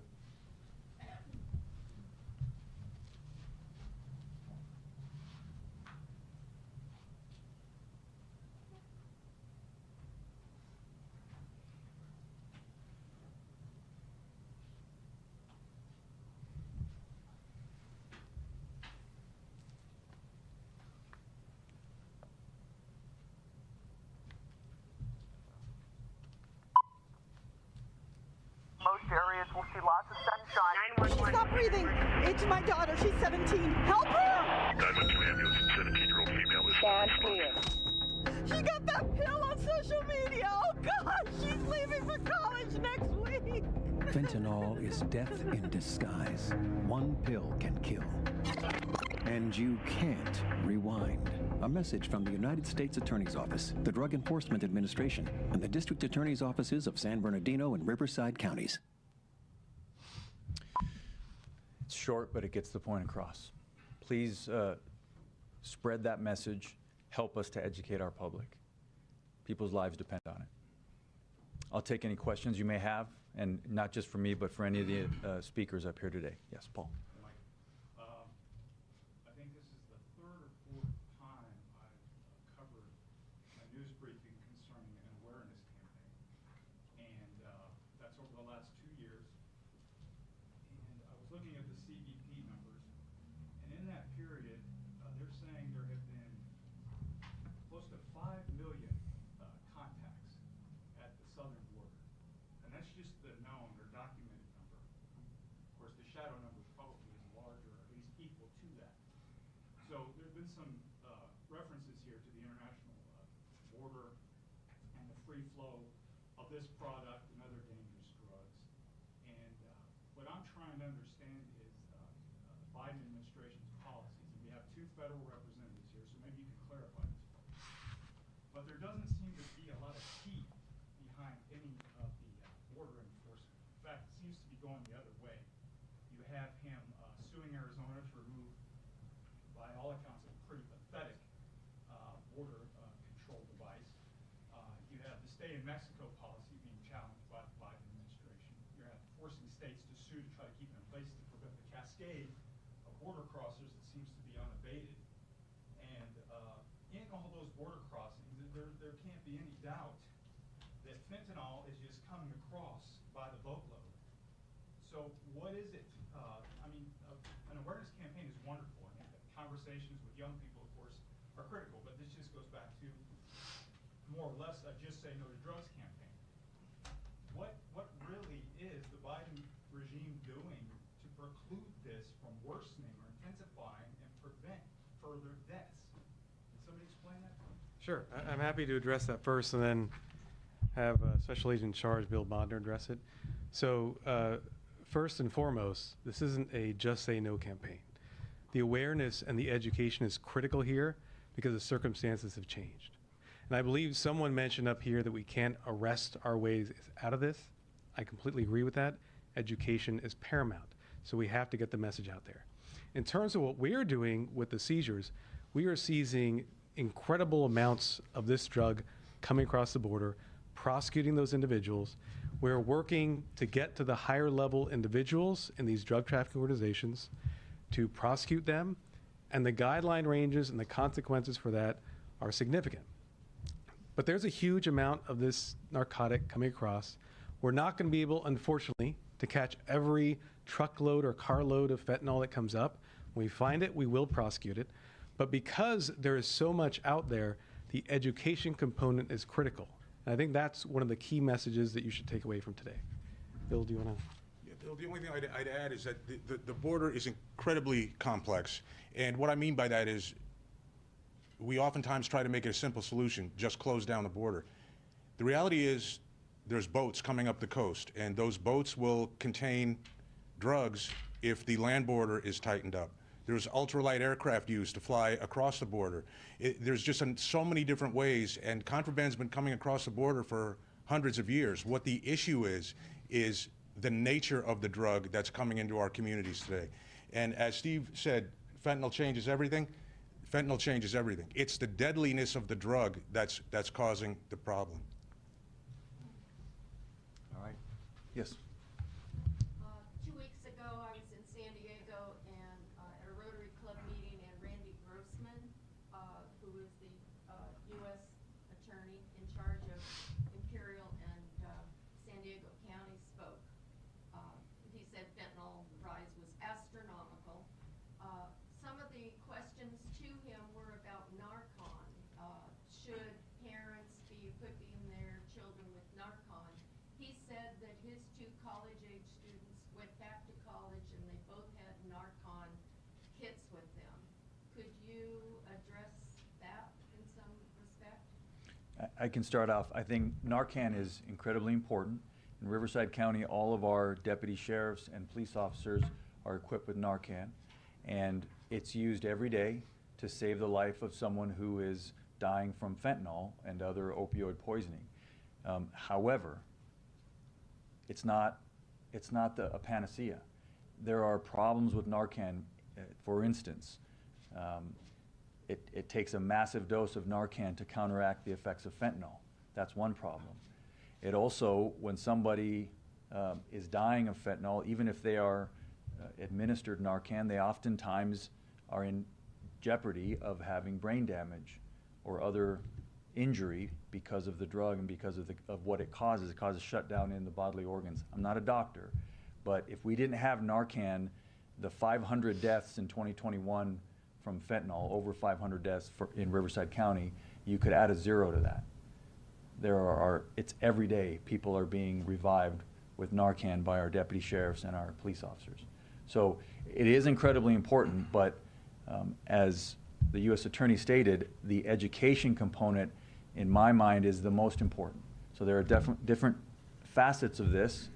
Prosecution is one part, enforcement is one part, but there's nothing more important than the educational component. So anybody else want to comment on Narcan? Sure. I will say that I completely agree with what the district attorney said regarding Narcan. There is a concern, though, that it creates a false sense of security, that their young people think I can take these counterfeit pills because I have Narcan. That is a message that should not be supported. It's not accurate. People don't necessarily know how to use it appropriately. If you're alone taking a counterfeit Oxy pill or Adderall pill, you're not going to be able to administer it on yourself. So I think it's creating a lot of false narratives that need to be cleared up. The best policy here is to avoid these counterfeit pills, given the prevalence of fentanyl in these pills and in our community. Narcan is certainly a useful tool, but it creates a false sense of security for our young people, and they need to understand that's not going to be enough to help them when the dire situation hits. The only thing I'll add to support that, in fact, I carry Narcan. I have it with me right now. Here's what I'll say to echo what we've already heard. Right now in the United States, and this is tracked by the National Highway Traffic Safety Administration, strangely, they're the ones that track this, the average administration of Narcan is 1.1 doses. So it's actually over 1 dose. So that goes to what these gentlemen are saying. It could create a false sense of security that 1 dose is going to instantly save a life. I carry it because I hope to just keep someone barely alive until first responders can get there and administer more of it if that's what needed. But on average, to highlight that, it's in the United States, more than 1 dose is being administered each time. Other questions? Another one? Any other questions? We thank you all for being here today. It's important. Thank you very much. Was there a question? I did. Go ahead. A lot of these kids are talking about a test kit. When I tested it. You were just listening into this press conference here, and we are going to shift gears here on Live Now from Fox. I am Andy Mack. Thank you so much for joining us as we continue to cover some of the top stories of the day. Again, I am Andy Mack here on Live and Now from Fox. We appreciate it. We're learning new details right now out of Memphis, Tennessee. Certainly a big story that we will get to in just about an hour, as there's going to be an update out of Memphis, Tennessee. I want to put up a tweet right now from our Fox 13 team as they're following this one very closely, as 5 officers from the Tyre Nichols confrontation are now in jail. We're learning these details here on this Thursday morning of this new details that are coming out. We're expected to hear from officials in the coming hour. Of course, police chief warns Memphis not to react violently after body cam footage will be released. Authorities in Tennessee preparing for the release of that body cam footage of Tyre Nichols, a 29-year-old black man who died 3 days after a traffic stop on January the 7th. Memphis police chief gave an address Wednesday evening and called Nichols' death, quote, heinous, reckless, and inhumane, cautioning people to not react violently after seeing the footage. Of course, Nichols was pulled over on January the 7th around 8:30 p.m. for reckless driving. A, quote, confrontation occurred, end quote, during the stop, which resulted in police chasing Nichols on foot. Police said he was later apprehended. He was transported in critical condition to St. Francis Hospital, where he died 3 days later. 5 Memphis police officers who were involved in the death have been identified, and you can see their pictures up on the screen right now. So we're following this story very, very closely here on Live Now from Fox. Of course, these are the latest details that we're getting in right now on this update that's expected out of the county there in Memphis in Tennessee coming up in just about an hour. I want to take us out to the police chief from late last night, as she was urging people not to react violently after this body cam footage will be released, potentially today, potentially not today. So let's listen in from earlier on Live Now from Fox.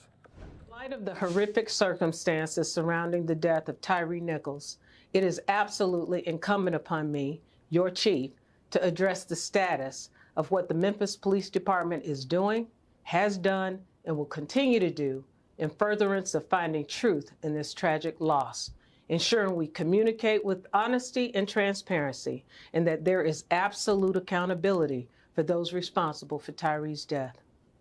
As you know, 5 Memphis police officers were terminated last week. These officers were found to be directly responsible for the physical abuse of Mr. Nichols. Concurrent within that investigation, other MPD officers are still under investigation for department policy violations.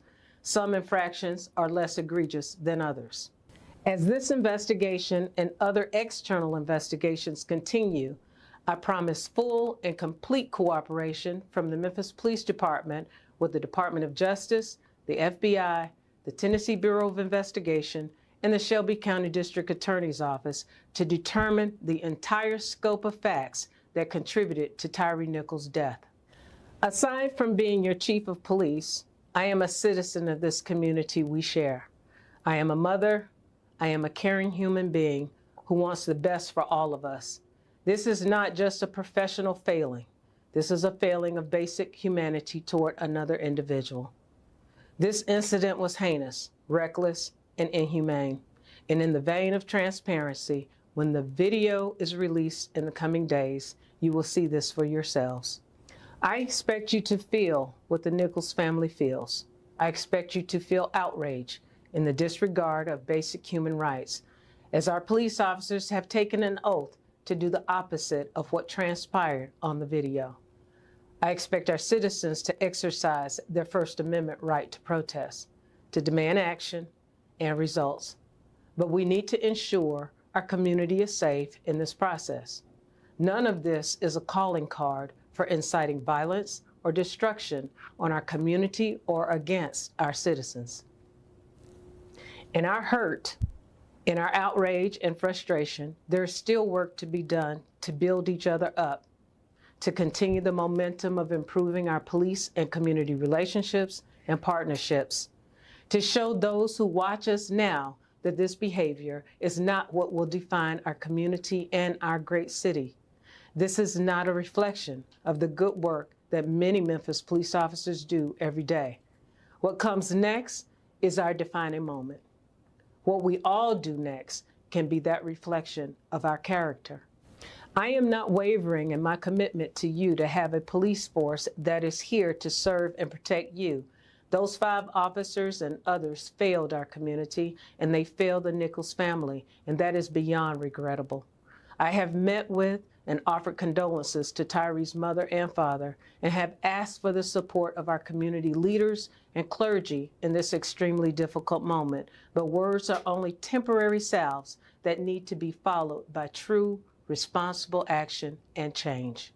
It is my intent as a proactive measure to ensure that a complete and independent review is conducted on all of the Memphis Police Department's specialized units, and the commitment of my executive leadership to ensure that policies and procedures are adhered to in our daily encounters with the citizens we are sworn to serve.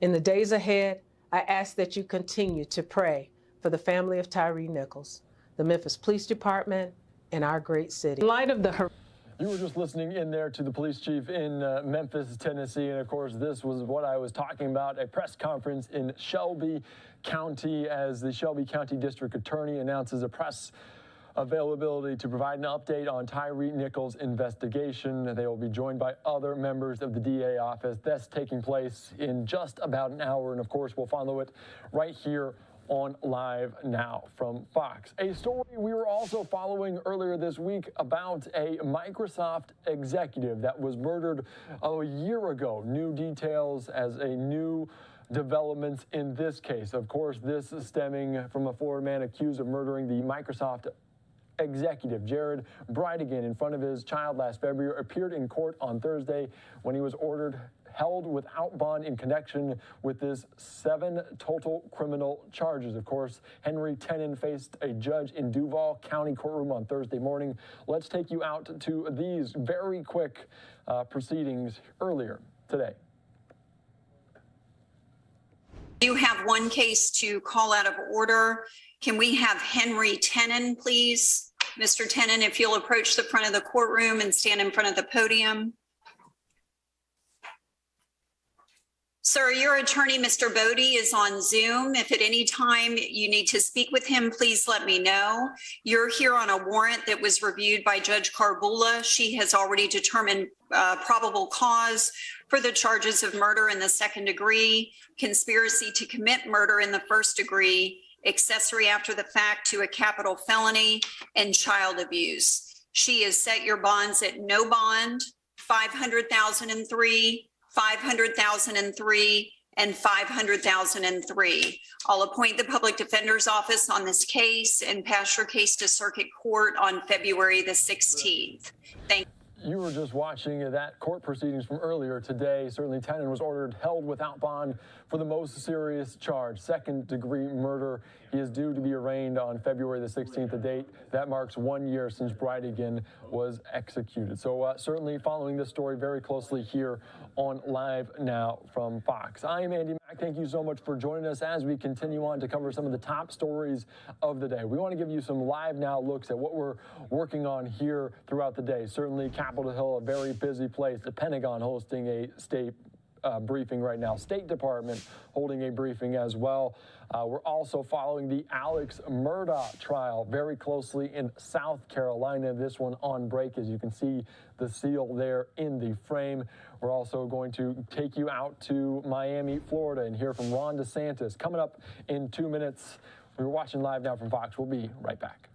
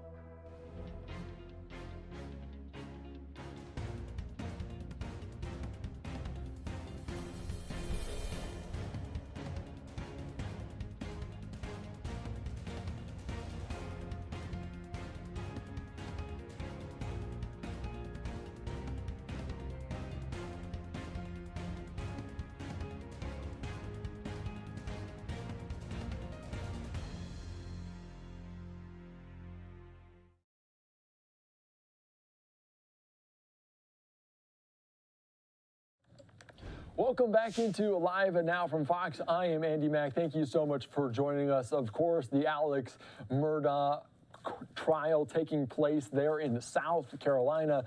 It's a case that I know a lot of people are very interested in. We heard opening statements yesterday from the defense, both and the prosecution as well. Of course, you can watch that stream on our YouTube page as well, where you can see the entire proceedings. There are expected to be about 200 witnesses in this case with this renowned, now disgraced lawyer from South Carolina. Very interesting case. As earlier today, Alex Murdaugh's defense grilled a cop on why he failed to document tire marks and footprints discovered at the scene of his wife and son's double murder. So certainly something you might want to watch. Check out our YouTube stream for more on that. Of course, we're going to take you out right now to Florida, as Governor of Florida, Ron DeSantis, was holding a press conference in Miami. Let's listen to it from the beginning. Department Captain Fernando Morales is with us. Kevin Lochran from Wilton Manors Police Department is here. We also have Representatives Fabricio and Barrero joining us from the Florida House. And we have Megan Gigliotti as a mother from Broward County, whose story we will hear a little bit later. Thanks to the PVA for hosting us. You may have surmised that today's announcement is going to be about law and order. And we are very proud that we are a law and order state. We've seen a lot of jurisdictions around this country indulge in what I would say are faddish thinking, attacking law enforcement, thinking that you can solve some of these problems through things like social services instead of police on the street when you have dangerous people. So there's been some experiments done, and I think it's been really disastrous in far too many parts of the country. But what have we done in the state of Florida? You never saw us defund police in the state of Florida. Not on my watch. Not going to happen. So we not only rejected that, we were able to sign legislation to prevent local governments in any part of Florida from defunding law enforcement. They can try, but we're going to make sure the money's there, and we're going to make sure that our citizens are protected. We've also instituted increased penalties in the wake of those 2020 riots to make sure that if people are doing that, mob behavior, violent type of rioting, that they're actually held accountable, not just slapped on the wrist and put right back on the street. We recognize that police are not being treated well in other parts of the country, so for 2 years in a row, we did $1,000 bonuses for every sworn law enforcement officer in the entire state of Florida.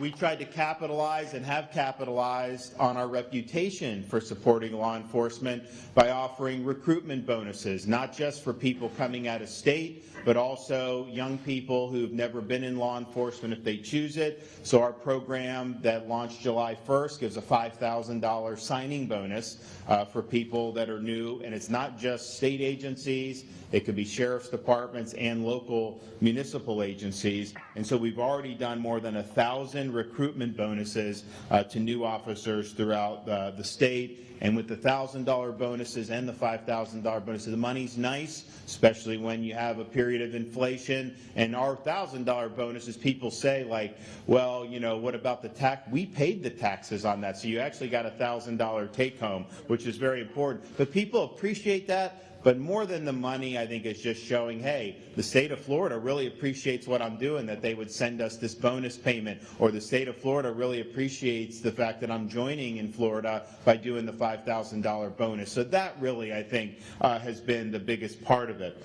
We've also increased penalties for those who are dealing in fentanyl and fentanyl analogs, and that has killed a lot of people in our country, particularly in recent years. We have worked work to help with the border issue in Texas, because you've seen so many amounts of drugs, you've seen criminal aliens pour in, and we had state law enforcement down there for a period of time. We've also taken a very strong stand against the idea that prosecutors can pick and choose which laws that they enforce. You know, our view is that if you disagree with the law in the books, run for the legislature and try to change it. But you do not get to be a law unto yourself. We had an example of that in Tampa, and so we suspended that prosecutor from his position.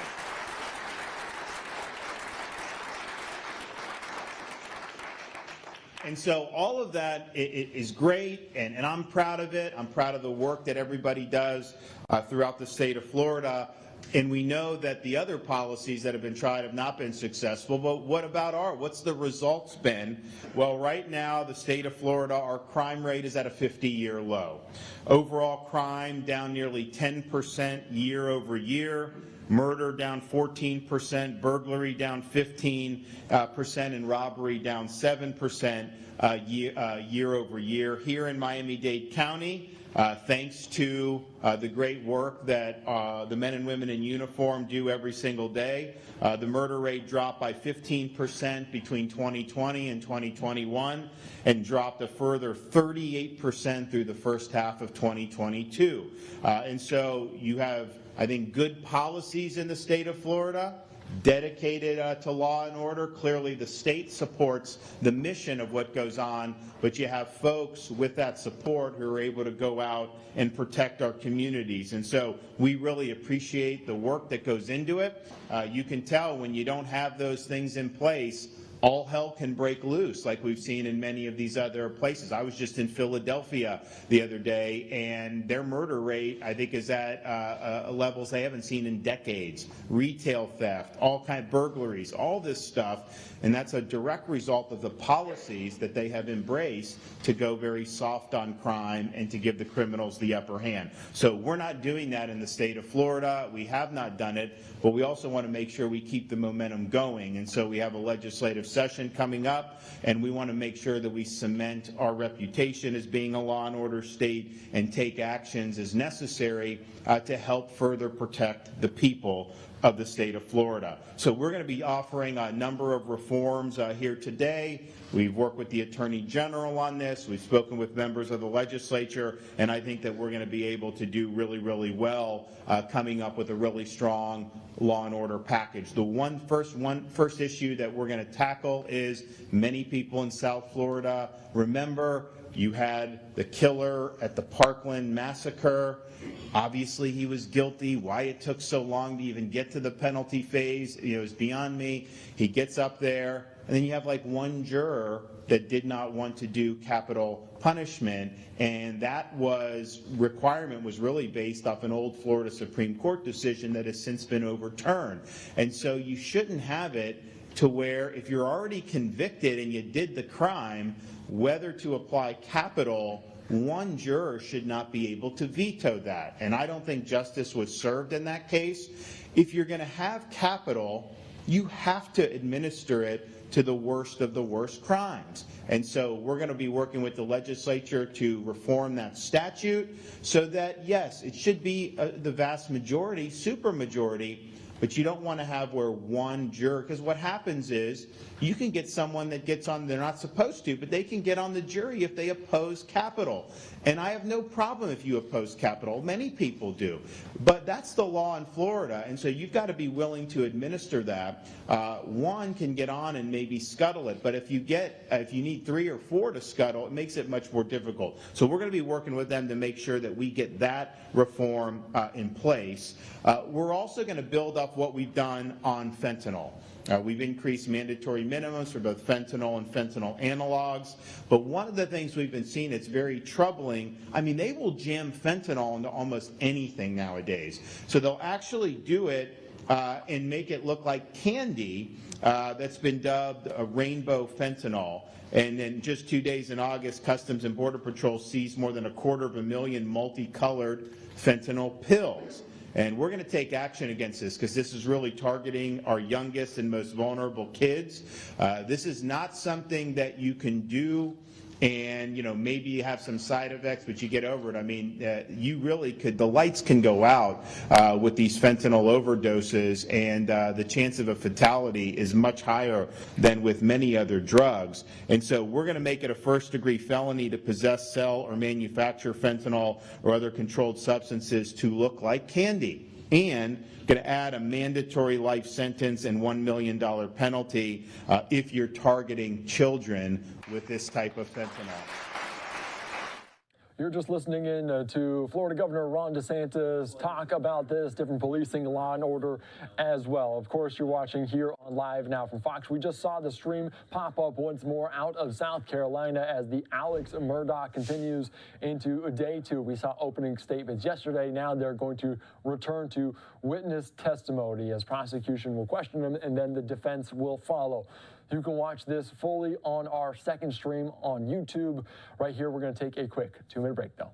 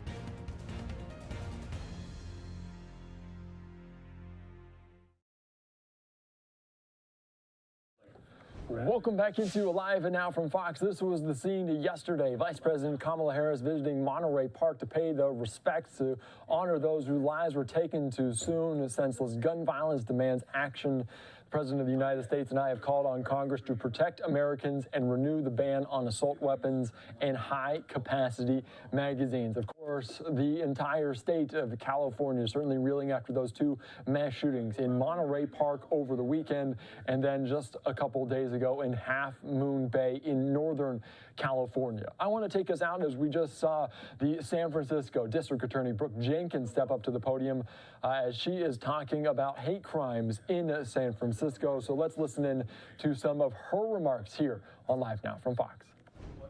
Forms of violence that have targeted this community. None of us, regardless of race or age, has wanted to see the videos that the mayor mentioned of particularly our Asian elders being attacked violently on the street.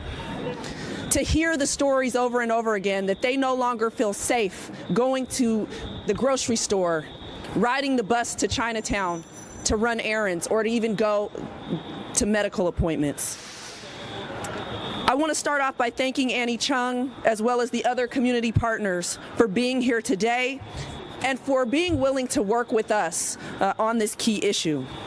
I also want to express appreciation to those who are standing up here with me today. Mayor Breed, of course, for leading this charge, City Attorney David Chu, as well as Chief Scott. Each of us, I know, are committed to working together to ensure that our AAPI community members are safe and that their businesses are protected. We all know that, again, over the last 2.5 to 3 years, we have had significant attacks on this community.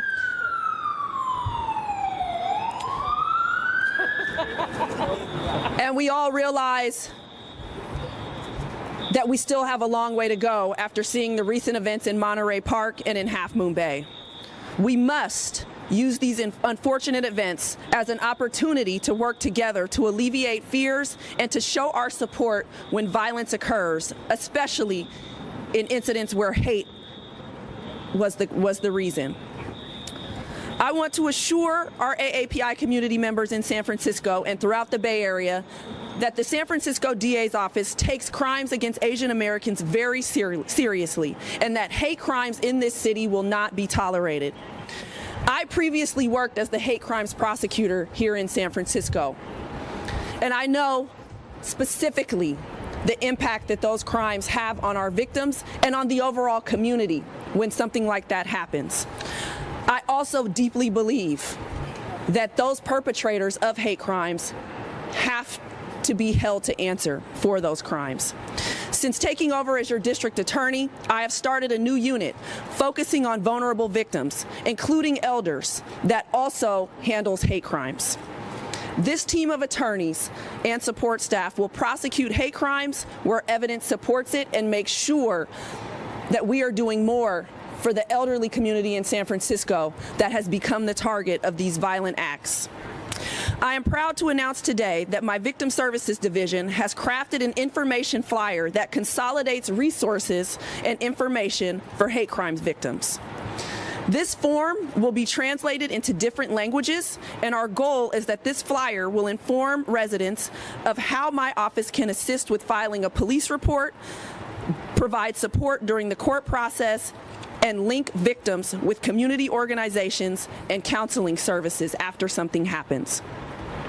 Additionally, the Victim Services Division within the DA's office has established a new process of collaboration with community-based partners in relation to AAPI hate crimes. We all know that this is a city of tremendous resources, and that we have community-based organizations all over this city who are dedicated to the mission of serving our residents.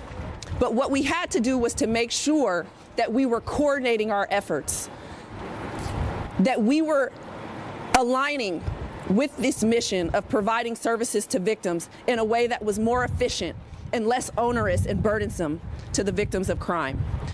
You're just listening in there. Brooke Jenkins in San Francisco, certainly talking about hate crimes as well, mentioning the Half Moon Bay shooting that killed 7 people. So certainly something we're following here on Live Now from Fox. I want to put up this tweet one more time of a big story that we're following out of Memphis, Tennessee, as 5 officers from the Tyree Nichols confrontation are in jail. Of course, we're following this very closely here on Live Now from Fox. I want to bring in our Fox associate, Charles Watson, who's on the ground in Memphis, Tennessee. Charles, thank you so much for joining us here on Live Now from Fox. What can you tell us about the latest, and what do we expect out of this 2 p.m. Central press conference? Well, Andy, I can tell you the 5 former Memphis police officers who were involved in the beating of 29-year-old Tyree Nichols that led to his death are now in police custody. We learned just a couple of hours ago that they all were booked inside of the Shelby County jail just up the road from where we are, and they're facing a long list of charges, all of them, including second-degree murder, official misconduct, and aggravated kidnapping, that, again, with other charges. We learned that they were booked inside of the Shelby County Jail just a short while ago, and this after we had heard this morning that a grand jury convened inside of the Shelby County Courthouse here behind me to try to decide whether these officers would face charges or not. Now, we do know that they are facing charges in the beating and the death of Tyree Nichols.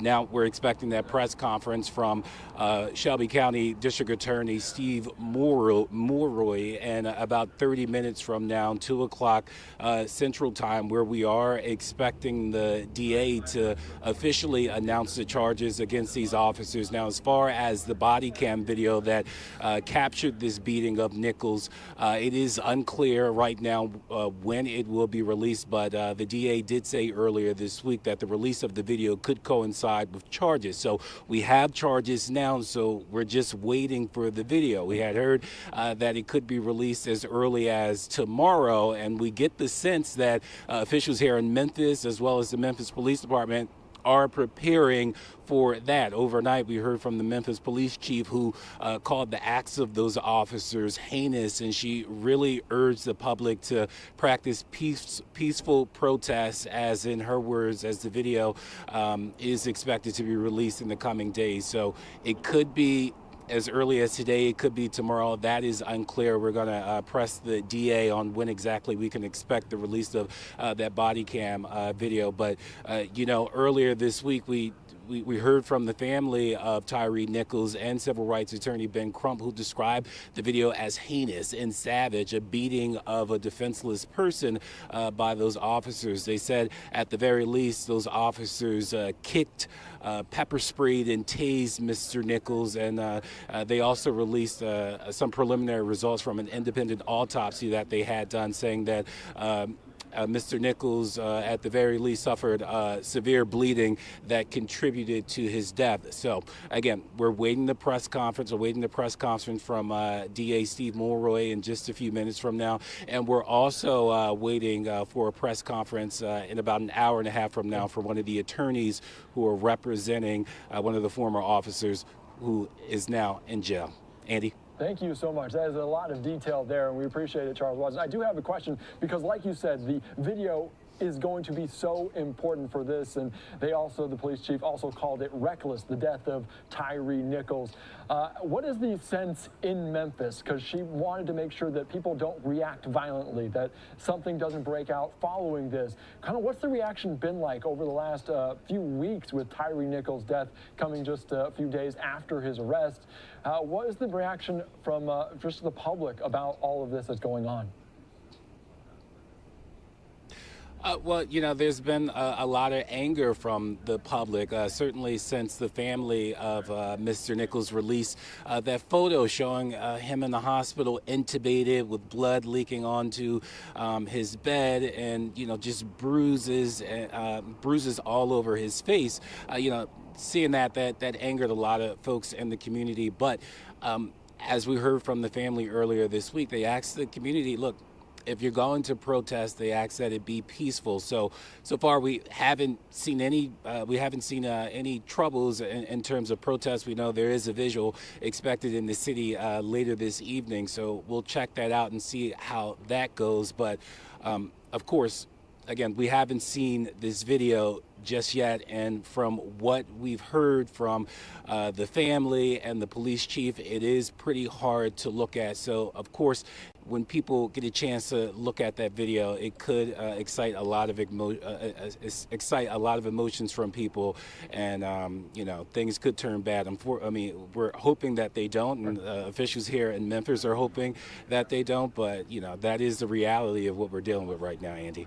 All right. Thank you so much for your reporting. Obviously, we'll be keeping an eye on the press conferences, like you said, in Shelby County, and also potentially an attorney for one of the former Memphis police officers. We appreciate your reporting here on Live Now from Fox. Thanks again.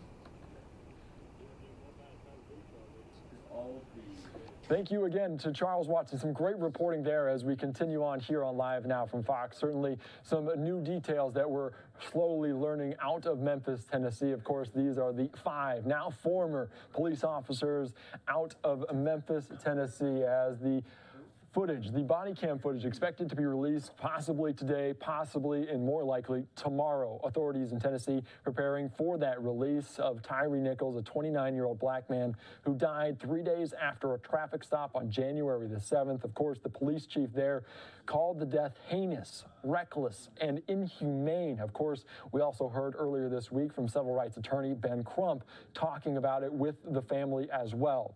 Of course, this dates back to January the 7th when Nichols was pulled over around 8:30 p.m. for, quote, reckless driving. A, quote, confrontation occurred during the stop, which resulted in a police chase. Nichols on foot, police said. He was later apprehended. Quote, while attempting to take the suspect into custody, another confrontation occurred. However, the suspect was ultimately apprehended. Afterward, the suspect complained of having shortness of breath, at which point an ambulance was called to the scene. He was transported in critical condition to a St. Francis hospital where he died 3 days later. We're expecting several press conferences today in regards to this latest developments and the new charges being filed with murder against these 5 former Memphis police officers. So certainly we're going to follow this here on Live Now from Fox. We're going to take a quick 2-minute break.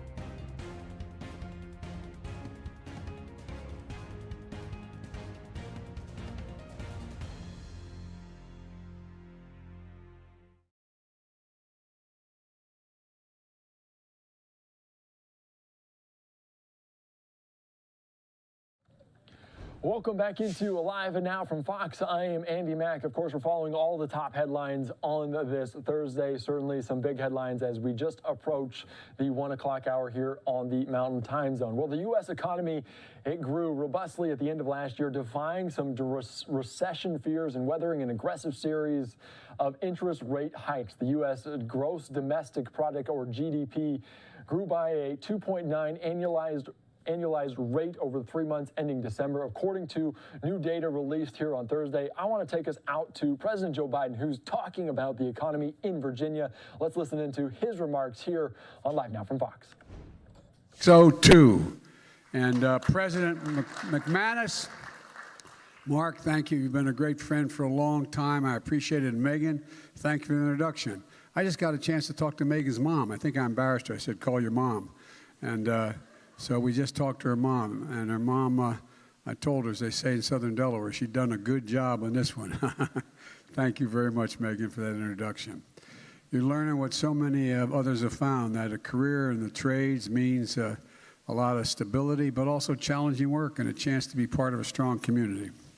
You know, Congressman Beyer, you've been doing a great job for this district, and you're one of the best in the country. You really are.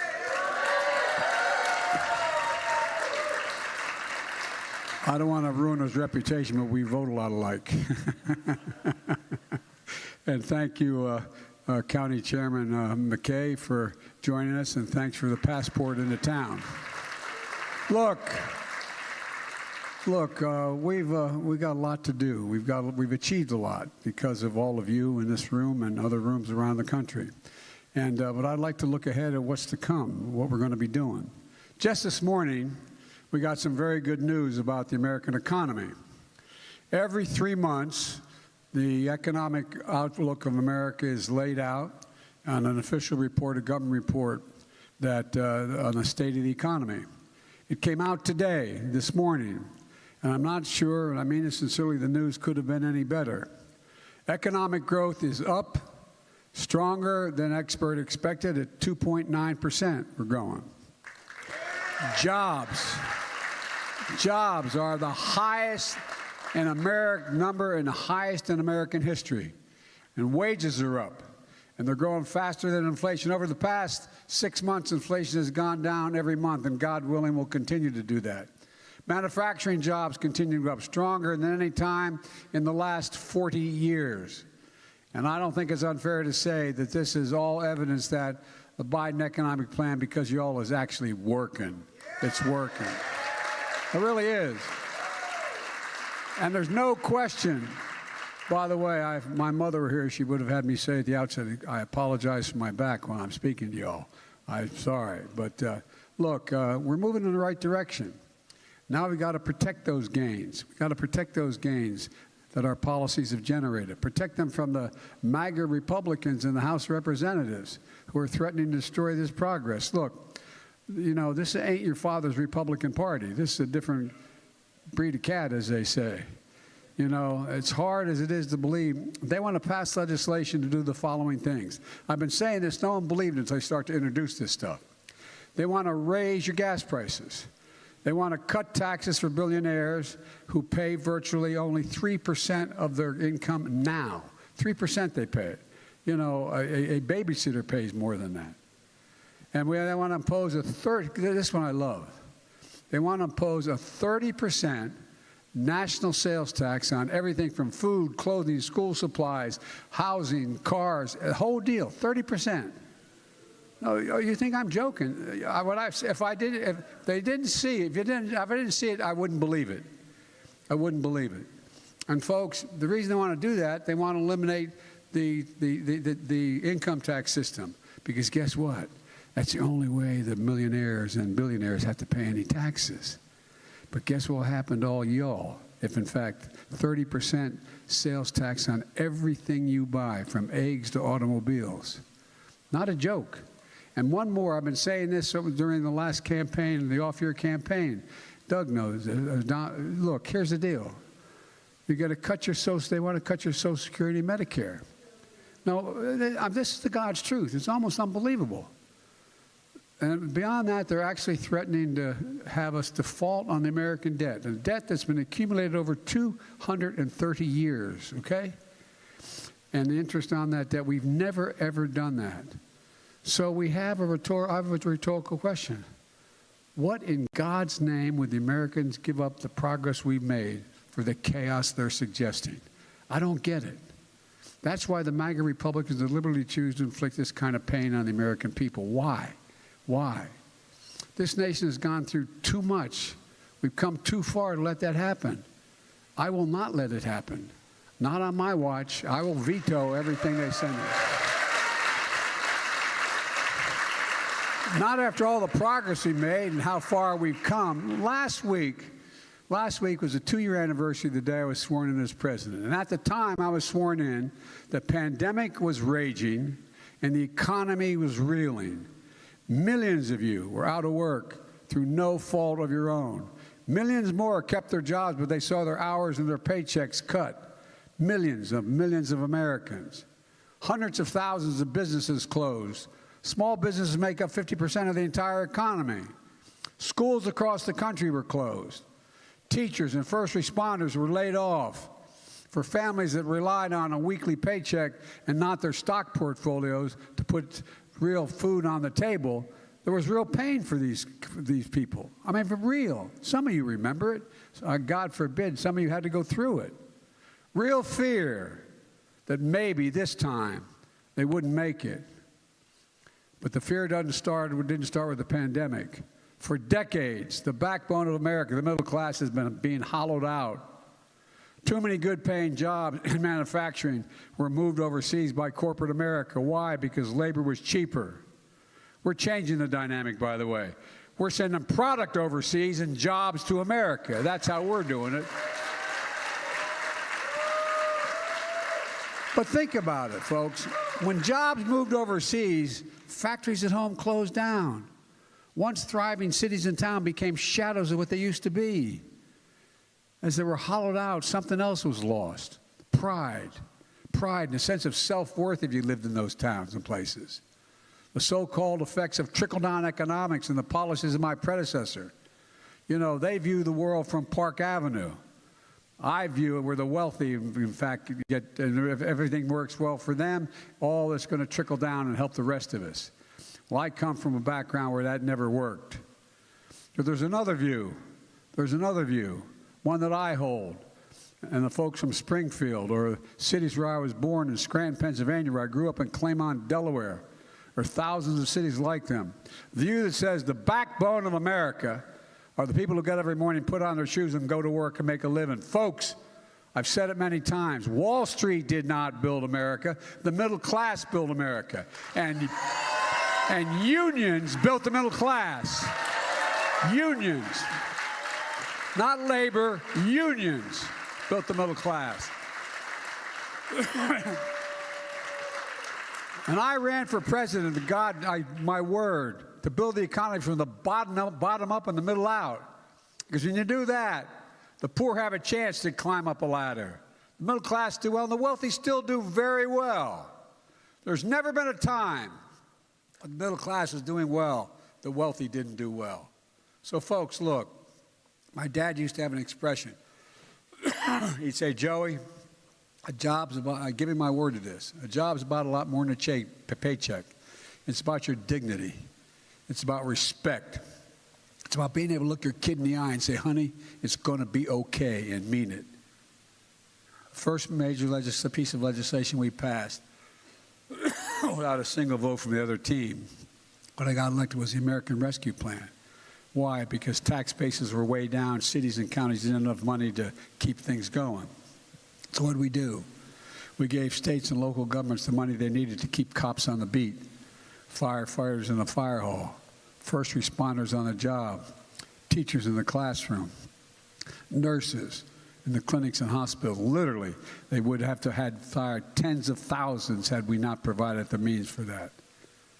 Back then, only 3.5 million people even had their first vaccination because the other guy and the other team didn't think it mattered a whole lot. Now, we have fully vaccinated 230 million Americans.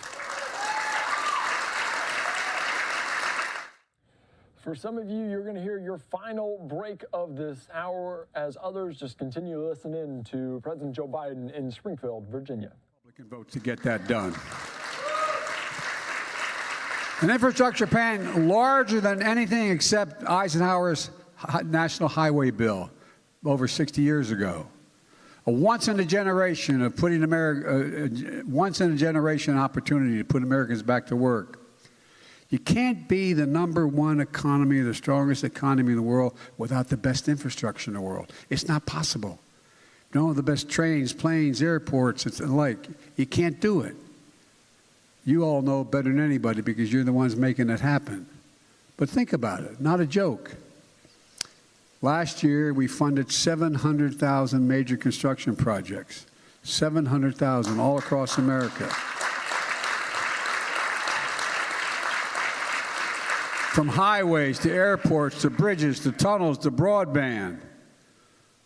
By the end of this year, that's going to be more than 20,000 projects.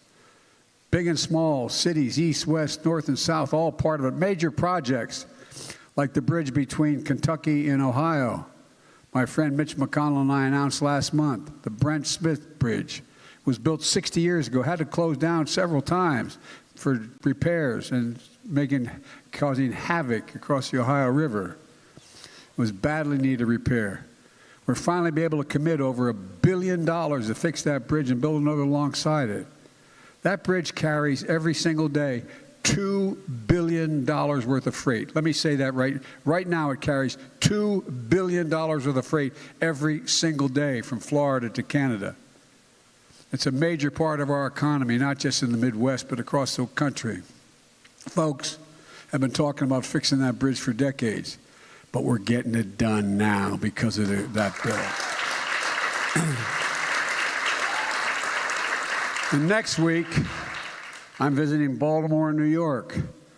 We're going to replace a 150-year-old tunnel, the Baltimore-Potomac Tunnel under the Potomac River, which will allow rail traffic to move up and down the East Coast. I'm probably the only non-rail guy who's walked that tunnel. No, I'm not joking. Still, last time I walked it, they still had lights that were on a string hanging down, leaks in the roof. Folks, 150 years old. Nothing's been done to it. Everything has to slow down. And there's a great worry that part of it could collapse. But folks, nothing's happened. We're going to build a new tunnel. And between New York and New Jersey as well, replacing the tunnel is also in desperate need of repair. This is going to cut commute times, improve safety, make travel more reliable for 200,000 people making trips through that tunnel every single solitary day. And that's not all. We're going to, you all are doing it already. We're going to replace the poisonous lead pipes like you read about so much and what you're doing.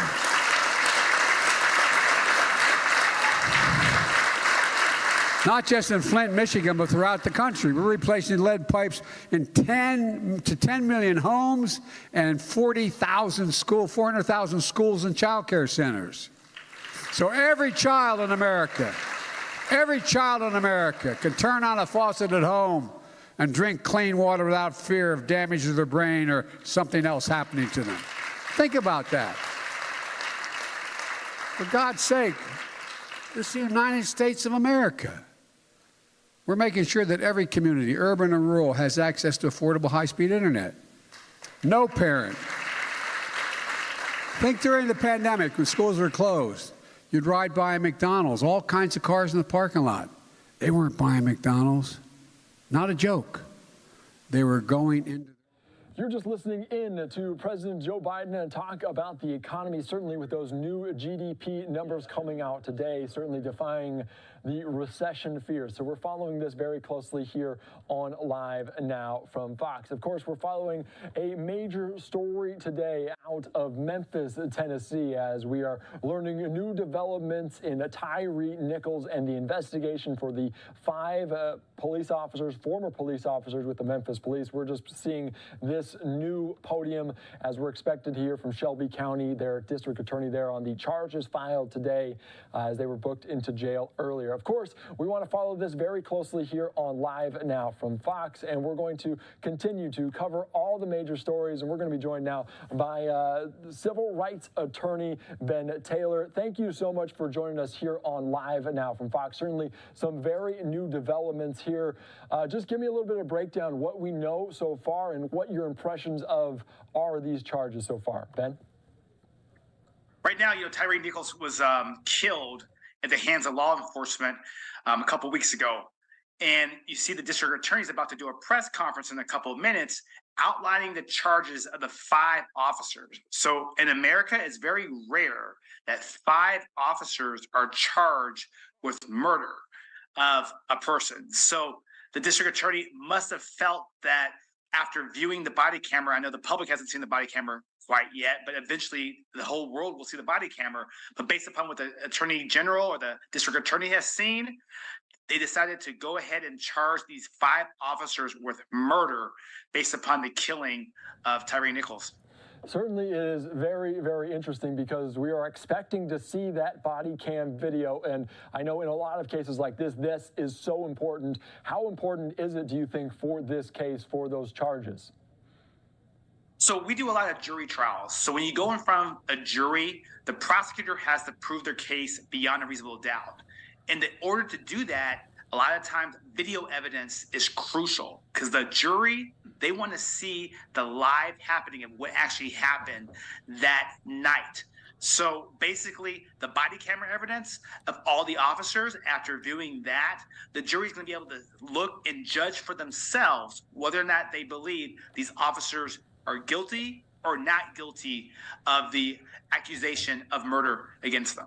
And we've already seen the police chief in Memphis call this reckless, call this inhumane. How much volume does that speak when a police chief comes out and says that about some former police officers in her own department? It's very rare that you see a police chief come out and speak out against their fellow officers. A lot of times the police union will do it, and the police union will speak out for the officers, but the chief usually stays neutral. So when you see a chief get up and take a stand and say, we're going to fire these officers and we're going to charge them immediately, that is very rare because it just doesn't happen. So for the chief to do this right now, for the prosecutor to go ahead and charge these 5 officers, they must believe right now they have a strong case against these 5 officers, and they must believe that what they saw while watching the body camera footage was not a good thing, and that's why they decided to go ahead and charge these 5 officers with murder. And certainly we're also learning new information just about what happened on that. And there was reckless driving. They got pulled over on January the 7th. There was a confrontation, and then they were had to chase Nichols, and they had another confrontation after the fact. What do those details tell you about what happened on that night? And then obviously police and their write-up afterwards. What do those tell you about the confrontation, maybe the chase, and also another confrontation? I mean, ultimately, this is going to go in front of a jury, or the police officers will plead, innocent, or plead guilty. And this will be, coming up in the future. But listening to the facts, the officers might have a defense of saying because Tyre Nichols might have been running away or driving away, that might have scared them, and they might have feared for their life. So they're going to have a defense, and all of them are going to get defense attorneys who are going to defend them vigorously. And ultimately, as time will tell, based upon the evidence, based upon testimony, based upon what Tyre Nichols might have done, and based upon the officers might have done, that's going to be determined whether or not these officers are found guilty or not guilty in the court of law. Definitely. And I want to put up the podium one more time just as we continue to wait here as we're talking to civil rights attorney Ben Taylor. Thank you again for joining us. And obviously we'll take you to the press conference as soon as it happens. And I want to continue to talk about this because obviously the fact that both Tyre Nichols was black and also the 5 officers were black certainly also brings in a different element to that. How much will that factor, just race, be a factor, seeing that Tyre Nichols was also black and also the 5 officers were black as well? I mean, based upon that, because everybody is black, it's going to be interesting to see what the defense is going to be. Because a lot of times people will play, I wouldn't say the race card, but play the race card saying that you have maybe a white officer who has allegedly killed a black person, right? But now that all races are there, the race card can't really be played. It has to be strictly what the officers did and what Tyre Nichols did. So that's going to be the issue right there. These police officers ultimately are wearing a badge, wearing a uniform, so race might play a factor.